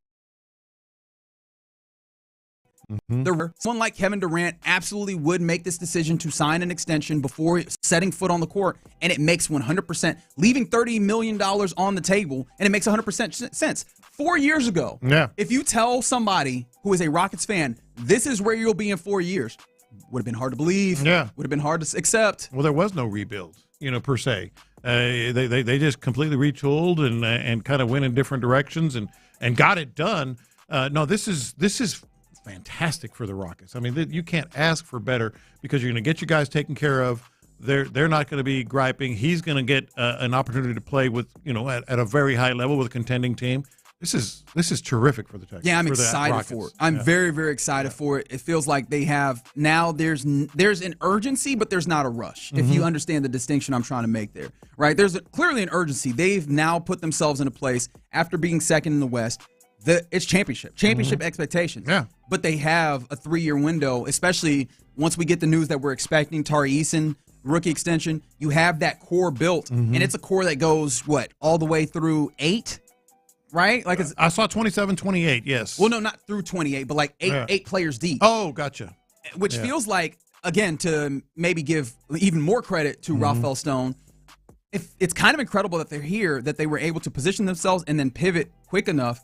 I'm amazed by all the teams. This one, not necessarily the Thunder because they've been planning this out for a long time. The Pacers that have looked up and been able to find a way in the new era of the NBA that couldn't necessarily CBA changes were reactionary, but it's no longer about how many star players can you mold together. It's how can you make a team that's 1 through 8 really strong because you're going to need all of them. The Rockets are firmly there, but they also have the high-end talent. Well, it is that you still would like to have the top 3 guys, the big 3, so to speak, but they're well on their way to doing that as well at the very top of this roster, with a man and obviously Şengün and Durant. So they're more on their way to that. Yeah, so I'm excited for this, and even more excited for the fact that season starts tomorrow against the reigning champs. Question. So it feels, well, not question really. It feels like that, we kind of all this forget that Fred VanVleet's out for the year. No, we do. I mean, I don't know that we forget it. It's clearly an undercurrent for all of this. It is worth noting that he signed a 2-year extension, right? And it's a 1-and-1 with the player option. That player option for next year is picked up. Oh, right? for Like sure. that's picked up. I don't think you come off an injury and go, let me hit the market. Yeah, you got Reed Shepherd though, and I think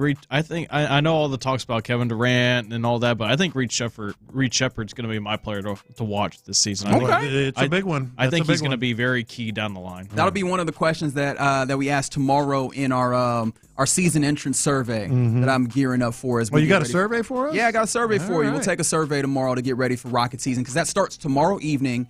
It'll be on NBC on. How about that? NBC. I'm excited for that. You ready for Round Ball Rock to come back, baby? Yeah. And I'm even more excited because I'll be at Little Woodrow's in Edo for the Houston tip-off watch party. Come out, hang out, say what's up to me because I'll feel bad if you show up. You just don't. Thanks, buddy. I need that. One more thing, and I did this for you, Lopez. How about Texas A&M? How about those Aggies? Oh boy, here we go. I'm not that guy, but I'm happy. Who wouldn't be if you're an Aggie fan? But I said it before this weekend. I'll say it again now. These three games are going to define just how big of a contender they really are. At Arkansas, probably the best quarterback they'll face the rest of the way. Some people would argue that. I don't, but I think it's true. Certainly, then to go to Tiger Stadium this week, I believe they fell down to number 20 or thereabouts. LSU did after their loss to Vanderbilt. Exactly 20, 10-spot drop. But still, it's at LSU Stadium and a really good defense, really good team, struggling quarterback, maybe injured a little bit. You're doing. I was trying to give you an opportunity. They're number 3. You're already looking at LSU. Right. Stop that. No more what LSU I'm saying talk. is these three games are going to determine everything. That said, this is the highest ranking the Aggies have had at number 3. Correct. Since the Cowboys won a Super Bowl. That's right, 95. They were ranked number 3 in 1995 before they lost. Yeah. And they lost immediately after it. So I get where you're going, LSU. But, if you didn't know he was an Aggie fan, you heard the anxiety jump. That's the true sign of a fan, is when you're like, hey, here's a good thing that happened to your team. They go, yeah, but here's all the anxiety that happened to me. Yeah, buts are always a great sign of who's obviously a true fan. thrilled. Obviously thrilled. All I'm saying is it how real is it? We're going to find out. Yeah, but we're not worried about real night. I was trying to give you, you know what? You don't even get that. But then also, shout out to U of H getting a big-time victory with a walk-off field goal. They're receiving votes. They're not ranked yet, but they are receiving votes. I think they're receiving the 4th most votes of a team that's not currently ranked. There you go. So shout out to U of H getting a nice victory. Play the Warham. Because you were going to just anxiety all over it. We knew what was happening. We saw it coming. But shout out to U of H getting a victory. And, I mean, especially on a weekend where Texas Tech also loses and tumbles down the standings there. Big 12 looks a little bit more open than it had previously had, especially because the Texas Tech was not able to do their tried and true path to victory, which is just vomit a whole bunch of points early and then kind of coast. Yeah. When they weren't able to do that, it got a little more interesting. The Big 12 gets even more interesting, and U of H right up at the top of it with only that one And we'll loss. get into more details of college football on a Tuesday tomorrow. Correct. But I'm sorry, they should be ranked. I just got to put. They should be. The Cougs or who? Yeah, they should Cougs. be. That one loss hurt them, but they should be. Yeah, and it's a good loss too. But some premier job openings out there as well. All right, there you go. Excited for a fun day, a fun weekend of sports that we've had. We'll get to winners and losers later on. But coming up next here in the loop, who has the most pressure to prove that the last 2 games were not a fluke here in this game tonight? 713-572-4610. Get your answers in. We'll break it down next. The spotlight is on the Texans in their showdown.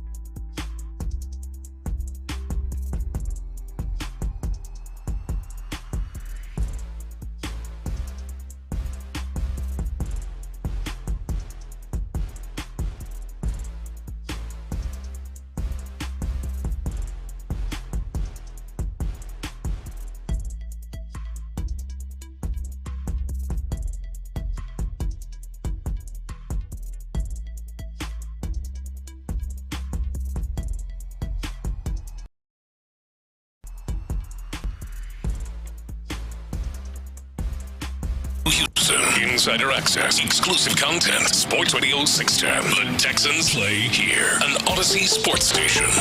Sports Radio 610 presents In the Loop with John Lopez and Reggie Atatula. Yeah, you're in the loop here on Sports Radio 610. It's a game day, baby. Texans, Seahawks. Apparently the line still remains at 3.5, at least from what I'm seeing ahead of us, as a 9 p.m. kickoff is what's coming up.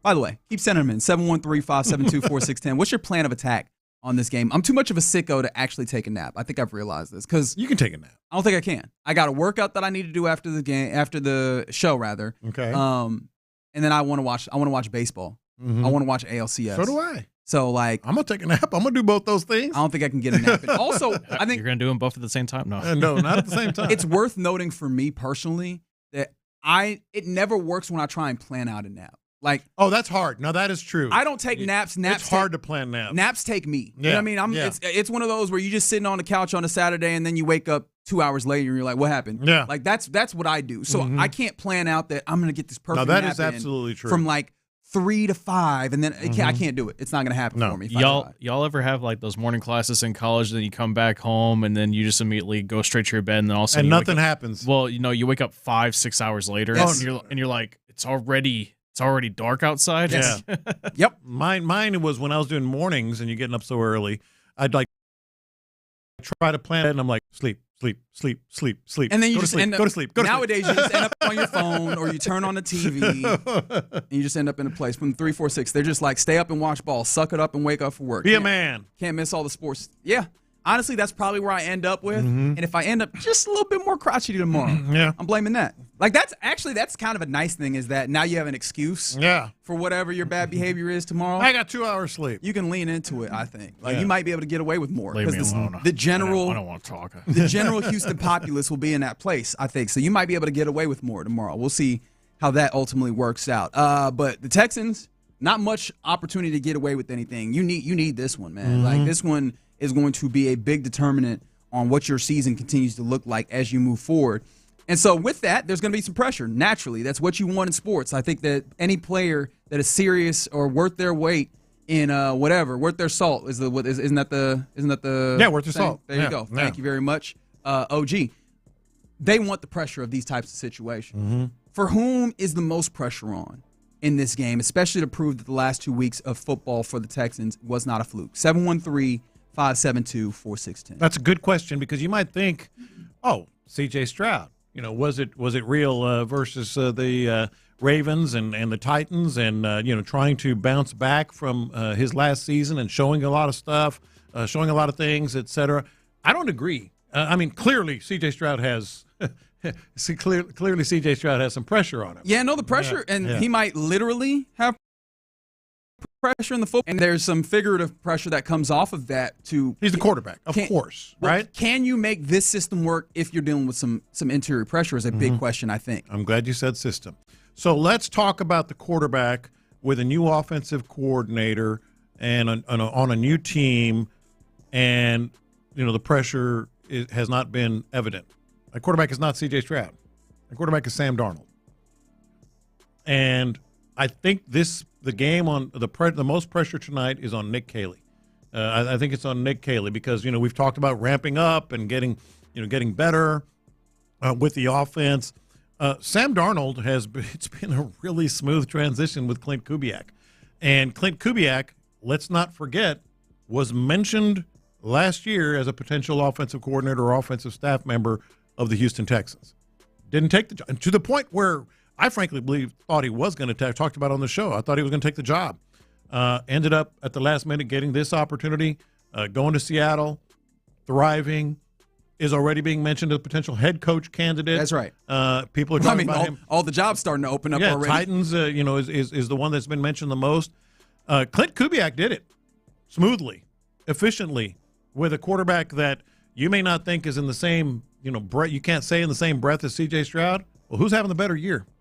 Yeah, that's been such a interesting phenomenon that we probably need to examine deeper just in the NFL, with the idea of the gap quarterback. The gap year quarterback has become more of like the gap period quarterback to now being here, but guys are stepping in and becoming guys that you maybe not franchise quarterback I still think is a narrower definition than sometimes we want to use it as. But a guy that you go, this is our starter that we can lean on and not necessarily be looking for the next one in the immediate term. Right.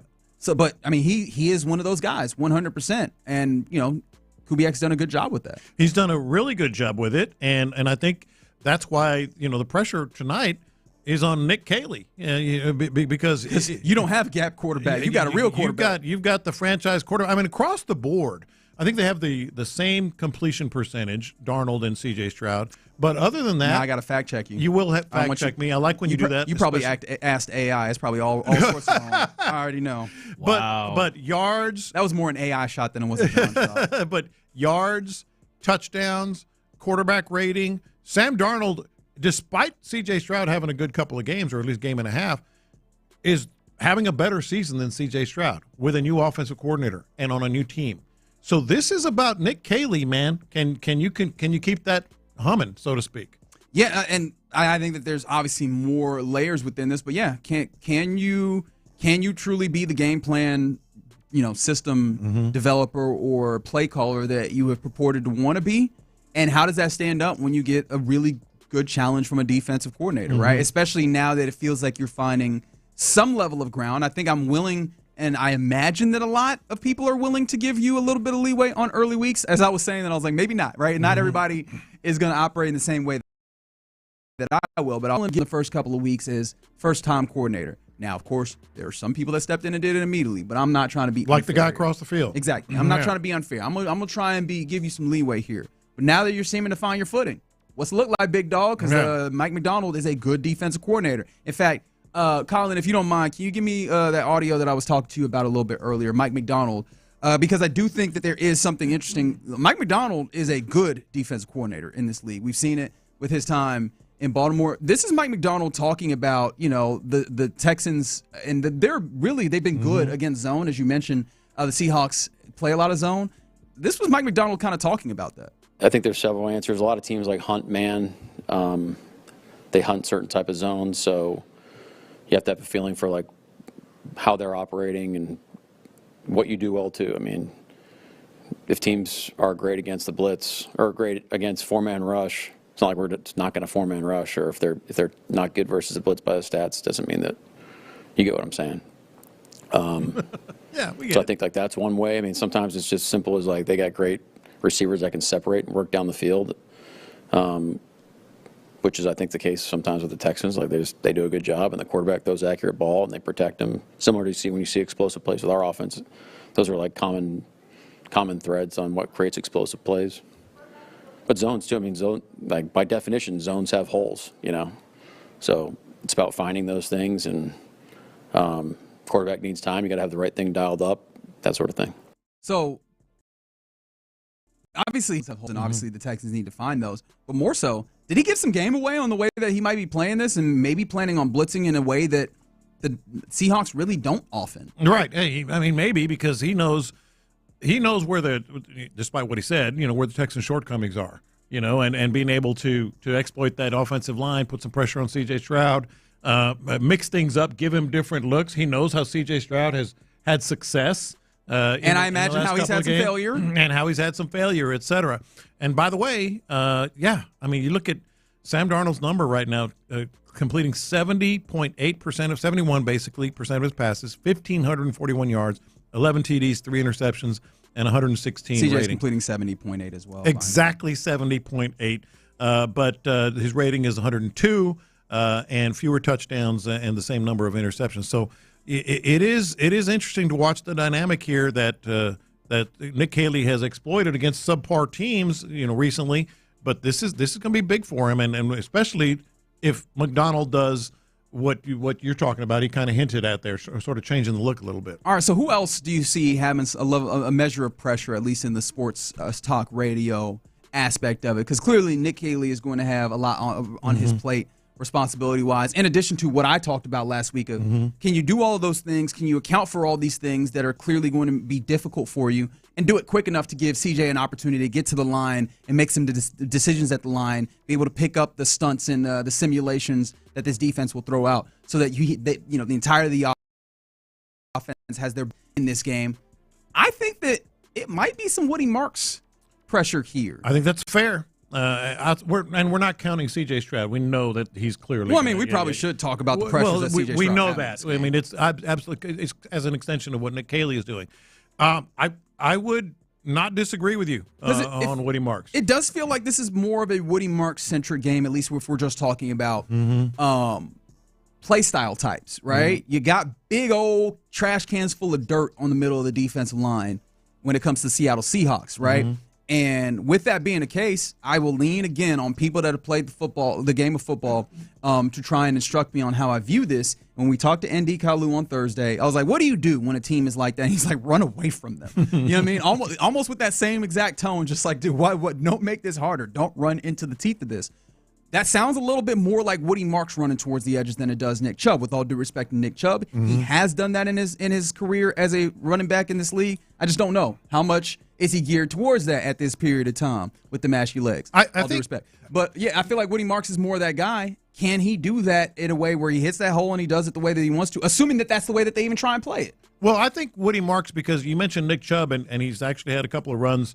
One they gave to him, but they had a couple of runs, on the outside. You just had to do that, huh? But he's more of a bounce it outside guy, Nick Chubb. I think what you're talking about is let's get to the edges, off the shoot. But and then that's more Woody Marks. But then make sure you put your foot in the ground and right. get up that's more field, Woody Marks. right? And then also, like, some of Woody Marks credit for picking up some pass pro, that might be even more important, especially if we're talking about simulated pressures where they're trying to make it so that you are, attributing some of your pass protection to places that, when you look up, the pressure actually disappears, right? We got 7 guys here, and a few of your linemen are going to have to account for some of these guys. And all of a sudden, here goes Boye Mafe dropping out, and you're like, oh, well, Tyus Howard's supposed to guard, block him, and now that guy's gone. So now where are we going? Your running backs are going to have to pick up some more pressure, I think, at times. Those guys, are they going to be on their P's and Q's? Because, again, the name of the game is keeping CJ upright. I'm glad you mentioned that pressure because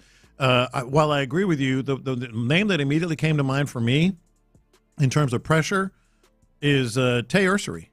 Tay Ursery to me, real trouble early on, like real trouble pass protecting early on, and then picked it up a little bit, in these last 2 games. But, again, it was these last 2 games.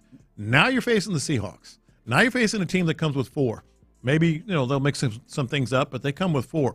Is he going to be able – they know where the mark is. That's the whole – Don't call him the mark now. No, I'm not saying he's a mark, but in their opinion, where are they going to attack? What's the mark? As a defensive coordinator, it's that guy. And maybe Jake Andrews, to be honest. I mean, Jake Andrews is one that came to mind. I will say, and again – I don't want nobody to think that Reginald Atatula of In the Loop is calling Ariante Ursery the mark. But if you're scouting this game. If you're scouting this game, if you're trying to find something Mark-like, a little bit, a little Mark-esque. I like the way he's trying to I'm a lot of this. Have you seen Ariante Ursery? He's big. I don't want no problems the next time I go in the locker room. And don't put me in that situation. But if you talk about it, you said that, had some struggles early, found his stride. He's had struggles all the way through when it comes to stunts. Yes. And it's not inherently his fault because some of it is like they're doing this screen thing and then all of a sudden here comes a guy hitting him in his ear hole that he did not account for. So some of that was also the guard that's next to him. So, hey, Drew Scruggs, you're in this. Are they going to be able to make sure that they hold that up? Because that's been a couple of pressures that have happened in those games. And we know this team likes doing those stunts and those twists that happen on those games. D'Amico talked about it, that being their strength. Right. So, there's some pressure there. Like, how does this offensive line as a whole, but particularly I'm looking at that left side to some degree, how do they hold up with those types of games, the simulated pressures, and maybe even the straight-up blitzes that might come from a Mike McDonald defense that's been very good. Now, there's a lot of pressure on him, because it has been so erratic with him, his protection, and again, we're saying it in a scouting sense because I'll tie in with you. You call him the mark. I'm just saying. He's the mark. It's Seattle defense. Put your name on it, please, because I didn't say that. For the last week, they've been saying where can we have an advantage? Put it that way. That guy right there. So I'll be watching him. I think he's got a lot of pressure on him. It's hard to instigate and hide your hand at the same time. Like I was like, it wasn't me, but he said it a little bit. But I kind of agree. But this is going on the podcast. Yeah. It's on the Odyssey. I kind of agree, but just don't blame me for the word mark. I didn't say that. Excited for this game that starts at 9 p.m. time, but excited for the game. From the 281, hey, it's Corey. I feel like a lot of pressure is going to be on the tight ends if Kirk is out. Because Kirk is out, actually. Need them to be the safety valve for when CJ is in trouble and needs to get the ball out quick. Absolutely. And what's funny is that pressure is there. I just feel like, Dalton Schultz is capable of it. It'll be fine. Am I wrong for that? Is that too flippant or cavalier? I don't know. It might be a little cavalier because I think he's having a good year and he's definitely has it in him. I think we just need to see more, consistently when the pressure's on and they know that he's going to be one of the targets. One of the primary targets. That's fair. And a number of people are like, no, CJ got pressure. We don't got to walk away from this. And I think he does, man. Being accurate, not turning the football over, which has clearly been an emphasis for them. But they got some guys that can take the football away over there, especially guys that are getting healthy again, in the likes of Woolen, Witherspoon, Love, all out there. And the one that I keep telling you about, Emma out of South Carolina, the rookie, that dude's going to be flying around doing a lot of different things. Yeah, don't be surprised if his name gets called a few times tonight. All right, you're in the loop on Sports Radio 610. Again, moving towards this game. But coming up next is about that time where we do our lunchtime confessions presented by the Men's Clinic, and we will do those next. All right, let's talk about Synergenex and the Low T Center. Really at the forefront and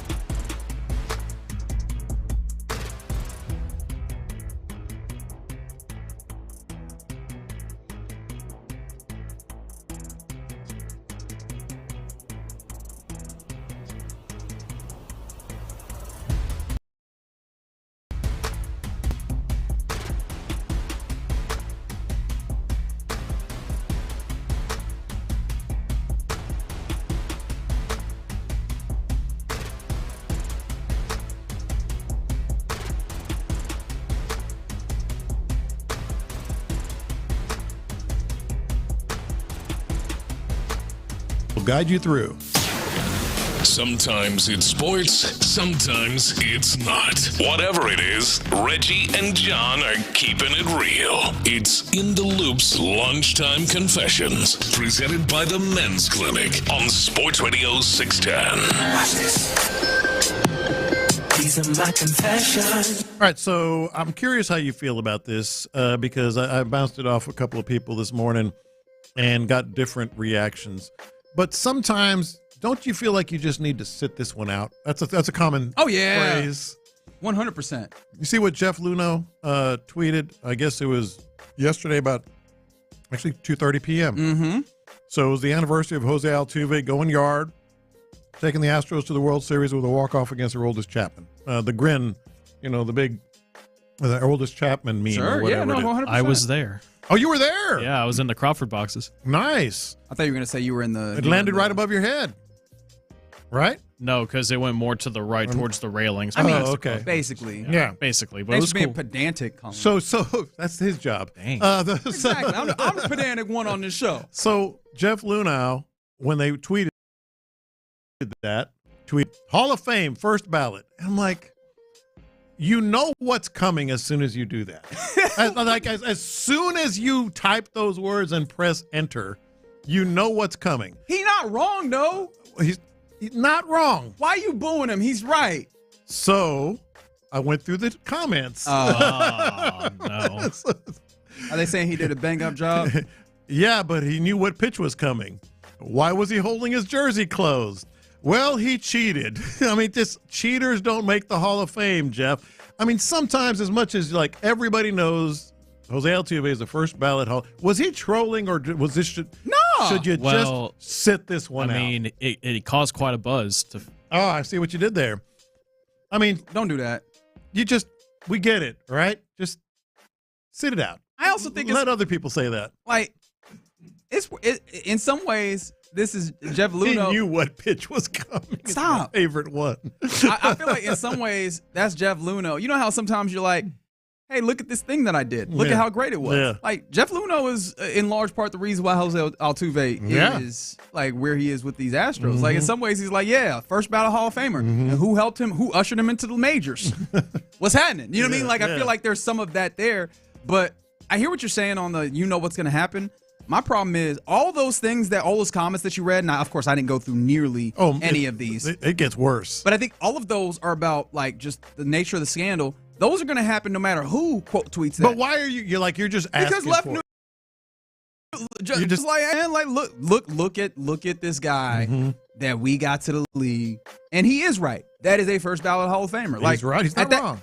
From your perspective, at that point, Jeff Luhnow just needed not be on Twitter. You know what I mean? Like, at that point, just don't tweet anything. He can tweet about anything, but you know what's going to happen when you do that. Yeah, I think he's fine.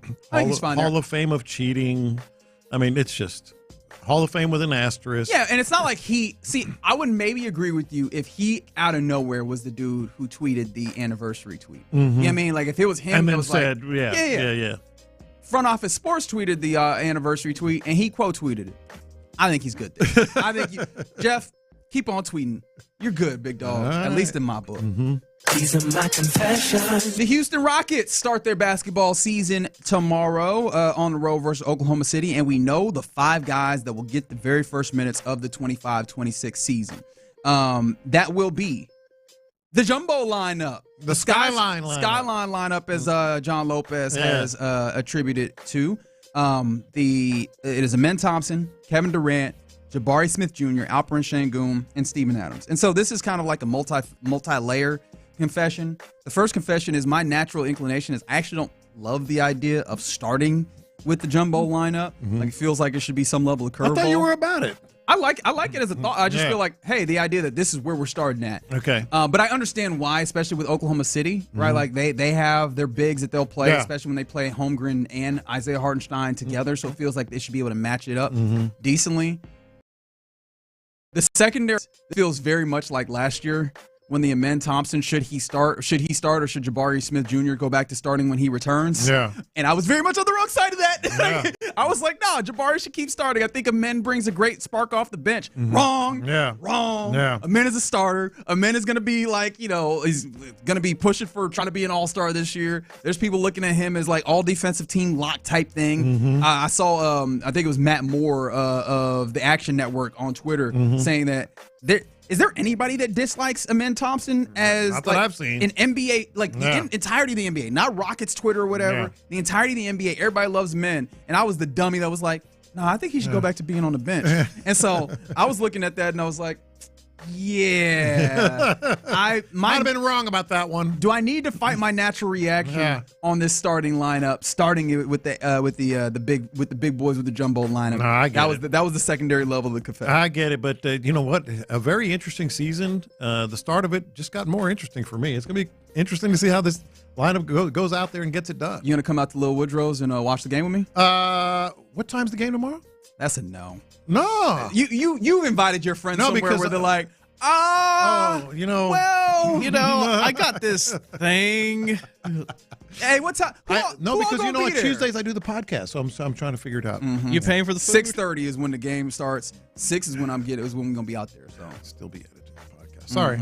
Yeah, I bet you're gonna be editing the podcast well until you go to sleep. I bet on Tuesday. You jerk. First time thing for me this past Friday. I mean, it's technically not my first time, but technically it is. I did play-by-play for football. Hey, first time. Congratulations. I split it with somebody else, but I don't really necessarily count that because it wasn't the full game. It was just my quarter. But man, my confession is I had the time of my life. Play-by-play. Maybe a little too much because when you're broadcasting, you're not supposed to get a little too crazy. You try to keep it at a level, but I was just having the time of my life because at first it was rough. It was a rough trek, then it's like you did all this studying and you just forget everything. All of a sudden it's like, oh.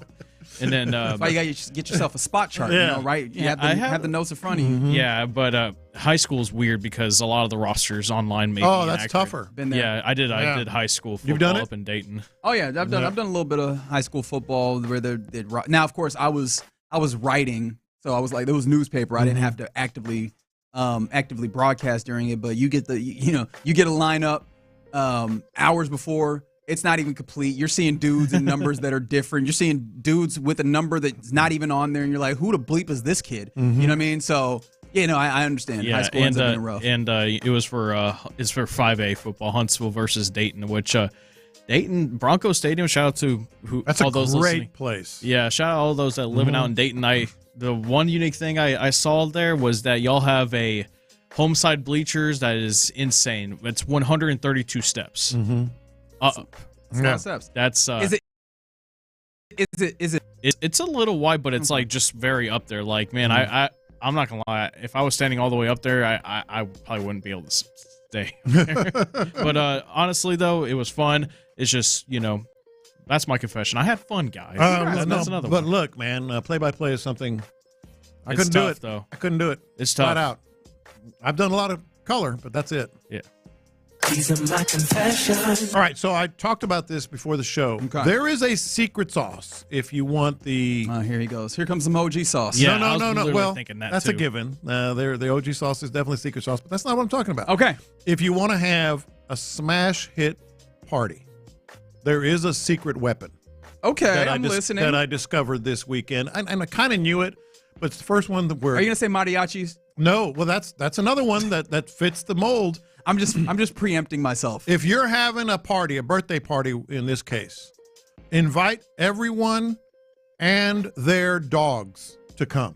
Wait, do you mean that as like a expression, like invite everybody and their dog in here? No, they're actual dogs. That's a great idea. It was amazing. I think Rob is more correct in saying alcohol. Well, of course. Thank you, Rob, on the YouTube. So my son's Labrador celebrated her 15th birthday, which is very rare for a Labrador to get to 15. And she's got some issues and all that, but she's great and got around great. And so he invited everybody to come to celebrate. Pretty big occasion for a Labrador. And all the dogs, I showed you the picture. There's a lot of dogs. Dude, everybody hanging with the dogs. The dogs are running around the field. And we were, did it at Lawrence Park right here near the Heights. And they had the little pup cups for the dogs. We had cake. So cool. We had hot dogs, and they were playing. The kids were jumping around with the dogs, and it was. I can't believe that I waited this long. Like, if you have a party and you want it to be a smash hit, invite everybody to bring their dogs too. I showed you the picture. I did see the picture. Yeah. Everybody lined up with the doggos. With their dogs. I don't know if that's the type of party I'm going to. That's the best. I don't think that's a meat party. It was the best. It was a quinceañera, by the way. Was it? Yeah, because she turned 15. So we had quinceañera, decorations and everything else. She had a little crown. So there was a mariachi. Well, we didn't have the actual mariachis. There's levels to this, John. Yes. There's levels to this. But secret sauce, everybody, and your dog. I expect you to bring mariachi to any party. I should have. Yeah, you should have. Didn't think of it. Would the dogs like mariachi? It's music. Fair enough. Yeah. Touche. All right. Those are your lunchtime confessions here in Loop on Sports Radio 610. Again, apparently Kevin Durant called the Rockets contract extension a no-brainer. Fair enough. But if you didn't hear it earlier, the Rockets starting lineup for the season opener tomorrow is versus OKC, mind you. Amen Thompson at the 1, it seems like. Kevin Durant, Jabari Smith Jr., Alperen Şengün, and Steven Adams starting. What a trajectory for him. You acquired him. He's like crucial. You traded for him while he's dealing with an injury from Memphis. He's like a backup big. And then in February, facing off against the Mavericks, where they have too many centers to deal with, and you're like, hey, let's bring in our second center and see if we can match him. Yeah. You found something that you're going to start a whole season with. Fantastic for the Rockets. All right. You're in the Loop here on Sports Radio 610. Coming up next, a fun weekend of sports, as it often is, but this one even more so. Who's your winner or who's a loser of the weekend? 713-572-4610. We get to winners and losers of the weekend next.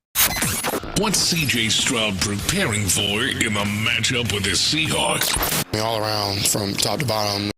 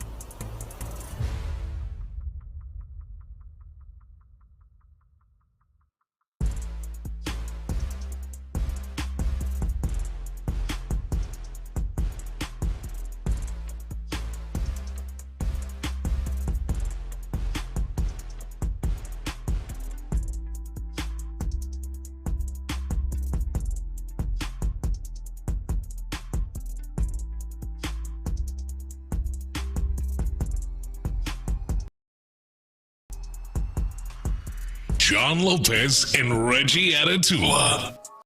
Let's get to the winners and losers of the week. And there we go. Winners and losers of the weekend. 713-572-4610 is the number to text. Remember, also, there's the YouTube page, Sports Radio 610, and the Twitch chat, 610 Houston, that you can get involved in. Somebody said, pursuant to your dog party that you had, they said they would like to see what a cat party would look like. And let me tell you, not the same. No, you don't, because that's a room full of jerks. And let me know. Let me tell you, rather, the word that I prefer to use is one that I can't say on air. All right, winners and losers of the weekend. There's a very clear number one on my list here. I don't know if it's the same as yours. Actually, I know it's the same as yours, because he's your favorite dude in all of sports and all of baseball, on your favorite team in all of sports and all of baseball. It is Shohei Ohtani for the Los Angeles Dodgers. Game 4 of the NLCS. 3-0 is what the Dodgers are up, and they call to the mound Shohei Ohtani to pitch, and of course Shohei is going to use his bat, and he gives us what I am willing to say is the greatest single game playoff performance of all time. You're not alone. That's been a common theme. So I know you have the numbers in front of you. The numbers alone can stand alone, I should say. But he did them both. That's the thing. In the same game. Right? Like, all right.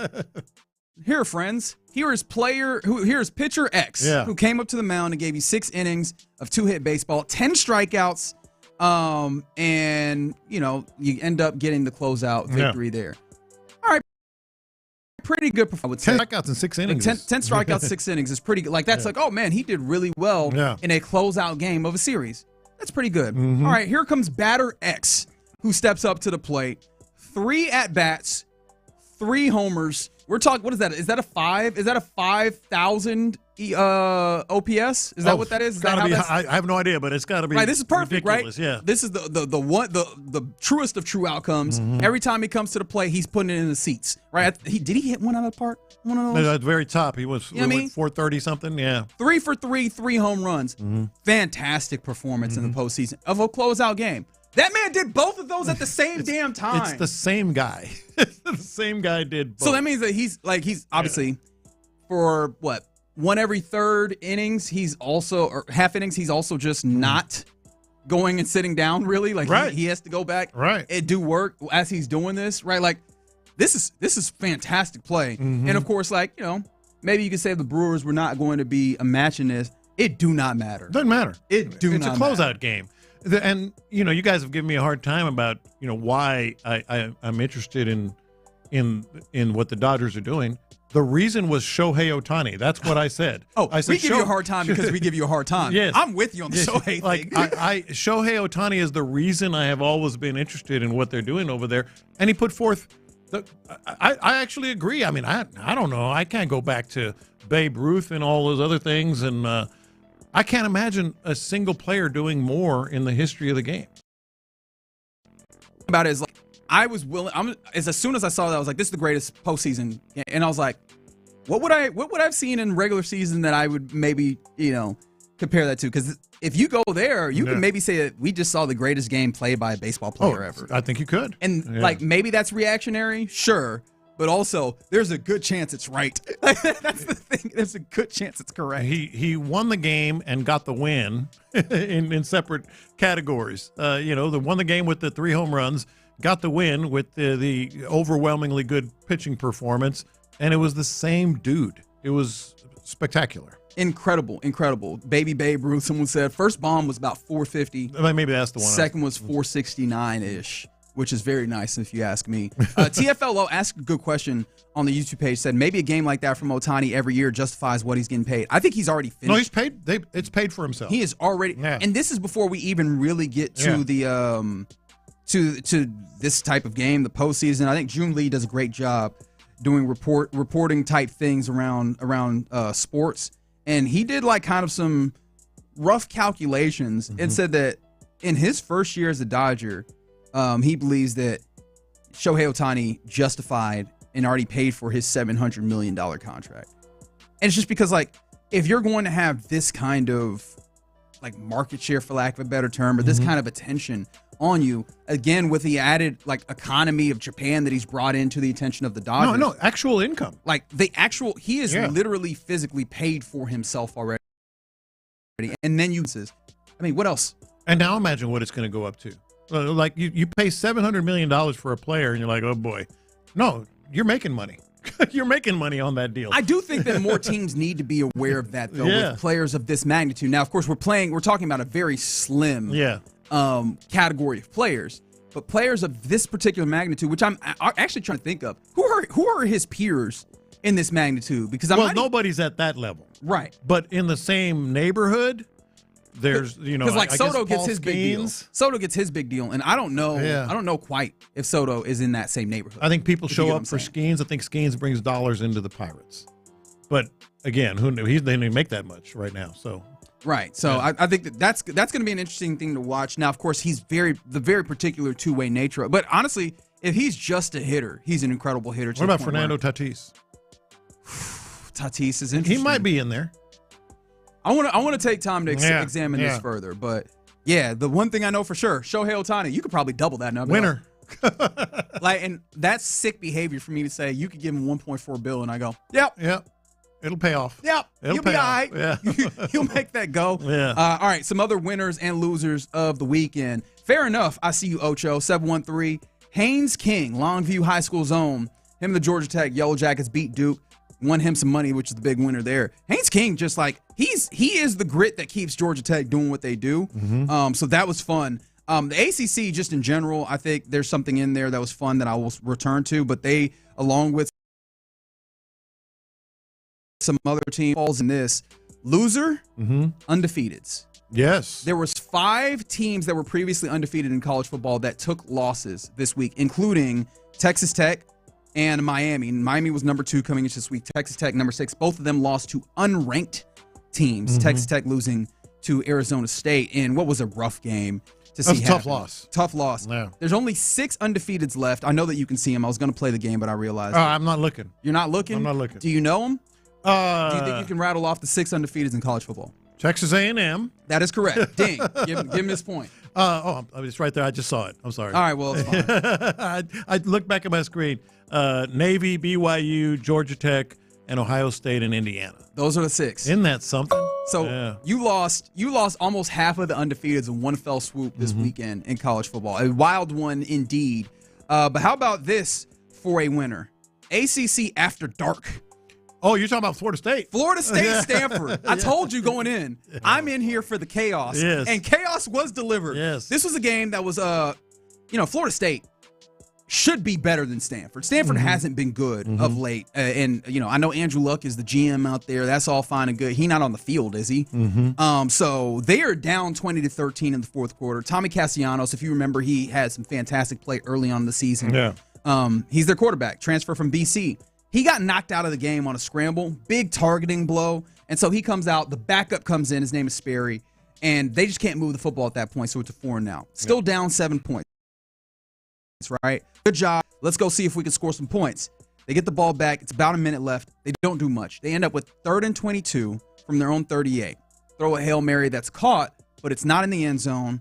And so, and this is like 10 seconds left at this point, right? We're down there.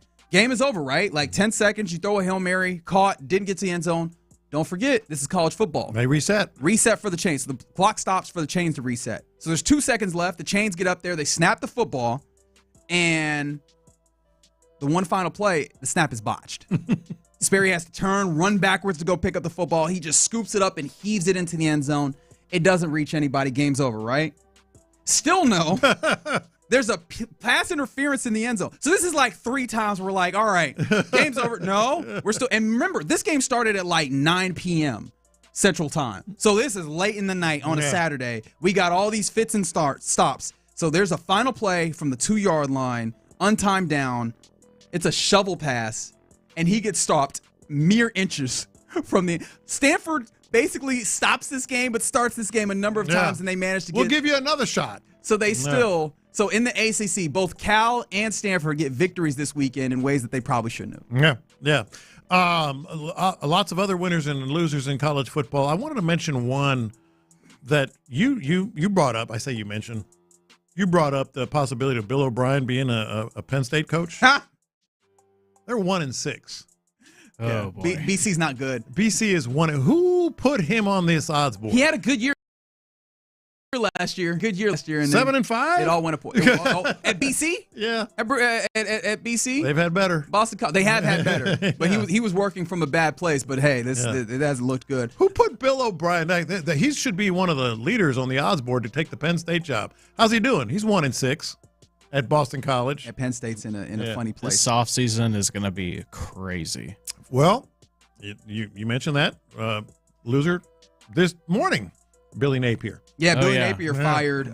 We'll get into some more of that. Yeah. He helps run up the buyout total this season in college football to over $100 million of buyout money. We'll have a conversation about that tomorrow. A loser? Actually, does this designation make sense? George Springer. He had to leave Game 5 of the ALCS with a knee contusion, and then in Game 6, he did not get a hit. He's a warrior. He's not going to tell you that, and he's dealing with anything. It's the first game in like 8 that he did not get a hit. Yeah, maybe. I think the bigger loser is Mariners fans that cheered when he got hit. Certainly. How dare you? Yes. Like, that man is a sweetheart. To anyone, much 100%. less a guy like that. That dude is he might have put y'all in the grave a couple of times, but you deal with that. He's a good guy. Yeah. How dare you? And then how about this for a winner?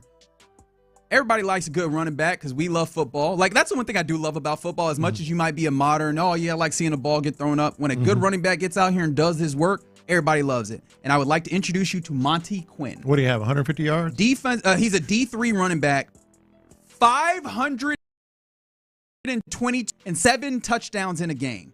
Is that good? Hold on, you said in the season? A single solitary football game.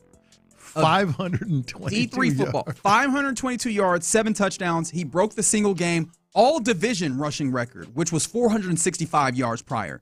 Yeah. So he broke the record by about 60 yards. Yeah, when people say in the history of college football, with him, it's like all the history. Every division. FBS, FCS, D2, D3, all of them. Yeah. Ain't nobody getting more rushing yards than Monty Quinn. 522 yards rushing. I kind of wish maybe he has a brother or a sister that came home that night and said, hey, he's a receiver. I had a great day. He's a receiver. I had an awesome day. 3 touchdowns, 180 yards receiving. Oh, really? What'd you rush for? 522. They all Reggie Miller, Cheryl Miller. Reggie Miller and Cheryl Miller. That's so sick, man. 522 is what I rushed for. My first thought was, and I know some people will try and downplay it because it's D3. How do you feel if you on that defense and he just putting up 522 yards? 26 yards a carry. Rushing. 26 yards That's also the part. I forgot about that. It's not 522 yards because he carried the ball. And 19 45 carries. 19 carries. He was just breaking them. He was just breaking them off. Just every time. Every time he touched it, he's good for 26. He's good.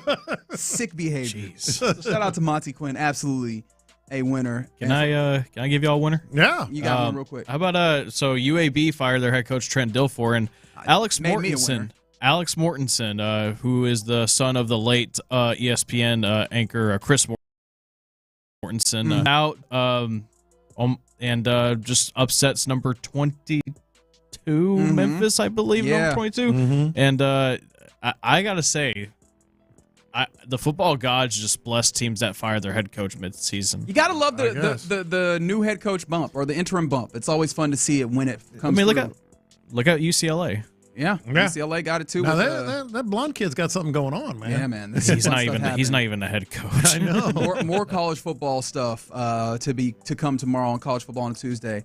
But one more college football thing from the 713. As a Longhorn fan, they said Sark is a loser. Oh, man. They barely get away with it. Would they have 170 yards of offense? That team looks bad right now. I always say, and then they look good. I mean, you look at SP+. Their defense is ridiculous. Defense is incredible. You look at SP+, they're highly ranked, and I mean, they're up there on the top 25. They did fall a little bit, but they're still in there.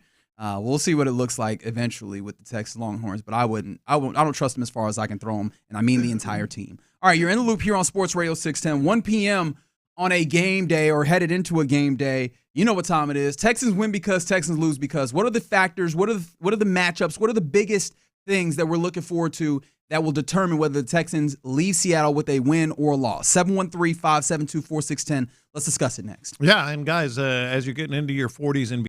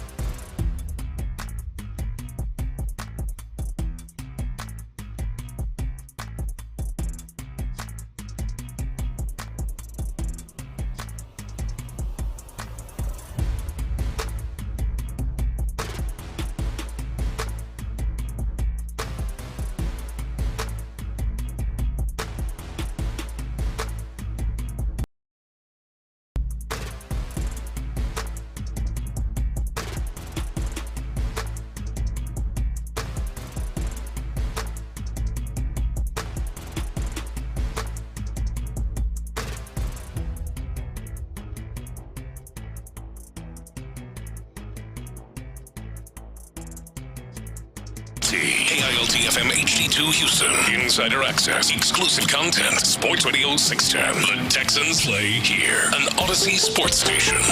Sports Radio 610 presents In the Loop with John Lopez and Reggie Atatula. Let's do it. Texans, Seahawks, tonight, 9 p.m.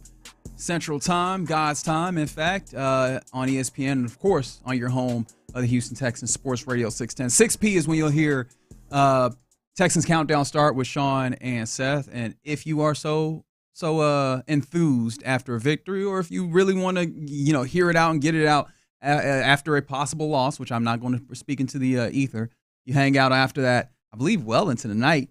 Into the night. You got that overnight shift? Let's go. Me? Oh, I was like, you. I was like, I will not have that overnight shift. I want to make sure I'm fresh for our show tomorrow. Mm-hmm. But what are the things that are going to make sure that that's going to be a fun post-game show for Sean and Clint?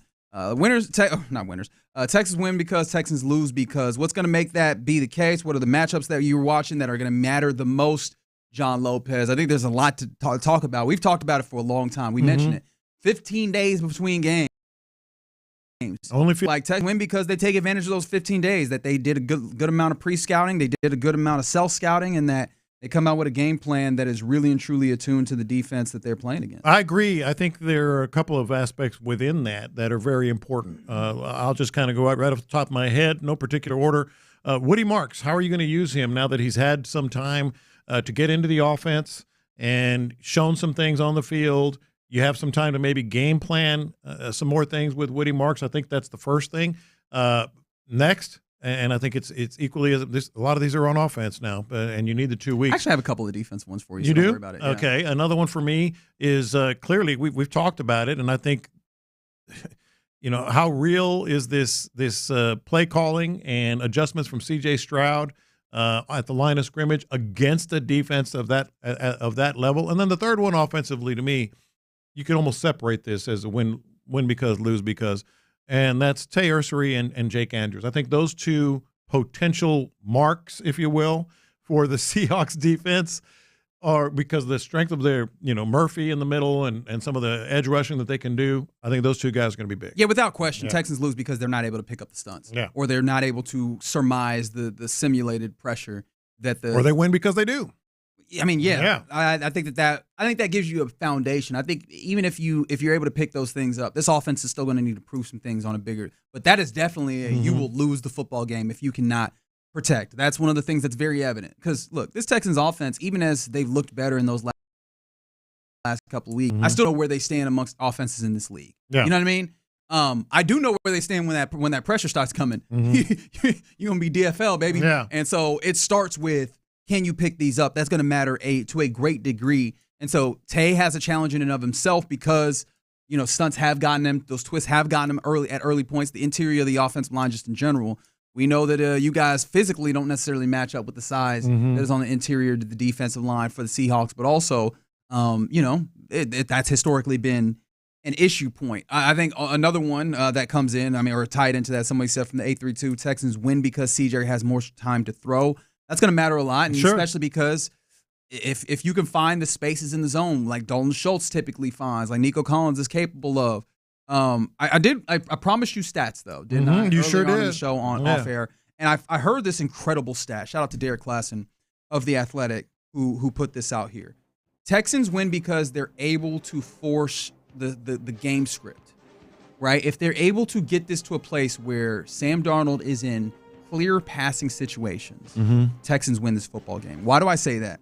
Derek, again, courtesy of Derek Klassen, fantastic, and he saw this on True Media. Sam Darnold, and True Media has a statistic that is probability of drop back, right? So the idea is looking at a play, at the situation, what's the probability that a team decides to drop back and pass in this circumstance?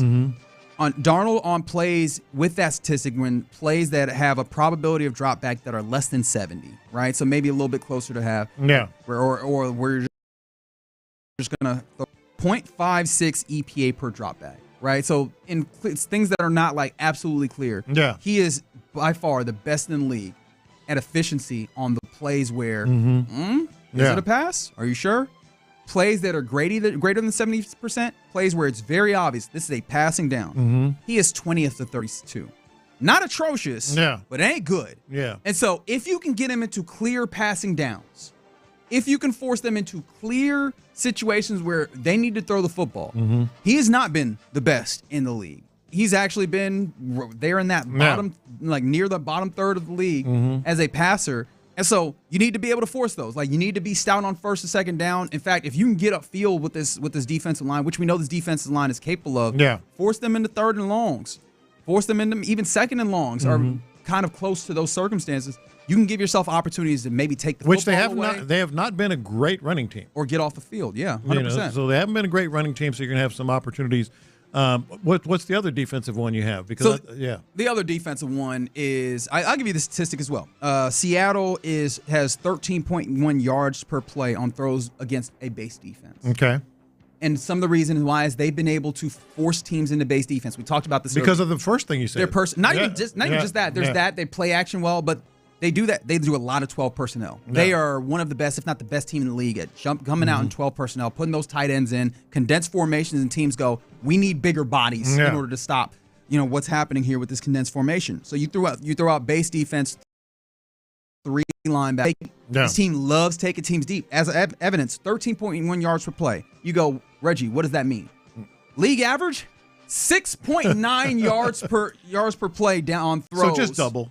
Versus base defense. Like, it is literally double the yards per play versus base. So I don't know how far I want to take this, or is this just I think this is why earlier on in the week or last week I said a key player in this is going to be Jalen Petrie. Yeah. Jalen Petrie on the field, being able to be in that place where he can come downfield and make those tackles.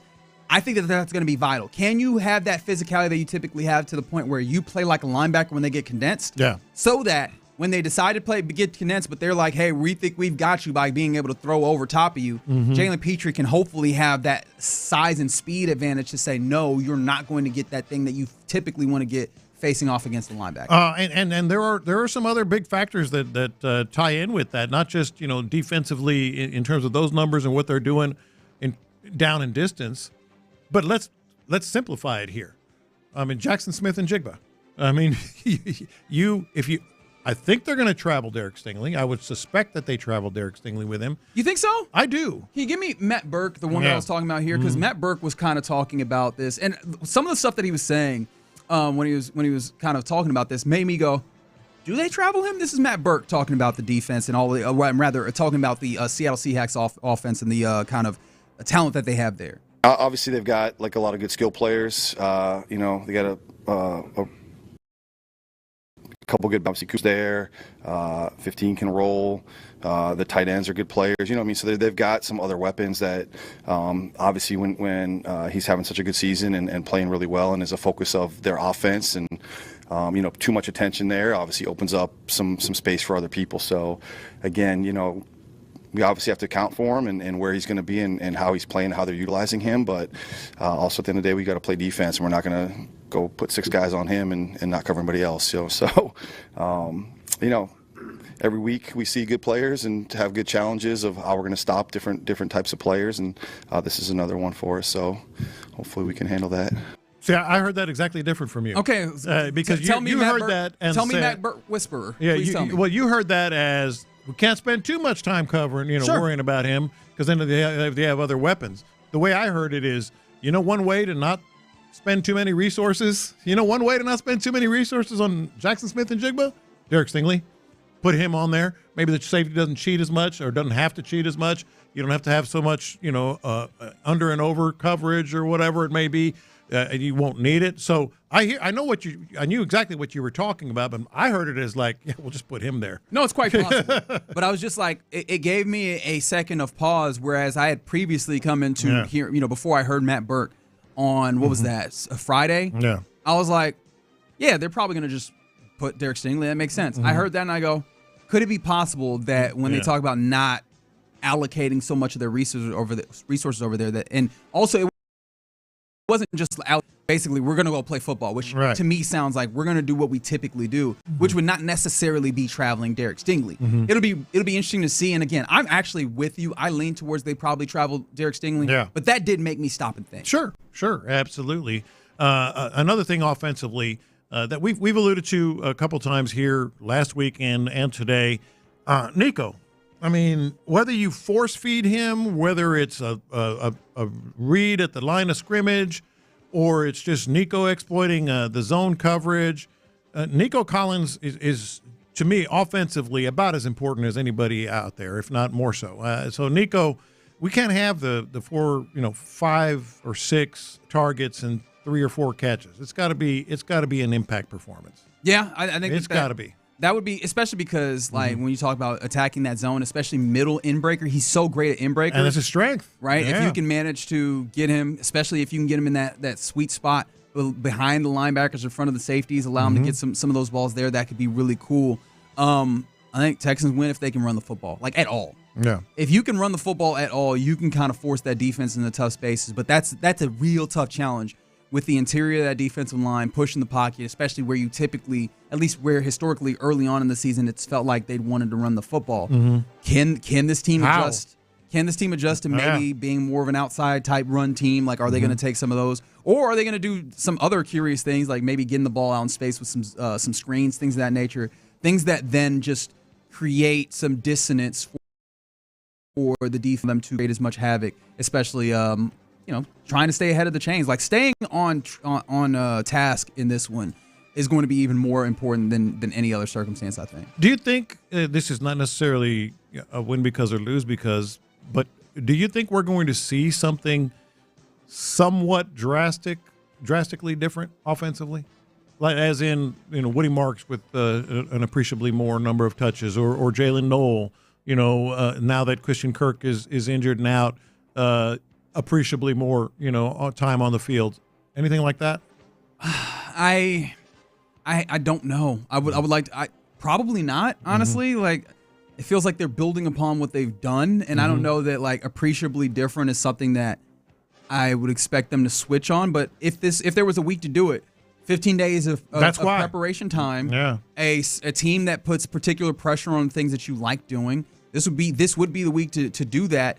And with the supposed emphasis on being a game plan, I just feel like the path of least resistance is probably doing more of what you've seen and just having tweaks as opposed to, as you mentioned, the words that you used, appreciably different. I would tend to agree with you simply because the head coach has his philosophy, and we know what it is. Let's run the ball. Let's be safe. Let's not make mistakes. Get to the line of scrimmage on time, and let's worry about the defense taking care of the rest. So I would tend to lean with you, but it will be interesting because if you don't get that from Jalen Noel or Woody Marks or whomever you might think, they might not be as we thought we were going to be. From the 346, Texans win because the stadium gets filled with tears because Toronto put a whooping on Seattle. Like, how much weight do you actually put on the idea that, especially Toronto, when they've gotten out in these games, they've gotten out early, and 7-0, whatever it is. It's been 3-4 runs in the first few innings where you go, oh, okay, this game is something. Yeah. Now, not that the Mariners can't try and claw their way back, as they seemingly have, at least to some degree, in each of these games. But when it's rarely like, oh, well, the Jays have a 1-0 lead. They usually put a couple on the board at a time. Could it be that they get out early enough in this game where it's like suck the life out of the place? Yeah, is it possible? It is possible. I've mentioned it several times. And if you don't think so, just go back to when the Astros were in the World Series and the Texans were playing the Eagles the same night as whatever number game that was. It's a very strange vibe in that stadium, and it will be the same today in Seattle because your attention is diverted. Yeah.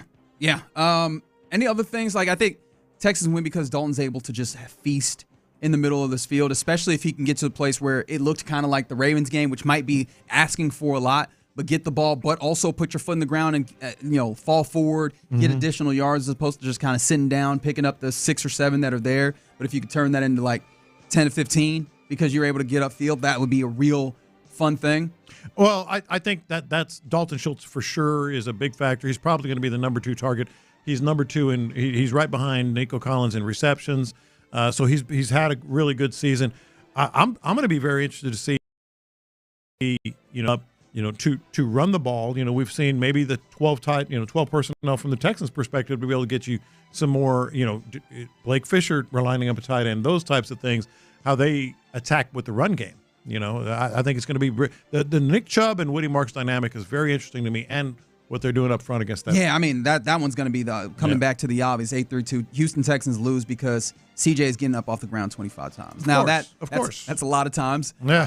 if he's any team. That's a lot of times. Quarterback hitting the ground 25 times, then you're not just losing, you're getting pummeled into the crust of the earth. But the point is well taken, right? Mm-hmm. Especially if those guys in the middle can't give him time, or he has bodies and hands in his face. Mm-hmm. That's going to make it a lot more difficult for CJ to be on time with his passes. It seems like he's been this season. He's been a lot better at just hitting the top of his drop and getting that ball where it needs to go. That really throws a wrench in all the timing and the things that they're seemingly doing. That would make it really, really tough. And then this system does not seem like it's built for CJ to have to be doing all this, playground making plays. Even though I know he's capable of it, that'd be really tough, especially because he can't step up and just go pick up yards because that's the middle. Now he's having to roll out and things of that nature. And maybe coming back to one of the superpowers that this Seattle Seahawks offense seems to have, right? The play action. The Texans win because the linebacking core in particular, but the defense in general, finds the right balance of belief and not belief in how to run. Yeah. Because I think as much as I could say they don't lose fight on the run fake, I also don't want them to be in a place where they're just like, we're sitting back and allow a running game that has not been all that fruitful, but has good guys, like Zach Charbonnet, and of course, more importantly, Kenneth Walker, to then get going. Like, I would be absolutely sick if tomorrow I'm sitting here and having to talk about the fact that the Seattle Seahawks, who have not been all that good at running the football, beat you because they run the football. Yeah, that would be problematic. Yeah. So, keep texting those in. We might circle back around to some more of those. Of course, big-time game tonight. Season defining, I think we've said, in this game versus the Seahawks at 9. You'll hear that here on Sports Radio 610. Coming up next, typically the time where we turn things over to Figgy Fig for the mixtape. Figgy's off today because he's a smarter man than I. And so coming up next, I will handle the mixtape. Let's do a little bit of hot mic. These are some of the sounds from the weekend in football. We'll do that next. The Texans kick off a 3-game homestand against San Francisco on Sunday. And we want you to be in the building.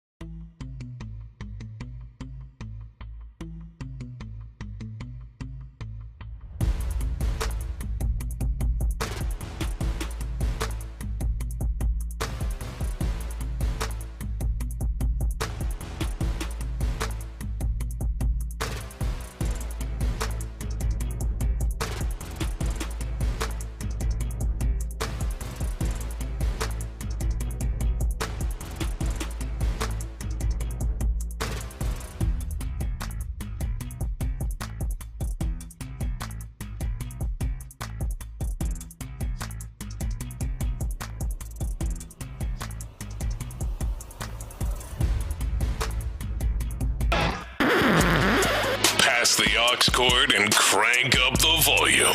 Figgy Figs in the driver's seat. Sit back, relax, and enjoy the ride. It's time for Figgy's Mixtape 610. Yes, indeed, it is Figgy's Mixtape here in the loop on Sports Radio 610. Unfortunately, no Figgy for today. He's took the day off. Well deserved. He'll be back tomorrow.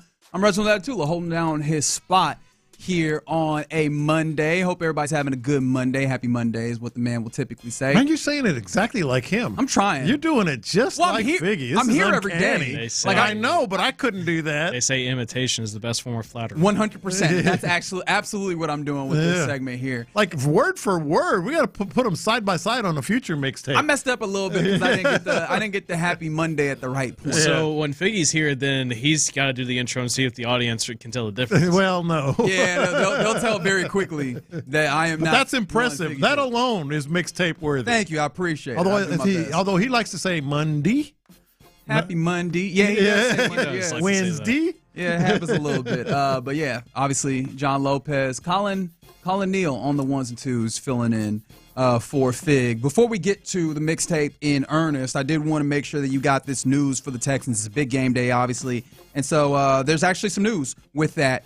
A couple of guys that were on the IR that had been designated to return. Edge, defensive end, Danico Autry, and safety, Jalen Reed, both have been officially removed from the physically enabled perform list.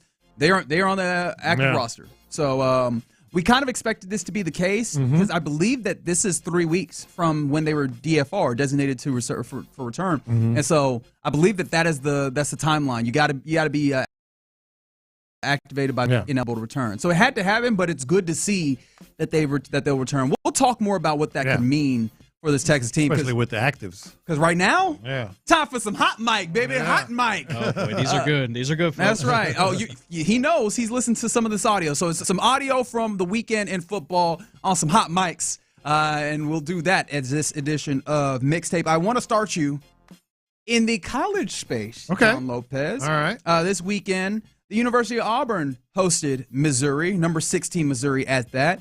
And this was a good football game. This one was tied at the end of regulation. And when that's the case, we take the overtime, baby. And in order to determine who goes first in overtime, we bring everybody to the center. We do another one of these coin flips. Well, during the midst of this, the name to remember is Zion Young. Zion Young is a defensive end for Missouri, and he joined. He was one of the, I guess, captains. I don't know if they're technically always captains, but one of the guys out there for the Missouri team that went out for the coin flip. This is what it sounded like as Missouri. They won the coin flip, right? Which would explain why it sounded like this from Zion, I guess. Auburn, what side of the field do you want to go to? It's in the field, so you'll be on offense first. You can stop anytime you want. Missouri over here. That's what you call being on a tear. Everybody know what time it is. I watched this live. That is literally a hot mic because this was on SEC Network, was it not? Yeah, I was watching this one live. Which, by the way, Hugh Freeze. Anyway, buddy, 3-4. Auburn after that. 3 goals and win in double overtime, the second overtime, 23-17, scoring a touchdown there. But yes, if you could hear that, in fact, we might play that one more time real quick.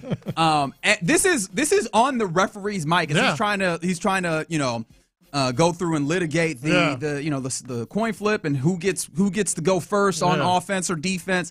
The whole time, Zion Young, defensive end from Missouri, is just talking bleep. Like, he's just talking bleep. In fact, literally had to be bleeped a couple times, of course, on the broadcast, not bleeped. Yeah. But he's like, God, can you at least let the ref do what he's supposed to do? But this is, again, Zion Young. Remember, in the midst of this, while someone else from Missouri is being more responsible, actually responding to the ref and giving him their calls or whatever, this is what Zion Young is doing. Auburn, what side of the field do you want to go to? It's in the field, so you'll be on offense first. Turn around from this way, Auburn. Just as soon as he saw heads or tails or whatever it was, he's like, let's go. He's like, it's on. The thing is, though, they ended up winning the game. They won the game. No, they did. And the thing I like saying about bleep talk, if you're going to talk, just back it up. Yeah. They did. Shout out to Missouri. Number 15 in the nation now, I believe. Yeah. What you get in this honor, You go to Nashville, face off against Vandy. Yeah. Best of luck to you. Game day is also there too. Is it? Oh, is it official? Yeah. Game day's in Nashville this week. Oh, that's gonna be fun. That's gonna be a lot of fun. That's gonna be fun. All right, hit the noise. Yeah, you're in mixtape right here in the loop on Sports Radio 610. A little bit of hot mic happening here. We now go to the NFL space with one of the least favorite teams here in Houston. I think generally we hate seeing teams on top. Kansas City Chiefs are existing as that right now. And we got another true hot mic situation as we've gotten used to the viral videos of sorts of a quarterback stepping up to the line of scrimmage and trying to draw someone off sides. Well, Patrick Mahomes and the Chiefs decided to do that, except they added a little twist. This is what it sounded like. Tried to draw him offside.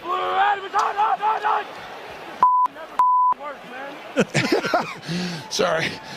Mahomes says, Coach, it doesn't work. There they go. He was faking it. There they He go. got you. You would give it up on that one. You thought for sure it was a draw, didn't you? Andy Reid. Draw him offside. Unbelievable. Pete Carroll even knows this. We're going to make you think we're trying to draw you offsides, and then we're going to go ahead and take a downward punt. And then he goes, and Mahomes goes, gosh, it never works. Oh, what? It never stinking works. Tony Romo, you were on FCC Airways, brother. Calm down. He almost did. He almost did. Andy Reid, man, he's got a big bag of tricks. Everybody says the bag of tricks. He's got like a Santa Claus bag of tricks. Patrick Mahomes, if you did not understand the audio, he steps up to him, put his hands out. He's like, does his hard count. He's like, man, this never bleeping works.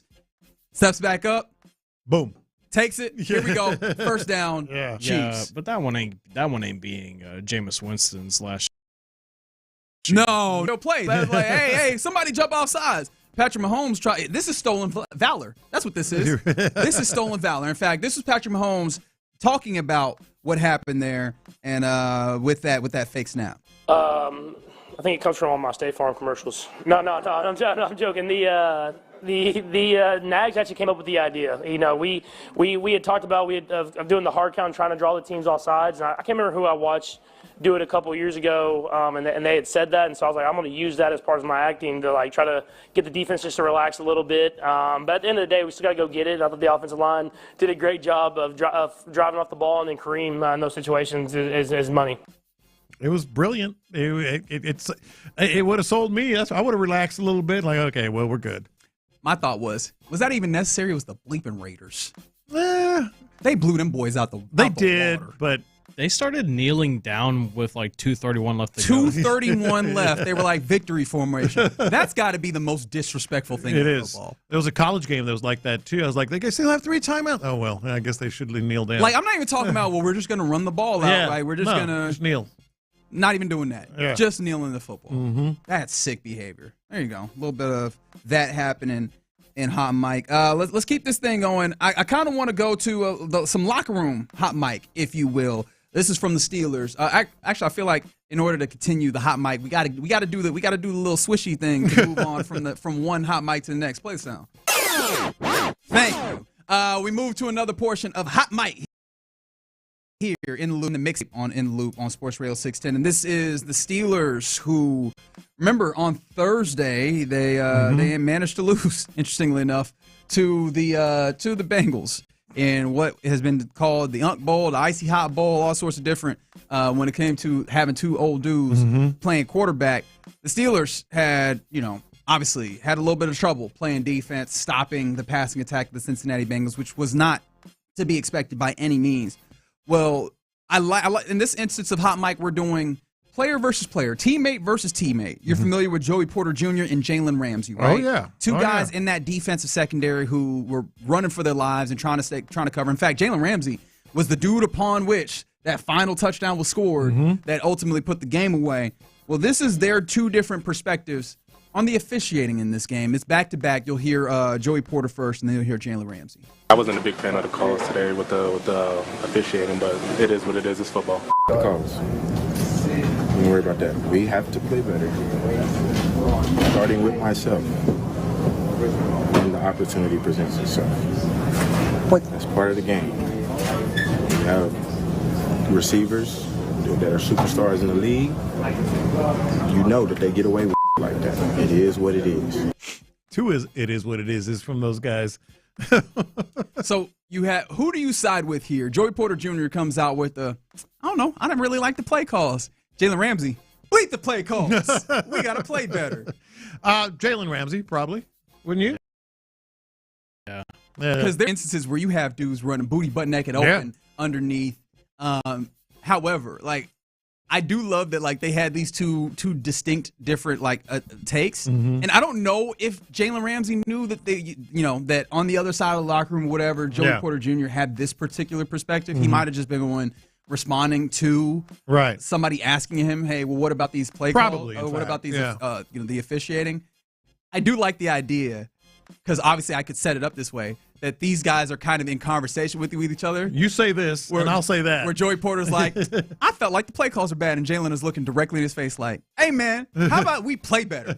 How about you don't get burned? Yeah. Bleep the officiating. Gave him the side eye probably. Like, yeah. Really? Yeah. Really? That's what you're going to say? That's what you're going with? What's your PFF grade? Oh, enough PFF. I'm done with the PFF talk. I'm going to be completely honest. Edition of Hot Mic here on the mixtape In the Loop on Sports Radio 610. We take you to the revenge game that happened in Nashville. It was the Patriots, it was the Titans, and the Patriots won out in a big way.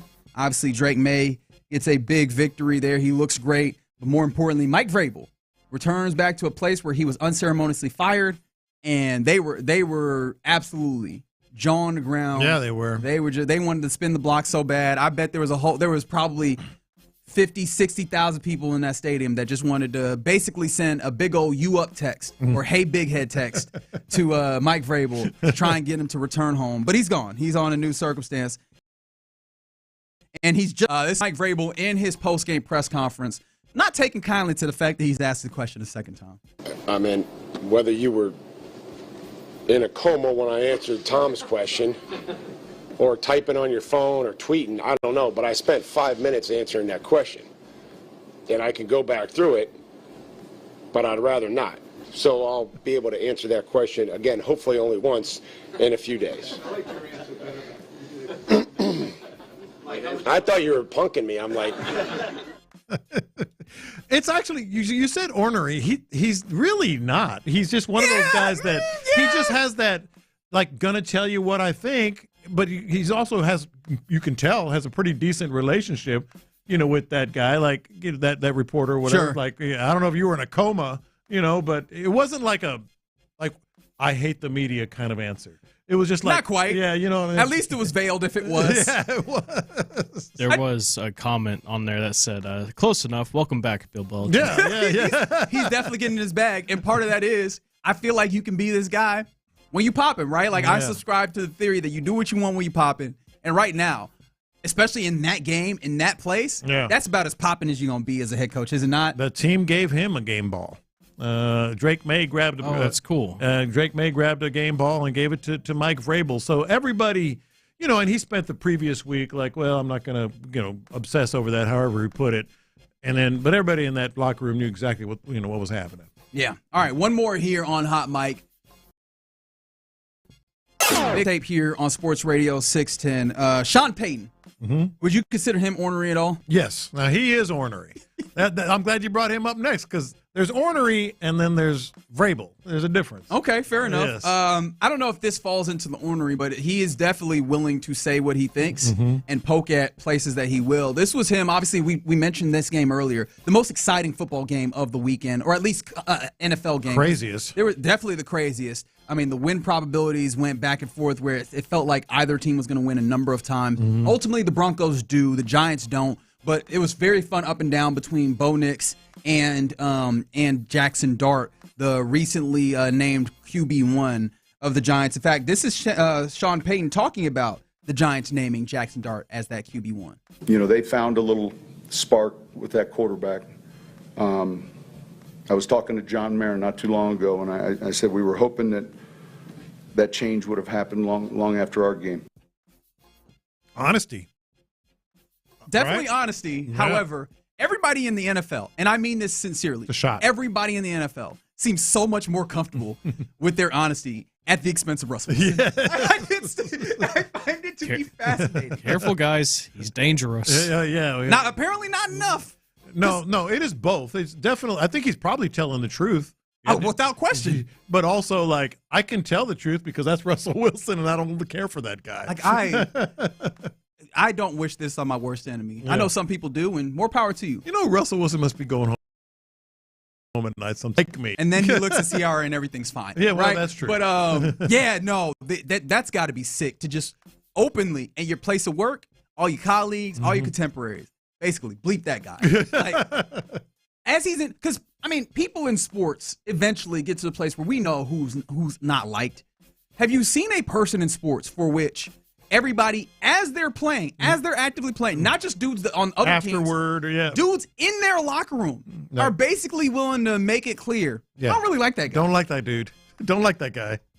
So yeah, shout out to Shaw. And this is a different level because it's players. This is a coach basically being like, yeah, that dude sucks. I'd much And in rather the NFL, they usually protect each other as best they can. Well, I'm not going to talk about that, blah, blah, blah. But they're like, nah, man. He's like, man, they brought out this Jackson Dart cat. I was hoping that we'd see Russ. I still love seeing that Dable going crazy last week because Dart went into the concussion protocol and then yelling at the surgeon, at the doctor. Russell Wilson's like out there like 3 plays. He's not even one play and he's already getting booed. So what am I? And the thing about it is, it was very clear that one play. Bad. Very, very bad. It was in it went in the dirt, I think. Tipped at the line or something like that. It was thrown into the dirt. It was nasty. Yeah. So I get it from a play perspective, which again, Sean Payton was more probably talking about the play. However, it's the play. It's who he is. People just seem to not like him, and that is sad. Wouldn't let it happen to me, though. All right, that's a little bit of hot mic here on the mixtape In the Loop on Sports Radio 610. I hope I did not besmirch the good name of the mixtape. And if I did, to bring it back up here on the show. Mixtape, the mixtape tomorrow will be criticizing Reggie. Which is fine. I'm for it. I'm here as long as I don't have to plan it. All right, you're in the loop here on Sports Radio 610. Coming up next, getting ready to hand things off to the fellas of the drive. It's Clint and Ron. But before we get there, what are you looking for from these, possible addition or the additions in Danico Autry and Jalen Reed? But then also, is there a player that we've neglected in talking about this Seattle Seahawks game? Because if we had talked about this player a year or two ago, or a team that this player was on, there's no way we wouldn't have not brought him up. Let's talk about that next.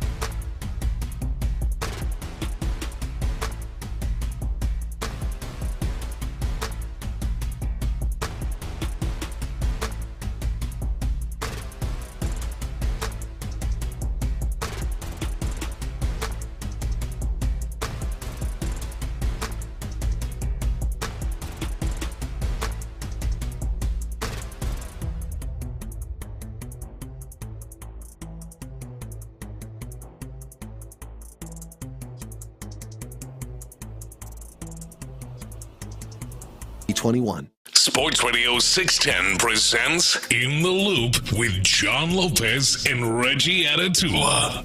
Yeah, you're in the loop here on Sports Radio 610. Excited for this Texans Seahawks Monday Night Football game, 9 p.m. tonight. Couple of interesting things. Obviously, the Texans have activated Danico Autry and Jalen Reed.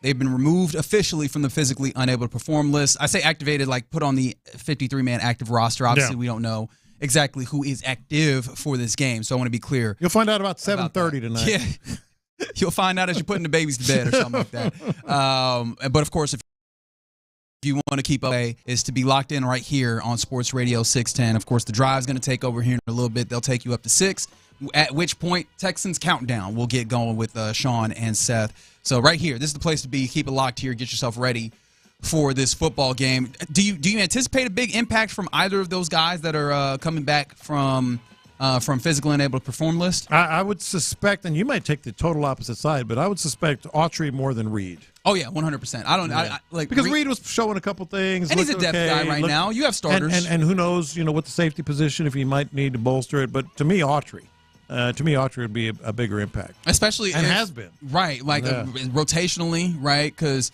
I think your secondary pass rushers have been solid, but I feel like Danico Autry can be something different if you had that secondary pass rusher from Will and Daniil. Guys we haven't mentioned all that much, at least right now, but they're going to be vital. If they can get back there, they put pressure on Sam Darnold, especially as a guy who does not move around a lot.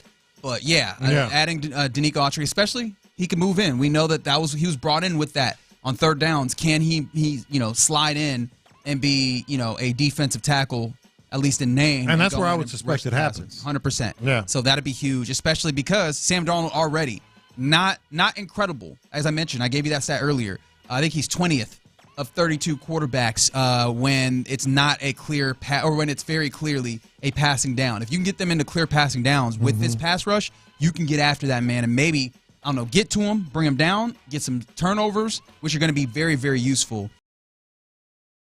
But now another name, interestingly enough, from Ocho that is brought up, but the main name that I don't think I've uttered once in this lead up, which again, probably more on me than anybody else. However, how bad is it that I have not uttered the name Cooper Kupp, who is on this team, right? Remember, once the Rams decided that they were willing to move on from Seattle was the place that he landed. He played at Eastern Washington, right? This is a homecoming of sorts.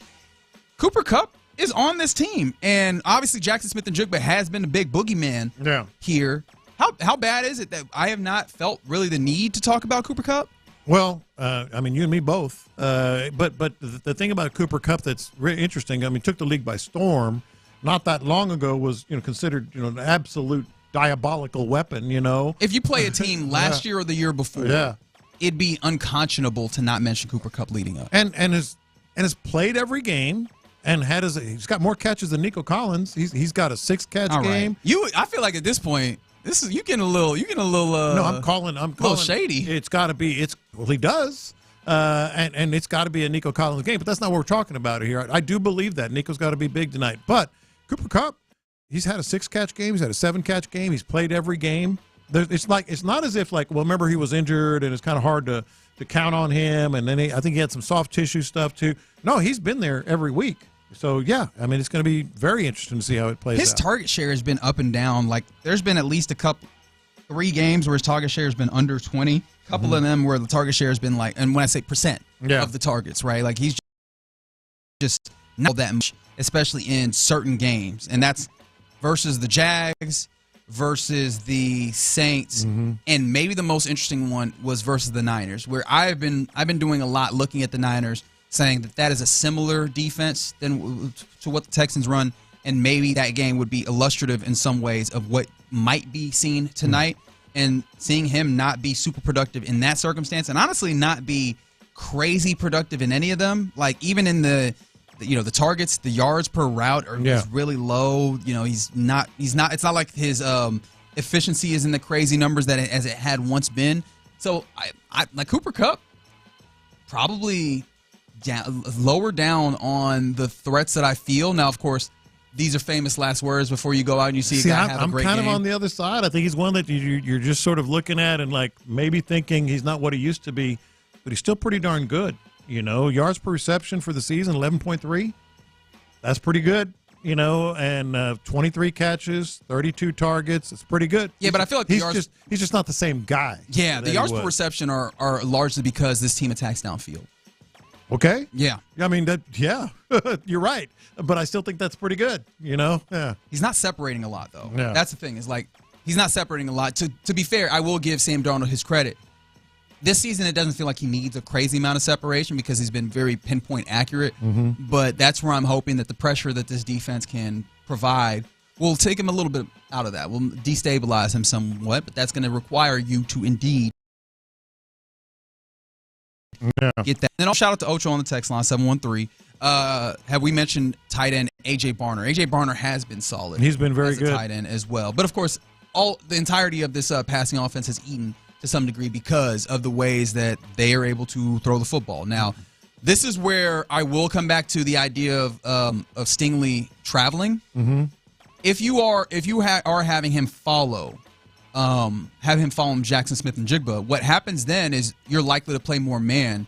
And where I do think that comes back around is Petrie in coverage. And if you are somebody that has concerns about Petrie in coverage, having him in man is probably not the best way to do that, which of course is what you'd be likely putting yourself into with Stingley following, which is one of those. So I'm like, yes, what Burke was talking about, the idea of just kind of going out and playing. I do wonder if allowing you having obviously a mix is still going to be involved here, but if you play a little bit more zone compared to at least the idea of we're just going to have Sting fixed over here. Does that then allow Petrie to kind of be his best self, look towards the quarterback, and play with his eyes that way compared to playing in man, where his back might be turned to Sam? No, that's more than fair. We're going to see just how much they might have to go with man. With zone over man, especially early on if you do get burned that way. Yeah. Reminder: Football Talk on Sports Radio 610 is presented by Paramount Plus. You can't count on much, but you can always count on Sundays with the NFL on CBS and Paramount Plus. Watch your local NFL game live every Sunday all season long. Just visit ParamountPlus.com/NFL to get started. Today, and what we is this crosstalk with the fellas of the drive, courtesy of D&M Auto Leasing. We got Clint, we got Ron. Fellas, how you doing, man? How you doing? Doing good, man. Doing good. Good to be back in the studio after Thursday and Friday, being out and about with the people. Mm-hmm. BB's Tex Orleans up in Kingwood was. Whew, we had a crowd. I told you that's a good place. Oh, it was a great place, man. Great place. Had us a crowd out there. Had us a good time out there. Hell, me and B. Scott almost forgot to get back on the damn radio once. Tyler had to, hey, y'all, can y'all hear me? We live, boys. So yeah, we had us a good time, man. We had us a good old time. All is well, man. Hell of a weekend on the sports front as well, obviously. So yeah, it's good. Is there any particular plan you put into place? As you are going to be one of the last ones handling this game before we get into a Tuesday. Well, I mean, we're getting into a Tuesday. Ain't no hill for a stepper, baby. Fantastic. Ain't no hill for a stepper, man. Just pick them up, put them down, get through it, baby, and we'll be on the backside of the week before you know it. Doesn't it feel like it's been a month since they played? It does. It feels like it's been a while since they played, man. Yeah. It's hell. I mean, I'll be honest with you. I'm laid up in that bed Saturday. Wife was out of town. She came back late Saturday afternoon. We're laid up in that bed. I said, hell, it feels like it's Sunday. We ain't got to work. All we got to do is get up and go to church tomorrow. That's so right. yeah, no, it was. It felt like a long weekend, boy. I needed it. Yeah, it feels like it's been a while since they played. Mm-hmm. How bad is it that we really, because I mentioned this or just before, I really ain't considered too much Cooper Kupp when it comes to this game. How wild is it? Because clearly there's a level of wildness to it, but it feels like he's not the same. Hell, I've had to look it up 3-4 different times. Think about who is it? I've looked it up and be like, who is it? Yeah. So yeah, no, I don't think it's wild. Yeah, it's Cooper Kupp though. Another one I did not see. Of all of those Ohio State receivers that were there around that time, Smith and Jigba was not the one that I saw to go and do what he's doing. He's doing. He's doing. Yeah, he is. He is something else, man. Yeah. All of them cats. Mm-hmm. Good Lord, Justin Fields. All of them cats. You, CJ, Jesus, man. How they get all them dudes, man? And the best one may still be in college right now. That's right. Future Hall of Famer. Yeah. As I've said. Yeah, what a group. very much Them so. boys been making money before NIL was a thing. Didn't Oh they? yeah. God, Oh man. yeah. How the hell they have all them dudes out there on one team? To the point where Jackson Smith and Jigba just played in the slot, and we're like, can he play on the outside? They're like, yeah, we just don't have anywhere to put him. Where you want us to put him? That kid at Tampa, I didn't think. I thought, man, all right, man, he's got a real possession receiver feel to Nope. it. Our older listeners, maybe a little real Art Monk he was feel on the to way it. to he was on the way to sewing up Rookie of the Year, wasn't he? Yeah, it felt like it. Yeah. It did feel like it 100%. Do you have a favorite game on the weekend, fellas? A favorite game of the weekend? Yeah. Oh boy. Well, I mean, I enjoyed several, if that matters. Well, the Broncos was something. The Yeah. Broncos game was a hell of a deal. Well, yeah, they're gonna it make a show today.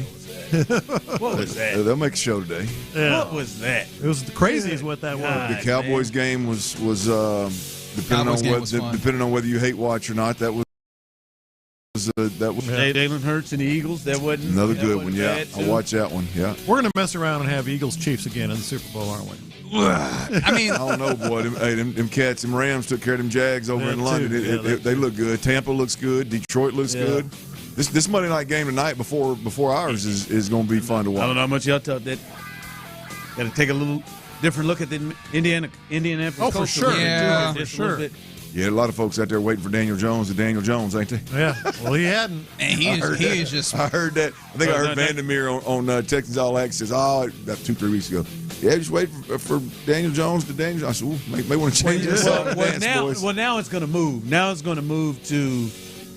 This is going to be Sam Darnold from last year. That people are starting there. Yeah. It's going to be Sam Darnold from last year, and they won 14, 15 games, and then lost in the playoffs. And what's Well, we'll funny? see. Yeah, what's funny is you can see Sam Darnold, who you'll see tonight, looking pretty damn good. So maybe they had a little something. Maybe there's a little more juice there than we gave it credit for. That looked awfully real. The thing with them is just, there's just in today's game, there's just not a ton of teams that can go out there and run it dead at your face as well That's the thing. as well as pick you apart from Yeah, a pass game and have a perspective. tight end that's a badass. Yeah, boy, hadn't he turned out, huh? Yeah. But yeah, it's just when you talk about it's one thing to be a great offense, but when you're just balanced in a well-oiled machine, it's tough to stop that, man. Yeah. Yeah, they seem to do anything they want. So I don't know, boy. We'll see. And there's no great teams seen from week to week.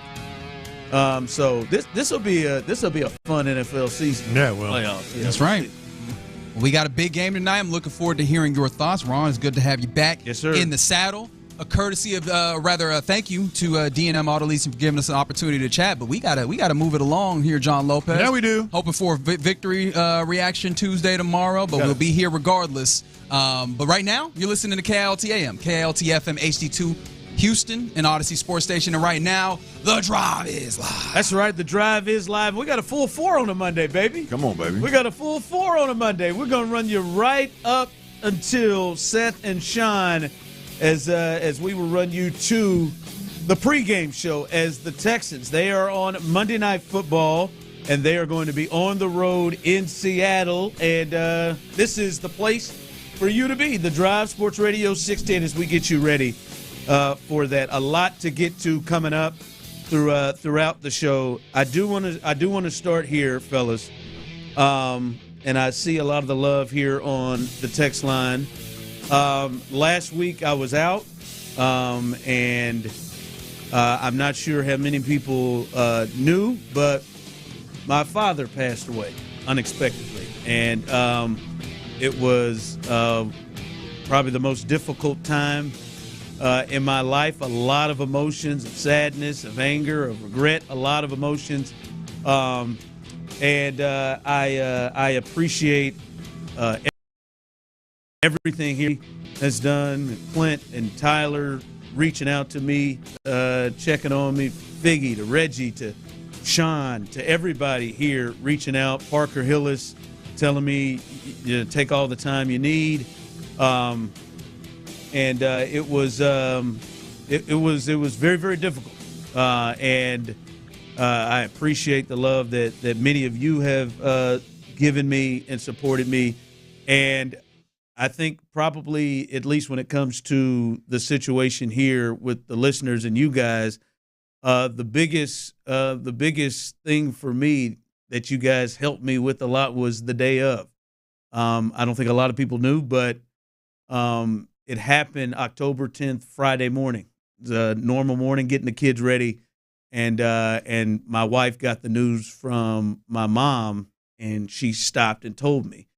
And I told Clint, I told Tyler, I told Parker, I need to work. I'm just not ready to sit around and think about it.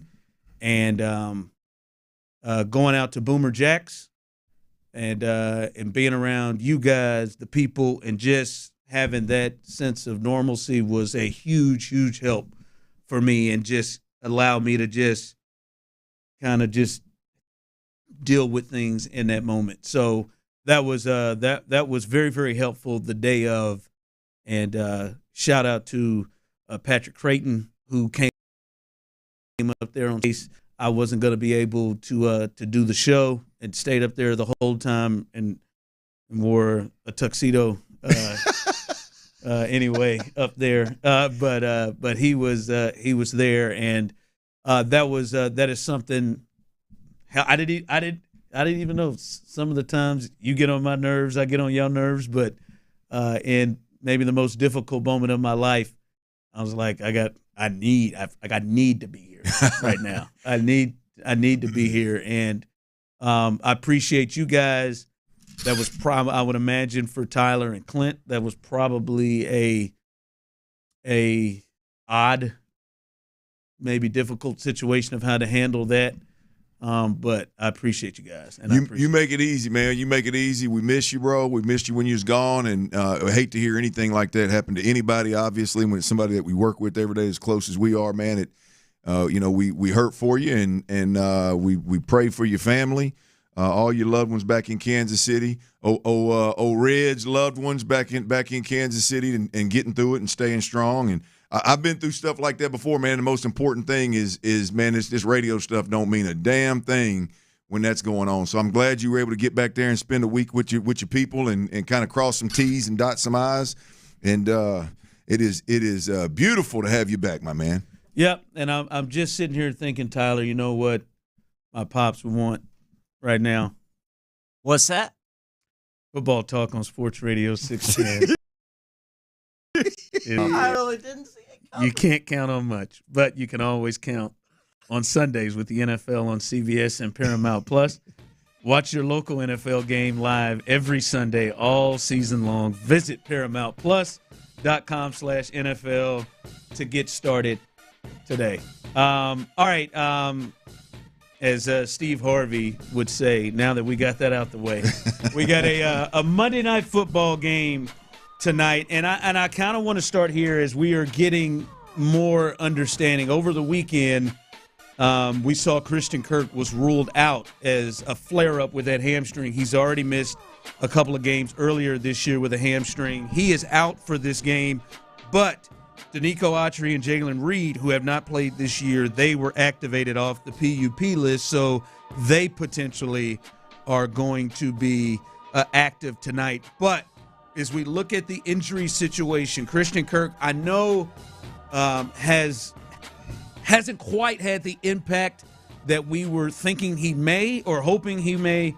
But how big a deal is that tonight, going on the road to Seattle, not having Christian Kirk available? Well, I think it's a big deal. I've been talking all week last week, Ron. I talked about how important it is that somebody other than Nico Collins has the ability to make plays in the pass game, right? Has the ability to separate and make themselves available in some way, shape, or form. I don't care if it's Higgins over the top. I don't care if it's Xavier Hutchinson underneath. I don't care if it's working the slot with Jalen Knowles. I don't care exactly how you accomplish it, but somebody has to be able to make plays in the pass game, not name Nico Collins. Now, what we've seen from the Texans is a lot of the plays that are being made, or at least kind of what drives this offense, is the short, quick, now type of plays that obviously relieve pressure from the quarterback, relieve pressure from the pass protection, and it keeps you ahead of the chains. So you automatically think, who's going to do that other than Nico Collins, right? And Now, without Christian Kirk, obviously your most likely option, the guy that's done it before, the guy that has not just made himself available, but he's been explosive. He's a guy that can take the underneath route and take it the distance and end up getting chunk plays out of the deal. With him not being available, now all of a sudden you're relying on a bunch of guys that, quite frankly, have never done it. And so tough place to place, a tough place to play against a defense that's been playing pretty well. You could see like throwing rookies in there. You just don't know how they're going to react. Throwing rookies in there in a big moment like that, in a spot like that, you would like to have a guy who's been in it. This guy's played in playoff games. You would like to have that, and that is a tough thing to not have him available. Ron, the interesting thing here, and this is the decision that has to be made by the Houston Texans, right, is by Nick Caley, the offensive coordinator, ultimately. And I'm sure it's a collaborative effort, but I'm going to say Nick Caley just so you know what the hell I'm talking about. Like you have to decide right now. You can't wait till game time. You have to decide right now. Are we going to leave Nico Collins camped out over here until their coverage to him and take our best player out of the game? Or are we going to move do that and then try to see if Xavier Hutchinson and company can do what they did last time we saw them 2 weeks ago against Baltimore? Or are we going to go into this game with a game plan of moving Nico Collins around, handing it to him, throwing it to him in the quick game, throwing it to him in the screen game, throwing it to him over the top? Are we going to be a Nico Collins-centric offense, or are we going to be throw the football wherever the coverage dictates you throw the football? Get through your progressions and just throw to whoever. I don't know why the way you just said that last did I part, slant it? It feels like that's not the route. Hit the open guy. Yeah, that just doesn't. I don't like. I mean, it's one thing for the coaching staff to say it all year long because you want to rally the troops. You want everybody to feel like they're going to be a part of this thing. But in games like this, when this is a monster game, in a sense of what the future of 2025 looks like for the Texans this season, you have got to put your best foot forward in this game, and I got to believe that it's more Nico Collins than the others in some way, shape, or form. So we'll see what Nick Caley does. That's a decision that's got to be made, and it's even a bigger decision now with Christian Kirk being out, Ron. Yeah, I do wonder. That is a big. I do wonder how they're going to. What's their answer to Kirk being out? Is it just Jalen Noel? Is it Higgins? Is it moving Nico around and then putting Higgins or other guys? Is it Braxton Berrios? Is it who it? I'm sure we'll see that pretty early, how they are going to go about, putting guys in for that loss. That's going to be a big thing to watch. Well, look, Nick Caley, it's what they signed up for. So not Nick, but it's what Nick Caserio and D'Amico Ryan signed up for. You came into this season with Nico Collins as being the only known really separator, explosive player on the offensive side of the football. And you decided to roll with it, right? You decided Christian Kirk was going to be the answer, and that was going to be your big sign this offseason. And the injury-plagued player bites you again. He's bit him in the tail to this point in the season. And so now you got to go to a very difficult place to play with a really good defense that can get up to the quarterback. And, you've got to do it with lesser than. And so that's going to be a huge challenge for Nick Caley tonight, and we'll see what he can get accomplished. Let's make sure we are fully aware, though. In my opinion, he is handcuffed in a major way. Oh, Caley? Yes. Yeah. I don't know what. Look, there's nothing you can do about it at this point. Especially with a great defensive coach, too. Absolutely. There's nothing you can do about it at this point, so I don't want to spend a whole lot of time talking about it. But at the end of the day, your rookie offensive coordinator is handcuffed in a major way because you've got. If you look at it, when your starters are out there, you've got one guy that would qualify, one guy on the entire field that would qualify as an explosive player per NFL standards, and that's Nico Collins, right? That is, you put Woody Marks out there, then we'll see what comes of that. You put Jalen Noel out there, obviously we'll see what comes of that. The rest are just unknowns. Unknowns. Even totally unknowns. If they do it, Ron, it'll be the first time. You know what I mean? If they do it, it'll be the first time. So we'll see what Nick Caley can drum up offensively. Well, with that, as we kind of do before games, usually on Fridays, but as we're leading into the game, most important matchup. So when the Texans have the ball, as we've kind of looked at this, what this injury to Christian Kirk may mean, what for you is the most important matchup when the Texans have the ball? Well, I mean, look, it's easy to say Nico Collins and when whoever's on Nico Collins, whether it's zone or man or what the hell they do with him. But I tell you, I'll go with the O-line across the front, though. I mean, this is a defensive front that has the ability to stop the run and get after the passer by rushing just their down 4. They don't have to go out and dial up add a bunch of helmets to the line of scrimmage and add a bunch of helmets to the pass rush to the rush to stop the run or to get to the quarterback. And Ron, we talked about it last week, and there's several people on record that study the film a lot closer than I do. This defense has not just been a really, really, really good defense, but they've done it in a way that we've seen haunt the Houston Texans offensive line over the last handful of years. With the TE twist and all the stunts up front, that has been an absolute nightmare for the Texans over the last year and a half. And this particular team, their specialty is using those stunts to get after the quarterback, using those run blocking schemes up front, and make the running back stop his feet. And so it is really it's what's haunted this offensive line. So if you want to ask matchups, for me, it comes down to, can this offensive line, tight end, running back group, can we stop them from being so successful with just their down 4 guys doing work? Can we force them to add an extra helmet to the rush? Can we force them to do some different things? Because if they can just sit back and drop 7 in coverage and rush 4 and get after your quarterback and make your offensive line look like we've seen this offensive line look like with TE stunts, then it's going to be a long day for the Texans. So I'll go O-line versus their D-line, I think, is the biggest matchup here. To the point, I'm sure it's been stated all last week, and them jokers had 7 sacks last week.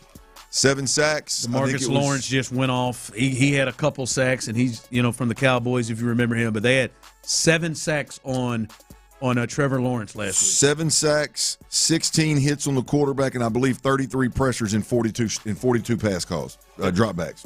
That's a team that had just come off of putting 31 on the Chiefs, and we've seen what the Chiefs did the last 2 games, team.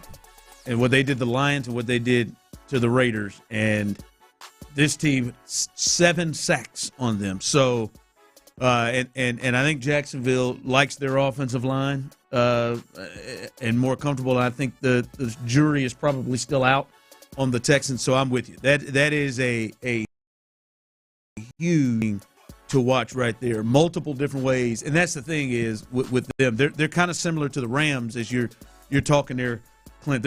It's not like, hey, it's Max Crosby that you got a key on or something like that. It can come from a lot of different ways. It can come from anybody on that front 4, anybody on that front 7.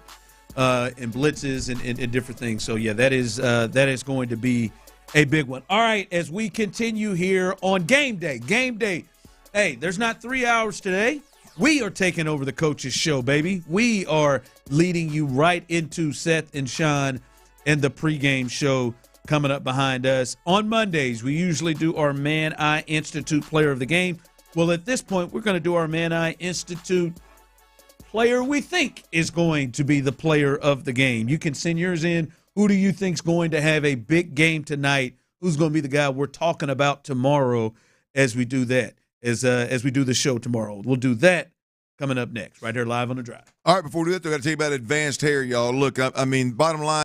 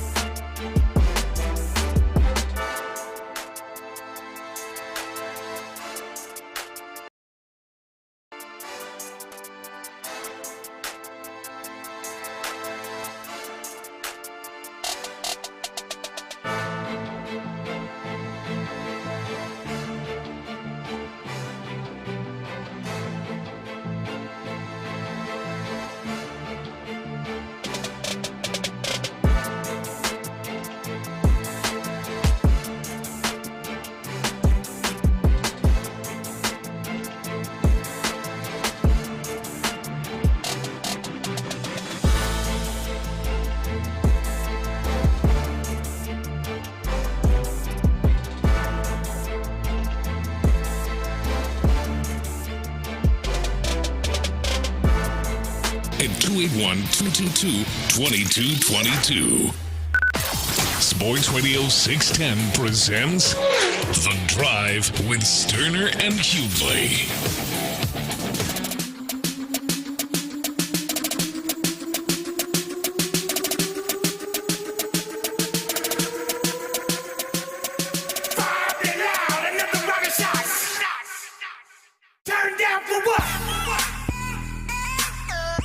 All right, welcome back in. It's game day. It is game day as the Texans. This is a huge game, a huge game against the Seattle Seahawks. This kicks off this 4-game stretch against opponents that are all playoff contenders, all in the playoffs, I believe, right now. It's a game in Seattle, Monday Night Football. And we do this normally on Mondays after the game. But, man, I Institute, baby. We ain't gonna forget about you on a Monday, baby. We're going to keep you rolling here. 713-572-4610, YouTube and Twitch. You can jump in on this as well. Who do you think will be the player of the game? Who do you think will be the Man I Institute player of the game? Who is it that we're going to be talking about had a big impact on this game? 713-572-4610. Someone text in. It's got to be Woody Marks. Champ Slice says Nico Collins. Let's hear you, Clint Stoerner. Who do you think we're going to be talking about that's going to be a big impact player of the game? I'm going to go with Derek Stingley Jr. I think this is a game. I think this is a game that Derek Stingley Jr., whether they do it from the beginning or they do it, as an adjustment at some point in the game, I think Derek Stingley Jr. ends up mirroring Jackson Smith and Jigba, and at that point, I believe that he's removed from the box score, and I believe that Derek Stingley Jr. is going to get him a turnover or two in this game. Yeah. So they need him. If I had to pick, because I think our defense is going to have to make several plays throughout this game to swing momentum in a big way and to give points ultimately to the offense, if not score themselves. And so the only way I'm getting a Man I Institute player of the game for the Texans is if we win, and I think in order to do so, Derek Stingley Jr. is going to have a monster. That's it. Right? This is the unique thing that he brings to the game. There have been Hall of Fame corners in this league that aren't. Richard Sherman comes to mind. Yep. That aren't guys that, hey, man, we can send you to follow everybody. Some guys are really good zone corners. Rondé Barber comes to mind. Peanut Tillman comes to mind. But you pay a guy like him, Surtain, those guys, because they can go lock and travel and play anywhere on the field. And with JSN, they're going to need that. They're going to need that big time. That's right. Derek Stingley Jr. I like that. Derek Stingley Jr. is yours. Someone else text in. That's a good one. Champ Slice. That's a good one. JSN is potentially going to be an issue. Mine is Danielle Hunter. I think this is a big game here. Sam Darnold and the Seahawks, they have been the number one team in the league when it comes to big plays. Big chunk plays. They have had more than anybody has. Sam Darnold, a lot of it with JSN, a lot of it going there. But just overall, this offense has jumped up big time in terms of big plays. And the best thing that the Texans do, arguably on their team, is get after the quarterback. And Danielle Hunter, who is a great pass rusher, I think has the ability to be the guy that teams aren't keen on the front seven. I think when people are sitting down looking at the Texans, they're looking at Will Anderson Jr. from an offensive standpoint and what we've got to stop. We can't let him. And I think a lot of opportunities to impact the game against, single coverage with tackles. And they got a pretty good one over there, but I think Danielle Hunter is going to have a big game. I think we're going to see a lot of pressure from him and sacks. Well, it's got the makings of a game where Danielle Hunter could potentially be the Man I Institute player of the game. There's no doubt about that. Look, I mean, we're talking about a guy. Just forget about the scheme. I mean, they're a play action, deep drop, and throw the ball over the top and look for explosives when they do call pass plays. But even with that said, I mean, just look at the guy. Sam Darnold is not afraid to hold the football until the very last second. So I think Danielle Hunter and Will Anderson are going to have plenty of opportunity to get after him. I could very well see Danielle Hunter being having a big part of helping win this game, no question. Yeah, I think the pressure's going to have to be a big thing. Right? The Texans going to have to get Sam Darnold off his mark in this game to have a chance. Someone has texted in Kalen Bullock. We'll have a couple of picks. That'd be a good one. I've been a little down on him, only just because I thought he was. I'm not saying I said this a couple weeks. I'm not saying he's been bad, but I just. Well, at training camp, it was like, look out, this nut here is about to go crazy this year. And I think we talked about it a little bit. They play him a lot closer to the line of scrimmage, and we'll see what happens. But, it'd be nice to see him stand out as well. EJ Speed coming on, Dalton Schultz from Art on the on YouTube and Twitch jumps out. Tyler, who is your who do you think is going to be the man I'm rolling with a fellow y'all talked quite a bit about in that first segment. That'd be Nico Collins. He had 4 receptions, I believe 52 yards, and a touchdown against the Ravens in that win before the bye week. I'm looking for Kaylee and company to continue that trend in the right direction. Get Nico the ball early and often. He's going to show up in best bets as well, but I'm going with Nico. If they want to leave Seattle with a win, they got to do that. They got to go to him early, often, and find Nico. Let's go. Yep, see Nico Collins a few times. Champ Slice said it'd be great if Petrie is. I'm worried about Petrie on Cooper Kupp. It's a good matchup talk right there. I hope that's not going to happen. Yeah, no, Nico's the I think he's the most important one of the whole bunch, of offense or defense. I mean, this cannot be a game where they allow the Seattle Seahawks to shift coverage one direction and just take him out of the mix. Like it can't be. I know they talk about that over there. I hate hearing it. I think it's an extreme cop-out, if I'm being completely honest. You mess around and lose this game and Nico Collins got 3 or 4 catches and your offense sputters, that's going to be a bad look for the offense. So I think Nico's – if they've got a chance in hell of winning this game on the road in Seattle tonight, it's got to be a big, steady, heavy dose of 12, no question. Yeah, and you know what? As I see some people rolling in here with their different thoughts of guys, C.J. Stroud, come on, man, it's easy. Yes, C.J. Stroud has to. I'm with you. Has to have a big game, but let's build on that. Behind 2 stars, and Nico Collins is one of them. 2 stars have to, and many times we have big games like this. I say it all the time, man. This is your stars got to come and go, and the Texans have several of those guys there, and they need them to step up. But there are 2 in particular. Nico Collins, one of them. We'll tell you who those are and build on that coming up in just a bit as we continue right here on a game day. Live right here on The Drive. But before we get there, let me tell you about the great things that they're doing over there at Clayton Homes. And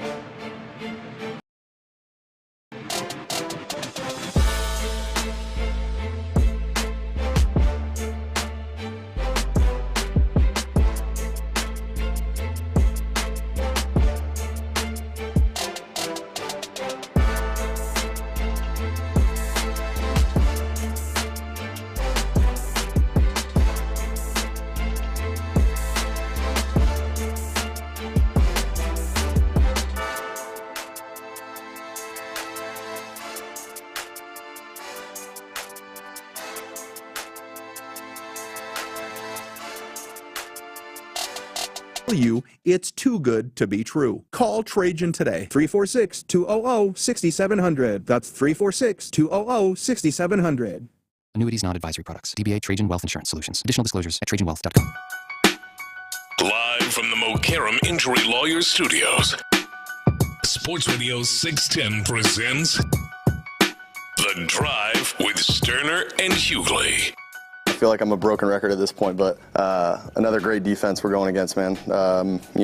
Houston and Coach D'Amico Ryans over there, I feel like he has those guys rolling. Their defense is playing really well. They're playing at a high level. Offenses too, obviously, but just all the guys that they have on defense, man. They have such great personnel. The guys up front, the linebackers, the secondary, they fly around. They know their scheme, inside and out, and they do a good job. Whether they want to play coverage or pressure or play man-to-man. They do a really good job in that. And, we got our hands full this time, man. We're really excited about this opportunity. All right, there is Sam Darnold, who and listen, there are guys, coaches, Lou Holtz was really big on this. There are coaches and guys who just talk up things. Well, they're a great team. I don't think Sam Darnold was talking up this defense. I think he was dead ass serious with what he was talking about, and I think there is real concern for Seattle and what they're going to be able to do against this defense. But Clint, this is one of those games where stars have to show up, and the Texans have a fair amount of stars and big time players on that side of the ball.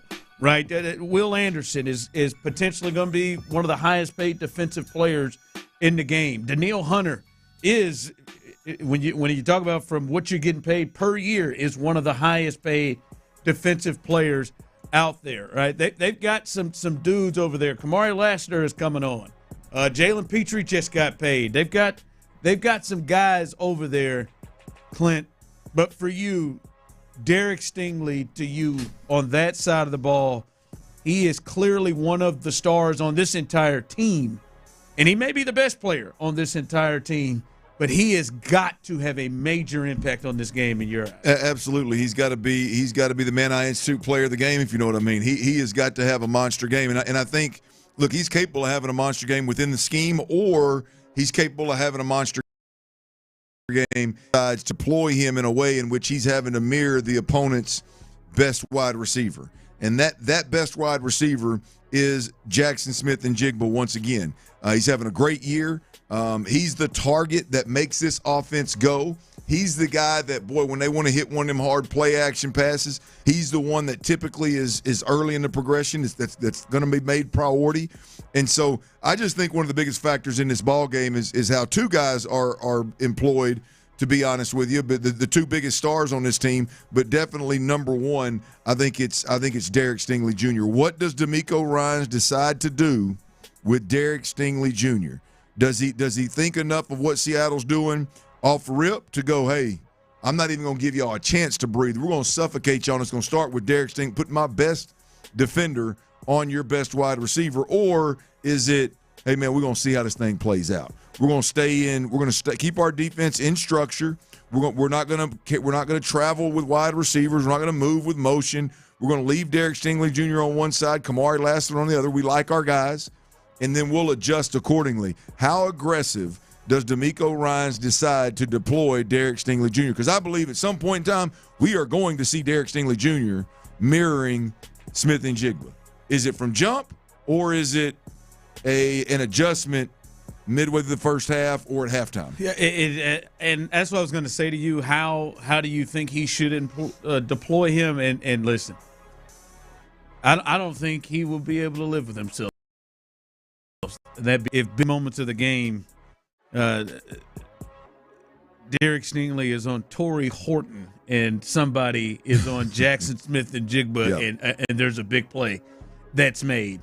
Not when you have him, right? So I cannot believe that he would allow that to happen. Now, maybe not every play. Or, hell, we've watched him. He did it with who was it? Amari Cooper. Amari Cooper, he did it with. There was one other time. Tyreek. It wasn't. I don't think it was the entirety of the game with Tyreek, but it was the entirety of the game with Amari Cooper. Yep. He did it with him and just followed him that feel. I mean, Cooper Kupp, you feel like you got guys that can handle that. Torrey Horton, you got guys that can handle. You just cannot let Jackson Smith and Jigba. It just like if I'm gonna go down, it's gonna be Derek Stingley on him, and I would imagine he won't. I bet you he kicked himself when Amon-Ra St. Brown started coming up with big plays against the Texans last year, and he was matched up against Petrie. Yeah. I don't think he'll allow that to happen. Well, the other part of the equation here, and you mentioned several of those guys' names, and no disrespect to Cooper Kupp, but the other part of this is when you do deploy Derek Stingley Jr. in a way of like, hey, I want him to mirror. We're going to play man. And you don't have to play man across the board. There's some hybrid coverages where it's zone one direction, man the other way. But let's not get into all that. If you do decide to deploy Derek Stingley Jr. in a man-to-man mirror type of way, DeMeco's got a ton of confidence in his other corners, in his other cover defenders. Kamari Lassiter goes to Kupp or whoever it is. You know what I mean? Whatever the shift is, whatever the adjustment is, depending on where Smith and Jigba lines up in the formation, I think DeMeco Ryans has got a ton of confidence in those guys' ability to cover, the receivers that the other receivers that Seattle can throw out there. It's not like they're throwing out there the top two that Philly can throw out there. They're not throwing out even Detroit. You mentioned Detroit. They're not throwing the tight end and the two-headed monster at wide receiver and the running back that can do the things that they have. Right. So it feels a lot like the Texans. Right, offensively, it's fair. Nico. Now Kenneth Walker, I think, is a little bit more explosive when he's, or at least a more well-known commodity. But it's not like a ton of guys scare you. And I think we'll get to this guy on the other side. But like Seattle's probably saying, we just can't let Nico Collins kill us. Yeah, and I gotta imagine that's got to be what DeMeco is saying in the passing game. And this guy. And Clint, it's not all right. He's killing you with 5 here or 8 here. No, man. Smith and Jigba is getting big plays. I mean, multiple big plays a game, chunk plays that he is killing teams with. He is leading. He hadn't played yet this week and still leading the league in receiving yards. So, I would be shocked if that's not the route. Matt Berg, because I don't think there's anything that's stopping them from doing it. Yeah, I don't think it's if. I think it's when. Right? I mean, do they decide to do it from jump and just say to hell with it? We're going to try to suffocate them from jump and make sure they don't get the run going, or is it to your point, kind of like the Tyreek Hill situation where the game gets tight down the stretch, and you've got to have it series where you got to get a stop or you got to get a turnover, and they call the play then. I don't think it's if, it's when. I think there's going to be a moment in time in this game where anybody watching it close enough on the defensive side of the football is going to see Derek Stingley Jr. manned up with Smith and Jigba in critical situations to take him out of the game. Yeah, and then the flip of that, Clint, I know Derek Stingley is one, and you talked about it a bit already. Nico Collins is somebody they have to get going. Yeah, absolutely. You said it. You said this before when you and I first started working together about it. This is one of them games where I can't remember how you phrased it, but this is one of them games where the stars got to go win it, right? I mean, this is one of the games where your highest paid players, your best players, got to go win it. And I think this is one of those for the Texans, and I think Nico Collins is on the offensive side of the football. I thought this before the Christian Kirk announcement that the hamstring is keeping him out of another game, but now with that announcement, it's even more so important that Nico Collins is they find a way. Look, we just watched what's my man's name with the Rams, caught 3 touchdowns. Devontae Adams. We just watched Devontae Adams with no Puka Nacua go catch 3 touchdowns. Right? We watched Joe Burrow go out there and get targeted 23 times, has 16 catches for 161 yards. He dropped a touchdown, come right back in. What is happening with Pittsburgh? How did that happen? I don't know. I have no idea. But I mean, I think Sumlin was too pissed off at Cleveland for trading Flacco. But like we're watching teams do it week in, week out of players, big time receivers that Nico is in the same tier as. Go out there and find ways to get those guys touches. Hell, that you can argue that McVay did it with both of his guys when they played the Texans, and the Texans are a top defense. And so I just think this is one of those games, man, where you just cannot allow tilted coverage to take Nico. Like if we listen to DeMeco Ryans or C.J. Stroud in a post game press conference setting after a loss, and somebody asks the question, "Hey man, what happened to Nico?" Oh man, they tilted the safety that way. You know, they got this middle open, these two safeties on the roof, and that's what concerns me. If we're listening to that after the game, if we're listening to DeMeco Ryans talk to us about, oh well, you know, the ball, wherever the ball takes him, that guy's got to make plays. It's not about one guy; it's about all these guys. It's about distributing the football, you know, accordingly. Blah blah. Like if we're hearing that, it was a long day at the office for the Texans, and I got to believe it's going to be a long season for Nick Caley. If there's ever been a moment, that's my concern. Are they going to allow Seattle to just take him away? I would bet that too much of the Baltimore game and how many guys had catches, and expecting that to happen against a better defense, and the plan is to leave Nico Collins out there. I hope I'm dead ass wrong. I'm going to tell you right now, I would rather lose the game.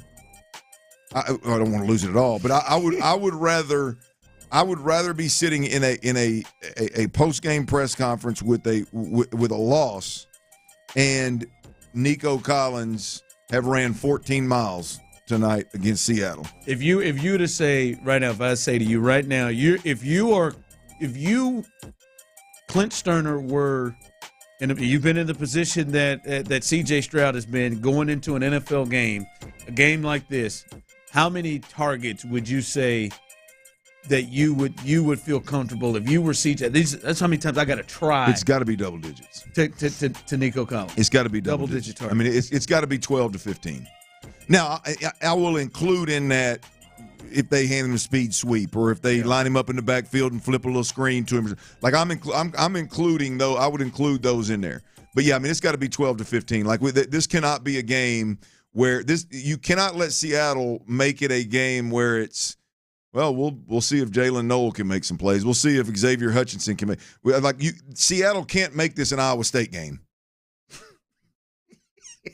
I mean, that gave you a big like Nick Caley and DeMeco Ryans, right? Nick Caley and DeMeco Ryans cannot let Seattle's secondary determine and dictate that Jalen Higgins and Noel are going. We're going to make the Cyclones beat us. It can't be. I mean, it just simply can't be. So, yeah, I think this has got to be one of those games. What game was that? It was a game with everybody was hurt, and we had the same conversation of like, hell, they don't have anybody else. They've got to move Nico around. Because I was pushing Nico as a boundary receiver. He did it against the Colts Nico's a guy in the playoff. In the Colts, where it was Hutch opposite of him. Then a playoff game, he did it against Cleveland, where they didn't really have anybody. I just remember when I saw Nico line up in the backfield, I went, "Yep, this is it." Now okay, they're on the same. We're thinking the same thing here. And that's what's got to happen tonight. This has got to be a Nico Collins game. The announcer's got to be talking about, man, I don't know if this offense is going to work, but we have no idea where Nico Collins is going to line up, right? I mean, that's got to be what we're talking about. Screen of the quarter. Yeah. Yeah. Rashee Rice had 10 targets on a pitch count yesterday. So, Nico Collins can. You think they were on a mission? You should at least try to get him the ball. All right, coming up. Is this a turning point game? I see people texting in. I saw someone say must win. Is this a turning point game for the Texans today? Their season hinges on this game. We'll discuss that coming up next. All right, before we do that, though, I got to tell y'all all about Underdog. Y'all, football season is in full swing, and Underdog is the best place.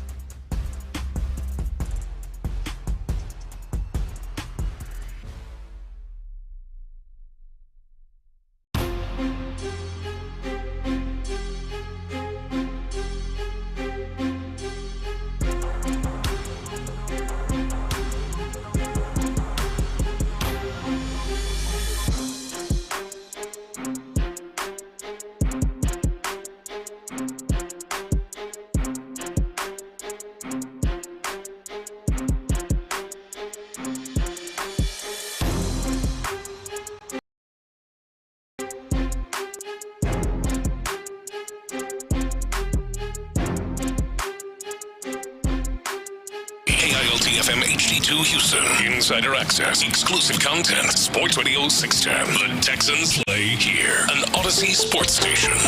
Live from the Mokaram Injury Lawyers Studios. Sports Radio 610 presents The Drive with Stoerner and Hughley.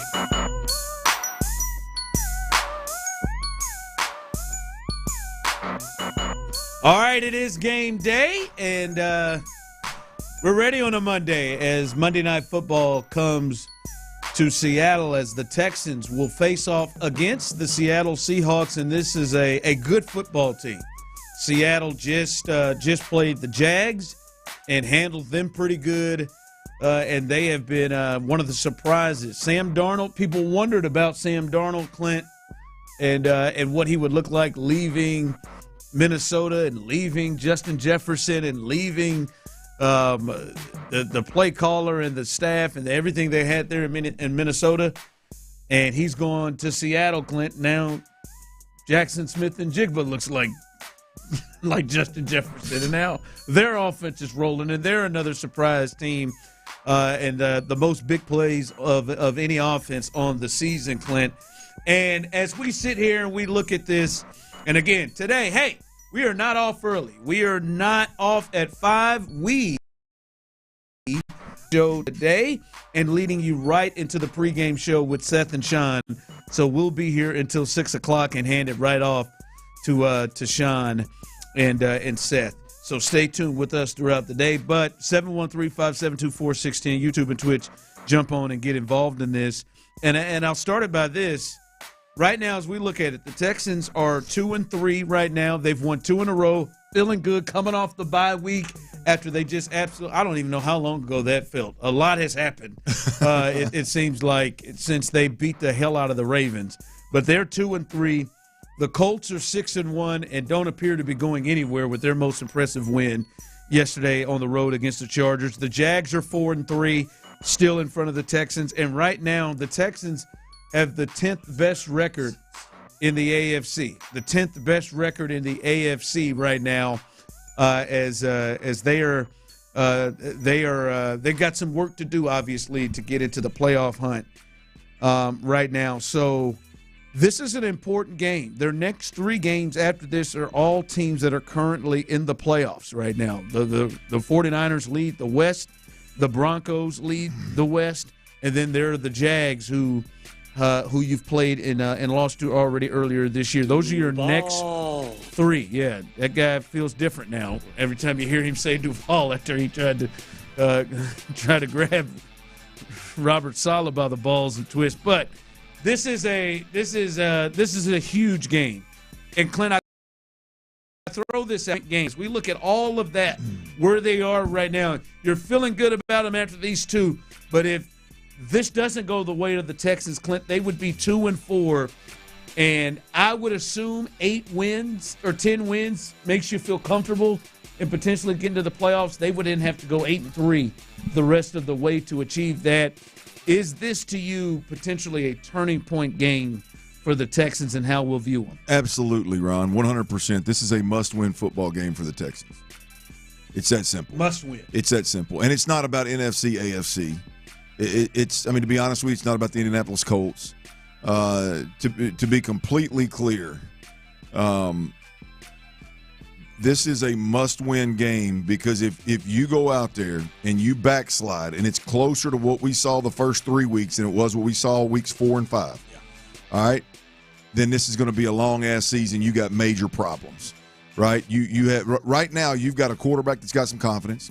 Right now you've got a play caller that's got some confidence. Right now, you got an offensive line that's got some confidence, both protecting the quarterback as well as running the football. You got some young players that are starting to kind of emerge. You got a veteran tight end that you paid $12 million to that all of a sudden is part of the game plan and impacting this team's ability to move the football. And all of that dies on the vine if you go to Seattle and lay an egg offensively. If you go to Seattle and you can't protect the quarterback, you can't get the ball out, you can't create separation, you can't run the football, the quarterback's holding the ball and running for his life. If that is the case, then you got the home games. It doesn't matter who the opponents are. It's all internal looking of what's going on with Kaylee, what's going on with CJ, what's going on with the supporting cast. How do they move forward at 2-4? This is not only a turning point game for the Texans. This is a must-win football game. And I wish, by the way, that I could sit here and say, oh, it's an NFC game, man, it don't matter. I wish that I could sit here and say, hey, man, we play in this weak-ass division, man, it don't matter. I'm telling you, none of that is a factor in me arriving at this is a must-win game. It's all about the Texans. It's not about the conference you play in. It's not about the division you play in. It's about this football team and what it looks like moving forward if you fall to 2-4. If you fall to 0-4 against teams that are playoff caliber teams or better, and you're 2-0 against two teams that are arguably two of the worst teams in football, especially when you played them, talking about Baltimore with all the injuries, you're in a bad spot. You're in a really, really, really bad spot. And so I think this is a must-win. Must-win. Is that too far for you, Tyler? Is this must-win too far for you?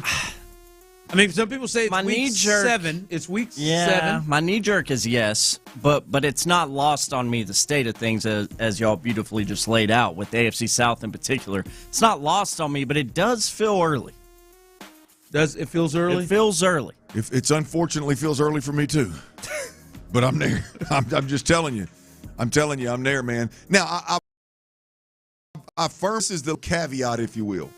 I think if this offense is more like who we saw against Baltimore and Tennessee, if that is truly who they are and that travels, I think they win the game. I think they are a very difficult team to beat if that is the case, right? The problem is I don't see this being a kind of back and forth game. It's 27-24. There's some good, there's some bad, there's a turnover that kind of swings. I see this being either you go out there, you put up points, you move the football, you win this ball game, you give your defense a little bit of room to breathe, you give them a little bit of grace, and you win this football game, or you get smothered and we come home and we're going, what are they going to do offensively? So if they lose this game, your thoughts of them making the playoffs become extremely concerning for you. Yes, and beyond, because I mean, some folks would say, yeah, Ron, at 2-4, that you're concerned about making the playoffs. But I'm like that. I agree. Like I'm more worried about. I go back to looking at, man, can D'Amico find an offensive play caller? Is C.J. Stroud the guy?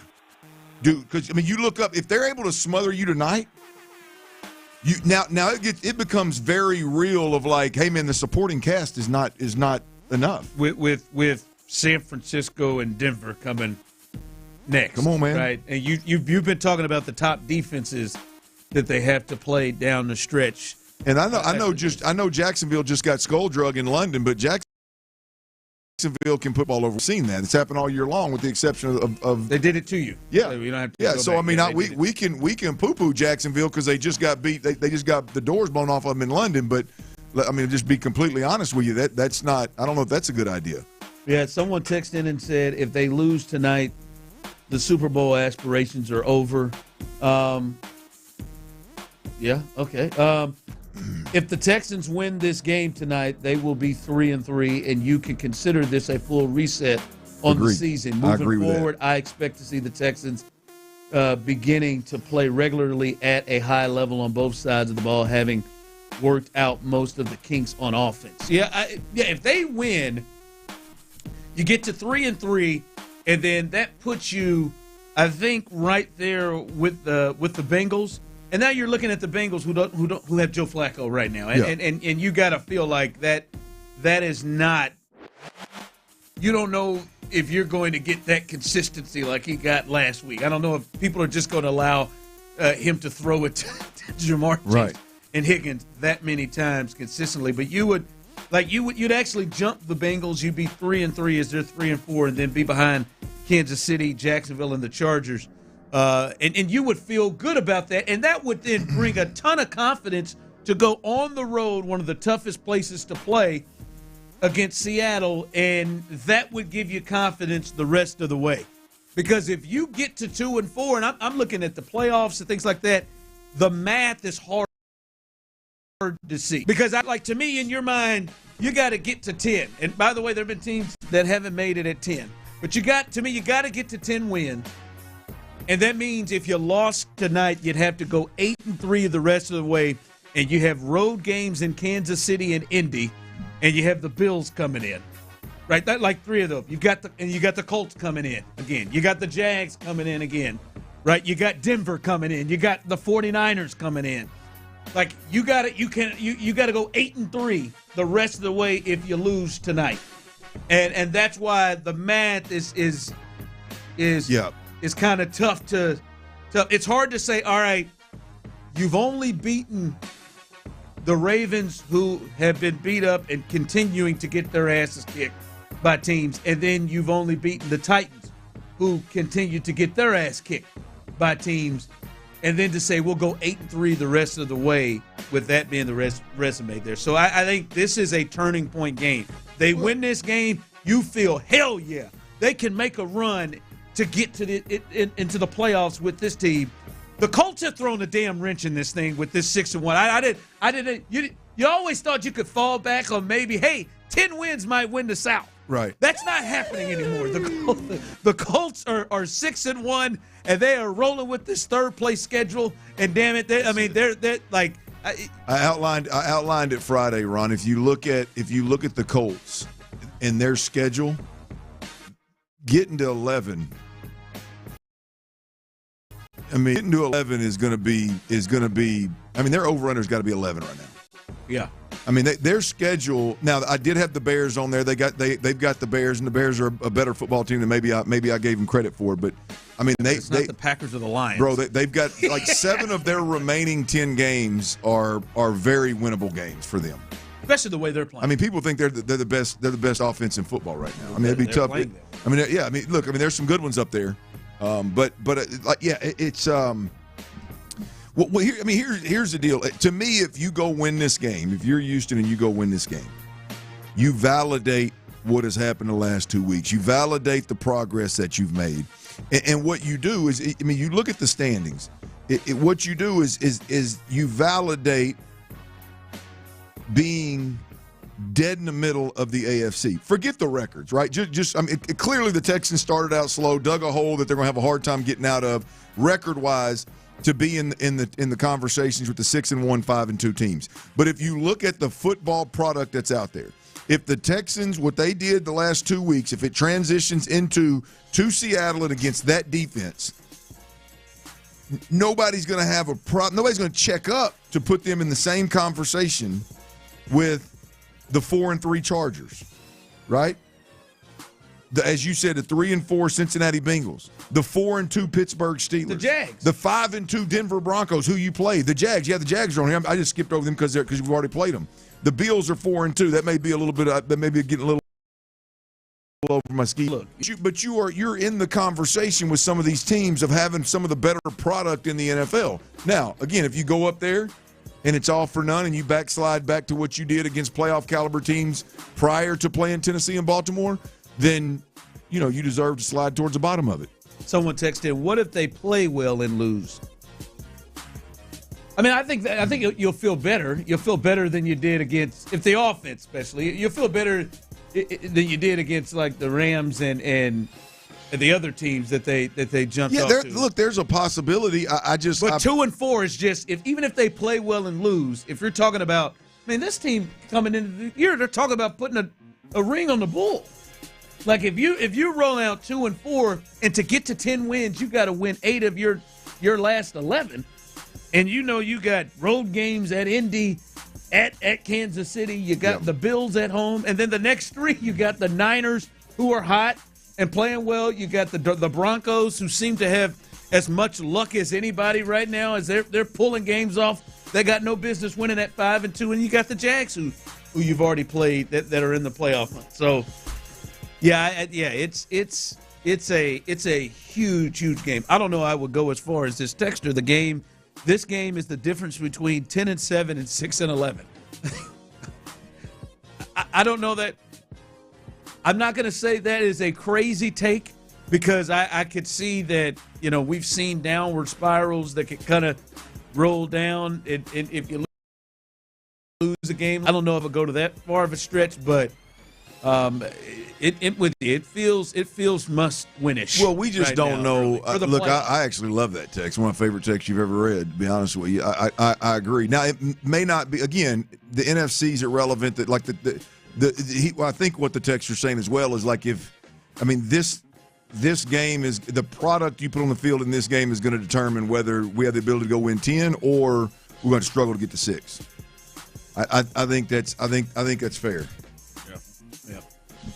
No, this is going to tell a lot. And here's the other thing, Ron, and interesting. I'm getting off in the weeds on the negativity of it, if you will, but the like D'Amico Ryans and C.J. Stroud in particular, we've not seen them deal with that level of adversity.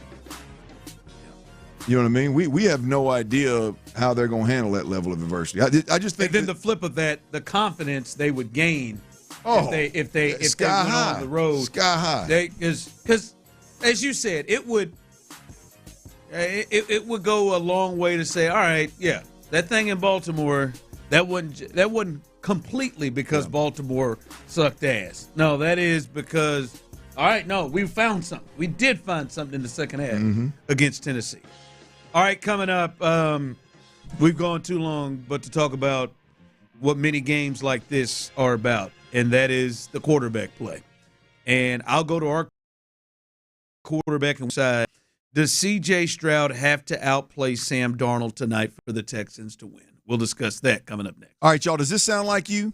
Every step or every reach is a reminder of what hurts, a reminder of what you're not able to do and how far you've drifted from the life you used to have when you didn't feel that chronic joint pain. Oh, well, look, I have good news for you right now because relief is closer than you think, closer than you thought, and it doesn't have to come from a scalpel, y'all. What if it could come from you? At QC Kinetics, we tap into your body's own regenerative power using natural healing factors that help restore and repair damaged tissue, reducing inflammation and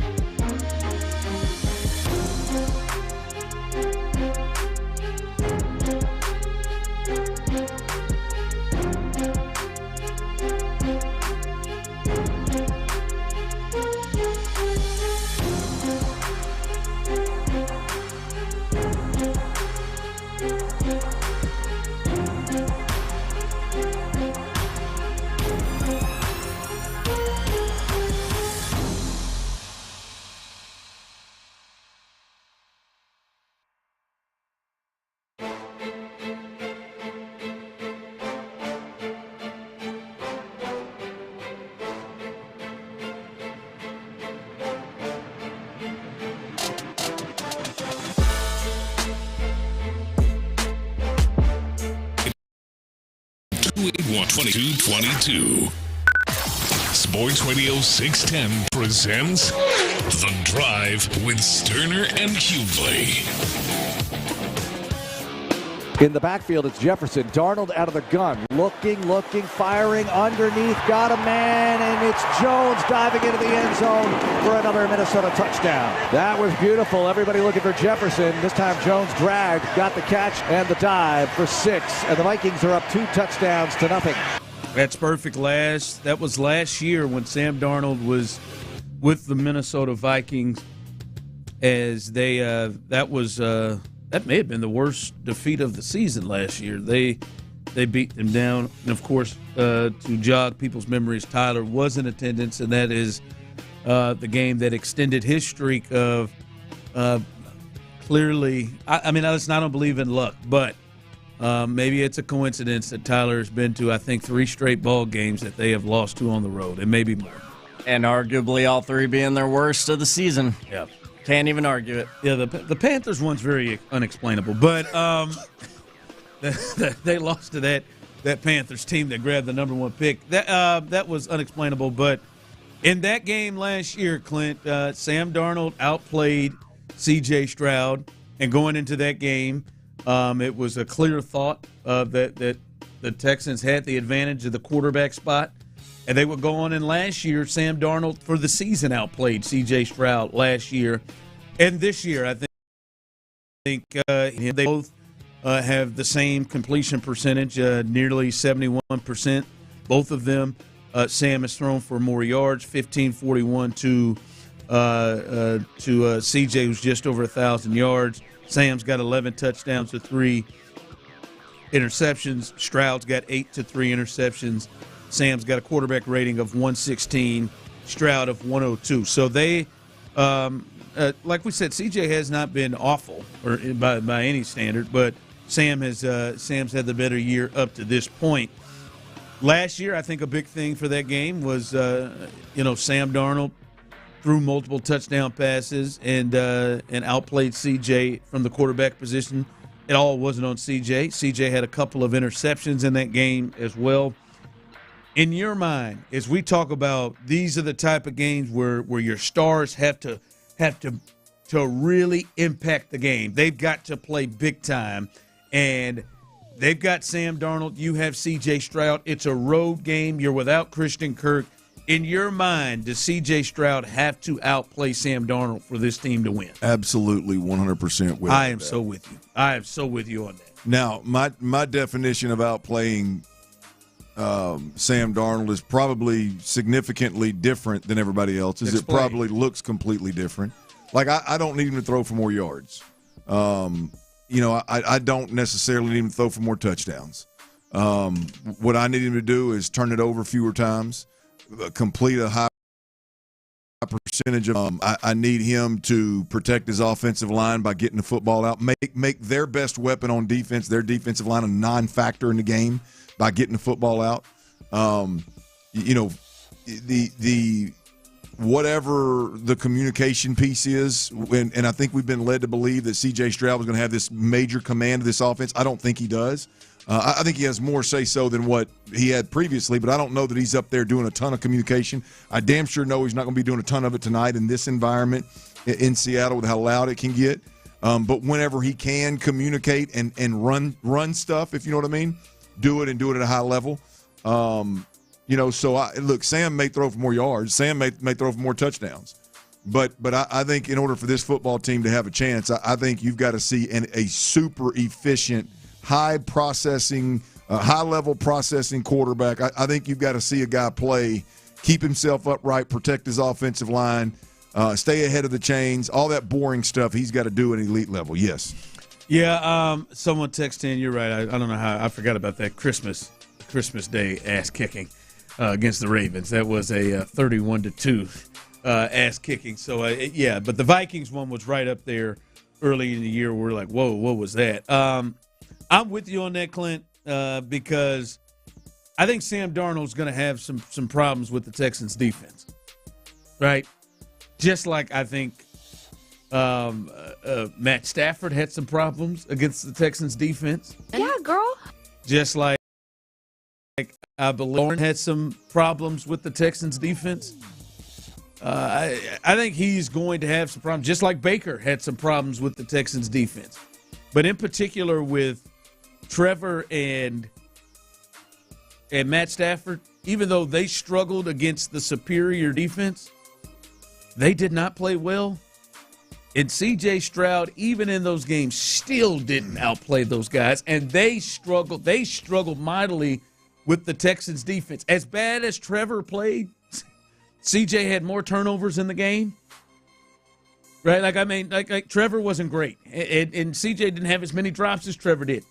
Like that's to me why I think he has to outplay him, because I think the Texans defense is going to make it hard. If this thing's a shootout, if this thing Clinton and the Seahawks are able to put up 28, then all right, the Texans defense didn't show up like we think. I don't think that's going to happen.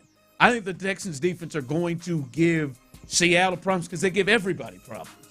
And if they give them problems, C.J. Stroud has to be able, him and his offense, to make enough plays to jump them. They should not lose games where the defense gives up 14 plays or 14 points like they did against the Rams. They should not lose games like that. They shouldn't. They shouldn't lose games the way they lost to Jacksonville, where they give up 17. They shouldn't lose them. And a big reason that they lost those games was C.J. and the offense couldn't pull it together. So I'm with you.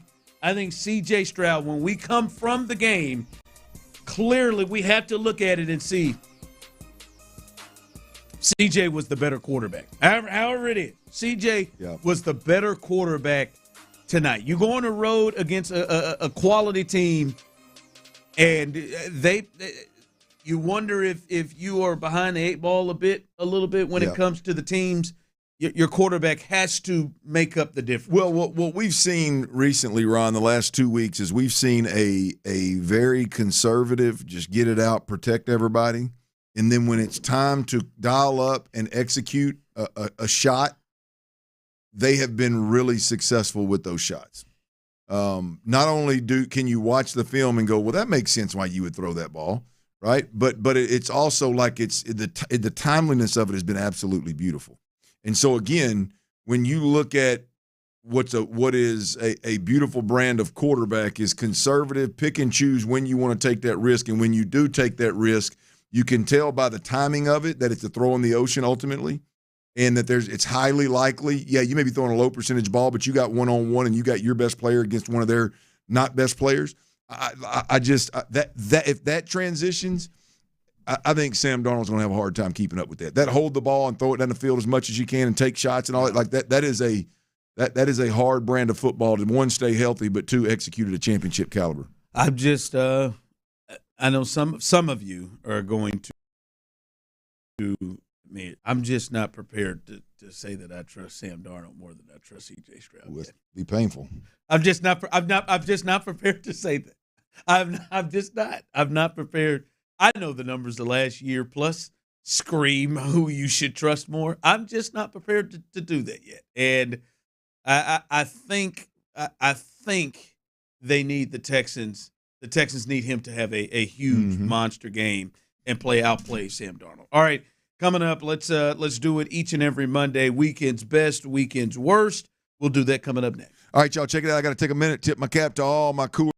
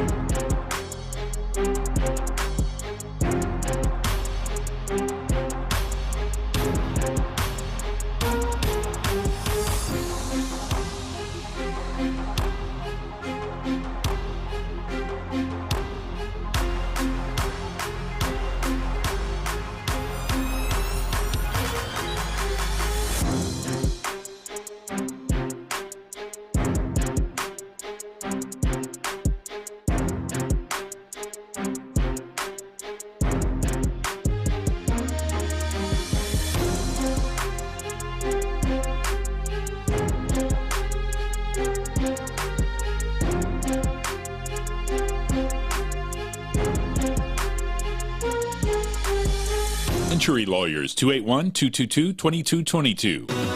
Live from the Mocarum Injury Sports Radio 610 presents The Drive with Stoerner and Hughley.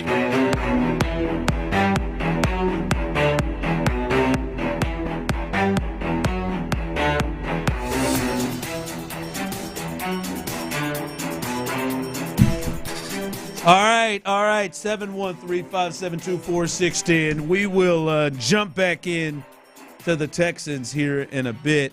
But you can text yours in. Weekends best, weekends worst. We do this every single Monday. By the way, we find out the big news. Is that tomorrow, Tyler? We find out if we win the Marconi Award for Sports Station of the Year. We were nominated for a Marconi Award, and everyone has said that's the highest honor. This is like being nominated for the Oscar. It's like the nomination is a big deal in this. That's what everyone has said, but I mean, we'd like to win the damn thing. Hell yeah. Just one of 5 nominated across the country for this glorious award. I think we'll be bringing some hardware home tomorrow night, but that's my opinion. We'll see. Like I just need some clarification here. When we hear about this, does this mean the award ceremony is tomorrow? Yes, tomorrow night in New York City. Who the hell do we have going out there on our behalf? Is Parker's ass better be? I just saw him walk by here. He needs to be on a plane. I haven't heard. I'm not sure. Yeah. You know Park Dog's going. He better. Well, no, he's got money to leave. Park Dog will be out there. He better leave early. I want to see some video. I got to believe Park Dog's going to be. He'll be up out of here tonight. I want him to stand up and stare down the person with the envelope. I know that person can't, but just a threatening stare to read. Real uncomfortable stare. Yeah, don't you read Philadelphia? Don't you read it? Stare their asses down. I need to find like a link so I can watch the award show live. I'm telling you, man. Got to be one, right? It's 2025. No. I mean, if that award show isn't streamed somewhere in 2025, boy, we the National Broadcasting Association. Damn, man. I mean, damn. Broadcast it. Yeah, he is going. There he is. Park that damn Dog's thing better. Going. That thing needs to be on the Space City Home Network. Damn it, that needs to be. That damn thing needs to be on. Oh, hey, what is the Isaiah the Factor? Take a night off and let us throw that Marconi Award. That should be on replay. I love that. That's one of my dreams, man. Isaiah, if you're listening. I ran into him at the bar over at Little Woodrow's recently. Isaiah, if you're listening, Ron and Sheil Hughley, Sports Radio 610, man. My dream is to be on that damn show. I want to be on the Factor, man. I don't care what we got to talk about. I'm just saying, baby, I want to be on the Factor now. I'll never forget when that man was on Tosh, swallowing that bug while he was doing his report. Country ass. It's country ass. Then he landed in Houston. It's glorious. Oh, man. He's been killed, man. We'll see, man. We'll see if we can pull that off. Do we get to see Tyler's face again? Because if it's streamed, they're going to go through the different nominees. I guess all you got to do, you follow T-Mill Real Deal on them socials. They'll be that thing will be posted at least 2 more times before the decision's made. Oh, minimum. You got to get the most juice out of that squeeze as you can.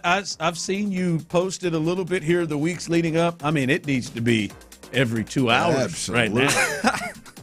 Put that thing on repeat, cuz. Yeah, that video, every piece of it. Schedule some tweets. No, freeze frame that songbug. Hell with that video, man. That's a steel frame right there. If we win that thing, I'm telling you, we ought to get a lot of stuff delivered up here. Something. We got a party. We need a party. All right. We win this sucker. Hell, I'll throw a party. I ain't gonna let it down on the vine. I'll throw the damn party. Hey, you know me, I may throw in a little bit on it. Hey, look here. We ain't worried about no damn gift cards neither.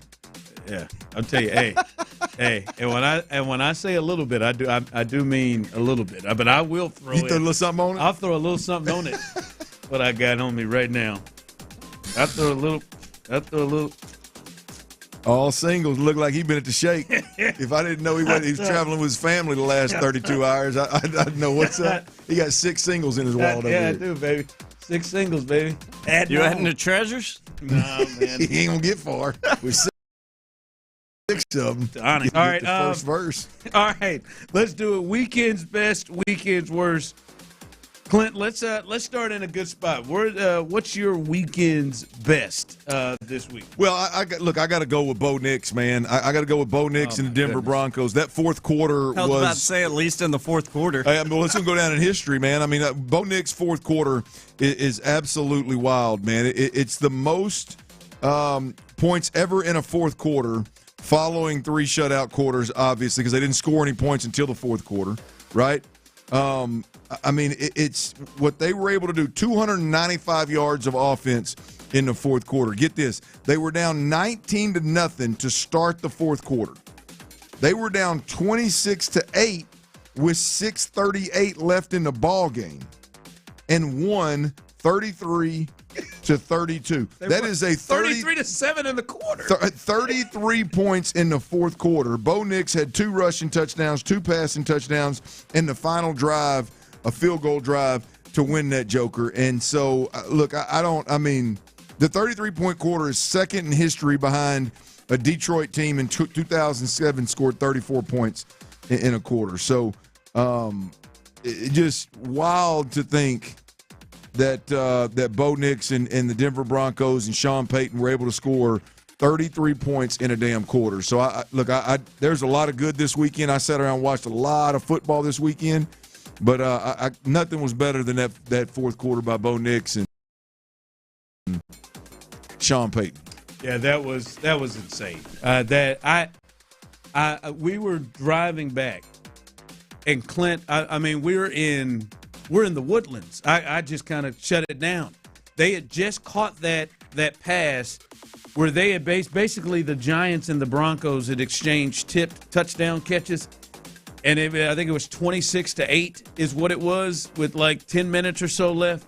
And I moved on.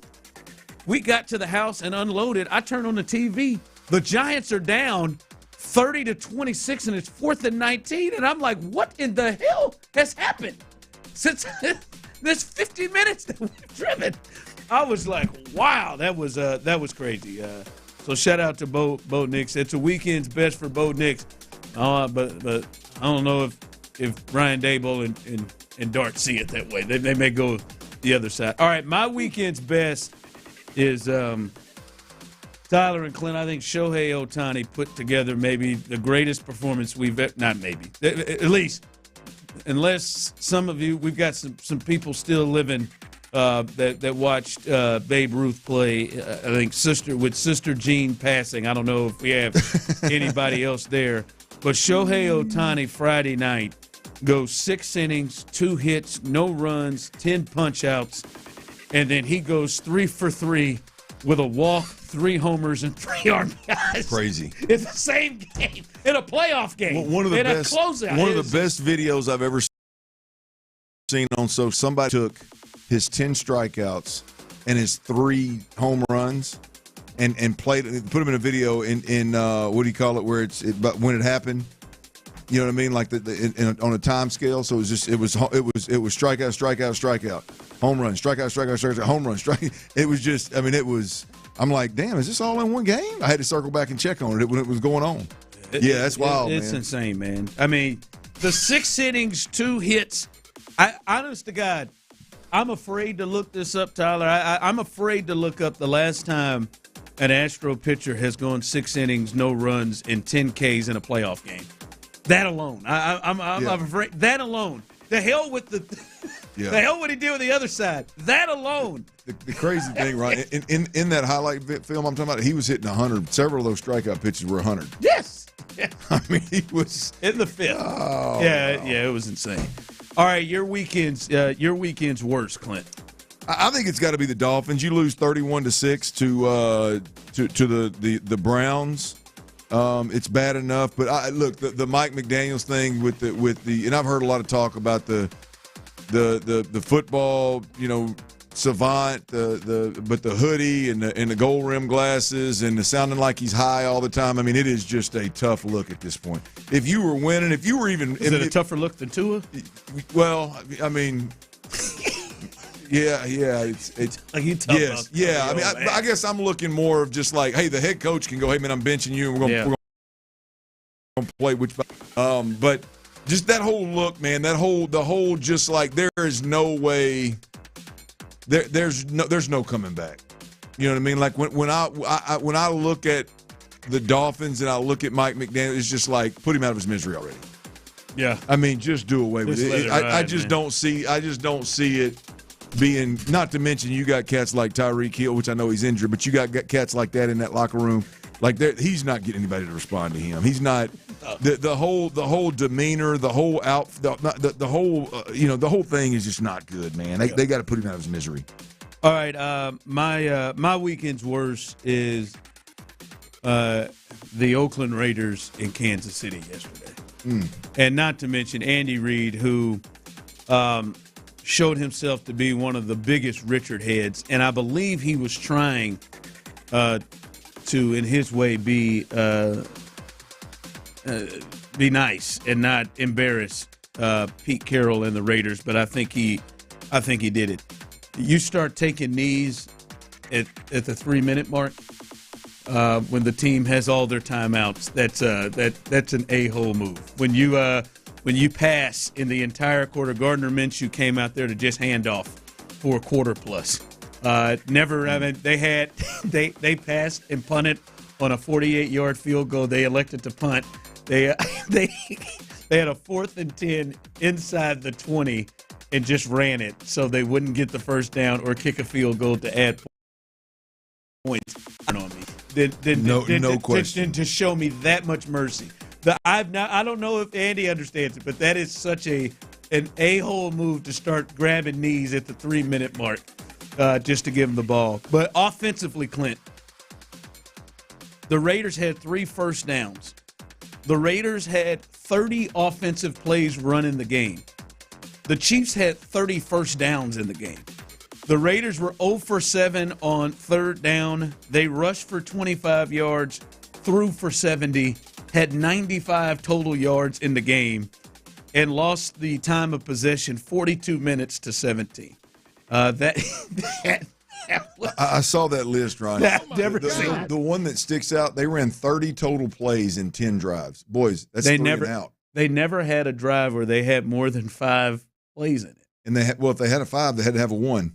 What if I told you? I mean, think about it, 10 drives, 30 plays. You had 3 drives per play. So if you had a 5-play drive, you had to have a 1 play somewhere. Like, what are we doing here, man? I mean, good God Almighty, wow. Man. It was Chris Jones after the game said, I only played 22 plays. I mean, and they did it. They set the starters of the 4th quarter. That was just awful yesterday. What you got coming up?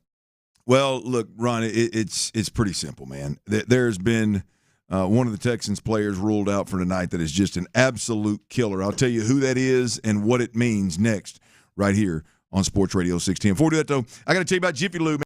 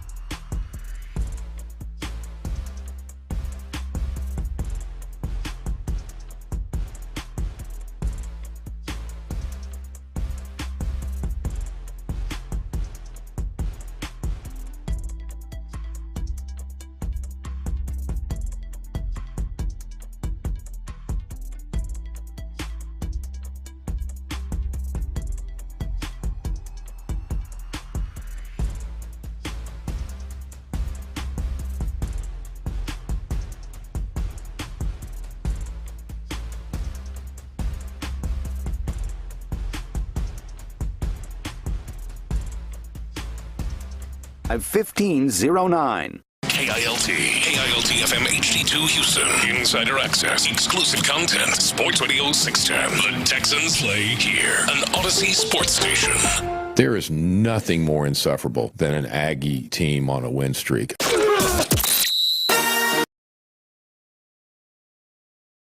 Dive at Clint Stoerner. I was thinking about coming out of the chute here and telling y'all about my new boots that I got on, but y'all want to talk about puppy chow? What is that, ostrich? Hell no, that's python. It's Sturdy's Daily. Before we get to that boner. On The Drive with Stoerner and Hughley. Boy, you low-down dirty bastard.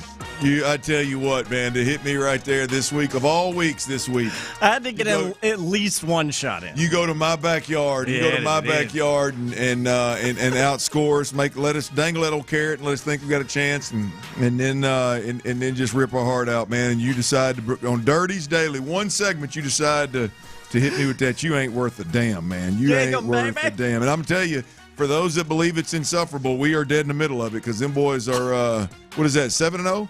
7-0, first time since '95. 7-0 on a run that they are getting better and better and better. Now you could argue the defense was rough this week, but look, Taylon Green's going to keep a bunch of defenses honest. They're not going to face another quarterback that can do what he can do with his legs. I mean, making something out of nothing. Now you're going to face some quarterbacks that when the play's dialed up and there's a touchdown on the line, they're going to throw the damn ball, not see the rush and take off running backwards like he did a couple times. But you ain't gonna see an athlete like that. That sucker right there will keep you in any game. But he was making me cuss. Yeah. I mean, they can score in a hurry. That combination of him and Bobby Petrino is nasty. Too bad we just forgot to play any level of defense in Arkansas. So we'll get that figured out. If you hadn't heard, A&M beat the hell out of Arkansas in Fayetteville this weekend.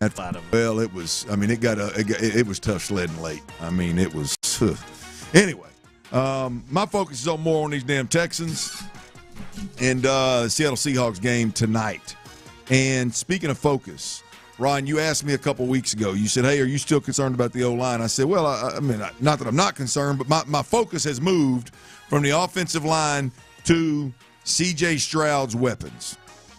Is there enough beyond Nico Collins to take any level of pressure off of the play caller, the quarterback, and Nico Collins, the run game? Are those guys going to get any help whatsoever? And so there's been about a 2 or 3 week span here where it's going, hey, man, CJ's weapons. Can CJ's weapons do it? Now, they had a lot of success the previous 2 games, right? I would imagine they got good and healthy for the most part over the bye week. Somehow, the Texans have lost arguably their biggest addition this offseason, again to a hamstring. After having 2 weeks off for a bye week, we don't have Christian Kirk for this game. And I'm going to tell you, Ron, it's absolutely killer. As I said, really, absolutely. As I said, my biggest concern as they step up a weight class from their previous 2 opponents, as you step up in that weight class, teams are going to have the ability to suffocate your wide receivers, your targets, your pass catchers, not just wide receivers, any of them. And who is going to be the player that goes out and proves that they can create the separation, make themselves available to the quarterback, run after catch, do something to take the pressure off of Nico Collins when they tilt the coverage that way, make them pay on the other side. If they want to sit back, if they want to load up to stop the run, you get in man-to-man situations, and obviously maybe they give Nico the best corner, maybe they give Nico a little extra help over there, a little extra look over there. Who opposite him is going to be able to beat man-to-man protection right now and make them pay for it? And I'll be honest with you, I've not felt good about it in general. That's been a focus of mine in general. But if I had to bet on somebody accomplishing that, it would have been Christian Kirk. And shortly after we get off the air on Friday, I see an injury report that comes out, and Christian Kirk is out. This is absolutely killer. He's the one player that could have been the difference in this game, and beyond Nico, obviously, and he's a no-go. Ron, this is a problem. Yeah, and I know someone said, Clint, drastically overvalues that ex-Jaguar wide receiver. They'll be sitting his bum ass on the sideline and watching Noel take his position. It's over, Clint. Look, I hope you're right. I would love nothing more than to see Jalen Noel get out there and take Christian Kirk's spot and make him a non. My concern with that, though, is, yes, I've been disappointed in Christian Kirk. And really the disappointment, I think there was an injury that obviously slowed him up, and it's the hamstring again, which it was earlier, that caused him to miss a couple of games. But I thought the impact would be bigger than it has been thus far. But this is a huge game. And this is a game in which you have a veteran that's played in big playoff games, that's played in big games over the years, and this situation is not foreign to him at all. And now you're going to be put in a situation where you have to depend on young guys, and you just don't really know how these guys are going to react. I believe Jalen Noel is probably going to react well, but I'm not sure. We'll see about Higgins as well. But it's not great on a Saturday that, one of your veteran guys that you specifically brought in to take some pressure off of Nico Collins so teams don't get to just dictate coverage and not have to worry about anything else. So I do think losing that veteran presence is a big deal. Well, I think by nature, I believe that Nick Caley wants to leave Nico Collins stationary. I don't think he wants to move him. I think they want this offense to be one where they can line up and they can have a play called, and as long as they get the quarterback protected, the problem is the defense has the ability to funnel you to a lesser player. The defense has the ability to take your superstar, explosive, playmaking wide receiver away from you when you have that approach, right? That could end up being the Achilles heel for this. Is that right? Was it the right phrase? Yeah. For this offense is, oh, y'all want to take Nico away from us by playing this coverage? Well, then we'll just throw the ball to Xavier Hutchinson the whole game. We'll throw the ball to Higgins the whole game. We'll throw the ball to Dalton Schultz underneath the whole game. Well, we'll see if we can't get who's next in line. We'll see if we can't get who am I missing? Jalen Noel, Higgins, Braxton Berrios. Speaking of, boys, do we see Berrios tonight? Yeah, that's been strange. Well, that injury took him just completely out of the rotation of being on the roster when the games get started. Am I crazy? I mean, seriously, tell me if I'm crazy. One, I don't know where the hell he's been. I thought you signed the guy to help you. Now I understand Jalen Noel has been your predominant returner, and and he's doing fine. There's no reason to upseat him. But you got a receiver problem, right? I mean, and we're talking about guys that are full go. Now I'm assuming he's full go. We're talking about guys that are full go. We're talking about guys that can be in creative ways that can create opportunities for C.J. Stroud in the pass game. I mean, that's got Braxton Berrios written all over it. I mean, this is a game where the noise is going to be a problem. You're on the road. I mean, if you've got a little gadget wide receiver that's got some twitch and some explosiveness, and he's got the experience of playing in the NFL for an extended period of time, and he's not going to be overwhelmed by that. You can line him up anywhere. He should know the offense like the back of his hand. This is a game where Braxton Berrios simply makes sense. If Braxton Berrios can't get on the field with this set of receivers, no Christian Kirk, unless Noel just, has really shown them enough. I mean, that's cute. That's the only thing. But Ron, he ain't even like. I mean, do we think he's? I mean, they practiced once in the bye week. I mean, he's not even been a part of the offense. I mean, everybody got a little touch in the Baltimore game. Hell, I think if I'd have been suited up, I could have got me a catch. Yeah. I mean, what's my man Bates? Brendan Bates, is he still with the team? I saw Bates with another team yesterday on TV. The tight end. I don't think that's him.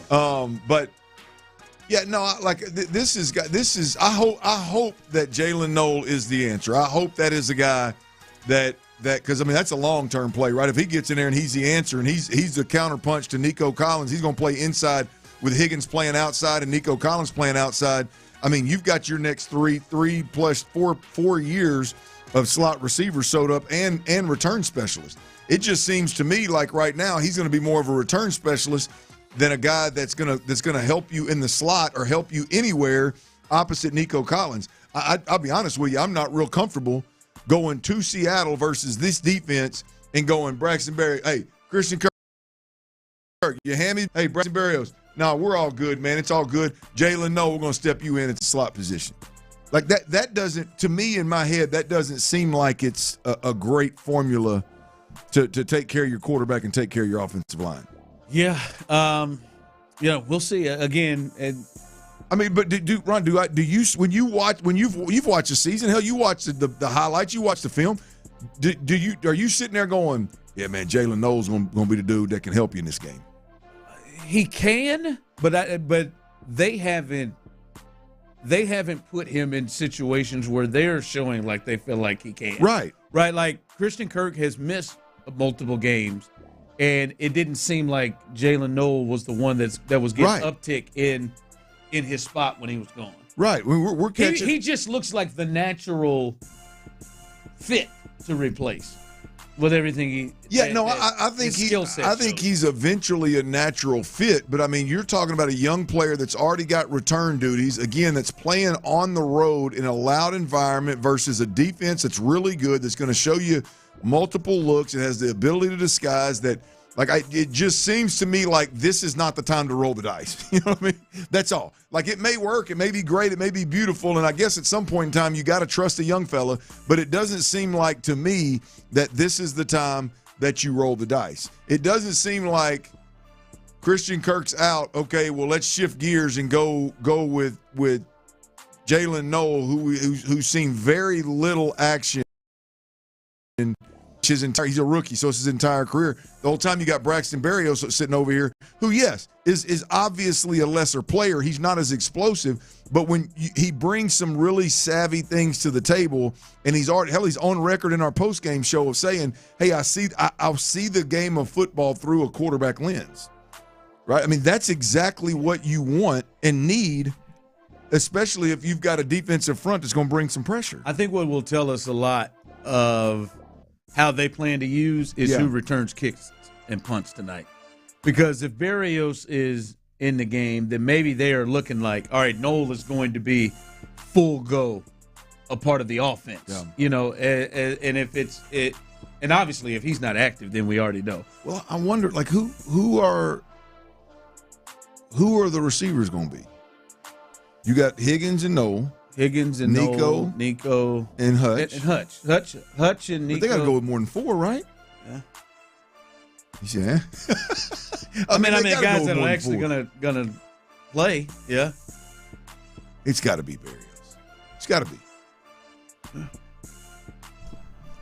Oh, who else was all out there on action against Baltimore?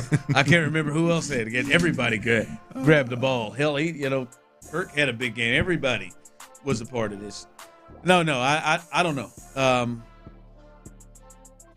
I don't know, man. This is this will be. I didn't have depending on Berrios at the wide receiver spot week 7 on my bingo card. Just don't believe he's even going to fit in this thing. Like, most people don't think he's going to get much burn. That's what someone texted. And I mean, judging by the way the season has started. Yeah, I mean, I think it's probably a safe bet to say that he's probably not going to get much burn. He can't even get on the field at this point. But the only thing is he was injured at the same time as Kirk before. Right. And that's maybe – I would assume he's active tonight. Man, Woody Marks in that slot, baby. Man. Woody Marks in that slot. All right, coming up as we continue, it is game day. And, again, we are rolling till 6 o'clock, so we have the coaches show for you. We, the Drive, are leading right into Seth and Sean as they will do the pregame show. But coming up next, we're looking at the Texans. They got a big one tonight, obviously. But, Helmet, is the division over? Is this in week 7? Maybe it's early, or are we to the point where the Texans and their thoughts of winning the AFC South, which most people picked, is that over? We'll discuss that next. All right, look, when you're injured in an accident, whether you're at home or you're at work or you're on the road or at work, I'm telling you, it changes everything about your life, man. Your insurance company sees you as just another claim number. To them, it's paperwork and profit margins.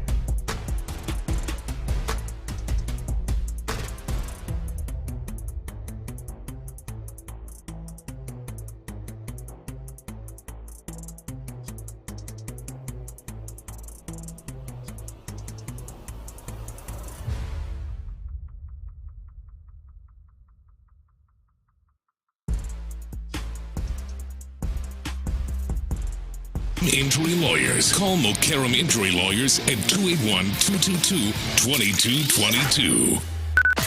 Sports Radio 610 presents The Drive with Stoerner and Hughley.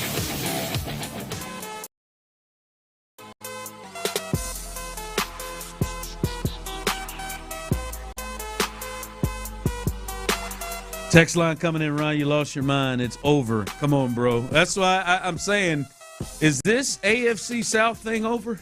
That's the real wrench that's being thrown in this thing here. Is I said before the season, I think all three of us, well, I know Tyler did, and I'm certain Clint did.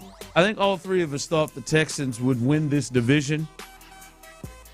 I didn't think it would be as easy as at least last year. I know last year it never felt really tight, right? Even though they had just won 10 games. But I thought they would win, even though their schedule was more difficult, but I thought they were a better football team than the others. This Indianapolis Colts thing doesn't seem to be slowing down. This seems to be real, and now I think a lot of people are looking after what they did to a Chargers team. The Chargers were 4-2 leading the AFC West. They started off 3-0, the real darlings kind of the league. Justin Herbert looked like he had turned a corner. People had him in the MVP race, and people respected the Chargers and their defense as a good defense. They put up 38 easy. I mean, easy. They went 38-24. Clint, they looked the same way against the Chargers as they looked against all those other terrible teams whose ass they kicked. And then they kicked the Chargers' ass in L.A. yesterday. And I got to be honest, Clint, as I look at this Chargers start to look at everything, I don't know, man. I feel like the AFC South, the division thing may be over. It looks like to me maybe the Texans are looking at a wild card situation. Well, look, there is no reason. There's nothing that the Colts have shown us that tells us they're going to slow down. There's nothing that the Texans have shown us that tells me all of a sudden they're gonna catch them. I mean, look, I'm just hoping for a product that we can put some hope in, get into the playoffs. Look, every conversation that I have personally moving forward about the Texans, my mindset is of wild card context.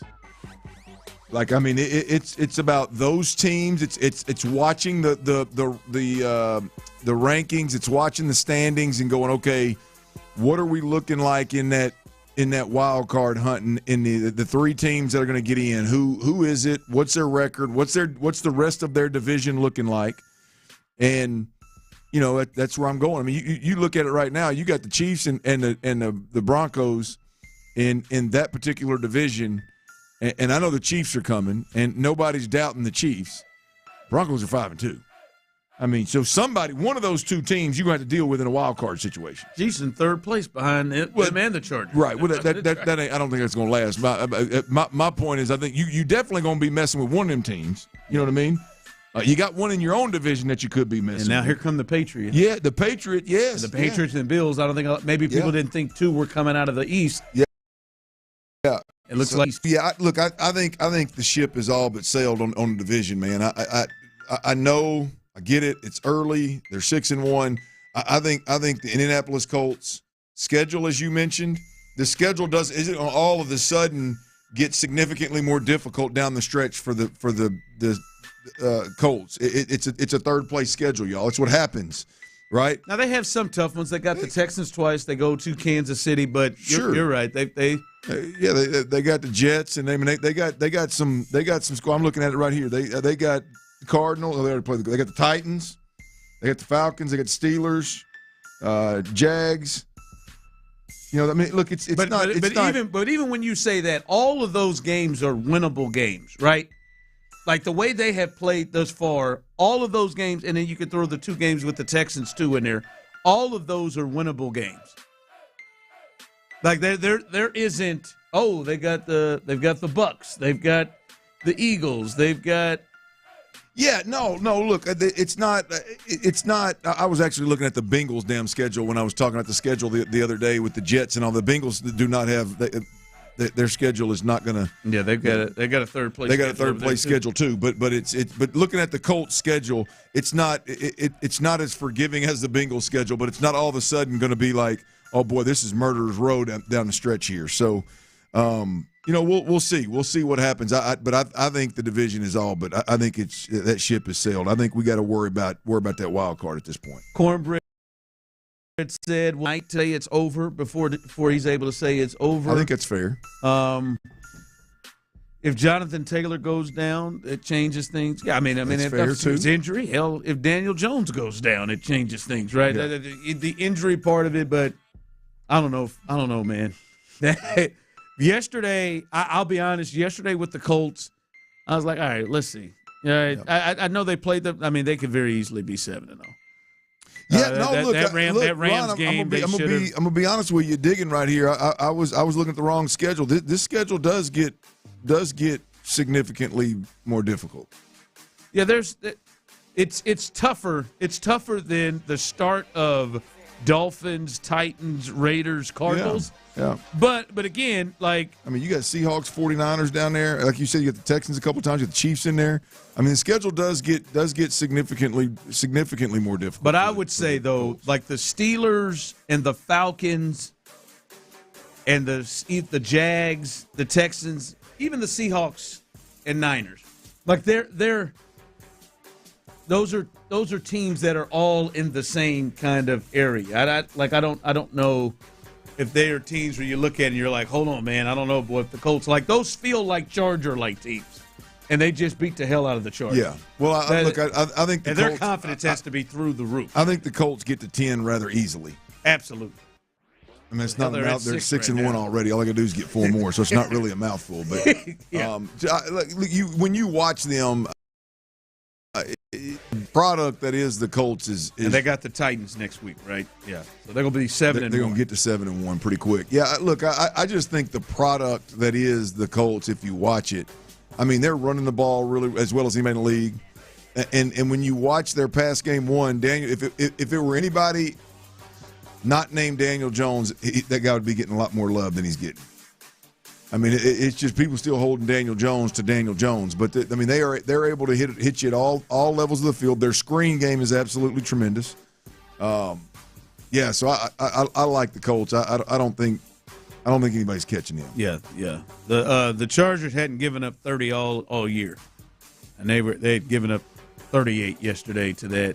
And it's easy, man. If you watch them, it is easy. It seems like they get whatever they want every time. Now, I'm not going to sit here and say that I'm ready to say, hey, man, the Colts going to represent the AFC. I take it a little bit more serious than I did a couple of weeks ago. I'm not going to still say that I trust them over, the Bills or the Chiefs. But when it comes to the division, Clint, it is like that is something that feels like where the Texans are and where they are. The Texans right now at 2 wins and them at 6-1. Yeah. That with the Titans coming, you could go at multiples, mark that 7-1. That seems like that one's hard to jump over. Yes, their schedule gets a little bit more tougher. But the Texans, their first place schedule is just going to be tougher. Their schedule they still have Denver. They still have 49ers. They still have the Chiefs. They still have the Bills. They've got some tough ones there. So that is the wrench. I did not foresee the Colts. And I'll be honest, Tyler, we got to give Clint some credit on this. I know I said I feel like the Jags are the team that may be the one that the Texans really had to deal with. Clint was really on the Colts, and you were a little higher on Daniel Jones than maybe others, maybe not as high as Seth. Yeah, no. But you were a little higher on Daniel Jones than maybe others were. I don't know if you saw 6-1 having the best record in the NFL, but you were on the Colts being the team that the Texans would have to deal with. Look, I thought the Colts would be the biggest competition in the division. I really like Shane Steichen, if I'm being honest with you. And I'm not a Daniel Jones hater. Like I can understand how that dysfunction in New York would just hamstring somebody. So but no, I did not have 6-1, potentially 7-1. I did not have elite, most explosive offense in football, or in the AFC at least. No, I didn't have all that. No, so I appreciate the love, but I didn't quite have this. Good Lord, man. Daniel Jones, my God. All right. Clint says he believes this game tonight for the Texans is a must-win game. It's Week 7. Do you agree? We'll discuss that next. All right, are you shopping?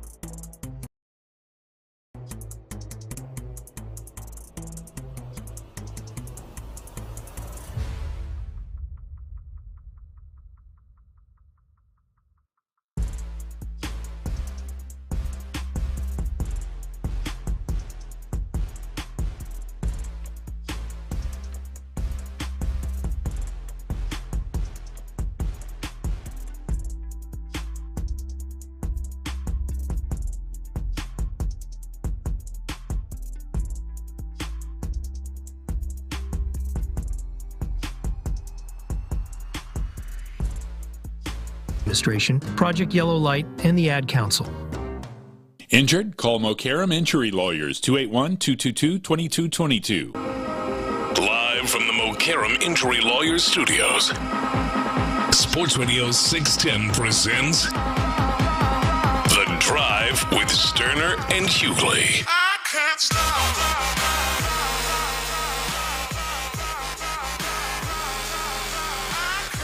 All right, welcome back to The Drive. And remember, hey, The Drive, we got a 4-hour show today, baby. We are usually out at 5 o'clock for the coach's show.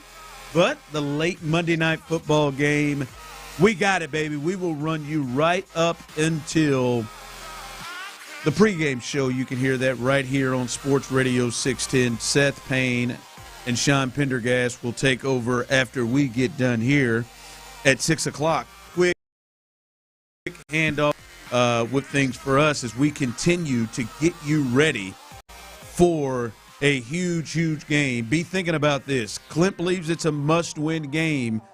Is this a must-win game for the Texans? We'll get to that here in just a bit.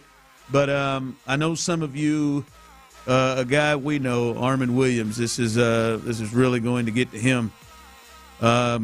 And some of you Red Raider fans, but Texas Tech, they've banned the tortilla tossing now. Oh boy, they have banned that. I didn't know that it was up for debate. Yeah, the Kansas game 2 weeks ago. Your coach screamed loud enough to get him in trouble, didn't he? I didn't. Well, they got two 15-yard penalties in the game. I think. Well, no, they got one, and then they got another warning, and we're about to get another one. They just kept doing it after that, like just throughout any kickoffs. Right. They just kept throwing them on the field. Didn't somebody try to say they got hit with a pocket knife and then they caught the guy planting it on the sideline? Oh, I don't know. I think your coach, I think the KU coach tried to say he got hit with a pocket knife. Trustworthy guy, so probably and then went back and supposedly went back and reviewed the camera and saw somebody planting one on the sideline. Yeah. Like somebody just walked by and threw it on the sideline and then acted like it hit him. I don't know. It's something weird. I was like, what are we doing here? Yeah, they were throwing video evidence. They were throwing a lot of them and throwing them towards the bench, throwing them on the field. But is that a new tradition? I'm sorry, but is that? I feel like they've been doing it. Did they do that during the Graham Harrell Crabtree years? I don't remember. Were they throwing that? Were they throwing that when? Because A&M used to play Tech also before they bounced. Is that something that they've been doing? I don't remember that ever being a thing. I definitely remember it being in the last like several years. Every time they have games, they toss them. They toss them before games. It began, it says, in the late 80s, early 90s over in Lubbock. Really? Mm-hmm. In the SWAC. I mean the SWAC. In the Southwest Conference. Maybe a little different than the SWAC, but yeah. Same initials. I guess you get same letters out of it. But wow, okay.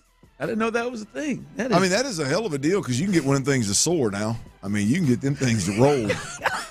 They were rolling. They were soaring. I mean, shoot, you can and they were all good with it prior, like on the first kickoff, and it was kind of a cool thing, and then it just got away from them a couple Saturdays ago. Apparently, this got started because during a game in 1992, an ESPN commentator said there wasn't much in Lubbock besides football and a tortilla factory, so they started bringing tortillas. That is a great story. I think they should. Good call. I think they should refuse to do away with it. That was one I thought I felt like the Tech tortilla tossing and the Mississippi State cowboy thing. I felt like those were like invented in the last 15 years. You know the cowbell? Yeah, the cowboy, that felt new too. fraternities. Like it was fresh and new, but late 80s, early 90s. All right. Well, they just lost that. Damn. And Tech did it themselves. They officially banned it. It was just probably got old. It's just, it's changing the guard. Changing. I mean, I don't. Do you, Tyler? Did you realize this weekend? No, I mean, I know we got something we need to get to, but did you realize this weekend, Tyler, that the two teams that Danny Cannell said he likes the most to be locked for the playoffs both lost? Oh, did Danny? Who did he have? I didn't realize. Miami and Texas Tech. He said, I'm pretty sure their schedules would say it. I think that was his point, was that they were both through kind of the more difficult part of their schedule. And he said the two teams that I most believe in will be in the college football playoffs right now is Miami and Texas Tech. And they both, as they're both getting beat, I'm like, damn, Danny. I didn't put that together, but that's hilarious. I could be wrong, but I think he's still going to be okay, especially with Tech. I think they're going to win the Big 12. You think? Yeah. Well, BYU is coming along. They're playing. But I think they're going to win the Big 12. And then, I don't know. We'll see. We'll see with Miami. I still think Miami's the best team in the ACC. We'll see. I don't know the hell's Florida State. They went ahead and lost again, by the way. They're cooked. Those are rough ones. SMU's going to be back up there before you know it. Yeah. SMU just beat the hell out of Clemson. Clemson's done, too. Yeah. They're talking about my old Mike. They're gonna relook at his standing at the end of the season. I mean, if I'm Mike, man, was he got to run the table? I mean, the buyout's so big. I don't know if they can afford it. How did they beat that Alabama team like that? That is insane. Yeah. Well, hey, they ain't 7-0 like the Aggies, though, right? There you go, right? Right. Yeah. Hey, what you got to say to that? Huh? Suckers. Right? Know what I got to say? I got to say football talk on Sports Radio 610 is presented by Paramount Plus. You can't count on much, but you can always count on Sundays with the NFL on CBS and Paramount Plus. God, I heard Jim Nantz read the same exact read yesterday. It pisses me off every time I have to read it. Watch your local NFL game live every Sunday, all season long. Visit ParamountPlus.com/NFL to get started today. All right. You can text in 713-572-4610. Do you agree with Clint? Clint believes this game tonight is a must-win game. Do you agree? And Clint, if you're talking about the playoffs, I know it's week 7, and I know they can go on a run. But, man, if they lose this game, Clint, to get to 10 wins, which you feel like that's what you got to get in the playoffs, they'd have to go 8-3 the rest of the way. I'm not saying that's impossible, but if they were to lose tonight, it is hard to get yourself to a way to look at their schedule and say, they're only going to drop 3 more. That's to me why I agree with you on it feels like, especially for the playoffs, this is must win. To me. I think that it's less about the division, less about the NFC opponent, and more about just what do you believe the Houston Texans football product is capable of doing. Right now, everybody feels pretty good about it because we've played 2 terrible opponents. But the truth is right now, you are 0-3 versus playoff caliber teams, and you are 2-0 against bottom-of-the-barrel teams. Where do you live? You live somewhere in the middle, I'm sure. Where is it? I think Seattle, we're going to find out tonight in Seattle. And if you lose this game, I don't believe you're going to lose this game because the defense gets the doors blown off of them and the offense can't outscore Seattle. I mean, I take that scenario completely out of the deal. If you lose this game tonight, it's going to be because your defense plays a pretty good game and your offense can't score, can't move the ball, is smothered by a good defense. That's how you lose this game if you lose it tonight, right? And if that is the case, then I believe that the Texans football product sitting at 2-4 has 0 chance of getting to 10 wins. It's hard. The math just don't. It is hard. They would just have to do something that we would not have witnessed. Now, the flip side is if they do win tonight, then you're 3-3, and now you're like, all right, we're 3-3, and we are surging. Right? We've won 3 in a row, and you passed the Bengals in the standings, and you're looking like, all right, man, they got Joe Flacco. All right. Well, you validated what happened the previous 2 weeks in a major your way, and that team not just a good defense with an offense that needs time to be install. Right now, tonight you can validate what's happened the last 2 weeks, or not. You can validate what happened the first 3 weeks. Like that's what you're up against tonight. And I'm not going to sit here and try to figure out a way to get to 10 wins just mathematically, knowing that product is not going to get you there. So yeah, it's easy. It's easy for me, boss. I don't. Tonight is a must-win for the Houston Texans. Absolute. You cannot move forward. Look, you can. You don't have no choice. You have to. It is tough to move forward for me as a fan with high hopes for this team if you go 0-4 against playoff caliber teams and you've got 2 wins against Tennessee and Baltimore. That is going to be tough to see the light at the end of the tunnel for me. Yeah, but then as we said, that's why I think it is must win, because as you said there, and then if they win, they're 3-3, and then you look at them and you say, all right, they get Jacksonville at home. I feel like the way they're playing, that's a team they can handle at home. They're better than in my mind right now, I believe, with their defense and the things that they potentially could do, they're better than the Bengals. They're more consistent than the Bengals with their quarterback situation and their defense. But at 2-4, then it starts to look at math and the teams they have to play. But they're 3-3. You look at it and you're like, they can play with the Chargers. They can play with the Broncos. They can play with all of those teams, and you'd feel a lot better about this group and their chances to get to the playoffs as a wild card. So that I completely agree with you. Text line coming in. You two clowns are so negative. Be positive. Well, we flipped both sides there. The must-win game already happened. They had to beat Jacksonville. I don't think a must-win is in week 3. For me, I'd see the clowns part of so negative is still sticking with you. I mean, it's just, jeez. I mean, what do you want, man? You want us to bring some pom-poms in here because it's been a bye week and you beat 2 low bottom-level teams? I mean, what do you want, man? I mean, gosh, dang. Soft ass.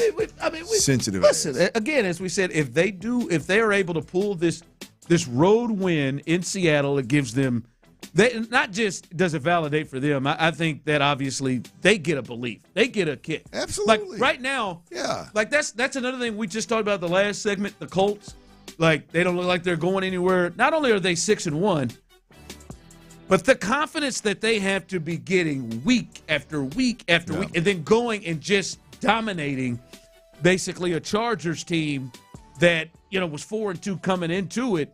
Their confidence is building. The Texans' confidence will build after beating the brakes off Baltimore and then going into Seattle and beating a playoff level team right now.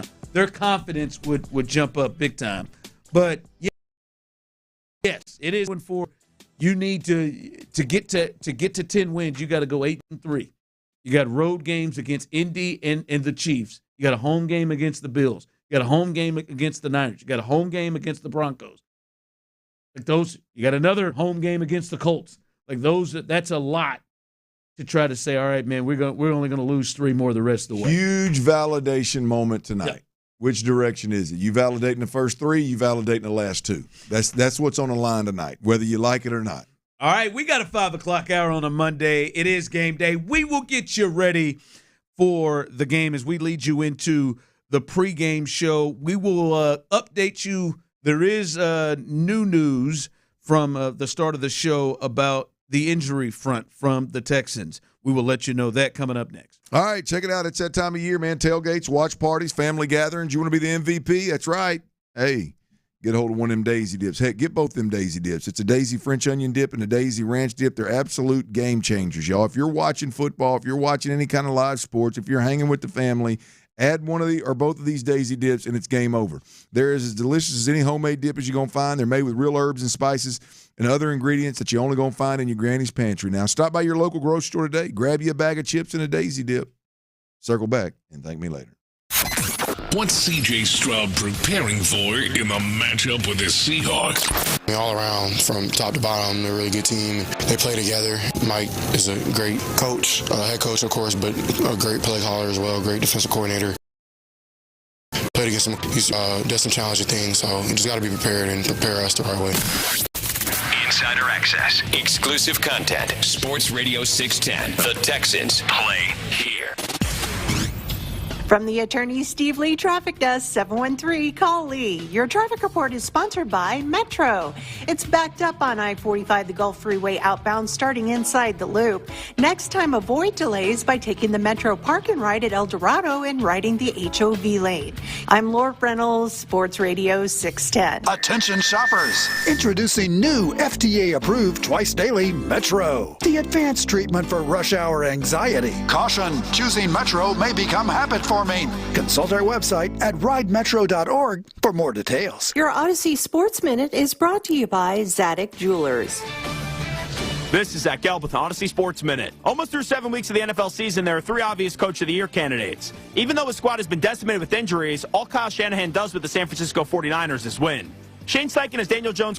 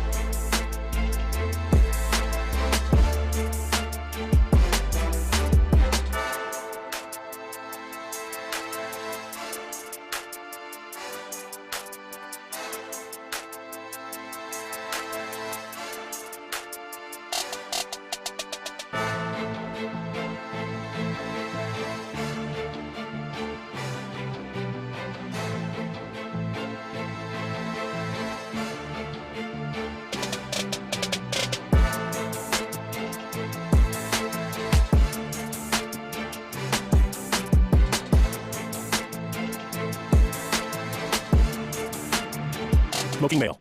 KILT FM HD2 Houston. Insider access, exclusive content. Sports Radio 610. The Texans play here. An Odyssey sports station.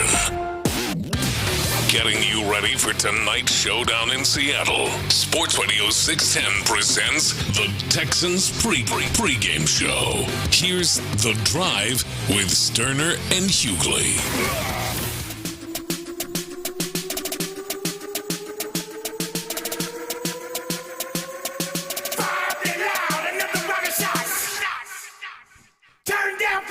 All right, that's right. It's game day. This is the pregame show, damn it. We're leading you right in.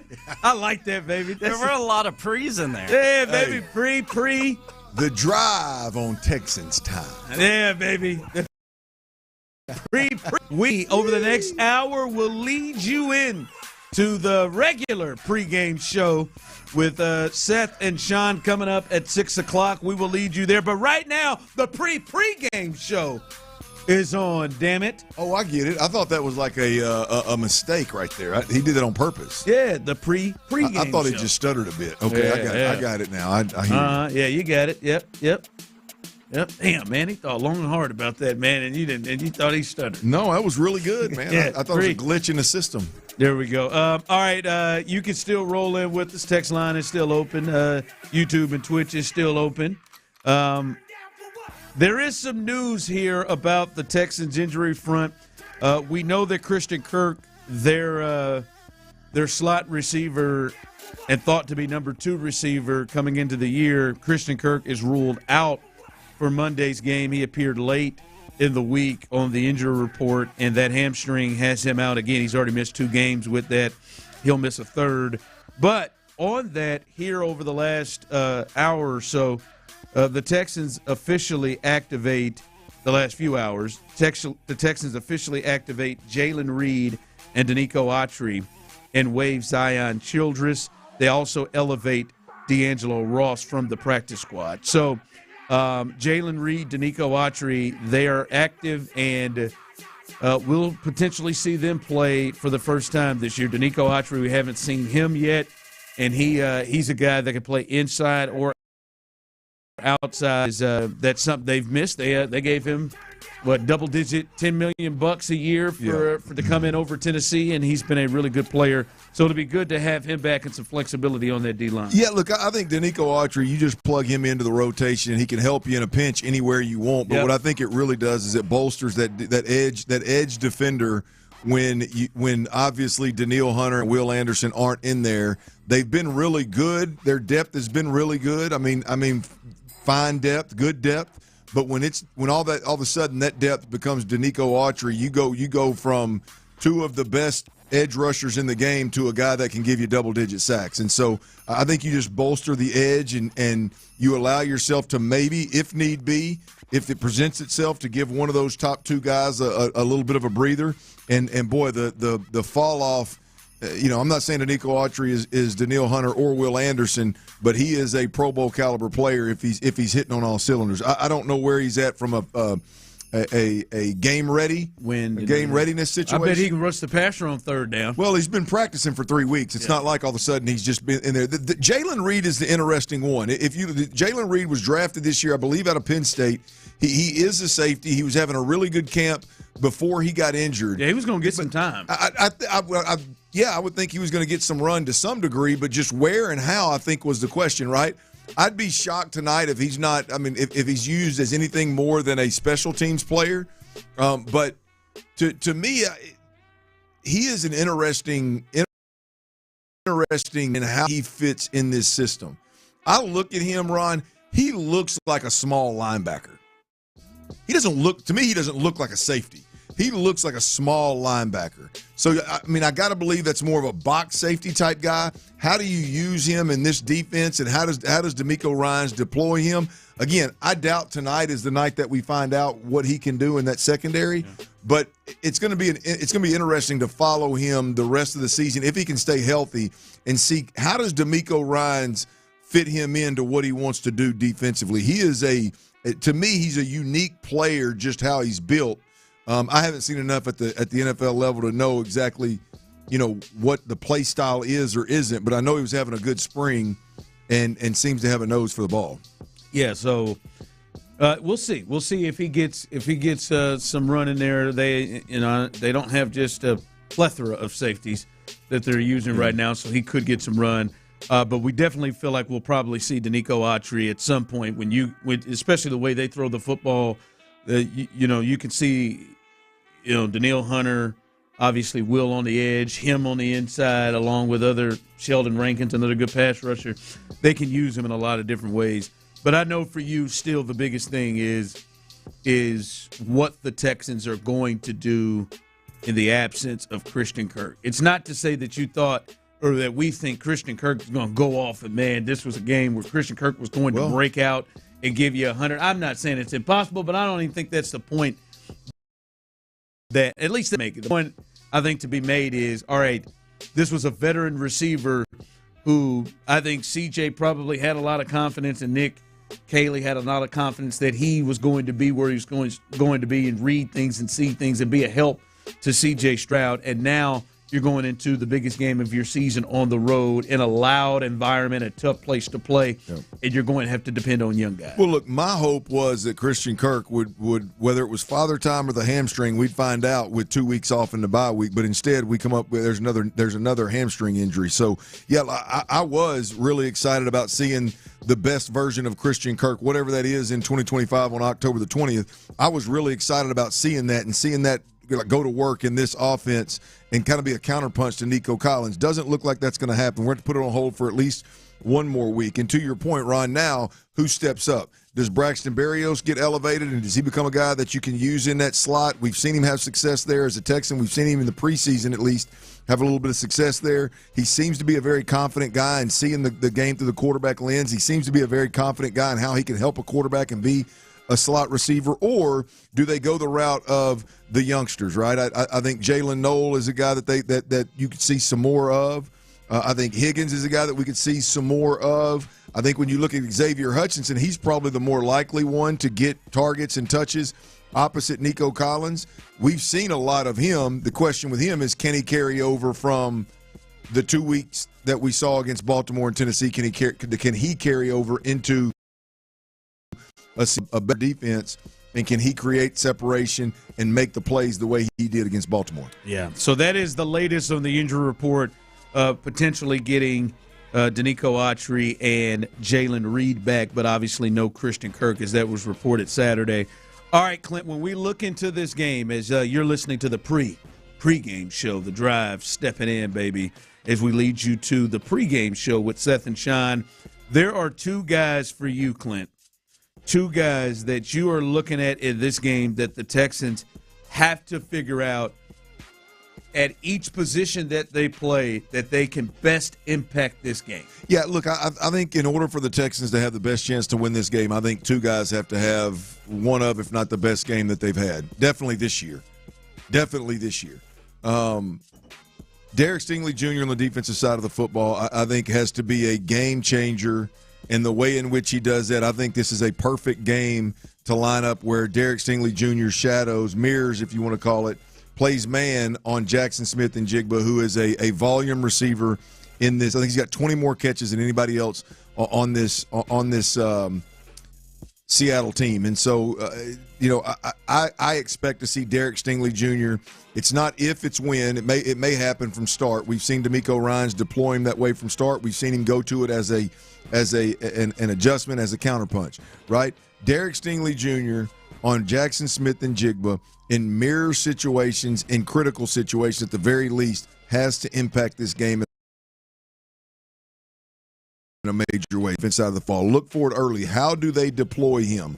Is it business as usual, or do you see Derek Stingley Jr. running back and across the field in man situations, chasing Jackson Smith and Jigba everywhere he goes? Ron, I think that is something that we're definitely going to see to some degree. As I said, I don't think it's if, it's when.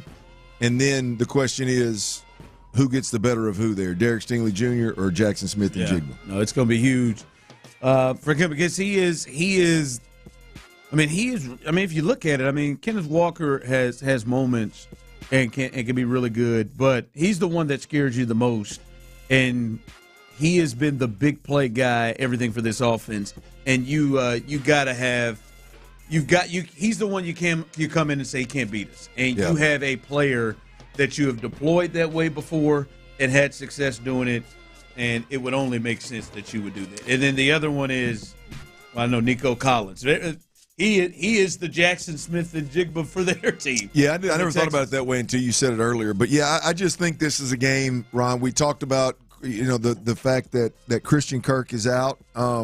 If I've watched every game multiple times with the Texans, and if I were sitting here, trying to decide what I could depend on to give me the best chance to win if I'm Nick Caley, what do I know? And obviously, I'm not privy to the information they have because they see it at practice every day. But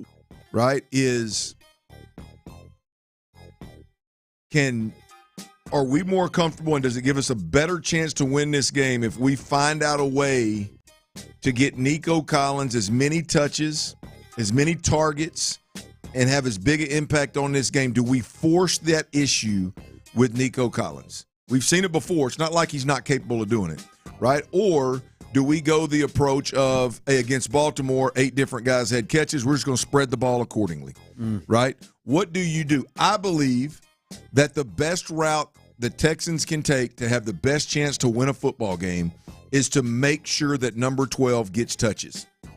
I don't care if it's screen game, quick game, mid-range game, play action game, deep shots, run game, speed sweep game. I don't care how you do it.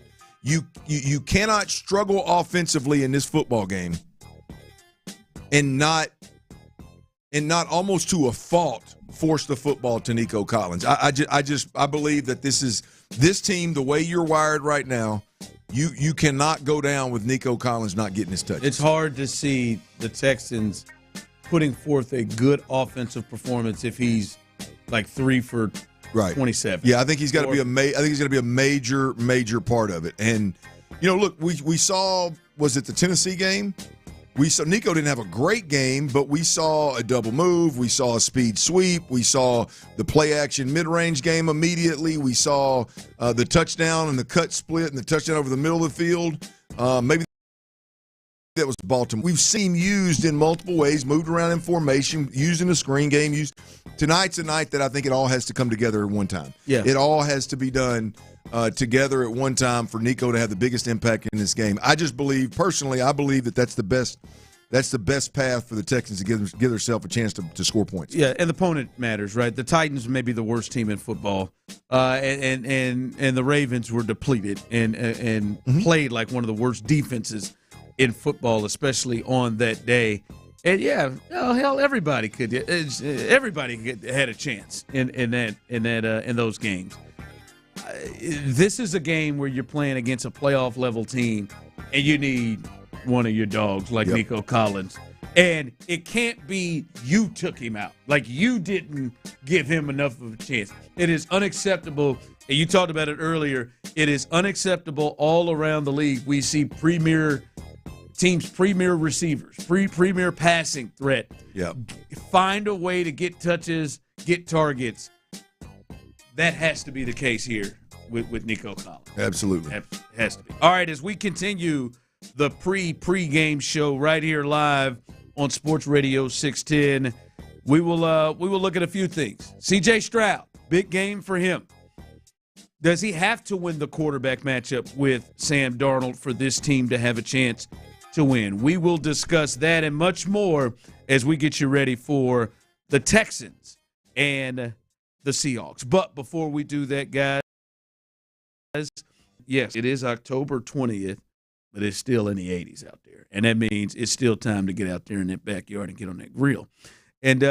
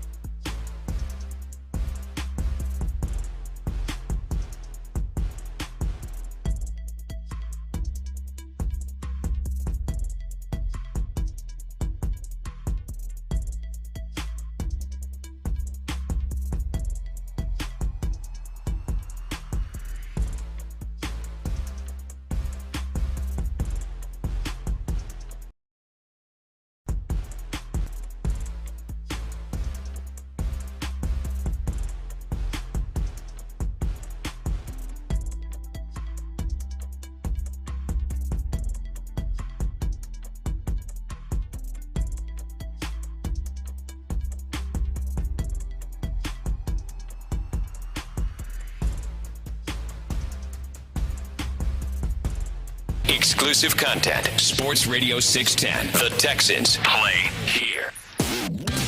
Getting you ready for tonight's showdown in Seattle. Sports Radio 610 presents the Texans pregame show. Here's The Drive with Stoerner and Hughley.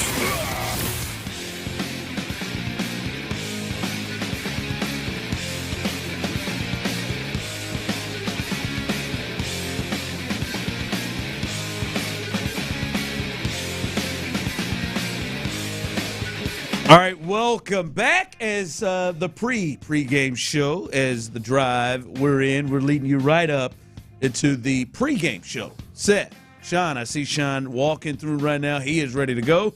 They will take things as it's late night. By the way, pregame show right after us, postgame show after the game. That is a late one for old Dirty Red. That is Sean and Clint. Yeah. Someone texted in and said, best work late at night, boys. Someone texted in and said Clint letting the hair grow and didn't shave. I said, yeah, I think he's just preparing for this, baby.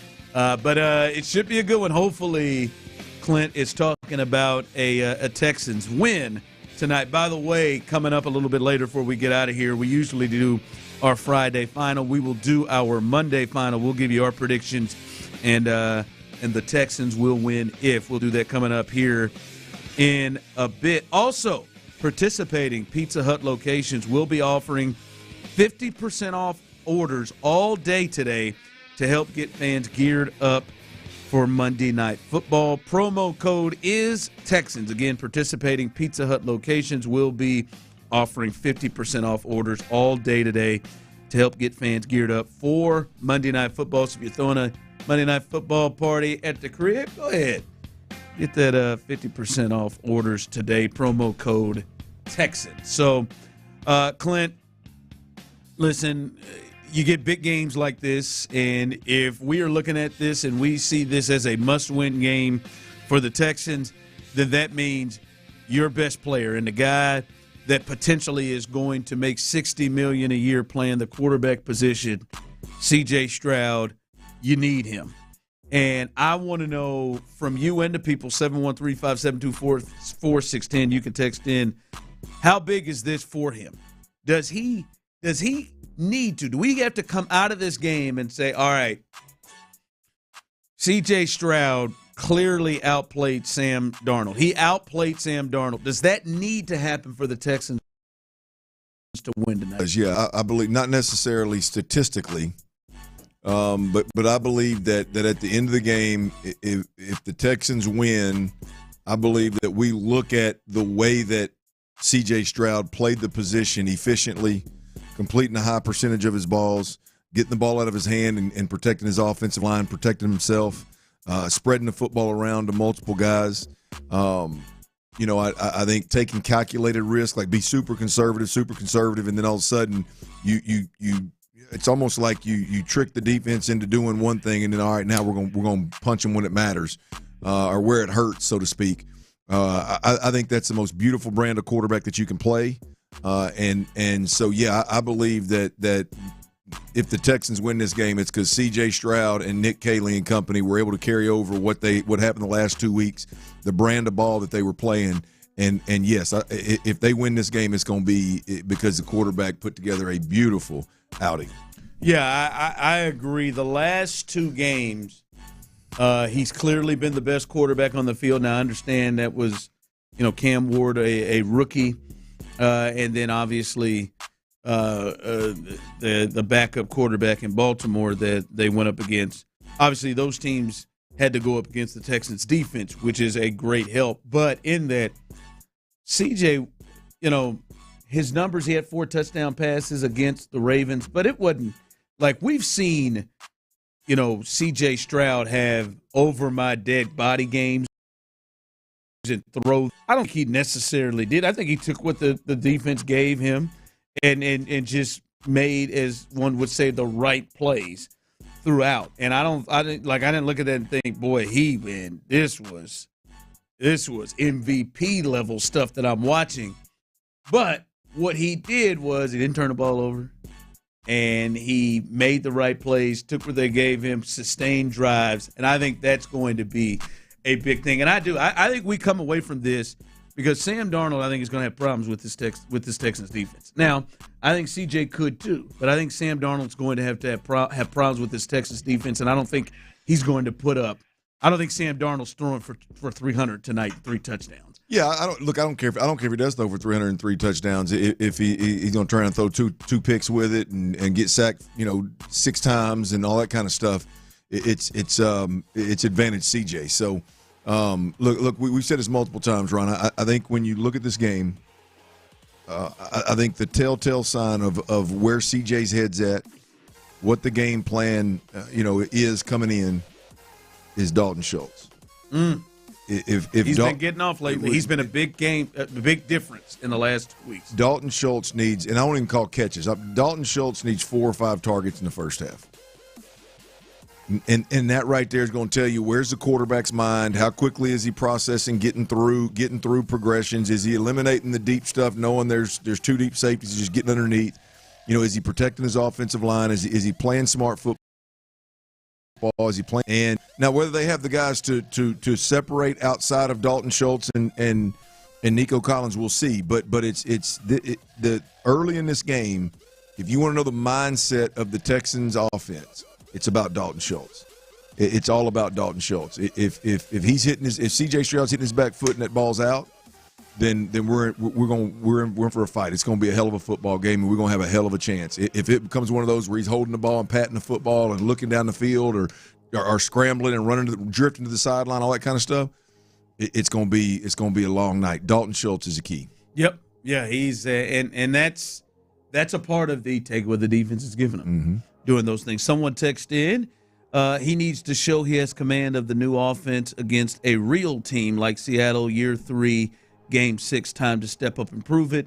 Has to be a coronation game for CJ, returning him back to a top 5 quarterback in the league. I don't necessarily believe that has to happen, right? Like I don't think it has to be a throw us on your back type of situation. I don't think it has to be Cincinnati from rookie year, Tampa from rookie year.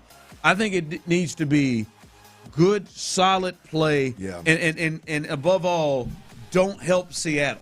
Well, yeah. No, I mean, look, the reality of it is the game they're talking. I hope it's not that game. The reality of it is we've seen C.J. Stroud do it before. So if it turns into one of those games, then we know the quarterback is capable of doing it. We know he's got that club in his bag. Yeah, absolutely. This is not a team. You look at Tampa, the shootout with Tampa back in the day. You look at some of these different shootouts. Cincinnati was just a bad defense. Like, this is a really sound defense, right? I mean, they're not going to give you – now, you may get them, but they're not going to give you a ton of opportunity because they're constantly dialing up pressures and leaving corners and safeties on an island. They're not going to give you an opportunity for this to turn into a shootout, right? They're going to try to limit that. They can pressure you with just their down 4. And so I don't see it being that game, but the good thing is you know your quarterback has that club in his bag. Does your offensive coordinator have a club in his bag? Does the supporting cast lend itself to being able to do those kind of things? That the jury's still out on, but you know your quarterback has that club, and that's a good feeling. But hopefully he doesn't need it. Hopefully we don't find out tonight. Now there is going to come moments, Clint, where he's got to make plays. Oh yeah, right. There's going to be. Because some people are saying, no, he needs to have a coronation. No, to me, I'm thinking, take what you give you. 3rd and 7, can you go make the throw? 3rd and 7, can you help your offensive line and avoid things? Can you make? I think it's more situational, right? And I don't know what Seattle does or doesn't do beyond just what the numbers will tell you. But there is, like once you get into, let's say once you get into field goal range, and once you get, let's say you cross the 40. All right, I don't know what that is. I'd say cross the 40. Let's say that when you do that, Seattle's defensive coordinator has a tendency to, it's because he's trying to get you out of field goal range or whatever. Okay, we're going to be selective. Bing, bing, bing, bing, bing. We're going to get down there. We're not going to try to force the issue. But when we know, hey, we've been hitting them where it's hurt. We've been chipping away at it. Now we've crossed the 40. Now all of a sudden the percentages skyrocket on this certain blitz we're going to get, or maybe they close the middle of the field in that certain. All right, now's the time to dial this thing up, right? That is, it's more calculated and more situational when C.J. Stroud holds the football, when we try to dial up certain shots. I think that's when you're dictating stuff, right? The problem is when you just go out there for no rhyme or reason. We're just going to be aggressive. Yeah. That's when you get yourself in trouble. That's when we've seen C.J. Stroud and the Texans offense get in trouble over the last couple of years, is when they try to go in with, we're going to be aggressive versus, hey, we're just going to stay ahead of the chains. We're going to be efficient. We're going to be conservative. And when we lull you to sleep, or when we get you in a situation where I know what you're going to be in, we got a guy in 12 that can go. Yeah, I think the big things for him is take care of the ball. Yeah. Take what they give you, sustain drives, get Nico Collins involved. Right? I think those are, to me, the three big things that he needs to do. And the way that shakes out, you could see that being a deal of like, all right, he was the best quarterback on the field tonight. Yep. And I think that is a big deal for the Texans. Is C.J. Stroud, man, about that. And if you look at it, there's an argument. You look at it, Baker was better when they played the Bucs earlier this year. If you look at it, even though him and Trevor Lawrence were rough, Trevor Lawrence made a few more plays than he did in that game. And then obviously, Matt Stafford outplayed him in that first game. So I think it is a big key that he is able to help fix a lot of the things. All right. We usually do a Friday final. It's our Monday final as we continue the pregame show right before we hand this thing off to Seth and Sean for the pregame show. We'll give you our prediction for this game, all three of us, and you can text in, and we'll read yours as well. The Texans will win this game if what happens. Text that in. We'll tell you our thoughts on that coming up next. All right, y'all. Look, power outages, they can happen anytime, man. We're talking extreme heat, extreme cold.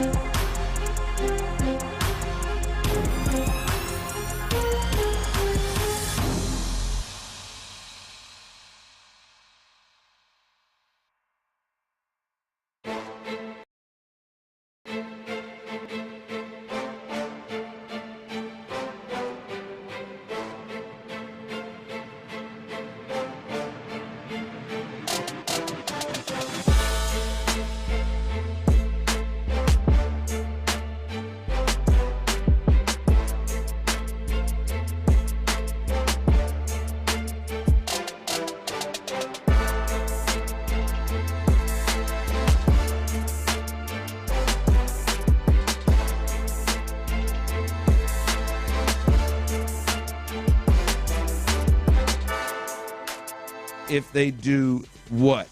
But let's make a little cash. I know Tyler had a pretty good week, was in the green last week. See if we can do that again. Monday Night Football, a doubleheader tonight as the Lions will host the Bucs. And then obviously we know the big one here, Houston, with the Seahawks. What are your best bets? Let's get to T-Mill's best bets to kick off the 5 o'clock or the final segment here before we get to the pregame show. Yes, sir. I got 2 bets for the people in this first Monday night game. We got a Monday night doubleheader again. 2 for that one, and then I got 3 wagers for this Texans-Seahawks battle late tonight.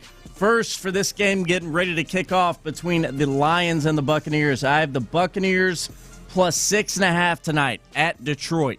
Plus 6.5 for Tampa Bay. Next, I have Mike Evans. He is making his return to the offense for the Tampa Bay Buccaneers. I'm on over 4.5 receptions for Big Mike tonight. Those are your 3 bets for Texans Seahawks. First, by far my favorite one on this board. Texans over 7.5 points in the first half. Bookmakers do not think this Houston offense with C.J. Stroud and company is going to score more than a touchdown in the entire first half in Seattle tonight. If they're going to win, they're going to need to. So you're going the over. But I do love it. I love over 7.5 points for the Texans in the first half. I'm also on the over in the game in general. Over 40 points tonight. That's what I got it at least. I know it's been fluctuating. Woo. Texans at Seahawks over 40. And then your last best bet on a Monday here, I got big Nico Collins. We've talked a lot about how much he needs to be involved in this game tonight for the Texans. I got Nico over 69.5 receiving yards, building off this offense, moving in the right direction. Those are your best bets. Now that they need, that right there, they need that final one, baby. 69.5. They got to have that from Nico tonight, in my opinion, for them to give themselves the best chance to win. Yeah, I wouldn't have made many of those bets right there, Tyler. It means you're gonna have a good night. No, it means you're gonna have a good night. Okay. You don't want me agreeing with them. Hell, if you go for 0 for 5, you got me agreeing with them. So those are some tough ones, man. Mm-hmm. That's 7.5. That means you're in really good shape. Yeah. All right, so that's best bets. If you need to look them over again, check out at T-Mill Real Deal. He'll have those posted as well. 5 best bets get the week started right. Final predictions, and the Texans will win if they do this. The Texans are coming off. That's the big thing. They're coming off of their 2 best performances of the season. And if you really look at it and take it from the fourth quarter, especially in that Titans game, but I think there was still some good stuff in the previous 3 quarters. But from a scoring standpoint, the 4 quarters against the Ravens and then that final quarter against the Titans, they've looked like a completely different offense. And there have been some things that they are going to look to carry that through. They've had the bye week to really self-scout and look at things, but there are some things that they're really looking to carry through this game that they've had success with. We talked about these Friday, and I broke them down between the run game and the pass game, and I'll revisit them real quick. In the run game, what we've seen over the previous 2 weeks is we've seen the O-line shift in how they were handling their double teams. And then we had Titus Howard, by the way, come on with us Friday and actually justify and say, yep, you're exactly right. We've been more focused on staying on our double teams versus getting to the second level. The O-line double teams have been significantly better in the run game. Dalton Schultz physicality in the run game has been a 180, folks. Not just better, it's been absolutely tremendous for a pass-catching tight end, a receiving first tight end. Dalton Schultz has been tremendous in the run game in the physicality department. And Woody Marks, the young rookie running back, has emerged in the absence of Joe Mixon and the absence of Dan Pierce as well. So those are the 3 things in the run game that we've seen, make huge strides over the last 2 weeks. Can it transition into a big matchup versus one of the better NFC teams out there in Seattle? The pass game. The pass game. We've seen C.J. Stroud trust. We've seen C.J. Stroud working low to high, which has resulted in fewer hits, fewer sacks, fewer blown assignments up front for the O-line, staying ahead of the chain, so fewer 3rd and long. And so C.J. Stroud working low to high It's been convincing for 2 weeks. Can he carry it over, or does he revert back to some of the other stuff of holding the football and getting himself in trouble, right? Nico Collins used at all levels in all ways in his football game. We've seen him catch a touchdown with a cut splits in a bunch. We've seen him catch play action early in drives over the middle. We've seen screen game. We've seen jet sweep.